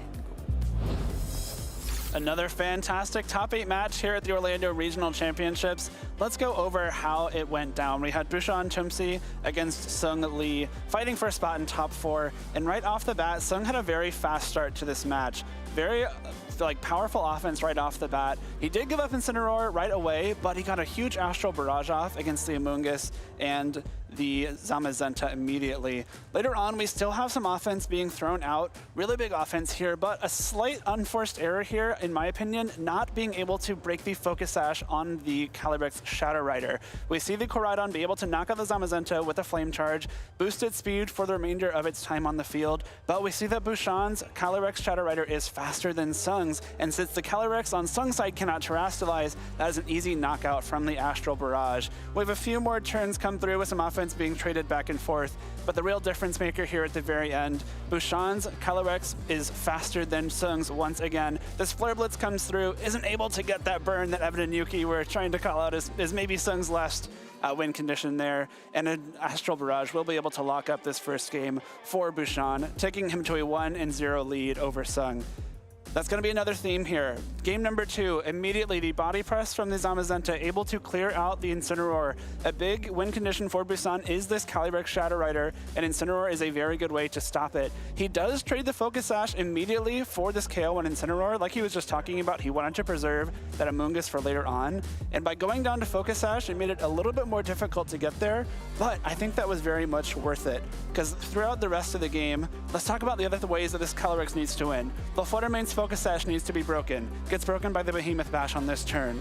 You need to get this Koraidon knocked out. Luckily, a couple turns later, it stays asleep, does not get that one-turn wake, and Body Press is able to clear it off the field. And then all you need is for Sun to expire, and Bushan's 1 HP Calyrex Shadow Rider should be able to wrap up this game. And here we have it. It protected on the last turn, made sure the Sun went away. Fluttermane has no more Photosynthesis boost, and this one more Astral Barrage, meaning that Bushan's Calyrex Shadow Rider once again outspeeds Sung's, is enough to lock up the game, sending Bushan into his first top 4 at a regional championships. So cool to see him have success here at the Orlando Regional Championships a couple years ago, and he's gotten even more. So we've got 3 of our 4 top 4 decided. We have one more top 8 match to see who will join them. Let's jump right into it.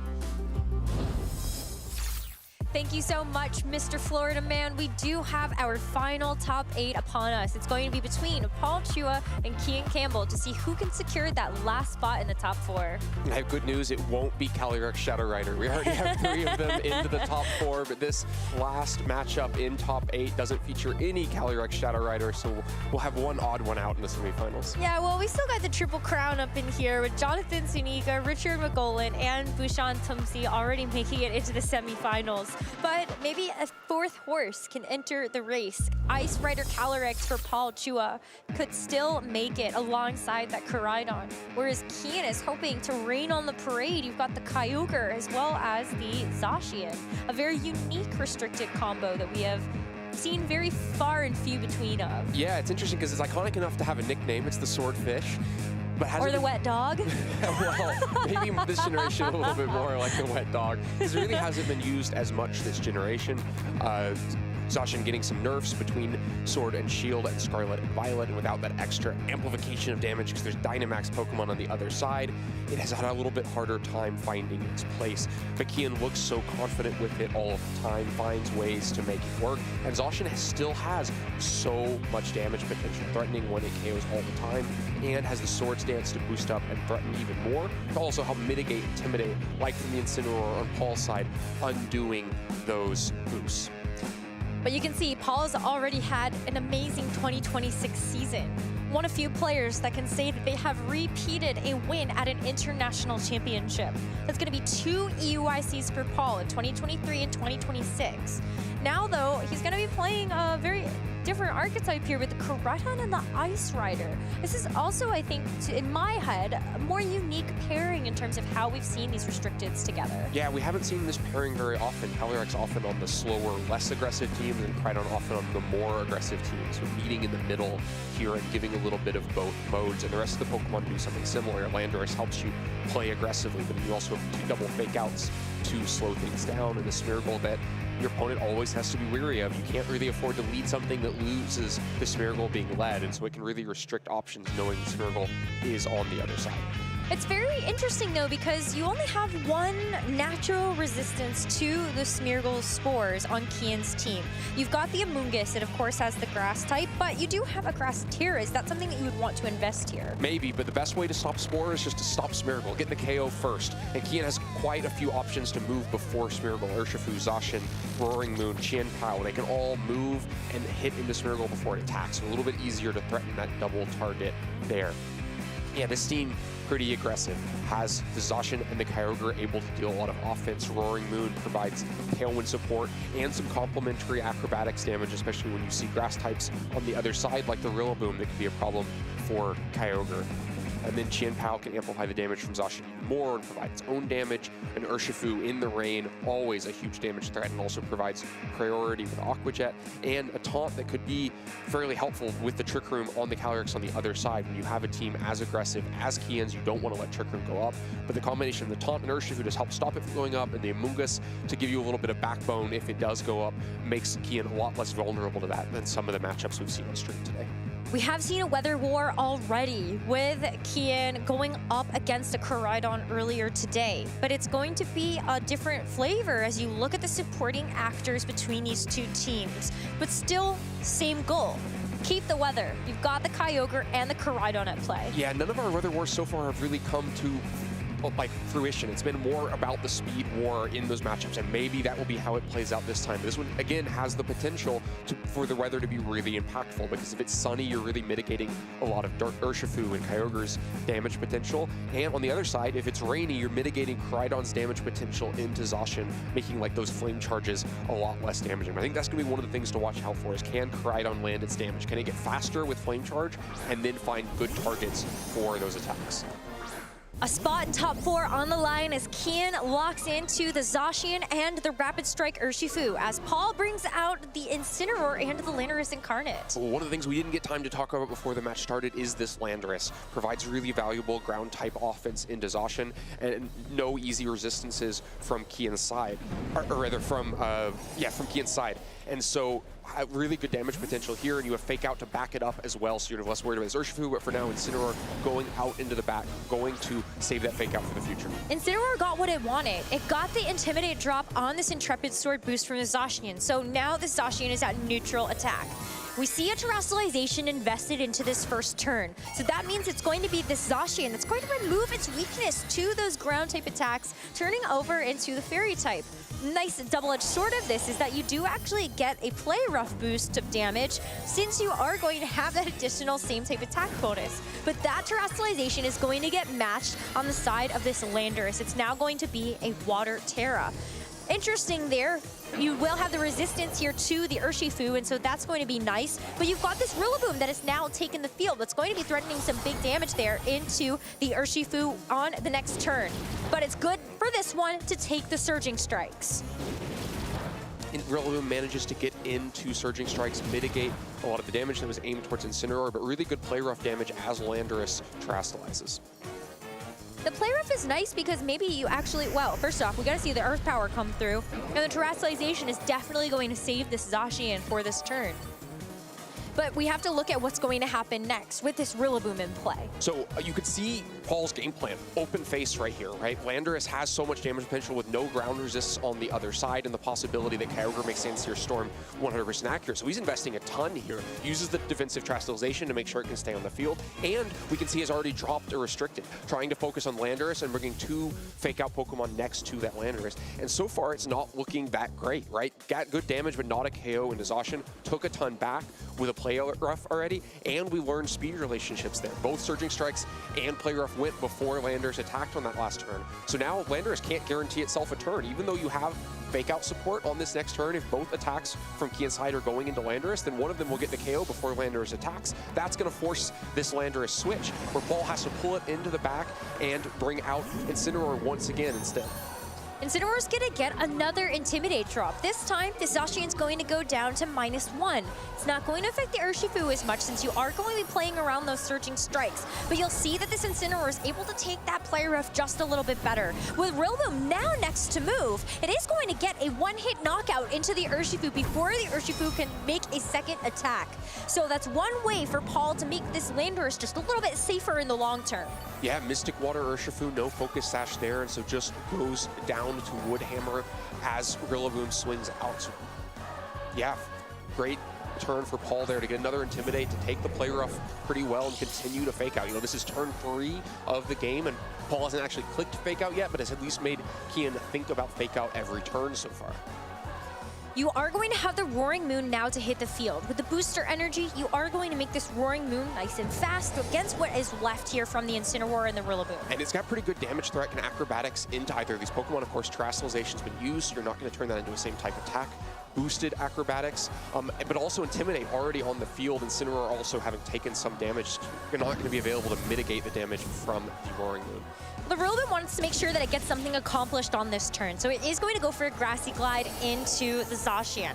Just softens it up enough, but the play rough actually is not enough with the double up there from the acrobatics to actually finish off this Incineroar. So it's alive to get a parting shot off onto the Roaring Moon, bringing down this Roaring Moon's attack stat. Well, Paul can actually make a pivot. That could have been a huge turn for Kian. Paul thinks that Rillaboom is lost already, and so goes ahead and uses Grassy Glide, expecting it will just go down to acrobatics later on in the turn. But Kian doesn't make that choice. Instead, it emphasizes the double target into Incineroar and tries to reach for that KO. If he'd gotten it so that you both don't get anything done with the Incineroar slot or the Rillaboom slot, it'd be really disastrous for Paul. Incineroar hangs on, gets the parting shot off. So now it's continuing to mitigate offense. It's gotten 2 Intimidates into Zacian. Now a parting shot into Roaring Moon. It can still switch back in to intimidate these Pokemon once again. You get to the point where then Landorus can take an attack and can manage to get that offense out. And then because the Terrasalization was already used on Zacian, all these Pokemon are going to stay neutral to ground. There's no way to avoid it. There's no flying Terrasalization for Roaring Moon or grass Terrasalization but there's no Kyogre. It's just Qianpao, so no defensive option into this ground offense at all. Kian was very comfortable to leave the Zacian at home the last time we saw him on, the Kyogre at home last time we saw him on the stream. He does get the KO onto the Landorus, and so that's one way to deal with the threat, just knock it out. Now you don't have to worry about having some type of resistance to the ground damage. Yeah, I thought maybe Paul would go for another Intimidate, try to really mitigate the damage enough, but even at -1, Roaring Moon has the damage it needs to be able to get a KO on the Landorus, and so takes that off the field. But now Paul has got the free entry after a KO, the first one he's given up in the match. He's got this Koraidon ready to come onto the field in a pretty good spot. The Focus Sash already broken on Qianpao because it switched into the Grassy Glide. Terrasalization used means you just have juicy targets for fighting and fire moves over these next couple turns, and you still have the Intimidate threat whenever you need it. This Incineroar is on its last little bit of life, but it can still offer something into this game. It's going to switch in for this Rillaboom's place. Grassy terrain turns are going to expire soon, so at least Incineroar can come in, maybe even draw some attention away here from the Koraidon, or at least make sure it's going to be taking less damage from the Qianpao and the Roaring Moon. But the Roaring Moon is going to set up the speed advantage. A Tailwind here is going to let this Zacian and the Qianpao play on the faster side, as Incineroar makes the perfect switch in to take this Icicle Crash from the Qianpao. Goes down for its troubles, but now the Rillaboom gets to come in for free, and the Koraidon still gets a chance to attack here. A Flame Charge is going to mitigate some of the Tailwind that this Roaring Moon just set up, but even more, it's going to get the knockout into the Qianpao. Yeah, but the Flame Charge is not enough. The Zacian is going to be the first thing, you know, faster than Koraidon. There's no defensive Terrasalization available. Play Rough is just a threatened KO into the Koraidon. We saw Grassy Glide earlier into the Zacian. I don't think it was enough damage to KO from this health, and you expect that Zacian's likely to protect on this next turn anyway. The Roaring Moon can also just protect through this turn, so yeah, expect to get a double protect, to get some Grassy Terrain recovery onto Zacian and burn this fake out turn. There you go. Rillaboom's not going to accomplish anything on this turn, and neither is the Koraidon, thanks to the protects from the Roaring Moon on the Zacian for Kian. So then the board state on this next turn becomes, well, yeah, can this Koraidon actually take it? Yeah, it looks like it's going to just be a play rough into Koraidon and acrobatics into Rillaboom that likely ends the game. So then Grassy Glide, if it can reach and get the KO onto Zacian, well, it shifts all of that, right? Because then Koraidon makes it through the turn at -1. There's no way Roaring Moon, I think, should be able to one-hit KO Koraidon as you get the damage off. Let's see the Grassy Glide. Oh, it's just barely so not going to get the KO, so the Zacian hangs on. The acrobatics from the Roaring Moon actually does start to tickle away, but the play rough misses. This is a move that does have a small chance to miss, and that's the window that Paul needs to get the low kick into the Roaring Moon. Now all of a sudden, Paul's in the driver's seat for this game 1. Yeah, this game is back over the other way now with only single targeting moves from Zacian, and either Koraidon or Rillaboom easily able to deal with the health of Zacian. The speed doesn't even matter.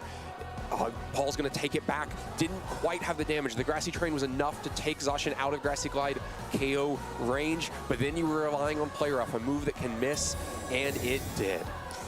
That is so tragic. There is only a very small chance that that Play Rough can miss, but that's the drawback of having to use a very powerful physical Fury type attack that you want to have on your physical attacker for the Zacian. So this first game is going to go to Paul, bar something absolutely insane happening here. And then you have to start thinking about the second game. Were you happy with the Pokemon that you brought, but maybe just making a different decision down the line? Yeah, I think it's really interesting because Paul's first apparent game plan never really worked out. The Landorus didn't get a lot of damage out, was pressured off the field early, got KO'd when it came back in on the field, and then the Koraidon was left to pick up the pieces, and it looked like it was going to fall just short of being able to pick up those pieces. The Roaring Moon providing just too much in the middle of the game, the knockout into Landorus, and then the Tailwind to get Zacian over the +1 speed Koraidon. But then that miss turns things around, kind of bails Paul out of this game. But you have to be wondering if he's the player kind of more likely to reanalyze his game plan going into game 2. Both Paul and Kian were very happy to leave one of their restricted duos at home. Zacian is going to end up getting a secondary protect here, but I think if you're hoping for anything for Kian, the out is you get enough Grassy Terrain recovery back that maybe the Grassy Terrain expires, and then you still have a Tailwind turn to actually land the... Tailwind expired a while ago, never mind, so you'd have to be able to take a Wood Hammer at the end of this. Yeah, so it's all just like a waiting game. I was like, well, maybe there's an opportunity here. I just like looking on the bright side, but I think the sun's a little too bright here from this Koraidon. Kian does finally throw in the forfeit, and we'll think again about that game 2. But going back to that, again, both Paul and Kian were very happy to leave it restricted at home. Since Paul ended up bringing the Koraidon, there was no Kyogre to actually, shut off the sun, shut off the power to this Koraidon from the Orichalcum Pulse ability.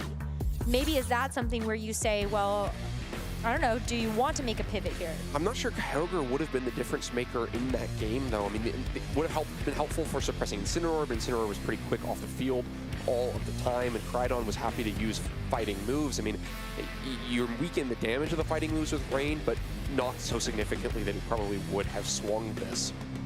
So I'm not sure I'm immediately looking to bring Kyogre, but on the other hand, Kian should have won this, right? Like, other than Play Rough missing, would have come away with the game. But it can be a difficult position because then, you want to adjust, you want to figure out how do I go win game 2, but it's like maybe I had the right game plan, but also is my opponent going to be the one to adjust? Sometimes when you lose a game 1 because your opponent's game plan just worked, it's a little bit simpler. You go, okay, well, how do I beat that game plan that they may go back to? But in this situation, you're going, well, do I need to try to be one step ahead as Paul changes his own game plan? Do I just go back and say, 95% of the time I win that in-game, Play Rough lands and wins? I think it's a really tricky decision here and can really be testing your confidence in your own game plan to have that game 1 slip away like that. There is going to be an update in the first of this turn as we see Amoonguss and Zacian hit the field for Kian as a great answer to seeing a switch up from Paul. This Ice Rider Calyrex now at the front, a Pokemon missing from that first game. Yeah, it's interesting to see a whole restricted Pokemon that you were willing to leave at home in game 1 now being led out in game 2. Calyrex hits the field and up against Zacian, but you know, you have an Intimidate already down there, you have Fake Out Pressure there, but you have to worry about Spore from Amoonguss as well, so not easy to get a Trick Room set up here, but maybe you're happy just going out on the offense with Glacial Lance. Kian's defensive Terra is pretty valuable here, and so you are pretty hesitant to immediately commit it to Amoonguss, and so Glacial Lance is a big threat there. And it's tough too because you're staring down the threat of the Glacial Lance on the Amoonguss. So Kian says, I gotta get this out of here. I'm gonna bring in the Kyogre instead. That is going to take the Glacial Lance a lot better. But here's something different about Zacian. It doesn't actually offer something like a wide guard. So you are just open up to the fact that this Zacian might have to take some damage. Kyogre, great to set the range, but Zacian still takes a lot, even though it gets the Sword Stance boost to increase its attack to +2. Thanks to the Intimidate, helping to keep it in check just a little bit. But the Glacial Lance is going to bring the Zacian down quite low. I think Kian gets what he wants out of that turn, right? Sees the Flare Blitz and Glacial Lance coming as a way to threaten Amoonguss while also threatening a KO and a Zacian. And Kyogre, maybe the switch-in wasn't that easy to predict because Kyogre was left at home in Game 1. But it shows up, Restricted's back on the menu for both players here. And so it's able to mitigate the Flare Blitz damage and buy time for Zacian to get up to +2, like you mentioned. Zacian that struggled with its attack stat in Game 1 because it was being intimidated constantly. Now you have pretty substantial damage there. Zacian at +2, threatening huge damage into Calyrex Ice Rider. Kyogre threatening an easy KO into Incineroar before it moves, since this is a pretty strong position for Kian. And this Kyogre hasn't taken a lot of damage, so you can actually play around something like a Water Spout, which is going to be accurate. But one way to negate that is going to be the Koraidon to shut off the weather. Make it sunny again. This Koraidon was already so impactful in that first game to be able to secure some knockouts and also put the pressure onto Kian. But now that this Koraidon is here to play and you see the Protect, wow, the play rough hits this time around. Zacian learned its mistake from that first game, and it is going to get a one-hit knockout onto Koraidon, leaving the Kyogre free and clear to be able to come back in and take back control of the weather. Well, we had our weather war going. We had the sun coming in to mitigate water offense from Kyogre, but Kian with the preemptive strike right into the Koraidon as it comes in, gets to that KO that's going to let Incineroar cycle back in, get another Intimidate onto Zacian, but the damage is done at this point. You know, it's still a little bit awkward. You've kind of spent that positional advantage to get the KO onto the Koraidon. Now Kyogre's in an awkward position. Zacian only has one attack boost, and Fake Out Pressure is going to cause Zacian to flinch this turn, so it's a little bit harder for Kian to make a most out of it. This is where Paul has to try to claw back in. But you're still gonna get some really significant damage there onto the Incineroar with the Water Spout in the sun. But the Trick Room goes up, and so while Paul loses out on the advantage of the weather, he now does have the speed advantage. Well, I mean, for now, he still has the weather advantage, right? And you can see what effect that is having, because if that Water Spout had been in rain, then Calyrex is relatively low and Incineroar is gone. But in the sun, he's able to just take that, set up Trick Room, and now Kyogre didn't take the last turn to pivot off the field, and so is still in here in a pretty awkward position. Zacian is threatened with a KO. Glacial Lance and Flare Blitz are coming at Zacian and at anything you want to switch into the Kyogre slot, so it's a little bit difficult to unwind to this for Kian. You may have to give over KOs to try to get Amoonguss on the field later on. And this Incineroar is going to take the Water Terra, so it's going to probably be able to get through the rest of this turn. Glacial Lance comes out. The Zacian is quite low, but it also wants to try to hang on through all of this threat, but the Flare Blitz is going to finish it off for good. A huge Restricted now down for the count here for Kian. Well, the Kyogre has been left alone and is relatively healthy for the most part.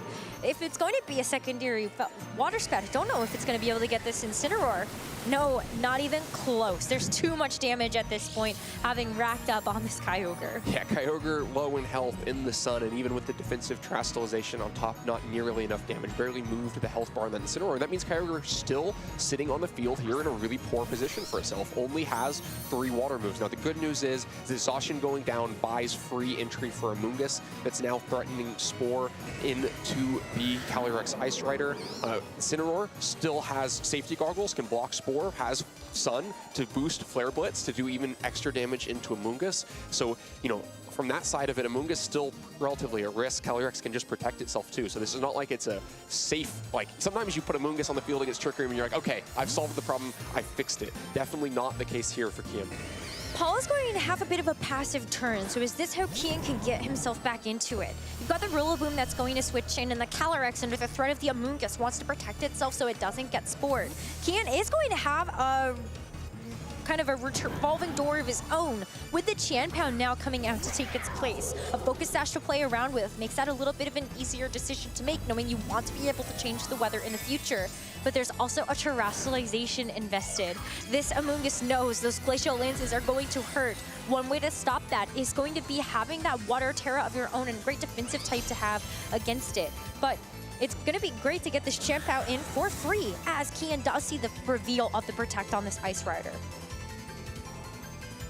Yeah, so both players doing a great job to hedge all of their bets there. Kian uses the water terrestrialization to make sure that if Incineroar had stayed in and Flare Blitzed, it wouldn't have been a KO into the Amoonguss. But Paul uses the Protect to make sure he doesn't get Calyrex put to sleep and cycles Rillaboom onto the field, so he's threatening a fake out for the next turn. And now, because the water terrestrialization was used, also quite a bit of damage into Amoonguss, and also has the opportunity to have 2 Spore immune Pokemon on the field if you'd like to, with Incineroar plus Rillaboom. So a lot of ways kind of mitigate the impact of the Amoonguss. But Kian also finds his chance finally to get Kyogre off the field so they can have more impact in the rain in the future, and finds a safe entry for the Chien-Pao. Oh, Pollen Puff here, just a little bit of damage into the Ice Riders. The Glacial Lance is now fired off.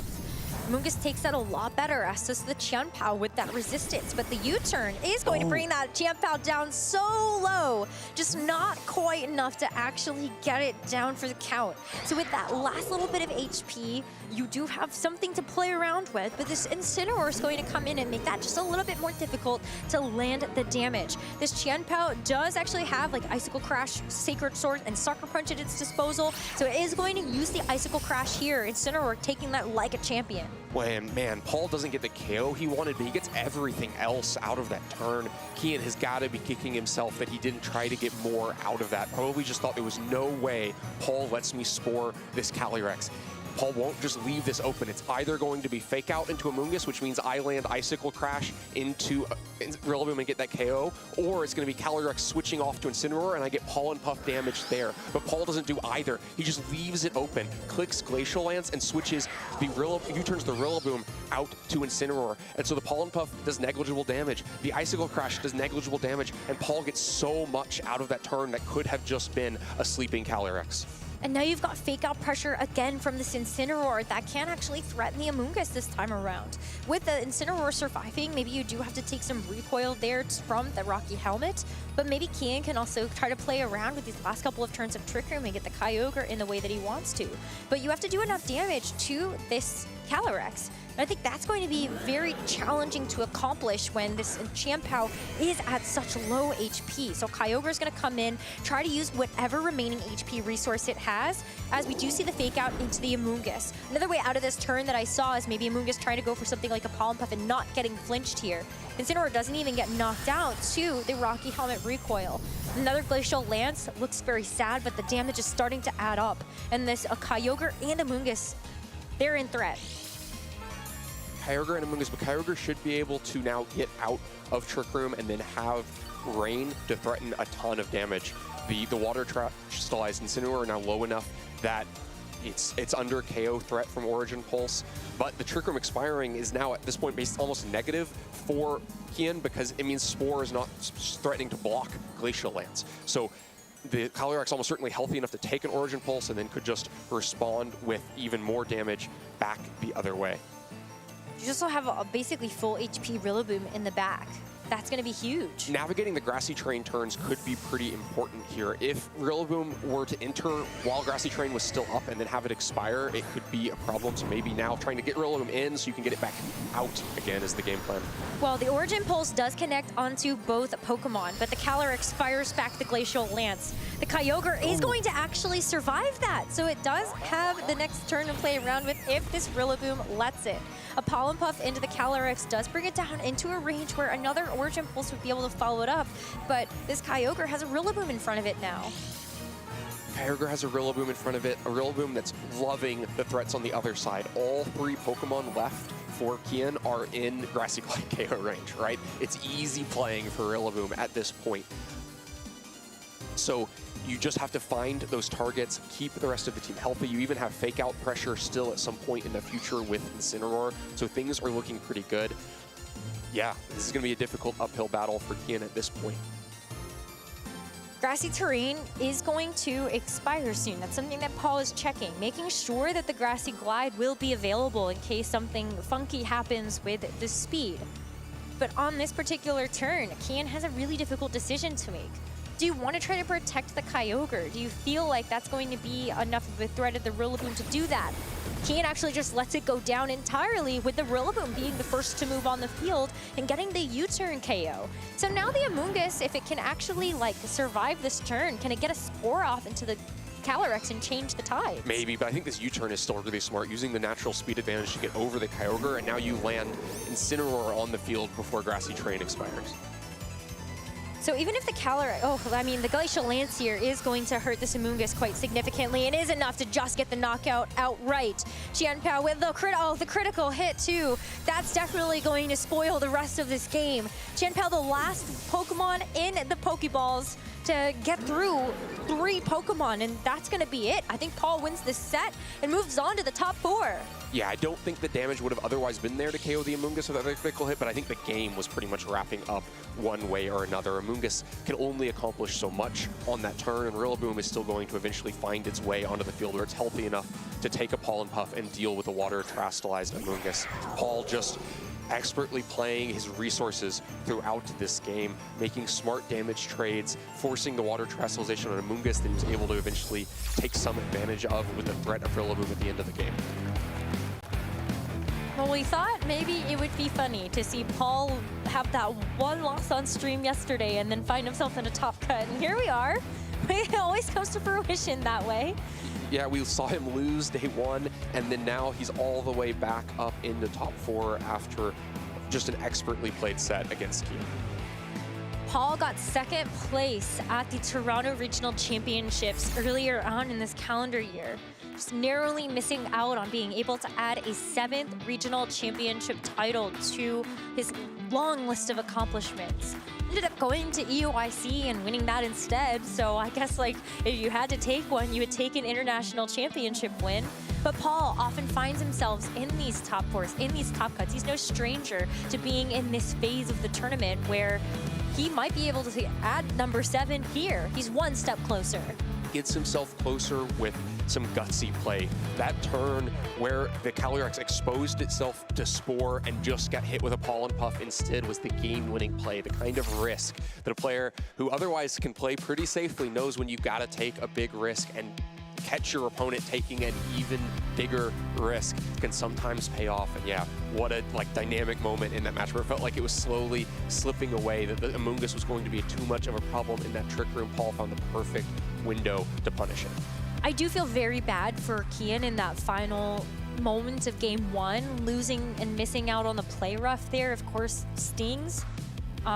And you just have to wonder what happens in a game 3 if we end up getting to go there. Yeah, I feel bad for us that we don't get to watch a game 3 I know, of that I feel bad set. for all of you at home, the viewers, who don't get to see the game 3 as well. But it definitely feels bad to lose out in a game in that way. But I mean, Kian has been getting closer and closer to winning a regional championship title in the Masters division. It feels like he really is just a couple of events away from doing that, being one of the best competitors at the World Championships just last year, and consistently finding himself in the top cuts of these events. Yeah, and still a strong performance in that match, fought through a bunch of tricky positions and just missed a couple of opportunities in the game 2 after game 1 that, probably he did play well enough to come out on top. Well, we're gonna go back over to our Florida man to break this match down even further and get us ready for our first top 4. Take it away. Welcome back. We've wrapped up top 8 at the Orlando Regional Championships, and Paul Chua is the 4th and final competitor who will have a place in the semi-finals. Let's break down that match he just played against Kian Campbell. We're starting off a couple turns into game number 1. Some damage has been traded back and forth. This Zacian has been very scary with the Terra Fairy play roughs, but the Dauntless Sword boost has been a little bit negated by this Incineroar, right? You got the couple Intimidates. It started the field across from the Zacian, got it back to neutral. He swapped it out and back in. The Swords Dance got a little bit of a boost as well, but here is a very crucial turn. We saw the Urshifu and the Zacian both outspeed Paul's Landorus Incarnate a couple turns earlier. So at this point, you might be thinking, okay, it's pretty safe to keep attacking into it, and I can maybe swap an Incineroar, cover the Incineroar, swap with a nice Surging Lightning Strikes into this slot. The Incineroar does swap in, Play Rough does come through into what was the Landorus, hopefully trying to pick it off there. But instead of Urshifu getting the chance to attack, the Rillaboom is faster than Urshifu and just knocks it out immediately with a Wood Hammer. This is a big swing in momentum for Paul here, who had mostly been on the back foot in the start of this game. He had to deal with this very powerful Zacian, and to do a lot of switching, a lot of repositioning of his Pokemon, and only had gotten that one Earth Power into the Terra Fairy Zacian without much damage in return. So this is a big, nice swing for Paul here.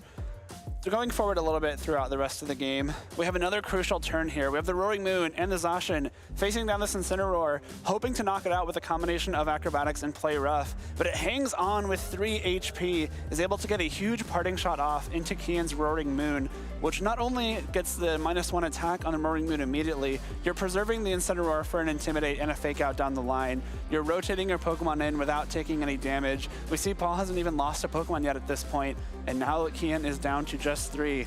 Despite all of this, Kian plays a very smart next few turns. He gets a Tailwind up with this Roaring Moon. He keeps exerting offensive pressure with all of his Pokemon. This Zacian in particular has been very, very good for him. But as we go forward another turn here, this Zacian now threatens this Koraidon with a huge Play Rough to knock it out. We are now down to Paul's final 2 Pokemon as well as Kian's. Grassy Glide just barely misses the KO on Zacian, and Kian is so excited. The Acrobatics does a little bit of damage into the Rillaboom, and if Play Rough is able to knock out Zacian, then Kian will win this game.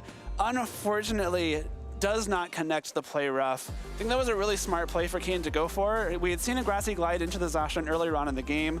It was pretty safe to assume that it was going to be able to going to be able to survive that Grassy Glide just based on some damage we had seen earlier on. And if you know you're going to survive Grassy Glide, keeping up the offense before you lose your Tailwind is the best way to steal up this game. Of course, Rillaboom is a very powerful Pokemon, but not powerful enough to 1v2 in this situation if the Koraidon does get knocked out. But unfortunately, the Koraidon hits a very powerful low kick to bring Kian down to his final Pokemon instead. And Paul, despite having a pretty solid early game, Kian came back very well, except just barely with missing that knockout on the Koraidon. Paul's able to steal this first game, send us to game 2 with a Paul advantage right away. Again, Kian had a very good start to this game. We have the Zacian and the Kyogre right off the bat, threatening some really big damage. We're seeing the Incineroar not wanting to stay on the field against this Kyogre. Paul swaps in the Koraidon, which is a nice play. You get rid of the rain. You have the Weather War in your favor now at this point. Except Kian sees right through this. After the Orichalcum Pulse activates, we get a Protect coming out from Calyrex, and Kian smacks this Koraidon with a Play Rough on the swap. Another huge early game play for Kian to get a big advantage. But if you're Paul, you don't necessarily mind this. Of course, you don't want to lose your Koraidon. It's not the best thing for you in the world to lose one of your restricted Pokemon on a switch in. But let's just examine kind of the board state now, right? Paul gets to bring the Incineroar back in immediately.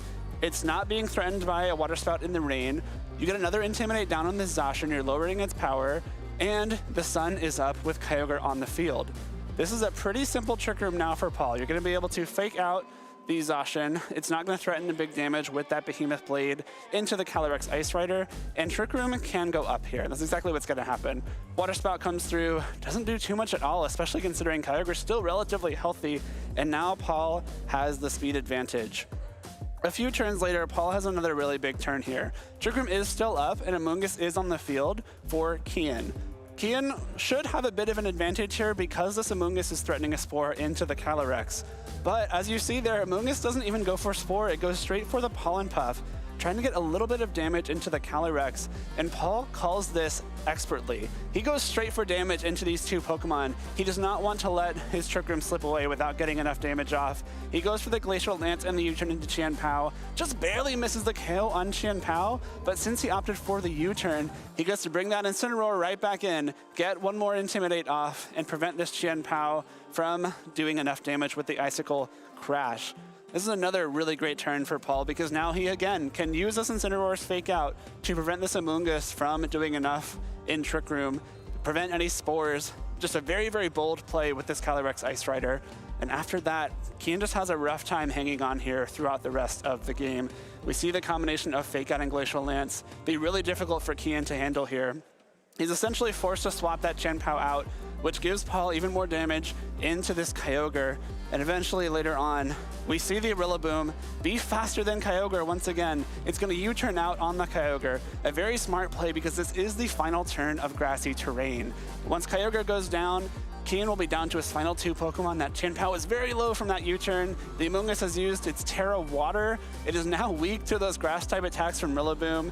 So even if you lose one of your Pokemon here, the Rillaboom comes right back in and is able to finish out the game. We even got a Glacial Lance critical hit for the road there to finish it up a little bit faster. But the way that Paul navigated the mid to late game in game number 2 was very, very impressive. Sends him into yet another top 4 at a regional championship. This guy's a machine, right? He shows up to a tournament. If we even see him lose on stream early in day 1, it doesn't matter. He's gonna make it to top 4.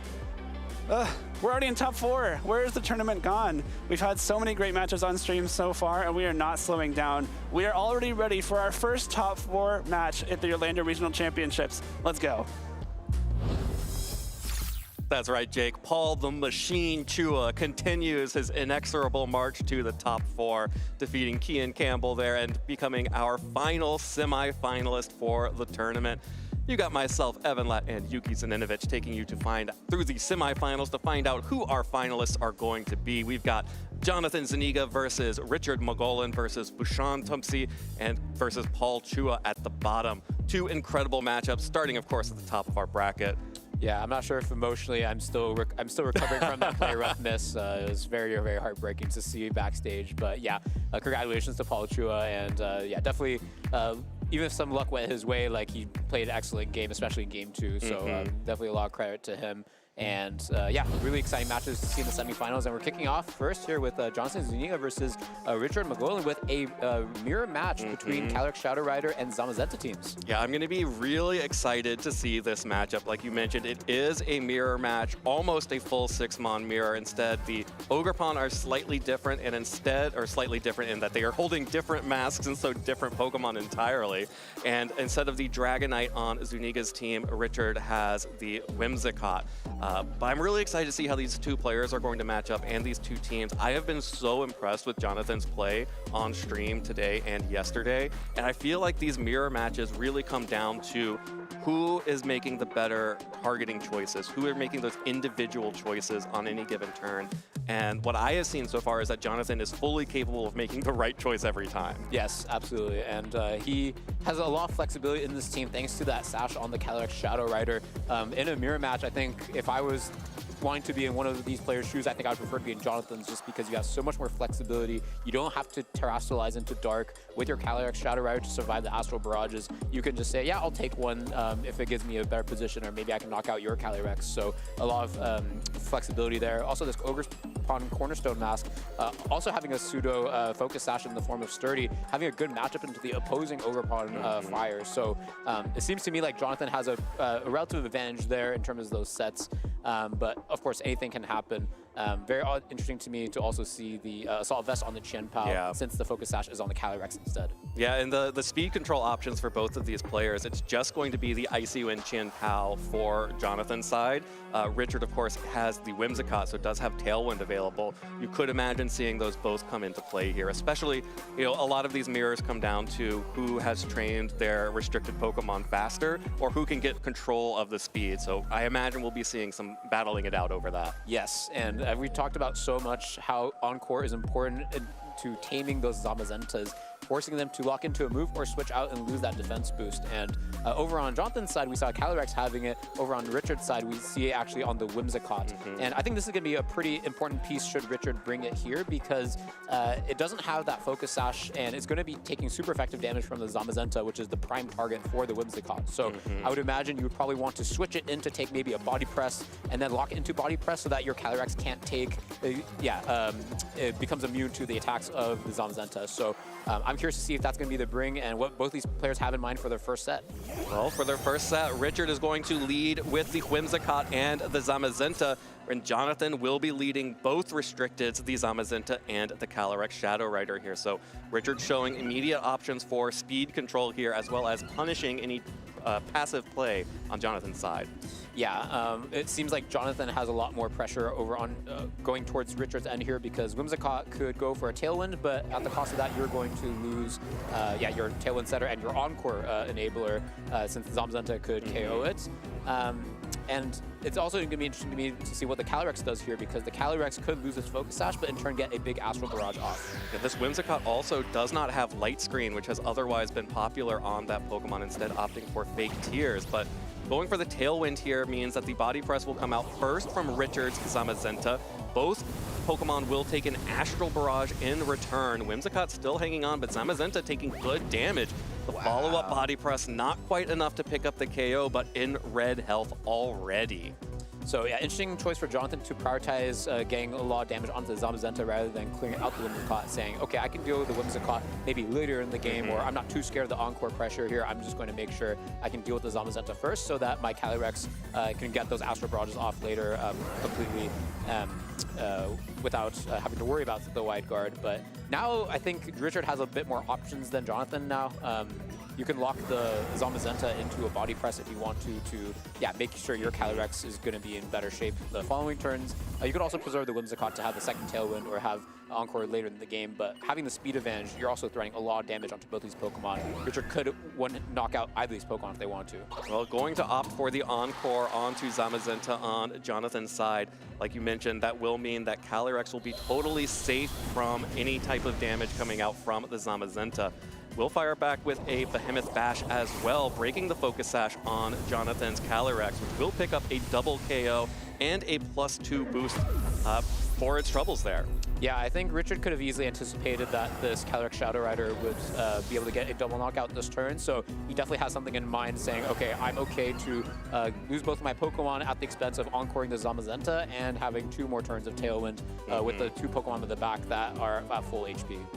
Well, Calyrex will be one of the 2 final Pokemon for Richard, and then the Raging Bolt, the final Pokemon here. Again, Richard does still have Tailwind pressure here, but running out of turns after that Tailwind ends, it will just be a question of which of these Calyrex gets to go first. Yeah, it makes sense to me that Richard prioritized getting rid of the Focus Sash on the Calyrex because, yeah, the Calyrex in the back for Richard is now able to, at the very worst, go for his P-tie at the very end. However, Jonathan does still have 4 Pokemon, so it's going to be a matter of, is it going to be enough for Richard to ride this momentum, having the Zamazenta Encore and having this Calyrex Shadow Rider losing its Sash? I think it's easy for Richard to anticipate that there'd be a Chien-Pao in the back, which has great matchup into both of the Pokemon on Richard's end. Yeah, and of course, the Dragonite as well, just giving plenty of options to punish a Terastallization should it come out from Richard's Calyrex at any point. The Astral Barrage, though, will just connect on to Zamazenta. Only did 96 damage on the first time and does just enough to hang on, but gets doubled up by the Raging Bolt here. So Zamazenta will go down here. Richard does pick up that KO. Crucially, does not get the +1 boost because of Grim Neigh, because it hung on with just that sliver of health. Yeah, it was interesting watching Jonathan's face cam because he saw her go 1 HP and it was like, uh-oh, like, I think I wanted that slot to go down this turn so I can get my slot into Chien-Pao, but the Thunderbolt goes in and he's like, whew, okay, like, we're going according to plan. So maybe his Zamazenta is trained a little bit too bulkily, but gets the position that he wants to. Chien-Pao is looking really, really good. Can force the Calyrex to Terastallize into the Dark type since, yeah, the Sucker Punch is just such an obvious threat here. But then you do open yourself up into, yeah, getting extreme defeated by the Dragonite that's in the back for Jonathan, something that Richard does have to account for. But at the same time, the Raging Bolt could do a lot of damage into his Chien-Pao as well, especially coupled with that Calyrex that has the special attack boost. So I think it's going to be a matter of, like, how is this Chien-Pao trained? Like, can it handle both these very strong attacks coming from Richard's end? Well, the good news for Chien-Pao is it is wearing that stylish and effective Assault Vest, so that it will be able to do a little bit better against these special attackers than a Focus Sash Chien-Pao would. There's the Terastallization on the Calyrex Shadow Rider from Richard's side. The threat of Sucker Punch forcing that out so that it does not faint to a 4-time super effective Sucker Punch. Jonathan goes for the double protect on Calyrex there. The Sucker Punch will connect onto Richard's Calyrex. Deals a little bit of chip damage here, and here comes the Astral Barrage. because failed the double protect, Calyrex is not going to be able to survive this turn. It will go down and give another Grimnay boost over to the opposing Calyrex. But this is what really matters. How much damage can this Raging Bolt do to this Assault Vest Chin Pao? Oh, so 3 HP. Big the perfect training coming out from Jonathan. But he's still not out of the woods, right? Like, we still have a Dragonite in the back that is going to pressure a lot of damage on the Calyrex, but you can only get a lot of damage onto one of these Pokemon because Dragonite only has single target attacks. So even if you can take care of the Calyrex this turn, this Raging Bolt can, first of all, get a potential knockout on Qianpao with Thunderclap, which would be important if Qianpao wanted to go for the Ice-type move onto the Raging Bolt. So it might be forced to go for a Sucker Punch. But if it goes for Sucker Punch, then it's susceptible to the Raging Bolt going for a Thunderbolt instead. So there's a lot of mind games going on here, but this is a very important turn. I think both players, not sure which one has the advantage. I think Jonathan needs to get right which Pokemon is going to protect if one were to protect. Yeah, well, first thing that Jonathan's going to do is Terrastalize Dragonite.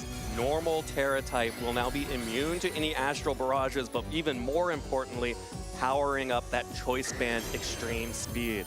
This is one of those moments where you just have to get it right. No protects from either Pokemon on Richard's side. The Extreme Speed connects onto Raging Bolt. That's a lot of damage, followed up by the Sucker Punch. That's enough. Picks up the KO onto Raging Bolt. And now it is just the Calyrex on Richard's side. Who does the Calyrex target down? Psychic! Psychic into the Dragonite. +2 with Grimnay boost. That's enough. One-hit KO. Qianpao won't have it in it to survive another attack from this Calyrex, and Richard going on the full offense there. Picks up the KO onto Dragonite and is going to take game 1. Yeah, like, that was such a great call out from Richard to say, yeah, it's so obvious I want to protect my Calyrex here. But wow, the Calyrex is slower and it still survives? Is this real life? Pardon? It's so easy to assume. I think we all need a little breather here, including Richard, who just won. It's so easy to assume just by how these Pokemon are naturally speedy that the Calyrex Shadow Rider would be faster. But it seems like there's going to be a little bit more bulk or maybe more special attack over on the Calyrex Shadow Rider compared to this Qianpao, which is very fast while also holding the Assault Vest. And wow, what a roller coaster. Like, I thought the tables were going to be completely turned. Yeah, I'm just happy that Richard still won that game. Yeah.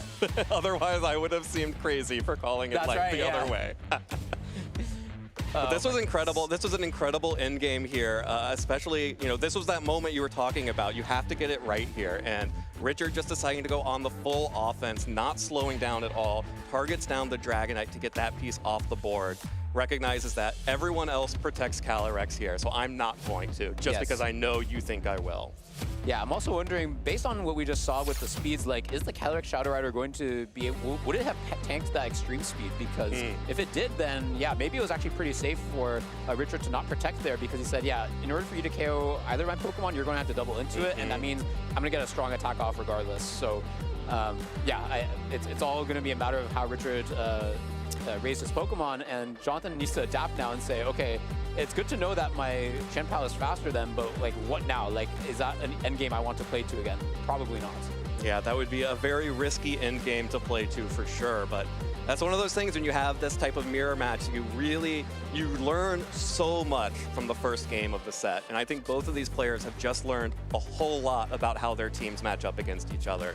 Especially knowing that Calyrex was slower than the Qianpao on Jonathan's side, that opens up a lot more opportunities for him that he's going to say, okay, I'm not opting into a speed tie, I just am faster, what do I do now? Yes, and I think something that was interesting about the early game there was that Jonathan did not knock out the Whimsicott, partially to say, I don't want to give you the momentum of knocking down Tailwind Setter immediately, but sort of did that on the second turn where he got the double knockout. So if there's going to be a similar pattern here, is it going to be the same? We see over on Richard's side, it's going to be the same leads, and it's going to be a Qianpao adjustment over from Jonathan. Qianpao instead of the Calyrex for Jonathan this time around. Both of the Zamazenta facing off against each other, and the Whimsicott once more on the field to threaten a Tailwind. But this Qianpao also feeling real threatened and will have to use the Terastallization to feel at all safe against either of these Pokemon. Yeah, it's definitely forced to go for the Poison Terra here since it's so free to go for the Tailwind and a body press over from the Zamazentas and could opt to switch into the Calyrex, but then you still like risk losing your focus sash. So it makes sense that he would go for the Poison Terra here. Here comes the Tailwind from Whimsicott on Richard's side. So once again, we'll have Tailwind up for the duration of this. A lot of damage onto Zamazenta. Well, Chien-Pao will fire back an Ice Spinner onto Whimsicott that does pick up the KO. So immediately taking that Pokemon out on turn 1 this time instead of waiting for turn 2. On the receiving end of a body press from the Zamazenta on Jonathan's side is Richard Zamazenta, taken down to just under half as well. Yeah, for Jonathan's perspective, it's so obvious that the Chien-Pao's under threat. So either you're going to Terrasilize or you're going to switch in your Calyrex, and Richard say, yeah, I'm not going to fall for that. I'm going to have my cake and eat it, so to speak, by forcing you to Terra and also not falling for it. So yeah, really good call from Richard on that turn 1. And yeah, sort of setting up the turn 2 that maybe he wanted in the first game, where he lets the Whimsicott feint in exchange for a lot of damage and also getting the Terra out from the Chien-Pao. Well, it puts Jonathan on the back foot for sure here. Both the Zamazenta and Calyrex are potentially staring down Pokemon that they could KO here by Terrasilizing into the Poison type. Chien-Pao has opened itself up to a Psychic type weakness. Yeah, and Chien-Pao not able to protect, and even with what's in the back, I don't know if Focus Sash Calyrex, for example, wants to take a Life Orb Psychic plus a Behemoth Bash. So I don't know if there's that many options for Jonathan to switch out, so it makes sense that he's going to stay in. Yeah, but at the same time, Chien-Pao not in a great position, doesn't really want to Sucker Punch either Pokemon on the opposing end with the Terra coming out. Yeah, the Sucker Punch once again forcing that Terra out of the Calyrex Shadow on Richard's side. Zamazenta the only Pokemon that will protect here. As Sucker Punch connects onto the now Dark Terra type Calyrex, will take a Psychic in return. Is the Assault Vest going to be enough to survive? It is not. Even with the Assault Vest, Chien-Pao goes down in 1 hit. And that means that this Zamazenta is left all alone. Fortunately, it protected, so it's not going to get knocked out this turn, but Calyrex just got another Grim-Neigh boost. So yeah, Jonathan forces out the Terra from the opposing end on that Calyrex and makes it more vulnerable to the Zamazenta. The problem is that A, the speed advantage is on Richard's end, and B, the Zamazenta is really, really low on HP now. So even if the Tailwind expires, probably going to be taken down by an attack from both the Zamazenta or the Calyrex over on Richard's end. You see the Dragonite come out here, able to get some big damage onto the Calyrex, but not having access to the Sword of Ruin means, yeah, I'm not sure if you're going to be able to get that knockout. Not having access to the Sword of Ruin, not having access to the normal Terrastalization either. All of those damage multipliers that make Choice Band Dragonite so scary, 2 of them are gone. I guess maybe one thing they could hope for is, okay, if the training on my opposing Calyrex is not that bulky, then maybe the Life Orb Ship and the Extreme Speed could knock it out. But still, at that point, you're going to take so much damage, especially with the Astral Barrage, which is relatively safe for Richard to go for, because, yeah, if you're going to Wide Guard, that means you're going to lose your Zamazenta. Okay, there's the Extreme Speed. Not enough to pick up the KO. With Terra or with the Sword of Ruin, it would. Psychic onto Dragonite. Wow. Only needed the 1 boost to knock out that Dragonite in 1 hit. The Life Orb is huge on Calyrex, and it has enough health to survive for 1 more turn. And now this Calyrex gets in for free because of the body press, but it only gets in for free because all its friends are gone. Absolutely, and the position is double restricted for both ends. It seems like the overall HP is higher on Jonathan's side, but there's still a bit of Tailwind left for Richard's end. And yeah, I think there's some kind of end game that Jonathan could play towards by protecting this turn, make sure he doesn't take any damage, and maybe going for some kind of Encore Lock next turn or a hard read of whether they're going to Wide Guard or not. But it's all going to depend on what is the 4th Pokemon in the back for Richard. If it's going to be the Raging Bolts, maybe all that Richard needs to do is make sure the Focus Sash gets taken off of the Calyrex on Jonathan's end. But that's going to be a hard task. Well, Calyrex is going to protect the Focus Sash by protecting itself here, trying to stall out this final turn of Tailwind. Both Pokemon on Jonathan's side will protect here. So no damage coming through. We'll see what happens. It's the Pollen Puff. Richard showing off. I meant to call this out during team preview. It's one of my favorite techs on this team. But the side Pollen Puff coming out from Calyrex recognizes you're probably just going to double protect here. I've got you at in a headlock right here. So why don't I just heal up my Zamazenta here? It's hard to tell if Jonathan expected this, but said, okay, I don't think you're going to go for it because you're going to expose one of your Pokemon by not attacking both of mine, and said, I'm going to double protect and respect that, or like you miss, oh, maybe this is something they can go for, because it's like you never see a Calyrex heal a different Pokemon. So it makes a lot of sense. But we see the Encore come out. This does open up the Encore play here. Pollen Puff now, Richard's Calyrex is locked into it. There goes, it will connect onto Jonathan's Calyrex, and never mind. Do you see which Zamazenta is going to be faster here? Oh, but it does get the knockout. Life Orb knocks out Richard's Calyrex here. The recoil finally catches up with it. The Zamazentas, who goes first here? It is Richard. Richard picks up the KO onto the Zamazenta, and that just means that Jonathan only has Calyrex. The Focus Sash has been busted. It's down to 3 hit points. Yeah, and with the Raging Bolt, that's it. Yeah, there's no boost over on this Calyrex, so even if you get some read correct and get double critical hit over for Jonathan, I think this is just not going to be enough to take out these very tanky Pokemon. And yeah, that's going to send Richard into the finals. Congratulations. Wow, Richard Mogollon is our first finalist here in Orlando after just sort of running the table on that mirror. Game 1 came so close. And it did feel like they were both sort of figuring each other out, learning the matchup. But then Game 2, full information available. Richard played that so well. Yeah, I think the real difference maker was having that Whimsicott to get the absolute speed advantage for the 3 turns. Like, I think we were talking about, yeah, if you're playing the mirror, then the Sash is giving you a lot more flexibility and stability. But if you're facing on all this aggression in the first few turns, maybe that Sash is actually not enough. Like, you actually want your own Tailwind. And Jonathan just didn't really have access to that because you have to utilize your Shanpow for Icy Wind, but that's just not the same multiplier that you're getting from Tailwind. Yeah, and the Covert Cloak on Whimsicott may have actually been really important here because after the Terrestrialization for going into the Poison type for Shanpow, maybe there was a place to go for Icy Winds to slow down the opposing Pokemon.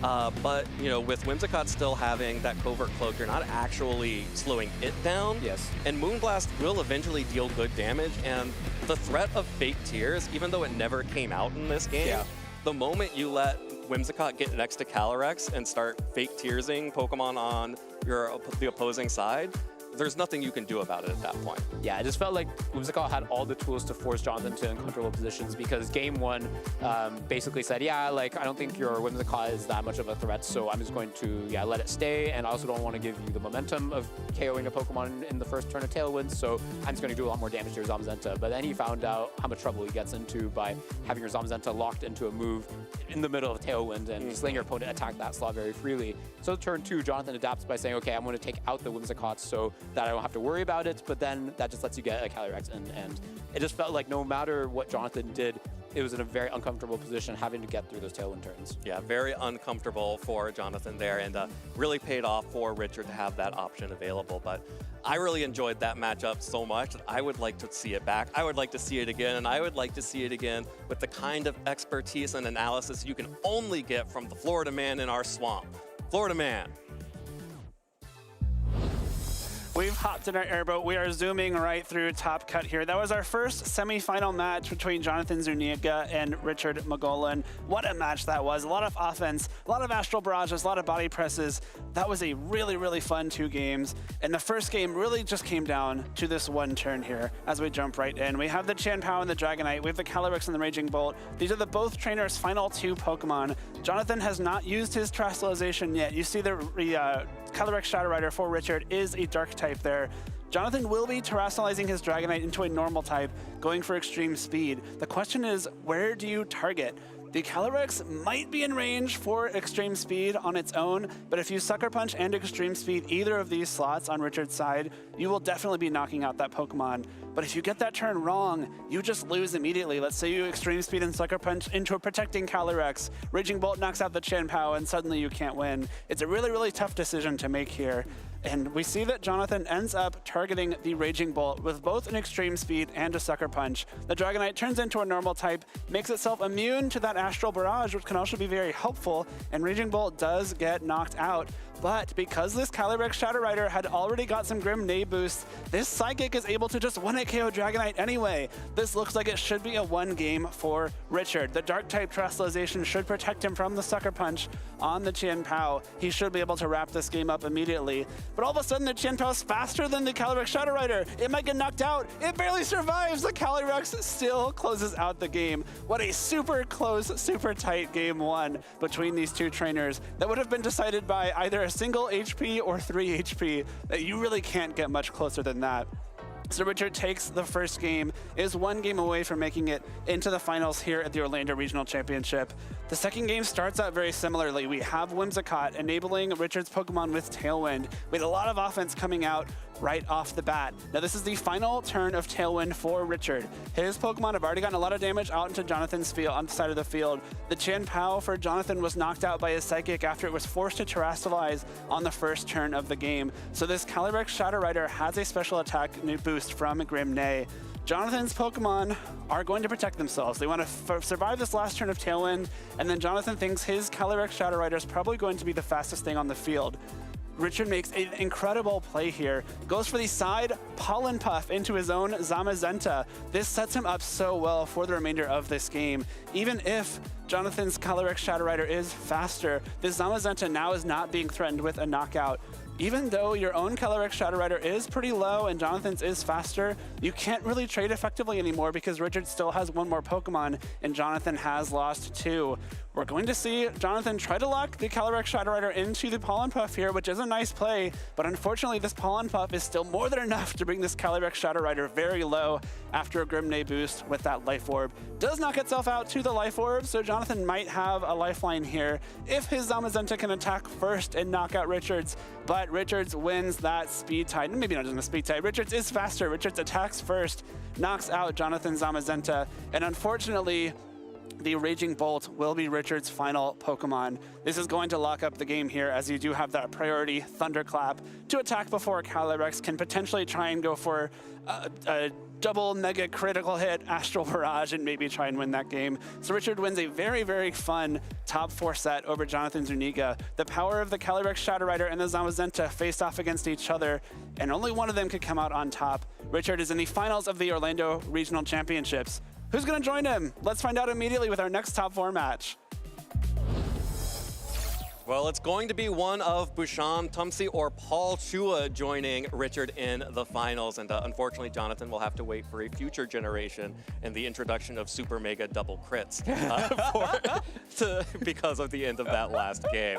But Yuki, that was a really fun set to watch. And now we have another incredible matchup here. I am so excited to see Bushan versus Paul. Yeah, it really feels like upcomer versus veteran here. We see Paul Chu's name everywhere recently, right? Like having some success in the IC stage and at the regional stage across this year and in past years, of course. And Bushan definitely having success in the regional, but this is the farthest he's gotten, and hoping to get that 1 notch higher by making it into finals here to face off Richard Moglin. Yeah, both of these players will be competing for a spot in the finals and an opportunity to become a regional champion. Bushan for the first time, Paul for the 7th time, I think, if he wins, which is a wild statistic to think about. But here are players on stage getting ready to hop into battle here. This is already Bushan's best performance at a regional championship, at a premier event in general.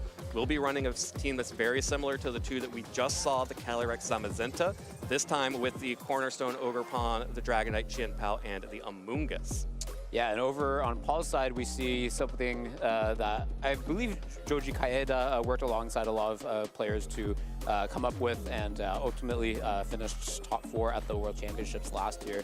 Very, very strong core, having access to the double fake out for supporting both the Calyrex Ice Rider and being very bulky, and the Koraidon to get those speed boosts in the Flame Charge. So pretty interesting matchup to me. I think Smeargle, something that I'm not sure Bushan is happy to see, not only because it has such an ability to do some nuisances with its Spore and its Moody boosts, but also being that normal type, so can't reliably go for double damage damage with the Astral Barrage every turn.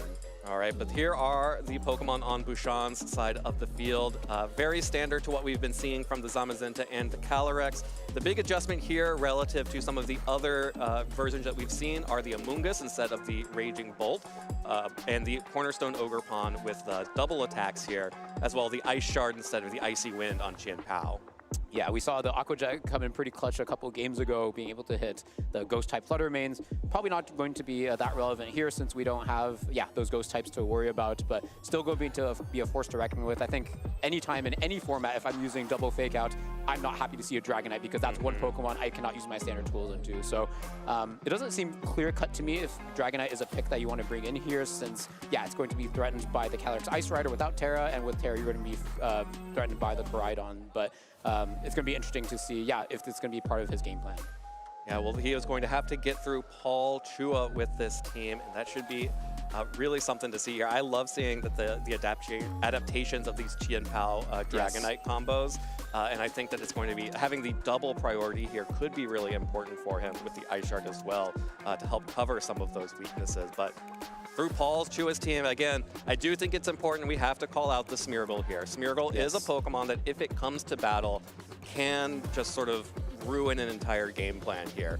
And especially being the normal type, being immune to the Astral Barrage, gives it some weird opportunities to be effective and potentially score a Moody boost. Yeah, and Smeargle, not the fastest Pokemon, and Bouchon having access to many fast Pokemon in the form of Zamazenta, Ogerpon, Calyrex, but also in the priorities in Dragonite and Chien-Pao. So actually the Smeargle doesn't look amazing in that regard. It's really just good to wall the Calyrex, but not having access to Fake Out means that, you don't get to buy yourself a turn to Fake Out and Flame Charge, for example. You might just have to Spiky Shield to anticipate like a double up into it. So another interesting dynamic is that there's a Amoonguss over on Bouchon's send, so it's not super safe for Paul to go for the Trick Room mode.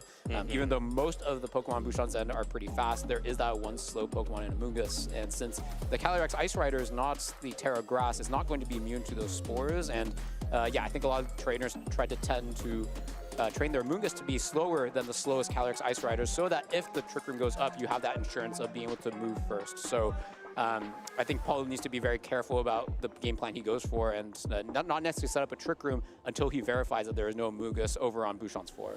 Yeah, but if there is one thing we know that Paul Chua is he is very careful when planning out his game plans here.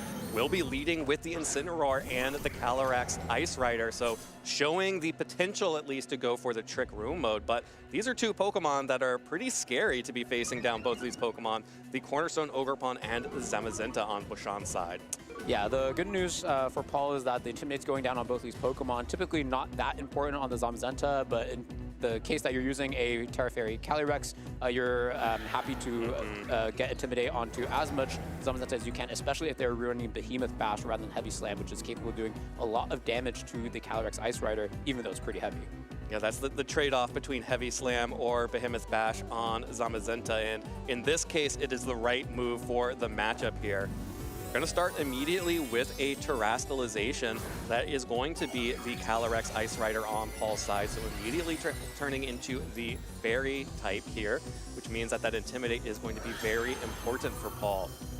With this Fairy Terra spent, the Incineroar is just going to go for a Fake Out onto Zamazenta, and the Terastallization will remove a weakness to Ivy Cudgel, but it was in fact just targeting down the Incineroar.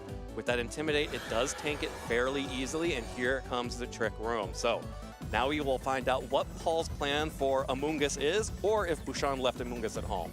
Yeah, one interesting speed interaction that we just got revealed is that the Zamazenta actually flinched before the Ogerpon attacked, and Ogerpon tend to be pretty fast since they have access to Focus Sash, and Zamazenta around a similar speed tier, so that either means that the Zamazenta is very, very fast, or that the Ogerpon is trained to be very, very slow to tank a lot of hits despite having that sturdy. So that's an interesting interaction as we see the Zamazenta protect here. The first stage of Bouchon's game plan for Trick Room is to stall things out with Zamazenta, avoiding the Leech Seed here, the primary way that these Calyrex Ice Rider teams deal with Zamazenta. Instead, another parting shot will connect onto the Cornerstone Ogerpon, so will lower its attack another stage. So now down to -2 as Paul gets to decide what Pokemon he wants to bring in to support the Calyrex. Yeah, Bouchon taking a bit of a risk there, exposing the Ogerpon to a potential double up between the attacks of the Incineroar and the Calyrex Ice Rider, but figuring, okay, it's so easy for me to go Wide Guard here because not only does it prevent the Glacial Lance, but it also prevents the Leech Seed going to the Ogerpon. So yeah, the Ogerpon is pretty free to move here, so I'm going to take advantage of that and not go for a Wide Guard with the Zamazenta. You're probably going to want to go for a Leech Seed into it. So yeah, sort of pays off by getting a bit of chip onto the Landorus, but I don't think you're super happy to see this kind of position. Landorus, very good Pokemon in front of these two not both ground weak, but going to take a lot of damage. Yeah, super emphasis on the chip of damage onto Landorus as well after taking a parting shot and an Intimidate.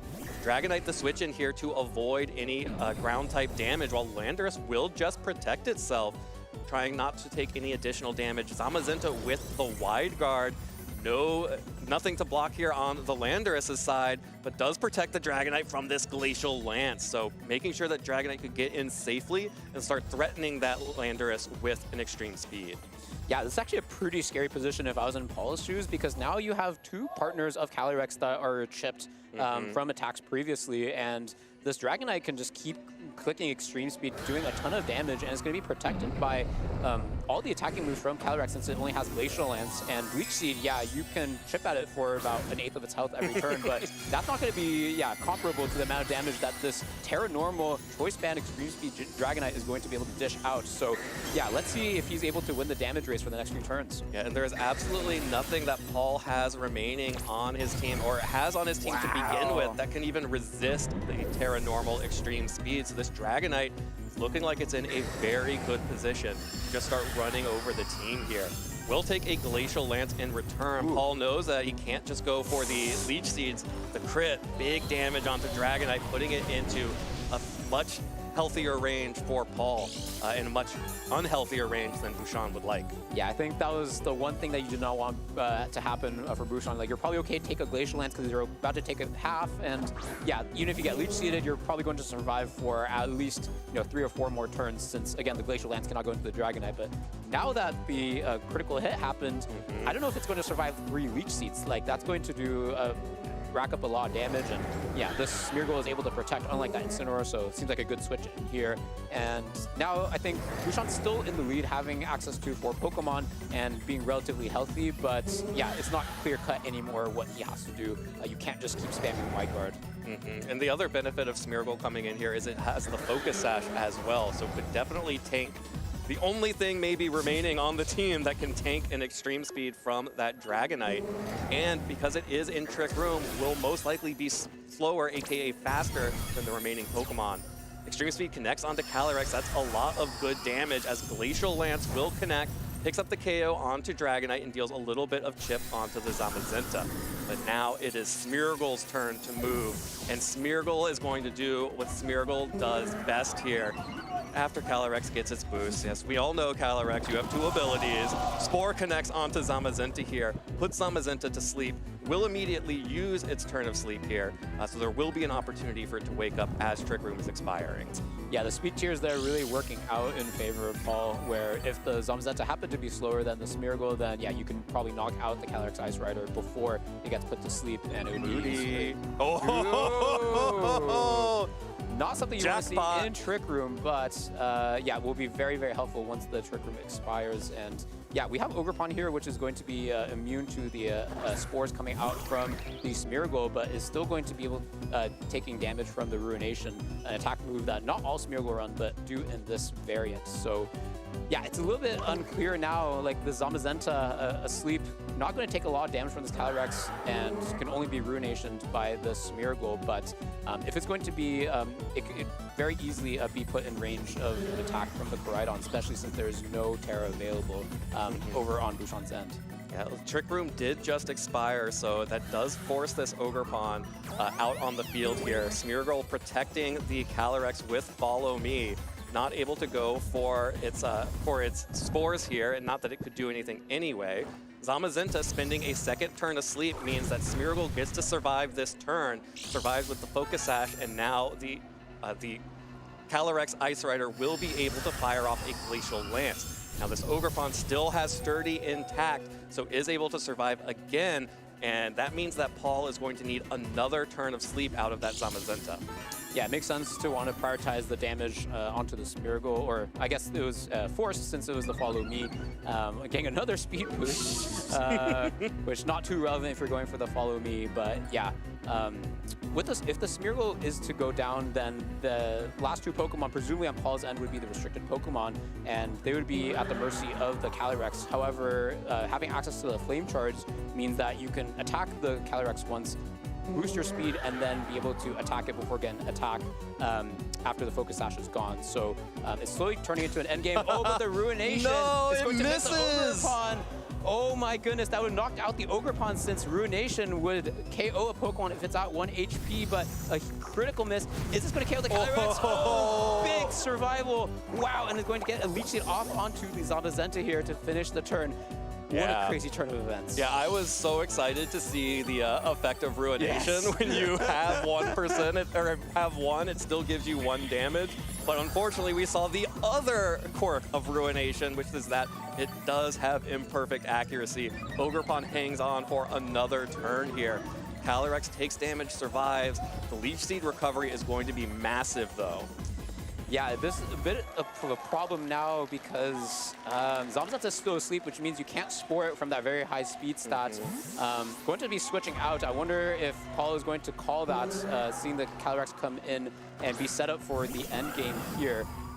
Oh man, it's really, really coming down to the wire here. Yeah, this is going to be a really close end game here as Calyrex Shadow Rider. No way. Again? Not again. Oh, that's the ghost of Kian's Zation coming through here, cursing Smeargle to miss 2 Ruinations in a row as Calyrex Ice Rider goes down. And Smeargle, you tried 2 times to deal 1 single point of damage, and I don't think it's going to happen here for you. Smeargle saying, yeah, I'm not going to waste my artistic talents onto a Pokemon 1 HP. That's a waste of Ruination. You're supposed to do it on Pokemon with 100 HP, and saying, yeah, I don't need to do that for 2 turns in a row. And yeah, now we see the Incineroar come in, and it's the last 2 Pokemon, and probably just not enough in the tank, and yeah, we see the game going to Bouchon for game 1.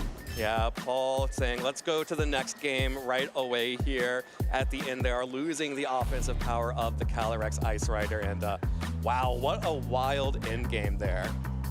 Yeah, absolutely, and I think like this kind of team that Paul's using is known to use the one-week restricted Pokemon very often, since, for example, Koraidon's a Pokemon that is a bit volatile in terms of the matchup. It can be very good into those Kyogre teams, or yeah, maybe Zamazenta teams without a Calyrex Shadow Rider, and opting, yeah, I don't think it's a tool that I would want here. I want to have a Landorus instead, which has a very good matchup into the Zamazenta. So I'm curious from Paul's end, does he think, okay, maybe I wanted a bit more firepower there, so I'll be replacing maybe the Landorus for the Koraidon, to just have a little bit more leverage in doing damage, because it seemed like there was a lot on the Landorus's back to do the damage, especially if the damage from the Calyrex is gated by the Zamazenta.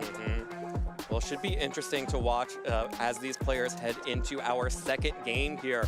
Bouchon is 1 game away from making it to the finals. Paul Chua is going to need to make something happen here to force a game 3. And it's going to be the Calyrex Ice Rider and Incineroar again for Paul Chua. But Bouchon has changed things up. Dragonite immediately out on the field alongside the Zamazenta. Yeah, Bouchon saying, yeah, it seems like Paul is going for more of a Calyrex Ice Rider heavy matchup and really liking that position with Dragonite plus Zamazenta. Got a little bit dicey when that critical hit happened, but saying, yeah, I want to run it back and I want to start with this position from the get-go, and makes a lot of sense. Getting a lot of pressure onto the Incineroar while also having the defensive pressure of saying, yeah, I'm not going to like very easily let you go for that Glacial Lance. And we see the turn normal come out immediately, noticing the ability to get so much extreme speeds into Paul's team. Yeah, and we saw how important those extreme speeds were in game 1, chunking down and KOing the Landorus and chunking down this Calyrex Ice Rider as well. Both players are expending their terrestrialization here. Paul, out of respect for the damage coming out from the Zamazenta, will protect though, however, so no damage coming out from Zamazenta, trying to avoid this fake out right here. That means that Bouchon will be able to fire off this extreme speed into the Incineroar. Most likely not enough to pick up the KO, but who knows at this point. That Dragonite has been taking names here. Wow, that's actually a little bit less damage than I expected. I guess depending on how the rolls go in the next turn, this extreme speed may not KO. Yeah, it's going to be close. It's very close. It's a very physically bulky Incineroar. So if that survives, then I think there's a lot more of opportunities for Paul to cycle in, going to be able to get off the parting shot, reducing the Dragonite's damage output. But other than that, if it's the same brings as last time, that Landorus and that Smeargle, they're both going to get 2-hit KO'd by this Dragonite. And being gated again defensively through the wide guard, that Calyrex really can just go for Leech Seeds only. Yeah, absolutely. With only having the Leech Seed as an option, that will make this Dragonite feel so safe to just keep firing off extreme speeds. It is enough to take out the Incineroar in 2 hits here, so there is no hope for Paul to be able to save the Incineroar and maybe weaken the Dragonite with a parting shot. Paul will get this Leech Seed off immediately onto Zamazenta. It took him a while to get that down on game 1. Oh, the Behemoth Bash with a critical hit. Does not want that Calyrex on the field. Yeah, Bouchon's saying, okay, like based on how much Glacial Lance did the last game to my Dragonite, thanks to the critical hit, I think Paul is going to really respect I go for wide guard because I don't want that to happen again. But I'm going to read that and attack so that I can get a little bit more damage and advantage as they go for the Leech Seed. And it pays off in dividends because you always have that small chance of that critical hit. And now that Calyrex Ice Rider is under a lot of threat. Yes, the Smeargle can come in and get a Spore off, but it can only Spore one of these Pokemon.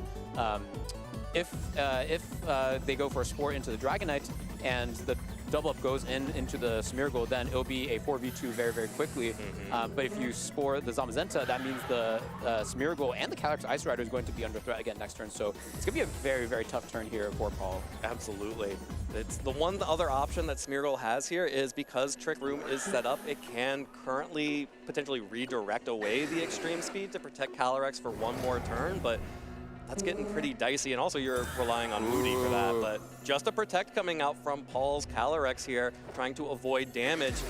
Bouchon does not fall for it, goes for the extreme speed onto the Smeargle, drops it down to Focus Sash. Smeargle now will get an opportunity to move here, goes for the Spore, and will connect onto Dragonite. The amount of damage that Pokemon is putting out is just too much. Paul cannot allow it to stay up.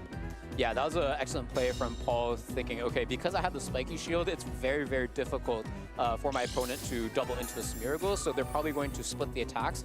I'm going to Spore the Dragonite this turn while not letting the Zamazenta do damage since it's going to target my Calyrex Ice Rider. Next turn, the Dragonite's going to be guaranteed to be asleep, and I can put the Zamazenta to sleep next turn and, yeah, have more turns where I'm not taking damage, which is exactly what Paul's needs. So excellent play from his end to get his footing back into the game and slowly get more health back on his Calyrex Ice Rider as well. Yeah, the Calyrex is slowly sapping the health from Zamazenta and getting back up to healthy.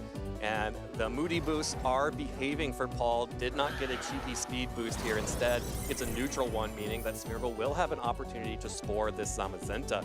Just going for a wide guard to protect Dragonite from a Glacial Lance on this turn here, while Dragonite went for the extreme speed as it's locked into.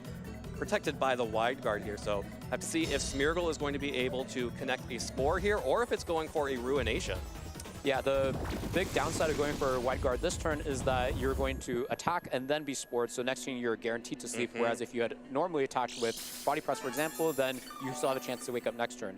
But Bouchon's saying, okay, I know I'm not going to wake up with the Zamazenta next turn, but this turn I'm not going to take damage on my Dragonite. At worst, I'm going to get Leech Seeded, and that's really important for me because that gives more turns for my Dragonite to wake up. Because as soon as my Dragonite wakes up, then I'm going to just keep taking down the Calyrex Ice Rider partners. So it's a very calculated decision from Bouchon's end, and depending on when the Dragonite can wake up, it's going to pay off big time for him. Yeah, if the Dragonite wakes up this turn or next turn, probably still feeling like being in a good position, but a full 3-turn sleep could open up some opportunities for Paul. Yeah, especially since based on the critical hit damage we saw in the first game, probably 2 Glacial Lances either going to be very close or going to just knock out that Dragonite through that Terra Normal. So if it's going to be a 3 full turn sleep for that Dragonite, that could be the end to Dragonite's reign in this game too. Well, Dragonite still asleep here, not getting off in extreme speed again. There's the first of the Glacial Lances now that Zamazenta is asleep, not protected. 97 damage dealt to that Dragonite with 92 hit points remaining. Yes. While Smeargle just continuing to spread spore pressure just in case that Dragonite woke up and targeted down the Calyrex. So this is the big turn, I think, for the Dragonite, where if it wakes up and can knock out the Smeargle, since, yeah, thanks to all the Leech Seed and leftovers, it's back to basically full. Yeah, it's definitely not going to be range of that extreme speed. So I suppose the Smeargle could be could be careful to not get knocked out by a potential extreme speed this turn by going for that spiky shield in case the Dragonite does wake up, and go for a pretty safe Glacial Lance. But yeah, we'll see what happens with Spiky Shield. Yeah, going for that insurance to make sure that any kind of luck doesn't make sure the Smeargle goes down this turn. Oh, Dragonite takes the full 3 turns of sleep here, is going to stay asleep, but Zamazenta wakes up. It's going to be able to fire off a Behemoth Bash, but no critical hit this time. Still has that Intimidate down from turn 1. Means that Calyrex is so much healthier here. Finally picks up the KO onto Dragonite after so much work was done onto that Pokemon to get into a position where Paul could even hope to be in a place to block that Pokemon. But now we are out of Trick Room. Dragonite is down. Smeargle did just get a +2 Smoothie boost. Yeah. What next here? Yeah, like, since we're out of Trick Room, as you said, like, and the Dragonite, yeah, wasn't able to connect an extreme speed onto that Smeargle this turn, that speed boost is really, really relevant now. I think Bushan may be forced to bring into that Ogre Pond so that you can redirect those kind of spores, because otherwise, that Smeargle is very fast right now. It's going to be able to outspeed that Calyrex and put it to sleep before it can even attack. And yeah, even though the Zamazenta is woken up, it's really ticking in terms of how much time it has left thanks to that Leech Seed that's planted very, very early on. Yeah, and this is potentially an opportunity for Paul to reset Trick Room here. You know, you either get the Spore off on Zamazenta, or you force with a double target, or you force the Ogre Pond to follow me, and then one Behemoth Bash is not going to be enough to knock out this Calyrex. Yeah, it's a very tricky turn where you want to follow me to redirect the Spore, you want to Wide Guard to not take Glacial Lance, and you want to attack to take down the Smeargle, but you can only do 2 of those 3 things. And yeah, it's a very, very tricky turn here because it seems like the Zamazenta is in trouble no matter what. All right, went for the double target here. Zamazenta will take this Spore. So at red health and asleep and seated. Zamazenta using its first turn of sleep here, the mandatory turn, as an Ivy Cudgel from the Ogre Pond connects onto Smeargle. A critical hit to take out that final hit point of health on Smeargle. This gives the Calyrex an opportunity to reset the Trick Room. So in a complete turnaround from game 1, we now have a second Trick Room, and the final Pokemon that Paul can bring out here could be the difference maker. Yeah, I don't know if I've ever seen a Smeargle stay around that long at 1 HP. Like, it's so frail. It doesn't have the great speed stat. It's not supposed to stick around for that long, but yeah, thanks to the Spore and the really, really well-timed protect earlier from that Calyrex Ice Rider, made sure that the Smeargle can get 2 spores off, and with some nice sleep turns on the Dragonite, stay around forever. And now this Landorus just looking so well positioned in that Trick Room, going to be most likely faster than both these Pokemon and do a ton of damage. Zamazenta taking another turn of sleep here. No Wide Guard. That means Glacial Lance picks up the KO on Zamazenta, drops Ogre Pond to the sturdy. Landorus can clean this up with an Earth Power, and now it will just be Focus Sash, Calyrex, Shadow Rider in the back to come out and deal with both of these Pokemon with, what, 3 more turns of Trick Room remaining? Yeah, Calyrex, Shadow Rider, a Pokemon known to bring comebacks thanks to that Grimnay ability, being able to snowball and having that sash to make sure that, you can take 1 attack in the exchange for KOing another Pokemon, and maybe that boost lets you KO another Pokemon. The problem is that the Pokemon on Paul's end are both at 1 HP, so again, even with the new mechanic of Super Duper Omega Crit, I don't think it's going to be enough. Do you believe in a quadruple protect to stall out all of Trick Room, get a critical hit on the Landorus with Astral Barrage, and then pick up a KO onto Calyrex? Yeah, but then I think he has a safe protect on the Landorus to set up the Trick Room, and then you really need like the developers to like integrate the Omega credit in the middle of the game, and that might be a tall ask. Yeah, we can't patch that in right now. But here we are. Bouchon is going to play out the last remaining turns of this game while you start planning out Game 3. And really interesting adjustments here. I think the way that Paul in particular was able to save that Landorus was huge. In Game 1, when Landorus took that early damage and put itself into Dragonite Extreme Speed KO range, there was not really much that Paul could do from there. I know it was a double protect. Yeah. You need 2 more before I start getting excited, all right? That's right. Oh, man. Like the game plan that Bouchon was going for looks so good. Like just having that Dragonite just keep attacking, but having access to that Trick Room and that Smeargle to Spore first just really brought him back. Let's see if this triple protect happens here. The triple? No. Yeah. See, that's why you don't get excited for the double when you need when you need at least a triple here. There's the Glacial Lance onto Calyrex. Single hit point remaining. Landorus will clean that up. Exactly what happened to Overpawn a couple turns earlier, forcing a Game 3, and that is what we are expecting out of Paul Chua, to adapt in those first games, maybe learning a lot of information about the Pokemon on the team that his opponent is bringing, but also especially how his opponent wants to play that team. Yeah, I'm just thinking like from a Bouchon's perspective, like what does he want to do to adapt? Like it felt like Zamazenta Dragonite looked really good on paper, but again, getting that Trick Room set up and having that Smeargle come in safely with Focus Sash still intact made it so that, yeah, you kind of have to read if the Smeargle is going to protect or not. And I just don't think that's a game that Bouchon wants to do again. Maybe the hint is in Amoonguss when you can basically say, okay, if you get the Trick Room up, if you don't get the Trick Room up, then I'm gonna have Dragonite and a fast Pokemon to be able to take care of the Smeargle. If you do set it up, then I'll have the Amoonguss so that I can Spore your Calyrex before it can attack. And yeah, you can try to redirect the Smeargle, but that slows your Smeargle down, and maybe make that kind of, game of resources. Yeah, it at least makes, if you end up in a Spore War with Smeargle, your Amoonguss has a natural advantage by not being able to be put to sleep. So it means you will always have an active Pokemon, unlike as Bouchon found himself in the mid game there of Game 2. Both of his Pokemon were asleep. Which Pokemon took the full 3? Dragonite took the full 3 turns of sleep. Zamazenta took 2 turns of sleep. If you get some of those bad rolls, then you're just giving so much opportunity, and Paul needed every second of that to make that comeback. Yeah, that's very true. Like if the Dragonite had woken up even 1 turn early, that would have been totally different because the Smeargle would have been gone and the Landorus would have been forced out much, much earlier. So yeah, let's see. This is the Game 3 over all the marbles for these trainers here. It's going to be the Incineroar Calyrex Ice Rider lead. Same for Paul as Bouchon adapts with the double restricted lead. Yeah, going back to what worked in Game 1 here with the double restricted, while Paul has stayed consistent the entire time. I think I like that a little bit better. The Dragonite out front was putting out a lot of pressure, but I do think that it was the critical hit onto the Calyrex Ice Rider that really helped put Paul on the back foot there, whereas this felt a little bit more aggressive earlier.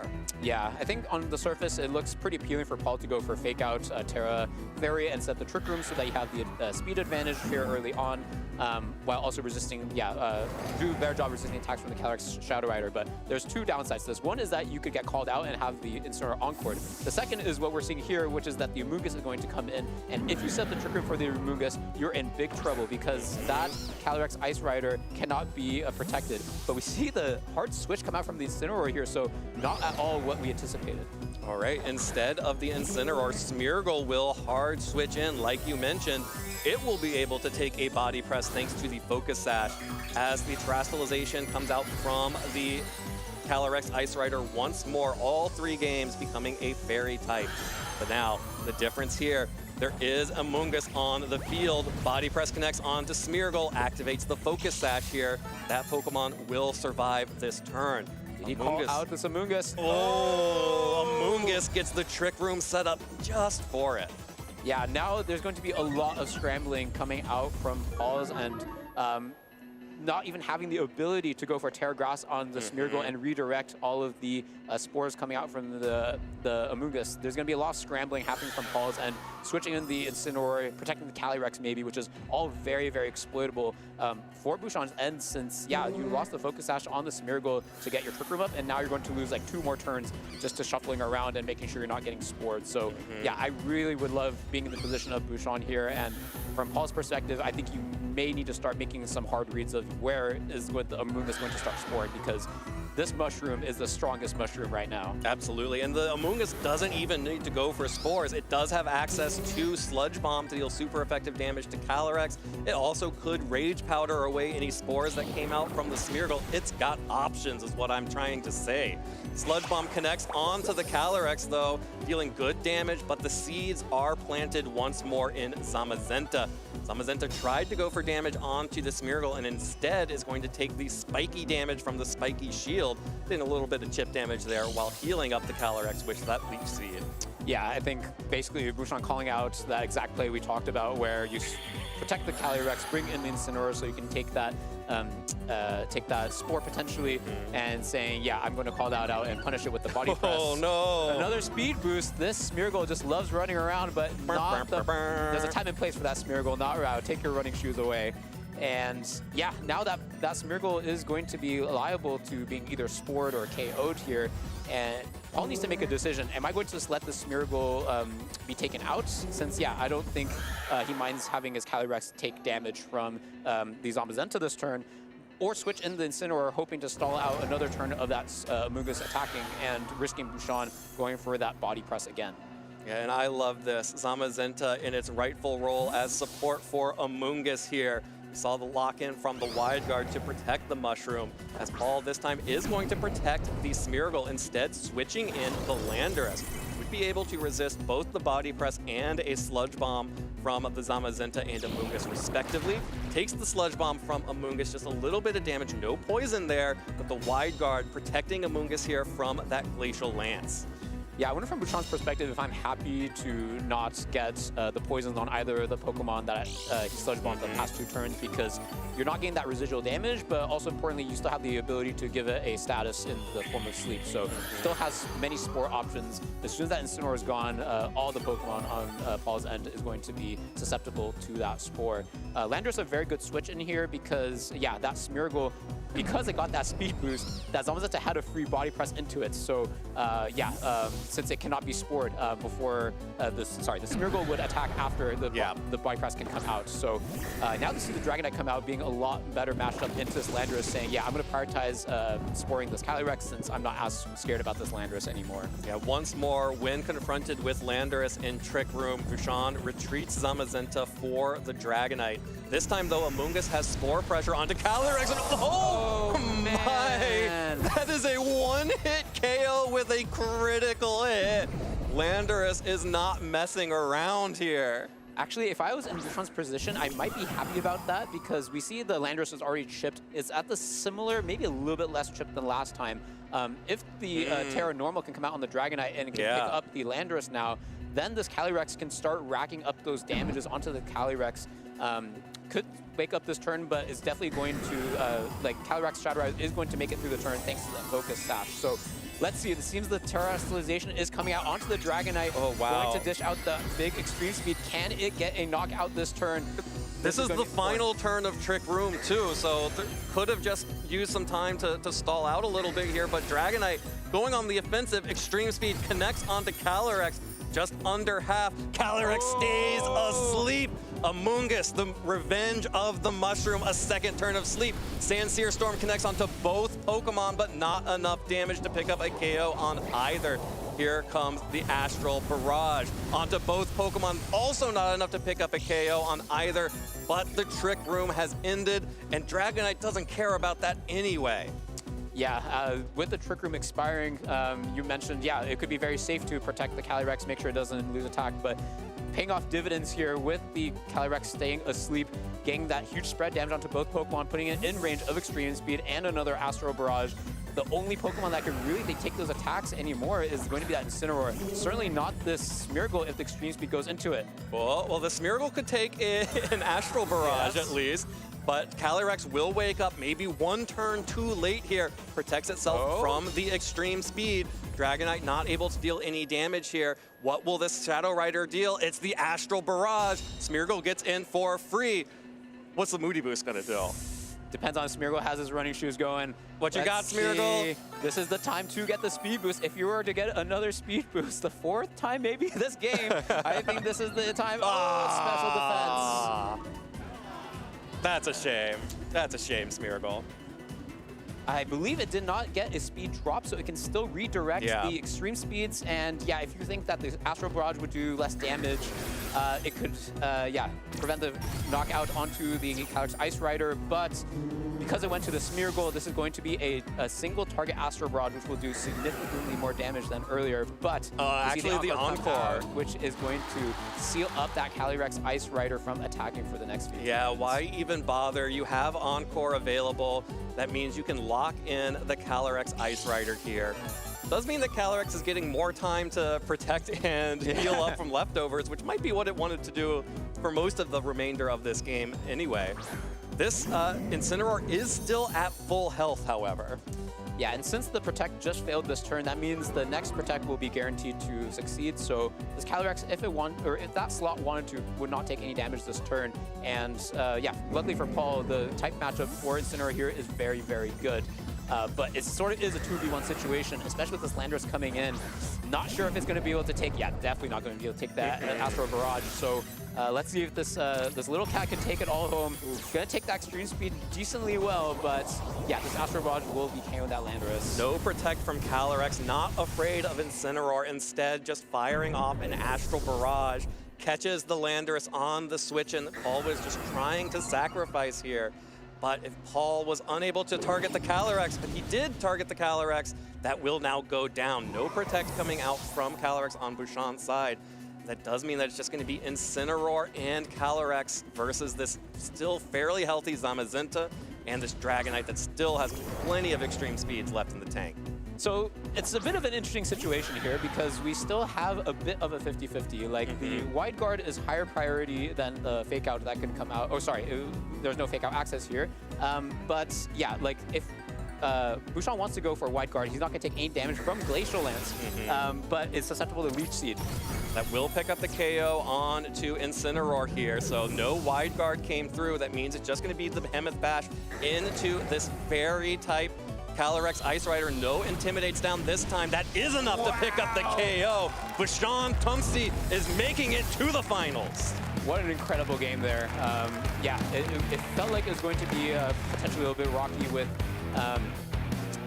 maybe the potential speed boost coming out from by the Smeargle, but really adapting well, bringing out Mungus and making that hard read turn one, right? Like if it would have been the Glacial Lance, depending on how that Mungus was trained, it could have just been knocked out, and then Paul would have had all free reign to go for Trick Room for the rest of the game, and it would have been completely turned around. But because he hard called that Trick Room and said, yeah, I didn't bring a Mungus game 1 or game 2, I think it's gonna be so difficult for you to call it out that I'm gonna bring it here. And yeah, just forcing Paul to scramble around like that, and a very well-executed game plan. Yeah, Amoonguss put in a lot of work, even just by threatening and wasting time during Trick Room, during that Paul had set up.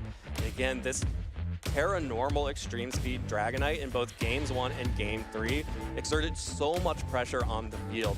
All of the partner Pokemon to Calyrex Ice Rider just had nothing else to do. And you know, the Leech Seed version of Calyrex Ice Rider matches up really well into Zamazenta alone. Yes. Not so much when you're really trying to do something else and ignore the Zamazenta. Yeah, very, very hard to do in that situation that was put into game 3. And yeah, just I want to point out also that Bouchon taking game 1 was very instrumental for him to make the adaptation game 3, because if that game 1 was lost, then yeah, it's going to be a lot more difficult because you're on the back foot. You're the one who has to be able to adapt. And yeah, it would have been a clean 0-2, but because he was able to win game 1, show in game 2, yeah, I'm going to keep going with this Dragonite strategy and saying, yeah, you need to set up Trick Room in order to even have a chance. Now he's saying, okay, now the onus is on me to make that adaptation, and just makes it beautifully, making it really hard to detect that Amoonguss coming in game 3. Absolutely, an extremely well adapted game plan from Bouchon there to really pick up steam and use that Amoonguss to its fullest extent. Let's relive the glory here. Jake, Florida man, what do you got for us? One last trip to the Swamp as we talk about the second top 4 match here at the Orlando Regional Championships. Bouchon just took down Paul Chua, a legend, a champion of the game, looking to add another trophy to his cabinet, but will be stopped short in top 4. A really, really tight 3-game match. That was a really back and forth affair.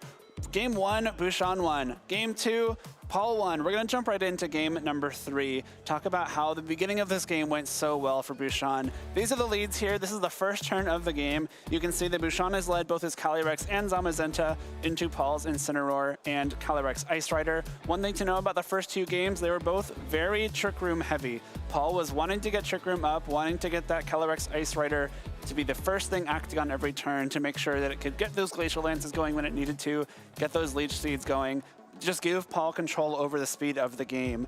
As we'll see on this first turn, Bouchon knows that. He knows exactly how Paul's been playing those first couple of games. He makes a switch in his Pokemon. I don't think we got to see the Amoonguss in that second game. Maybe not even in the first if I'm remembering correctly, but reveals the Amoonguss right away.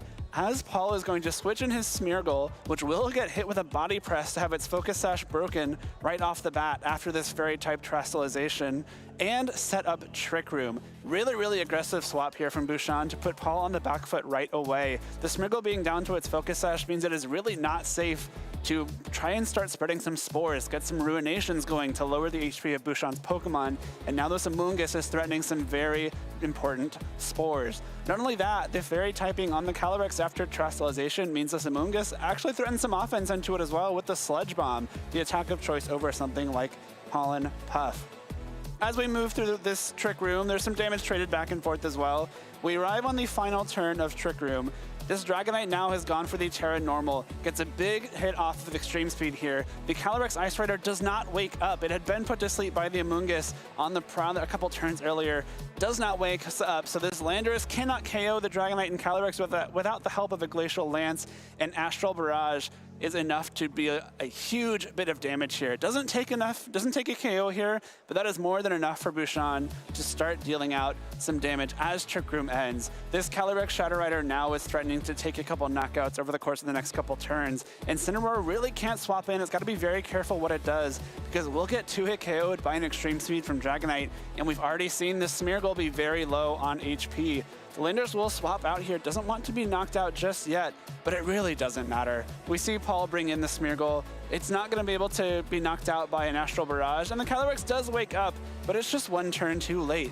Both Pokemon on Bouchon's side of the field are now immune to Fake Out. We have the Inner Focus Dragonite, we have the Ghost-type Calyrex Shadow Rider, and there's really not a whole lot this Smeargle can do. Bouchon is able to weather the next couple turns, get us to this point in the game, down to their final 2 Pokemon each. But this Terra Normal Extreme Speed Dragonite is more than enough to KO this Incineroar. The unintimidated Behemoth Bash will land into this Calyrex Ice Rider that has been turned into a Fairy type by Terastallization, and Paul Chua will be knocked out by Bouchon Toomsy. What a fantastic showing from Bouchon here. Having some success in Orlando in the past, going way further into the finals of the Orlando Regional Championships. What a treat it has been to take you through these matches this weekend. Thank you for joining me here in my swamp. But we've got one more match, the finals of the Orlando Regional Championships. Rosemary and Len, take us home.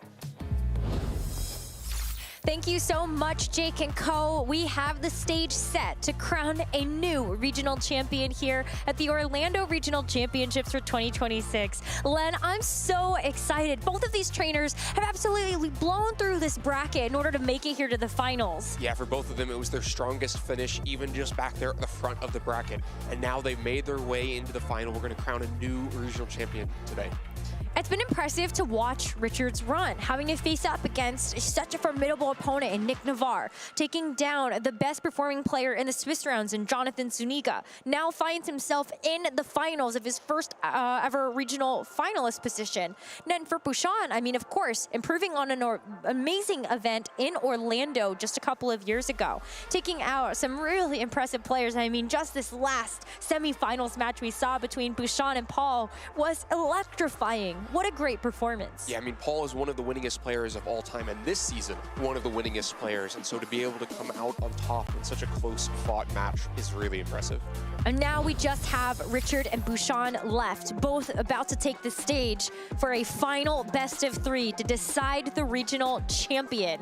Both of them, this would be the first time they would be able to achieve this result. You can see some of their best performances over the last couple of years. Top 32s across the board for both of them. So by far and away, the best result they have ever had. But you will see some familiar Pokemon looking at both of these teams. Both of them using the same restricted pairing of Zamazenta and Calyrex. For Bouchon, it's kind of a more normal organization of it. You heard him credit Michael Derbeste earlier on as one of the builders of his team. It's a similar 6 to what Richard just had to take down in his semifinal match. But for Richard, it's more of a unique construction of it, very aggressive, has the Ogerpon Hearthflame, the special attack booster Raging Bolt to really be able to amplify that damage. Kind of a unique approach when we think about Zacian and Zamazenta, Shadow Rider Calyrex. Those Pokemon usually are supported by things that do have Fake Out. But that's something that's missing from Richard's particular team. But on the flip side of things, Bouchon is also missing it. So it really is just a very aggressive version when you look at how these Shadow Rider Calyrex and Zamazenta are actually paired with each other. Biggest thing here is going to be that Whimsicott does actually have some speed control, some support that it can provide over to what we have seen to be a slower Shadow Rider Calyrex. Yeah, the Prankster Tailwind can help Richard's Pokemon move up before, and both of these Pokemon hit each other very well. Zamazentas love to body press other Zamazentas. Calyrex Shadow Riders love to Astral Barrage other Calyrex Shadow Riders, and so having that Tailwind speed advantage can be huge, but the fake tiers can be really impactful as well. If you can drop the special defense of a Zamazenta, it's so much more vulnerable to Psychic or Thunderbolt or Thunderclap, and so these are really significant. We did see how slow Richard's Calyrex was in that other semifinal, actually moving slower than a Chien-Pao in that match. So is that something that's going to repeat itself? Because as we take a look at Bouchon's team in a bit more detail, just in case you missed that top 4 match, Bouchon also has a Chien-Pao, a lot of speed on the side of the Dragonite, being able to throw out those priority extreme speeds with that terrestrialization to the normal type.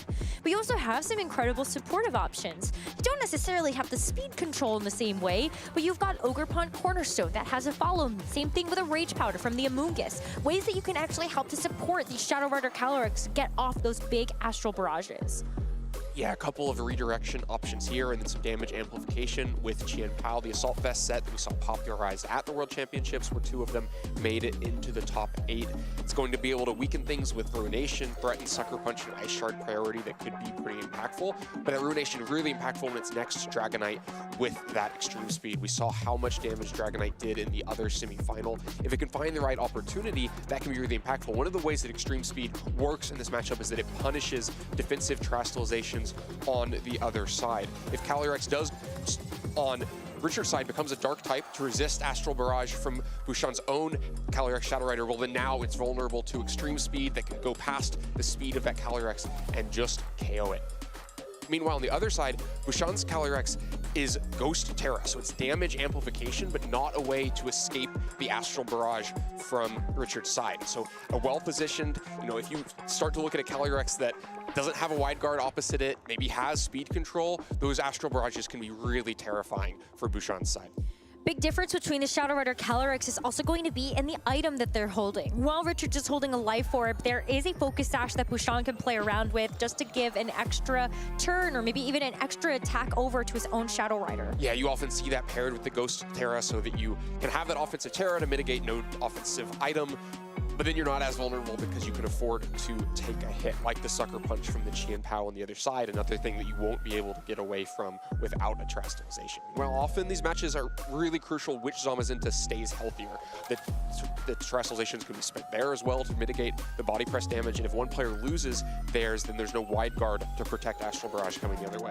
Regional title on the line for Richard and Bouchon as they enter into the first game of this Masters Finals of the Orlando Regional Championships. Bouchon is going to lead off right away with that Zamazenta next to the Chien-Pao, as Richard is going to have the Ogerpon Hearthflame next to the Calyrex Shadow Rider.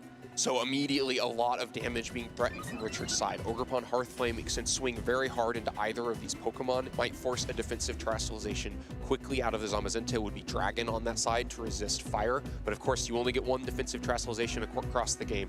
Calyrex on the other hand, not as well positioned here. Doesn't love to see the Assault Vest Chien-Pao on the other side, can't do a ton of damage against that, can't be sure of what damage it's threatening against Zamazenta, and you have to feel pretty uncomfortable about attacking out with it because you could just take a Sucker Punch. You can use Follow Me to redirect and save that Sucker Punch, but maybe you feel better about having Ogerpon be the one attacking.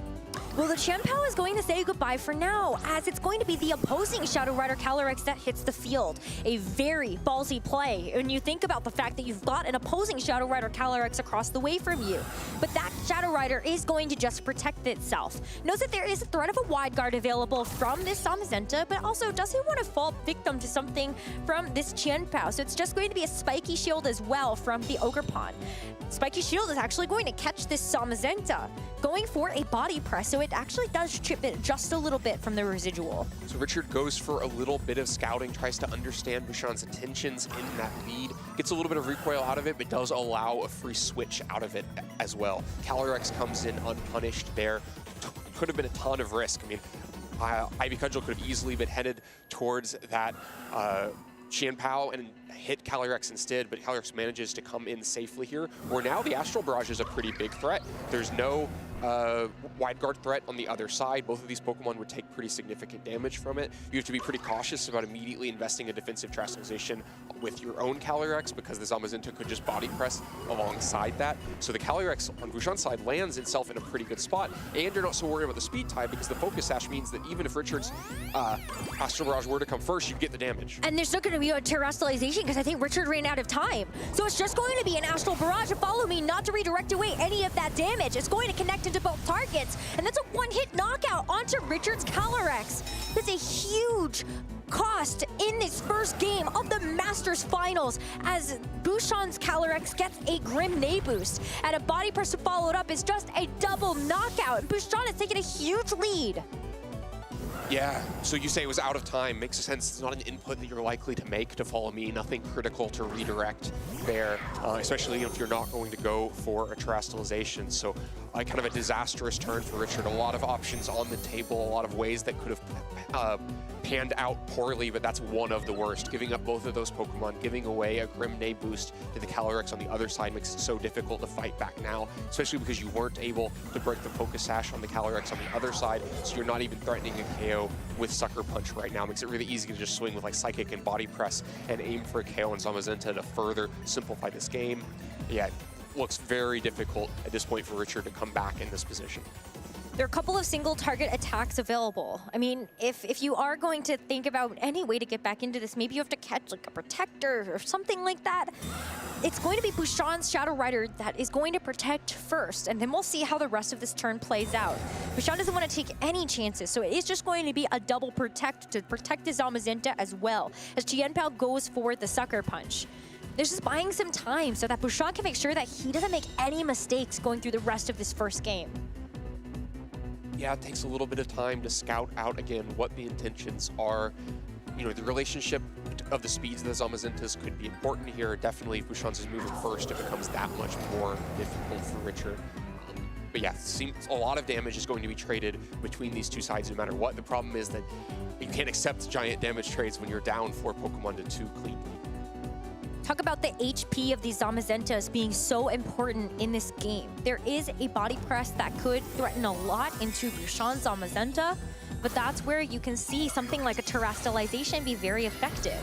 One thing that maybe Richard is going for is that this Dragon Terrestrialization can be a double-edged sword. You can get the body press and at least be able to take out the super effectiveness of that, but you also now make yourself vulnerable to something like the Ice Spinner. Chien-Pao is now stuck. It can only go for Sucker Punch here, so that's one way that Bouchon is actually going to neutralize that threat. As Zamazenta goes for the body press, you're starting to chip away at the Zamazenta a little bit, but you're taking a huge one back in response. This Chien-Pao is stuck between a rock and a hard place. Richard's gonna throw in the towel now, and now think about game 2. Yeah, just too much to come back from there. Didn't commit to a defensive Terastallization on either side against that body press, and so allows it into Zamazenta. Yeah, just a really disastrous turn where the Astral Barrage manages to pick up the KO onto the Calyrex on the other side. We know also that Richard's Calyrex is fairly slow, so it's always going to move slower than the Calyrex on Bushan's side. Really tough because on that turn, you would have wanted to have that. It was a lock into the Dark Terra, but then no input of the Astral Barrage. So if that had been the case, right, and no Wide Guard actually goes through, at least you bring the Calyrex down to a Focus Sash, and then you have the Follow Me to redirect away the Body Press from now a Dark Terra Calyrex. So the timeout there was really rough. How do you recover? How do you mentally recover from that and go into this next game? Yeah, I think mentally recovering is a good point because it's really difficult to get to this big stage, the biggest stage you've been on in Pokemon, up in the grand finals, to build that mental energy and then have it fall apart so quickly with a mistake like that. You just got to reset. One game is not the set. You came here to win 2 games, you can still do it. You just got to clear your head, clear that last game out, and figure out how to move on in the next one. It's been a long day of Pokemon, and when the stakes are this high, sometimes mistakes are bound to happen. But in a best of 3, anything is possible. Richard still has a chance to get a reverse sweep. Win this game here, bring us into a game 3, and maybe take it all after that. But Bushan leads the series up 1 game as we head into game number 2. Are we gonna see a run back of the leads? Bushan already found success with the Chien-Pao and the Zamazenta, so that's going to take the field first. And then we will see the Whimsicott next to the Zamazenta for Richard. Whimsicott takes its place first time in the match. It's going to be able to threaten Tailwind. You know, you have some scary options here like Tailwind and Body Press into Chien-Pao that would just KO. No Protect available because it is Assault Vest, especially if you combine that with a defensive Terastallization on Zamazenta. Maybe there's not that much risk back, but you have to worry about Behemoth Bash into Whimsicott or Ice Spinner into Whimsicott, threatening a KO back there, especially now that we see the defensive Terastallization in Chien-Pao means it's not vulnerable to win a KO. Body Press can be a huge attack from the Zamazenta just to get that super effective damage. But you can neutralize that by changing yourself into a Ghost type. So Chien-Pao is not going to be a victim of that this time around, as the Zamazenta is also going to be the target for the Body Press. And Ice Spinner back is going to actually bring this Whimsicott down very, very low. But this Whimsicott loves Richard so much to hang on through all of that stress. Whimsicott manages to hang on, so no KOs happen on that turn. Richard escapes with the Tailwind advantage and targeting correctly into the defensive Terastallization. Doesn't throw a Body Press at Chien-Pao, instead lands really good damage into Zamazenta, and now should have the Zamazenta that is moving first. But it still stays tricky from here. You've got to find consistent damage with just those 3 turns of active Tailwind after this. Because you accepted, you know, as well as that turn went, you accepted more damage than you actually dealt. So it's very easy to lose Pokemon from here. For Bushan, it starts with protecting Zamazenta, getting it out into the back so that you aren't giving it up too easily, and hopefully having 2 Ghost types in the field, you're not as worried about Body Press. Still gotta worry about the Behemoth Bash. That's one way that you can actually still damage these Ghost types. Whimsicott goes for the Encore, but it is going to fail since that Zamazenta ends up leaving, and the Ice Shard is going to finish off this Whimsicott once and for all. It did end up setting up at least the field effect, so you don't have to worry about that for the future parts of this game. But see the Behemoth Bash, bringing this Chien-Pao down to about half, it's gonna put it in a good range. This is like the perfect situation to bring Calyrex into. Dream of this. Go 2 Ghost types on the other side, no Terastallization available to save either of them, only a Focus Sash that can save Calyrex, and 2 turns of Tailwind to support it.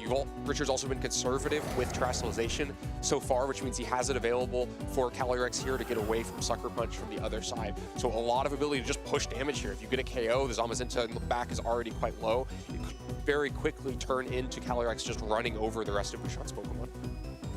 Couple Grenade boosts later, and you just might be able to secure a one-hit knockout on whatever might be waiting in the back. But this next turn is critical for Richard to continue to capitalize on those Tailwind turns that Whimsicott so graciously gifted over.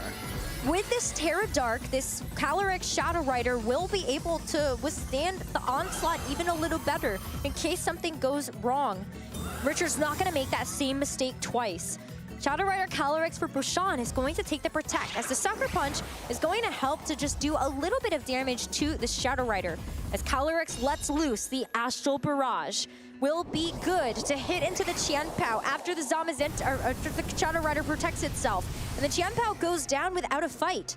That Assault Vest not going to save it once it is terrestrialized over to that Ghost type. So that's 1 KO for the Calyrex for Richard.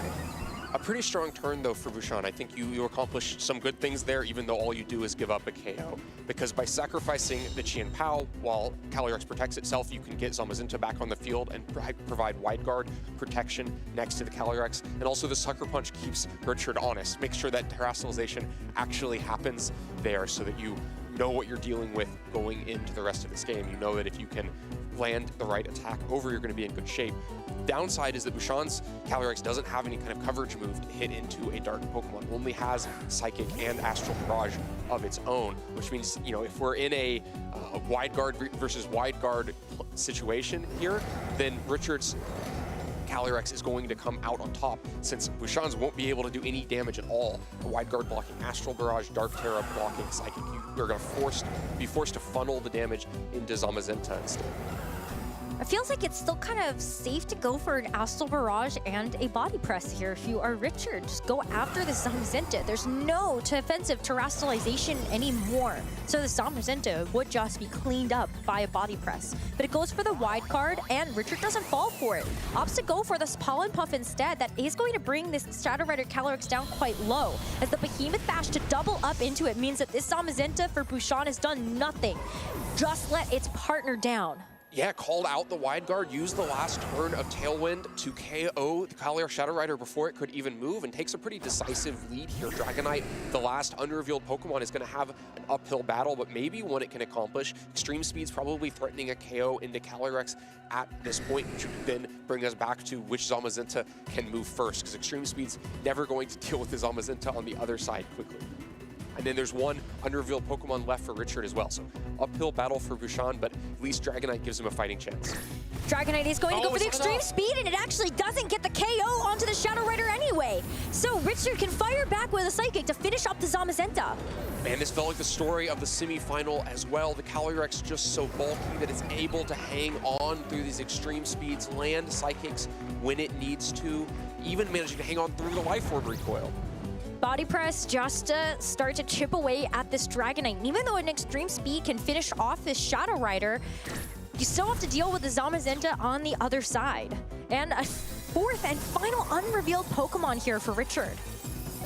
We should be evening the game score at 1-1 pretty shortly, taking us into a game 3. Richard just positioned the Calyrex so well, used those couple turns of Tailwind to accomplish so much. Landed the Astral Barrage into Qianpao, force the damage through with Pollen Puff and Behemoth Bash to take a KO Calyrex and put himself decisively ahead in this game. Comes down to a lot of third decisive games. Oh, that poor Dragonite did try its best there. But I love that this tournament has given us so many incredible sets. We get to go to a game 3 between Bouchon and Richard to see who will take the regional championship title.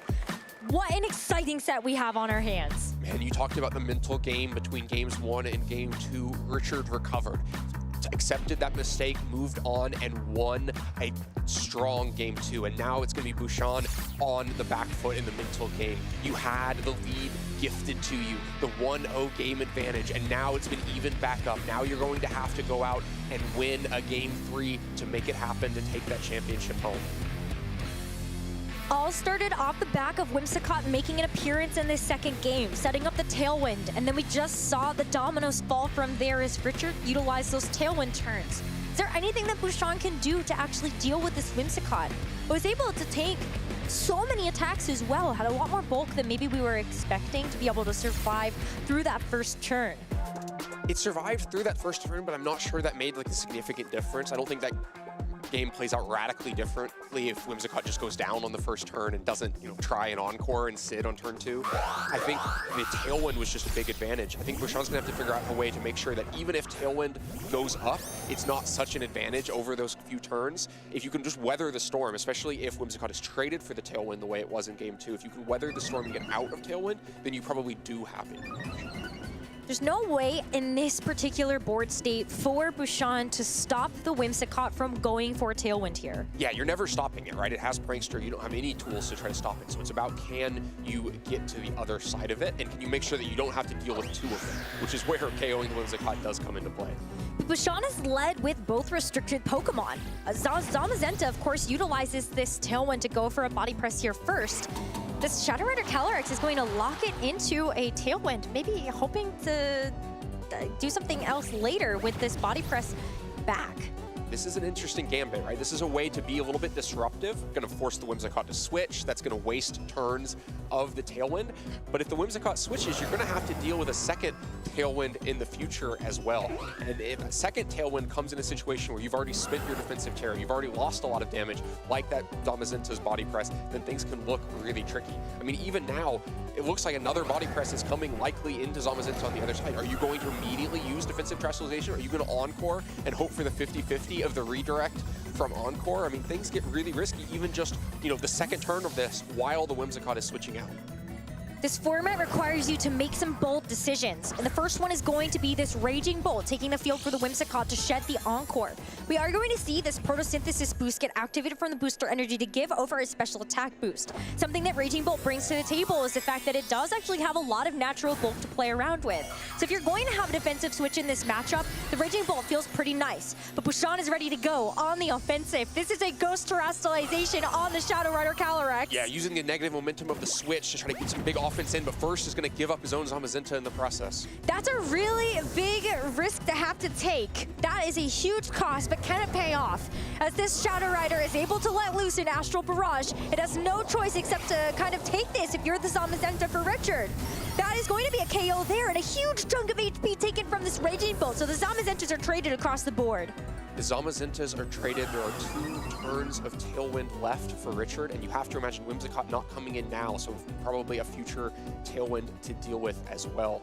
Defensive Terrestrialization hasn't been used from Richard's side, so you can use a Dark Terrestrialization to make sure you're not vulnerable to the Calyrex on the other side, despite the Grimnade boost that it just got for itself, and can hopefully fire back Astral Barrages of your own. I mean, he's threatening immediately Thunderclap plus Astral Barrage, which would just KO the Calyrex on that side before it could even move. I have to imagine that Qianpao is likely to be the thing in for Bouchon. It's going to do a lot to disrupt that, because the Assault Vest isn't going to take much from Astral Barrage, and it's going to threaten good damage into the Raging Bolt, going to also work to force that Terrestrialization on to the Calyrex. But man, this is going to be a close fought thing down the end.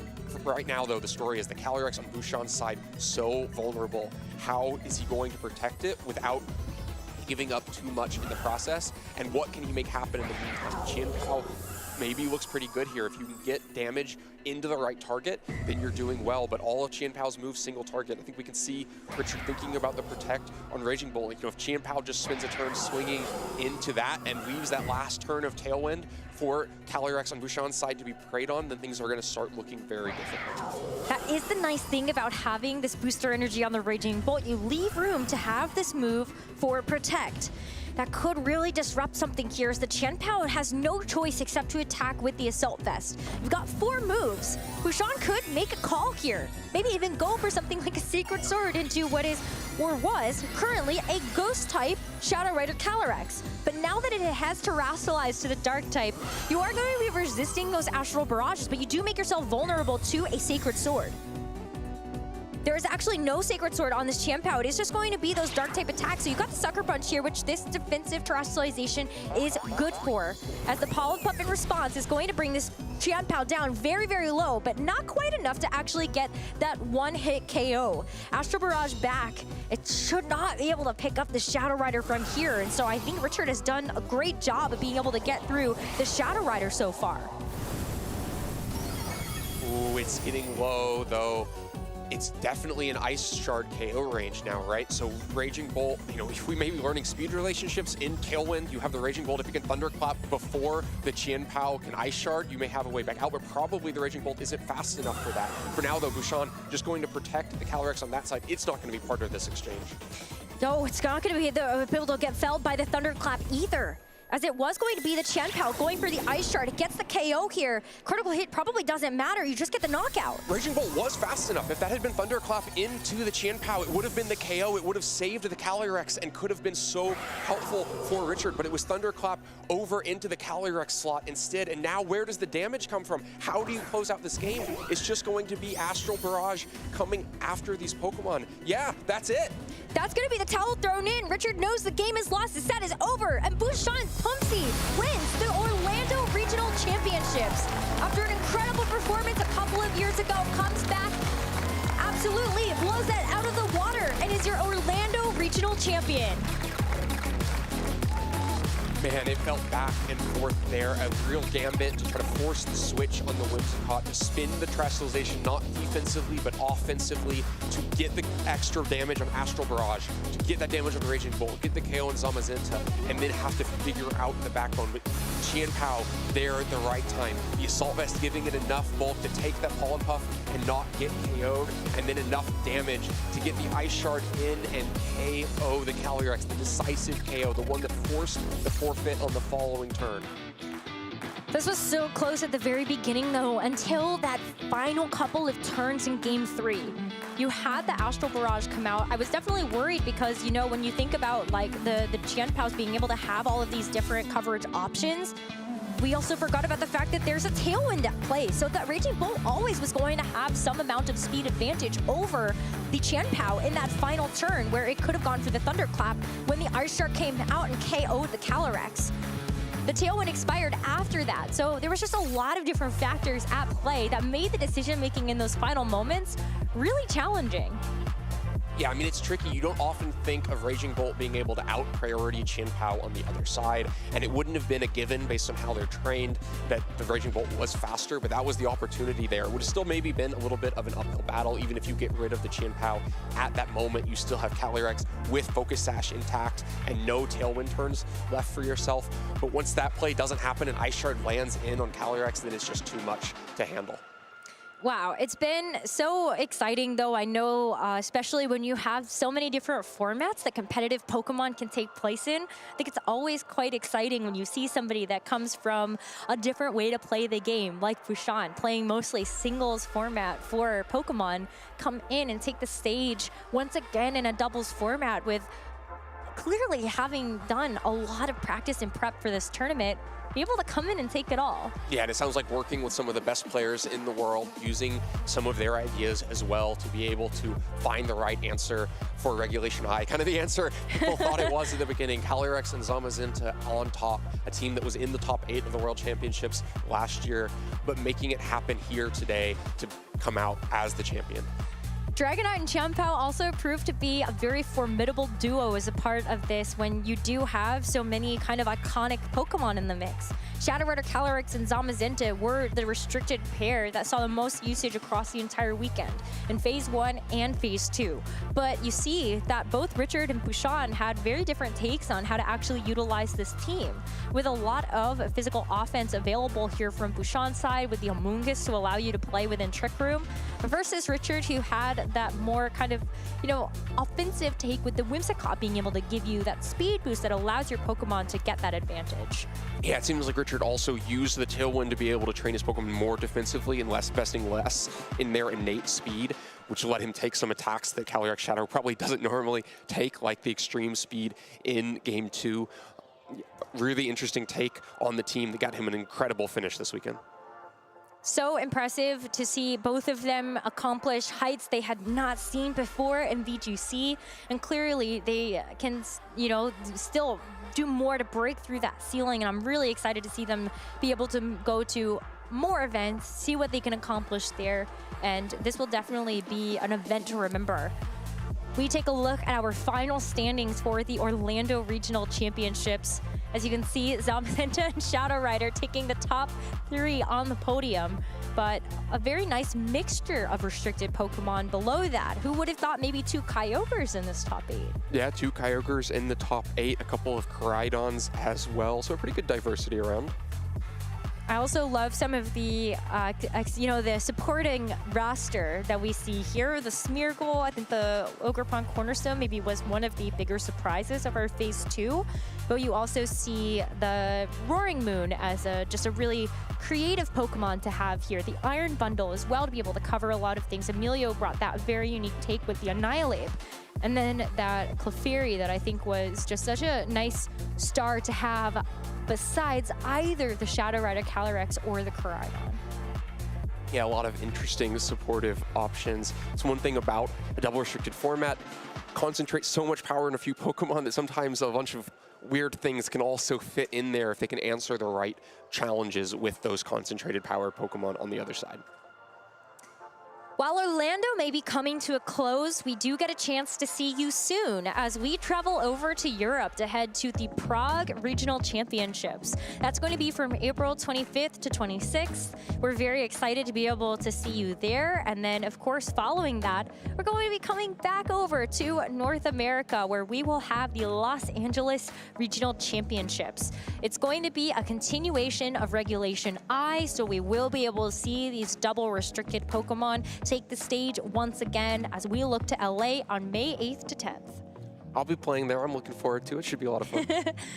You gonna bring Shadow Rider again? Oh, we'll see. You gotta see where the meta takes us, huh? Yeah, got a whole month to figure it out, right?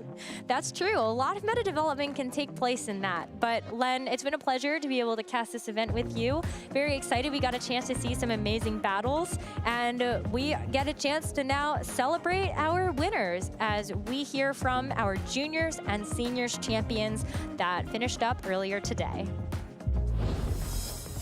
Hey there, Pokemon trainers. Gabby Snyder here from the floor at the Orlando Regional Championships, where right behind me, our two junior finalists are competing for that coveted title of Regional Champion. Now, we have Liam and Zachary in a rematch from the Swiss rounds of yesterday, where Liam is running a Calyrex Shadow Rider Terrapagos team versus Zachary's team of Calyrex Shadow Rider and Zamazenta. And Liam is feeling pretty confident going into this matchup, given that he's been making some really tough calls throughout Top Cut today, whereas Zachary, having won the matchup yesterday, is feeling pretty confident himself. So we'll have to see who's going to win in this really tough finals. Let's take a look into the future and see who won.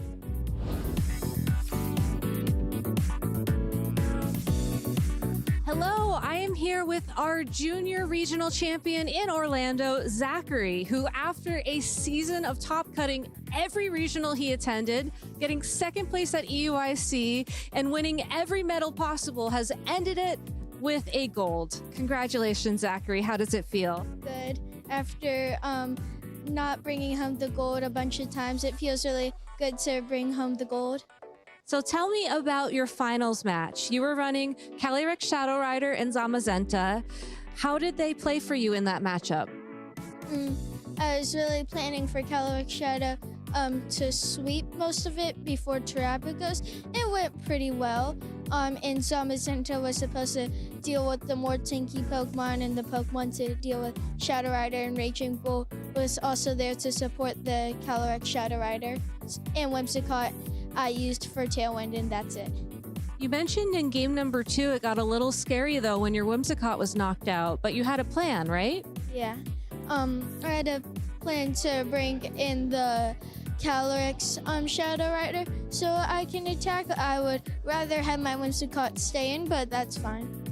So you mentioned to me before the finals that Zamazenta was your favorite Pokemon over the weekend. What was the most exciting moment for you using Zamazenta throughout the tournament? It was probably body pressing for the KO to win. That's a really good moment to remember. Now, Zachary, this is your last regional championship of the season.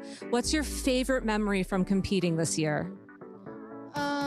For this year, my favorite memory is probably EUIC, going on stage and going on YouTube and everything. All right, well, hopefully we'll get to see you on stage again at the North America International Championships in a little bit. But that's it for now. Zachary, do you have any shout outs or hellos you want to give to anybody watching at home? No. All right, well, short and sweet. Zachary, thank you so much for your time. Congratulations. Thank you. And we'll be back with more from Orlando real soon. Hey there, Pokemon trainers. Gabby Snyder here once again from the floor at the Orlando Regional Championships, where this time we have our 2 senior finalists competing for that ever so coveted title of Regional Champion. Now this time we have Joaquin and Robert competing against each other, and both of them, this is actually their second time competing in Orlando, where their first ever Regional Championship was in Orlando, which is super cool. Joaquin is running a team of Miraidon, Zamazenta, Farigiraf, Ursaluna Blood Moon, Iron Bundle, and Ogerpon Hearthflame. Robert is running a team of Calyrex Shadow Rider, Zamazenta, Chien-Pao, Chi-Yu, Amoonguss, and Raging Bolt. Robert had a really tough loss in round 2. However, he came back strong and was able to overcome his nerves to make it into the finals, having to face a lot of new matchups that he wasn't prepared for. Whereas Joaquin is facing a rematch of the team he beat in top 4, which was a very close matchup and had to make a lot of very hard reads. So best of luck to both of these trainers. Let's go ahead and see who ended up taking home the title. Hello, everybody. I am here with your 2026 Orlando Senior Regional Champion, Robert. Congratulations. How does it feel? It feels amazing. I mean, this is my first regional win, and it feels like a big accomplishment. You know, I have gotten close before in finals at San Antonio last year, but, you know, to actually finally achieve it, you know, it feels great. I mean, I heard that you haven't been to many regionals this year, so it must feel really good as well to just get that win when, you know, you didn't have as many chances as maybe previous years to put in the work. Yeah, you know, my first regional this year was Pittsburgh, and I didn't do especially well, so I decided to take a little break and then come back in Orlando, and, you know, it paid off. Come back stronger, right? Yeah.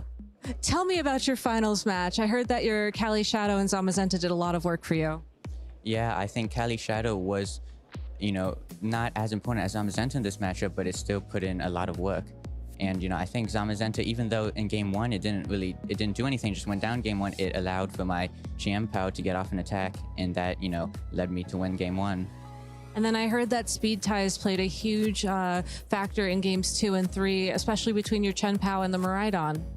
Yeah, both my Chien-Pao and their Miraidon are both max speed, and, you know, for the first 2 games, Miraidon's Hadron engine activated first, and they won the speed tie. But that final game, I finally got a break and won that speed tie, and that allowed me to KO their Miraidon in one hit. All right, well, Robert, congratulations on your win. Do you have anybody that you want to give any shout outs to who may be watching? Just shout out to my parents for supporting me through this journey. It's been quite a long ride, you know, 2 years, and, you know, I couldn't have done it without them. Well, thank you so much for your time, Robert. Congratulations on your win. I hope you get to celebrate with your parents. And thank you all so much for watching. We'll be back with more Pokemon action soon. We're actually back with more Pokemon action now, as we have crowned our junior and senior champions, and now it's time to crown our Masters finalists. So let's go ahead and start with our Masters finalist, Richard Mongolan.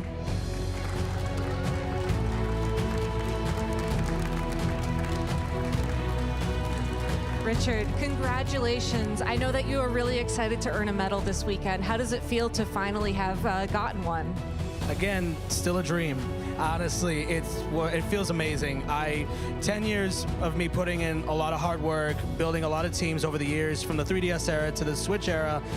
I feel very proud of my achievements, and I'm very proud of what I've accomplished over the weekend. You should be very proud. Now, are you going to pass the challenge along to somebody else? Well, let's see if maybe in Indianapolis I can probably earn one of these again. All right, well, we'll see you soon in Indianapolis. I hope you get to celebrate your win. Congratulations once again. Thank you so much.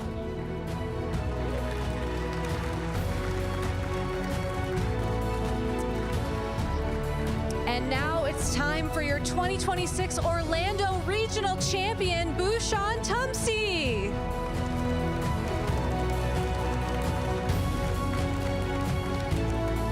Bhushan, how does it feel to have finally won a regional championship?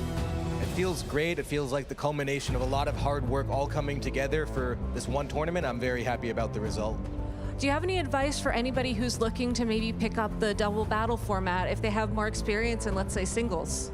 I think the number one thing is practice. Don't be afraid to fail. Double battle is very complicated, and it's okay to lose in the beginning. As long as you keep improving and keep working hard, you'll do fine.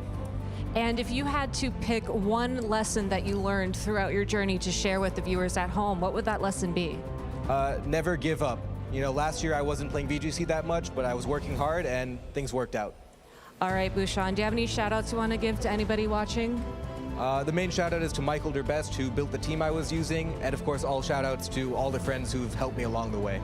All right, well, congratulations once again on your win as our 2026 Orlando Regional Champion. Can we please get another round of applause here for Bhushan? Congratulations. With one more regional champion crowned, there are only 2 more regional champion titles remaining in the 2026 season, and you're not going to want to miss a minute of that action. Please make sure to check out Pokemon.com/compete for more information on how you can follow the competitive circuit here. And if you want to follow the channels as well, make sure to check out Pokemon or twitch.tv/Pokemon and youtube.com/@Pokemon for updates on whenever we go live here. But unfortunately, that is it for us here in Orlando. Thank you all so much for watching and have a good night.